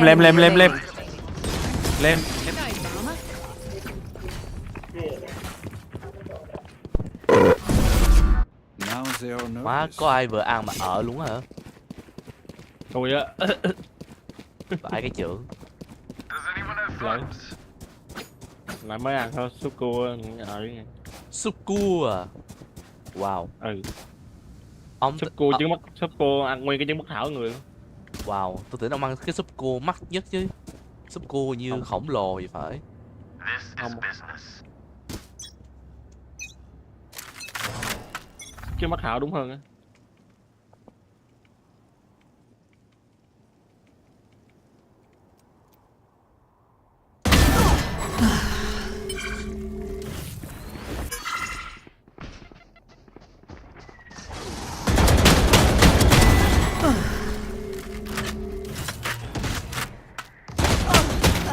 Mê lắm sọc gân vái trưởng. Spike planted.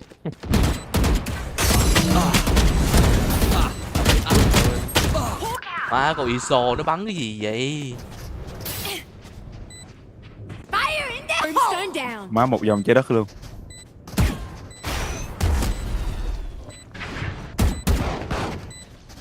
One enemy remaining. Nowhere to run. Ở ngoài.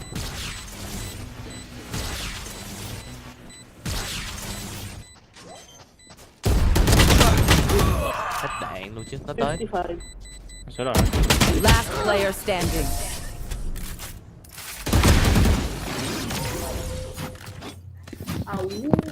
The enemy only looks composed. Their hearts tell a different story. Hello cái con. Hello chó là cô béo. Tối nay có qua không? Béo phải qua. Mày hôm qua tiếng nữa bố mày qua nhà mày. Tao đi ngủ à? Ngủ sớm á, mai mày có thi éo không? Mai đang lên trường mà. Ủa rồi bắt mai mày lên trường làm rồi vậy? Học huynh. Họp á hả? Thi không rồi hả? Thi không rồi? Ừ.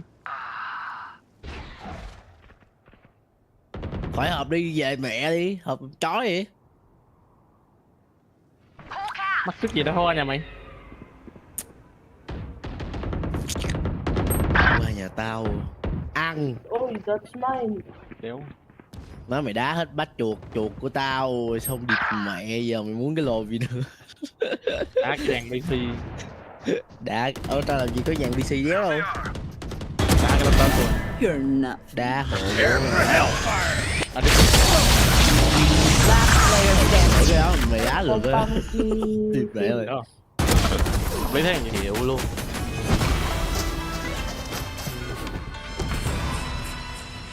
Instinct only goes so Nó far. cô à, tao bảo cái này. Hello Hashimara nhé. Tao thấy mày cũng mày thấy. không tao ngu. Mày bé. out, would you? Ừ. Lên chơi gì á cu? Chứ ngu. Valorant đúng không? Biệt bắn 5 viên đấy chúng biết nào. Đấy biết ngay mà, nghe cái biết Valorant liền. Và cái đéo rồi. Valorant. Úi giời. Tao nổ gần cút luôn. Jimmy nó biết nổ mày. Vô ba lò. Vô ba lò. Phải trưởng. Bạn này mày làm tí. Tao phải làm tí.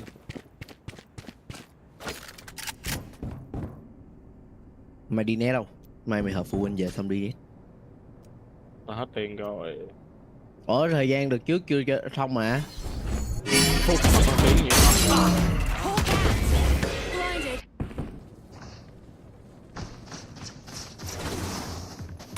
One enemy remaining.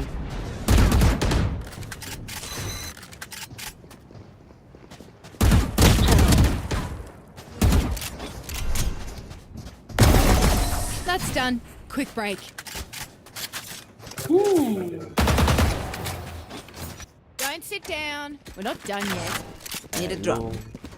Này luôn cái hàng số vô không biết im lặng, không biết kêu người ta xuống vôi kia để nói chuyện hay gì trời.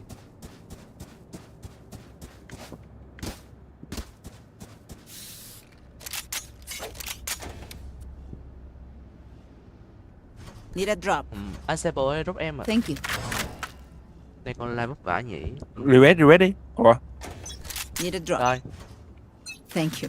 Đây. Still in sight.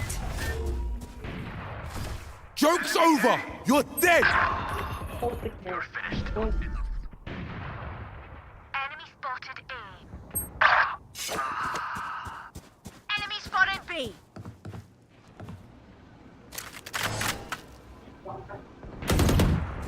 Enemy spotted cat. Buried.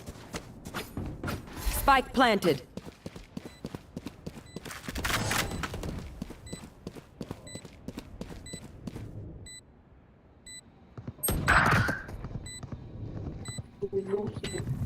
Cutting their vision. Seek them out. Last player Mẹ standing. đứng cái góc khúc kia bắn kìa.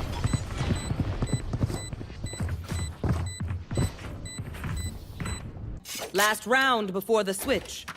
I didn't care how you do it. Just spend all your money. Xui chê tiền tôi quá buồn. Tính ra sample nhiều tiền hơn ông mà. Alo.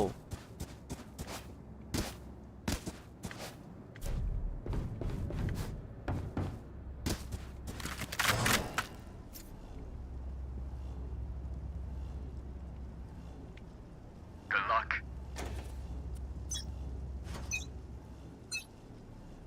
No distractions.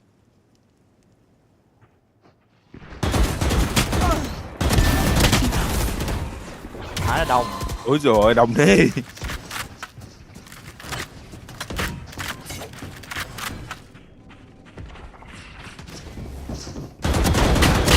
Trời ơi, 80. Not enough. Breaking them. Here, cat. One enemy remaining. Here. Spike down B. 120. One shot. Pull cat. Teleport. Phải done here. Mukha mo. Switching sides. Forgive me if I overextend. Old habit. Think it out loud. Surrender or gay? Surrender or gay? F6. Does anyone have funds? Ừ, Diễn đầu hàng. đúng rồi.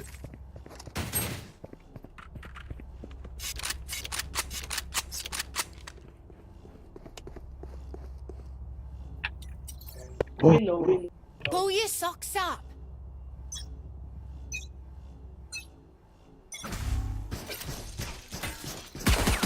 Reloading.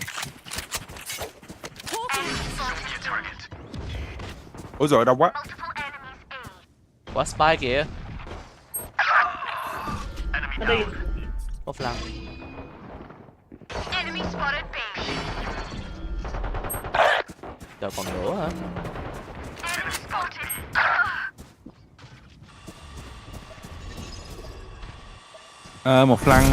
Một flank, một flank. Xui ơi. Rim flank á.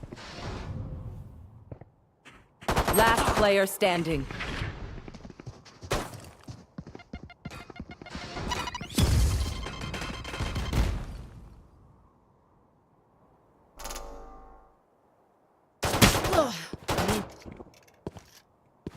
I have the spike. Go to site. Wala, nasa likod mo. 30 seconds left. Teleport.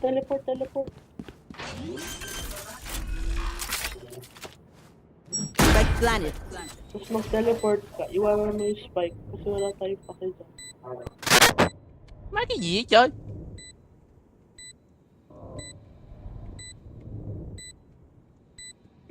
Nasa likod mo. Ayun na, parating yan. Naririnig ko na yung hill. One enemy remaining. Saka dun sa heaven. Ayun na, parating na dyan. Ayun na. Mẹ không nói không hiểu gì Sabi luôn. sa'yo eh. Hello thầy nha.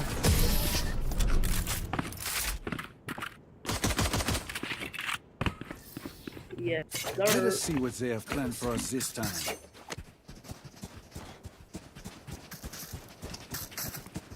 What's up, twin? Reloading.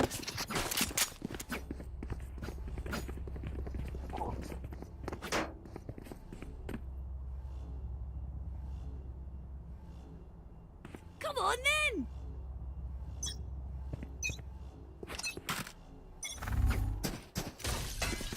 Reloading. Try again. Teleport's gone. Easy. One less. Reloading. Hawk out. Hawk out.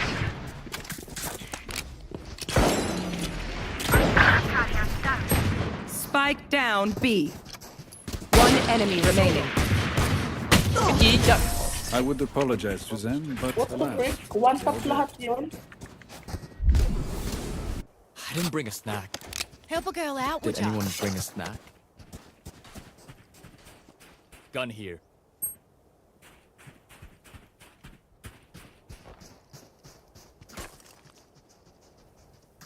Gun here.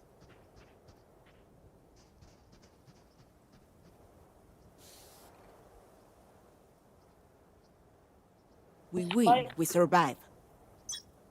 We don't care. Từ sao có la liên quân không chờ? Chưa biết nữa nha thầy. Enemy spotted A. Let's rotate.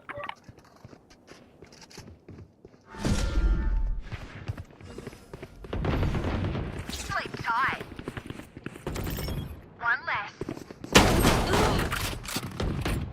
You fucking shit, don't block me, bro.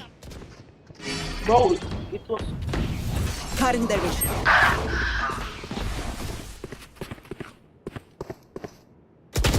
Last player standing.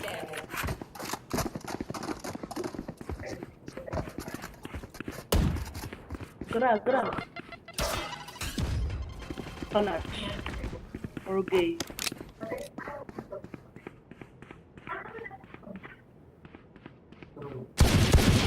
One enemy remaining. Vãi đạn không chung kìa. They're just batteries. And I need a recharge. Does anyone have fun? Does anyone have fun?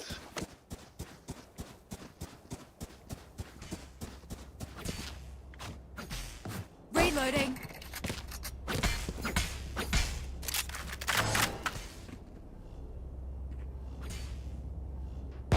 Reloading. For you, hermanita. They will cower. Spike dropped. I have the spike. Fire in the hole. What? Spike down A. My ult is ready. Pull. I have No the spike. distraction. Please.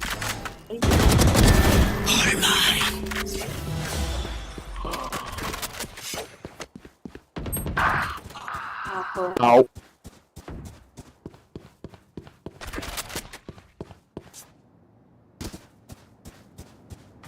Enemy spotted A. Spike planted.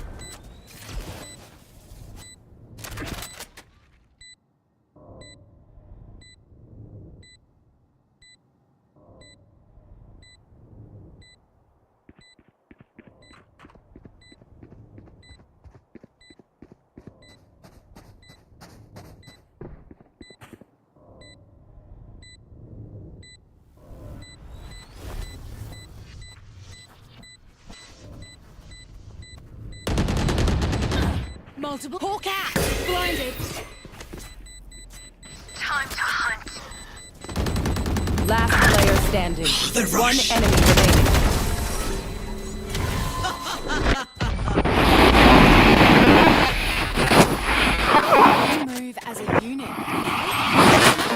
What the hell? Does anyone have funds? Mấy thằng quỷ này bị hư à? Rè lắm thế. Ba't pag ako hindi, pero pag si Sky, siguro nagde-date ng dalawa na to. Siguro, kunyari, ay, Như kiểu bít với giá 10 đô hay gì trời? In we go. Mới giá như kiểu 5 đô à?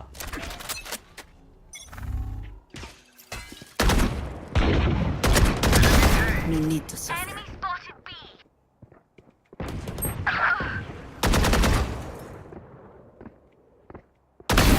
Embarrassing. I have them. Still in sight. Enemy spotted. Fireboy's gone. My ult's ready.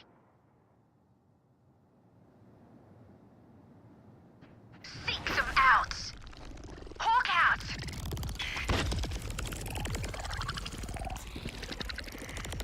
Found one.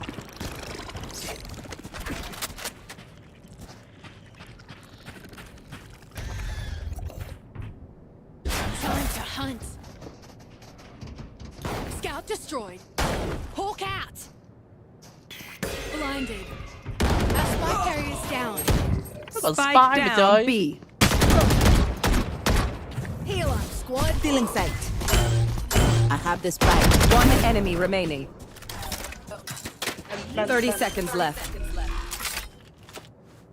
But planted.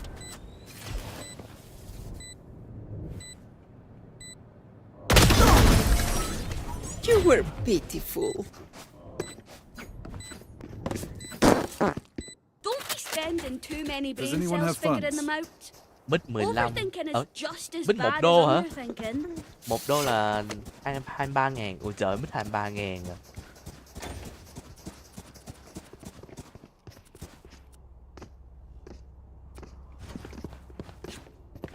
Bít kiểu này chỉ có bít 1 đô mua trên Taobao thôi. Anh nào có thể mua trên Temu á. Mua trên Temu á.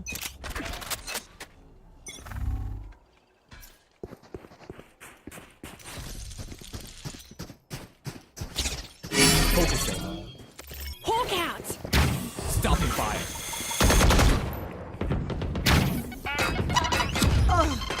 Trap destroyed.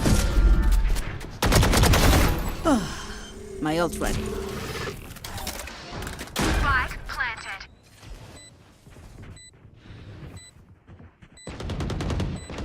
Enemy in defenders. No peeking.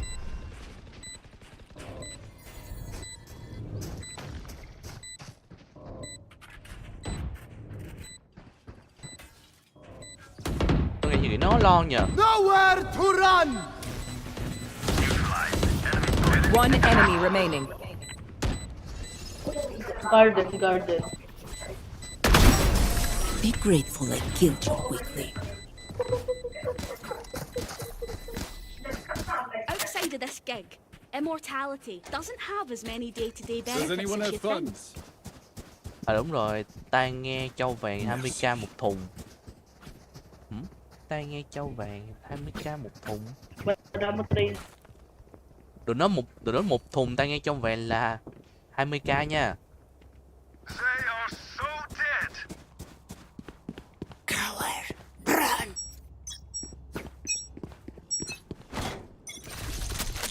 I have the spike. They will cover! Show me a target.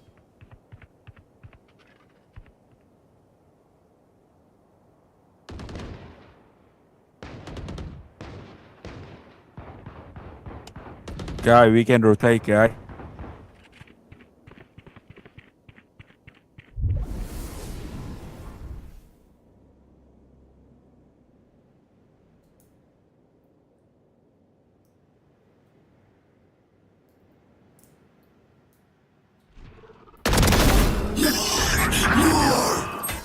Spike down A. Got the spike. Blindfold.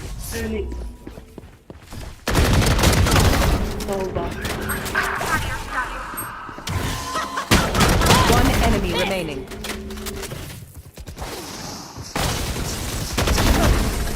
Don't worry, your life won't go to waste. Mấy cây được gửi thì nó ok đó. When we go out there, someone dies. Carry that weight. Does anyone have funds? So I love you backpack. Cái gì thế Win? What the hell? Merci. Well, I mean, someone's got to grab the spike, right? No. Cái cây bundle rồi gửi này như nó cũng tầm Gun here. 2k1 đúng không? No distraction. Spike.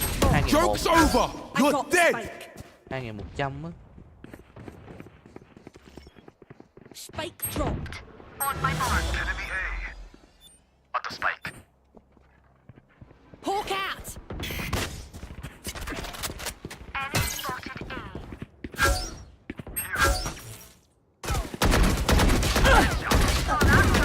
Phải đạn. One enemy remaining. Here. Likod. That's the last of them.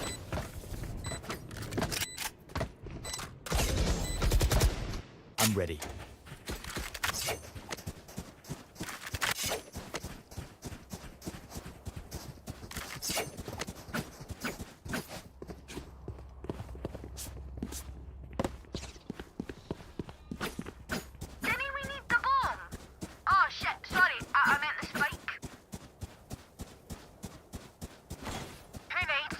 Take control.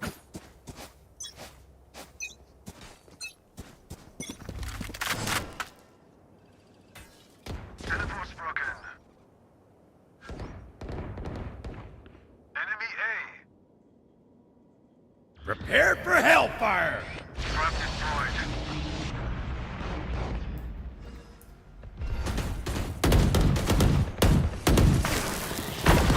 Fire in the hole! Cutting their vision. You're done. Back like I never left! One enemy remaining. I think that's it. Hay quá mọi người ơi. Yes Make sure to sir. follow my pack in. They'll lead us right Má to the tầm end. vít gửi thề nó bắn dễ thật sự luôn á. Pew pew pew pew pew pew pew.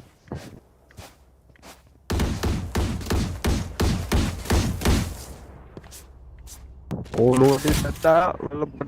What?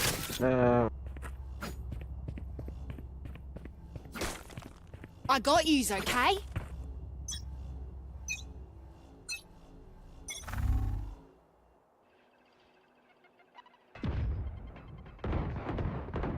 Not 20.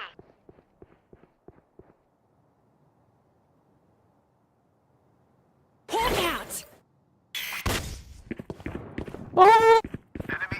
Show me it. Making cover. Still in sight.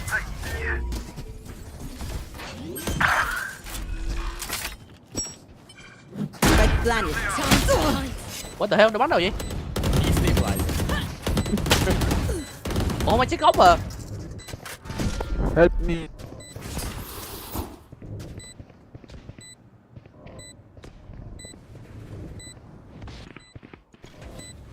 Teleport's ready. Last player standing. Con Chamber bắn vội quá. I stream. On window. One more.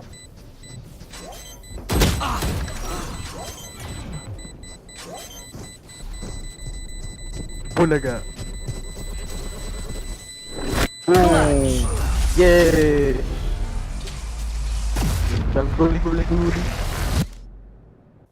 Match point.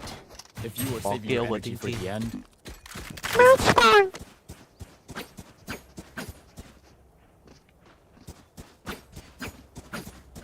Ooh, people right at you going and you have to do that, baby.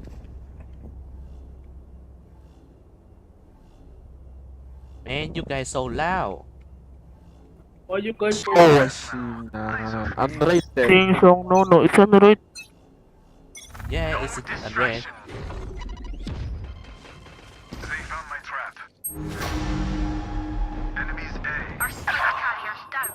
80, down A. 80 neon. Hay 80 neon. 80. On 40 raise, teleporter. 40 raise. Teleporter. Minus 40 HP raise. Minus 80 neon. Last Minus player 40 standing. raise. À tao muốn Minus 80 neon. Finished. My ult's ready. Minus Found one. má hề tao mít hai quỷ này còn hơn mấy không chịu lặng. If I may, I'll go in first. Thin out their numbers.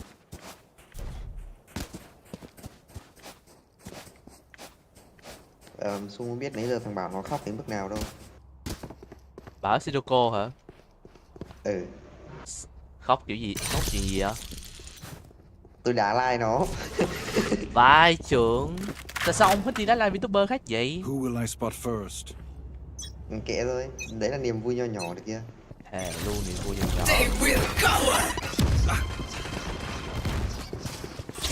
Nhưng mà tùy người, đôi lúc sẽ có mấy người tôi sẽ phải đi.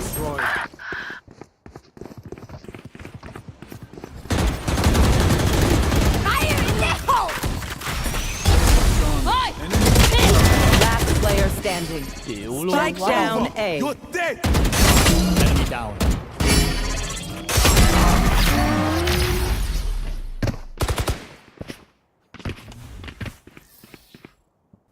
Sudden death. We know what we're doing. Trust each other and we'll be fine.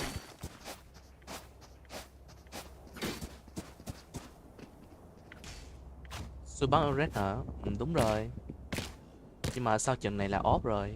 Nên có gì Mero đợi đến tối tối mai chơi nha, được không? Tối mai.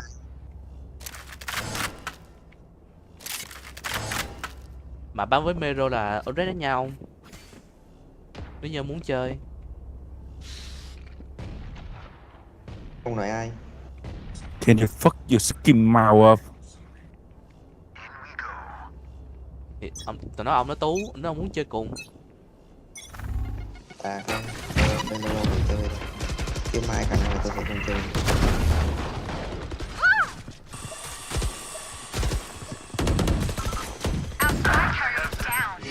Mấy mươi rim à.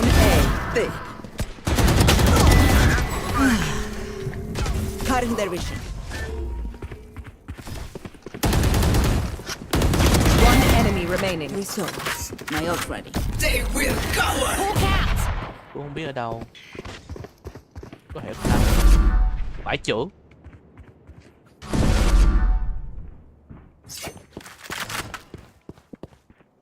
Xong nghe cảm giác như sau lưng nhờ.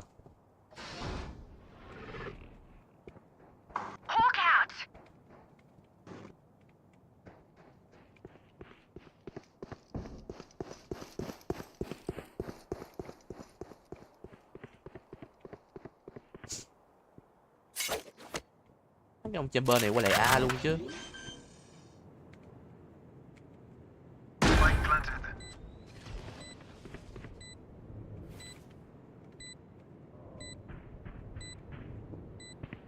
À nó móc đây nè.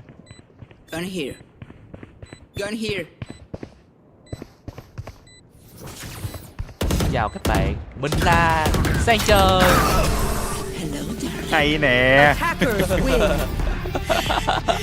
This is who I was meant to be. Cứ mỗi lần ra em hay nói câu đấy á.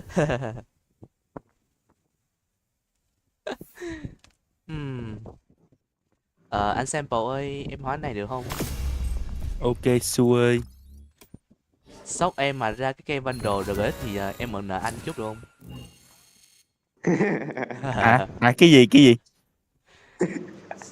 Cái shop vào lâu của em mà nó ra cây bundle RGX đó thì em mượn nợ của anh chút được không? Anh chịu luôn. Chịu. Anh chịu luôn, anh thất nghiệp anh đói móc mồm. Vậy trường, em tưởng anh giàu lắm chứ, Mr. Beast. Nhưng mà đang có đăng cái shop á, đăng ra luôn à? Không chưa có ra. À. Không, để anh chỉ em một Mr. Beast Việt Nam nè. Ai thế anh? Người ấy mang tên là Ăn bacon. Vãi nồi bacon. Ui giời ơi. Ây da, khó nhờ. Ủa mà Vandal RGX như nó hụt dạng màu cam, nếu về tầm 2001 đúng không ta? 2100 mấy á. RGX thì hơi buồn. Tôi chỉ có fan tầm thôi. Má thề tại bắn cái trận vừa rồi thề bắn cái RGX nó dính vãi chưởng. Đúng rồi, dính thật. Dính mà RGX bắn dính như Ion á. Nó dính hơn như Nhưng cái mà... cây va đồ cháo không ta? Không, chào chớ hơn. Chào bắn không quen nó chớ hơn. Ồ. Bởi là cái bundle của team 2G hợp với bacon đó, màu tím, bacon với cả nguyệt, màu tím luôn nè. Như là Gaia thôi. Gaia thì mẹ ai bắn được thì nó không chớ, còn ai không bắn được nó chớ. Má game. Đây, để anh giới thiệu cho Su một ví dụ điển hình. Phantom Ram 2.0. Ai cũng nói nó chớ, riêng anh bắn thấy nó dính vãi biều. Ồ, em có từng bắn rồi, nó cũng dính mà.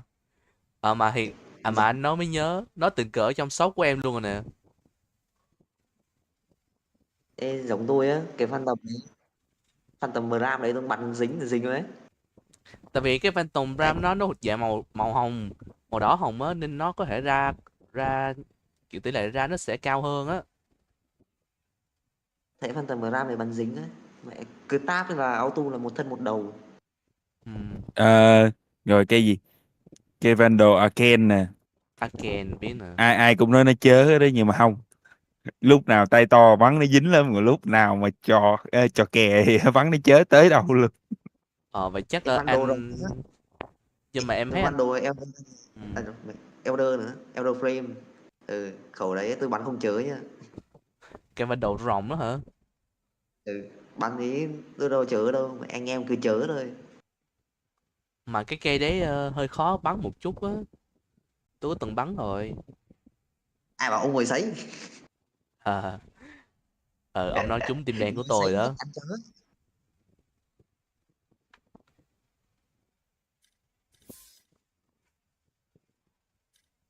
Còn khẩu nào vậy? Trên không nhỉ?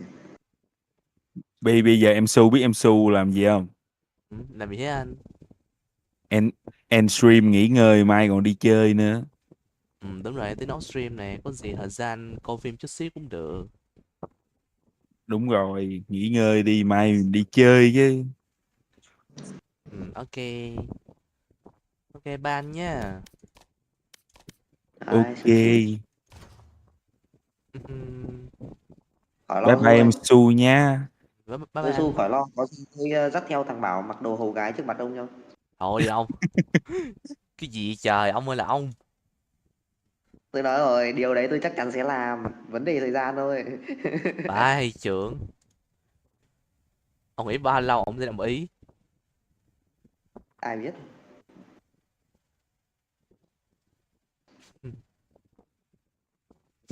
Vãi nồi Bảo nghe nãy giờ này ông. Đâu? Trên chat stream kìa. Bảo con nãy giờ đó.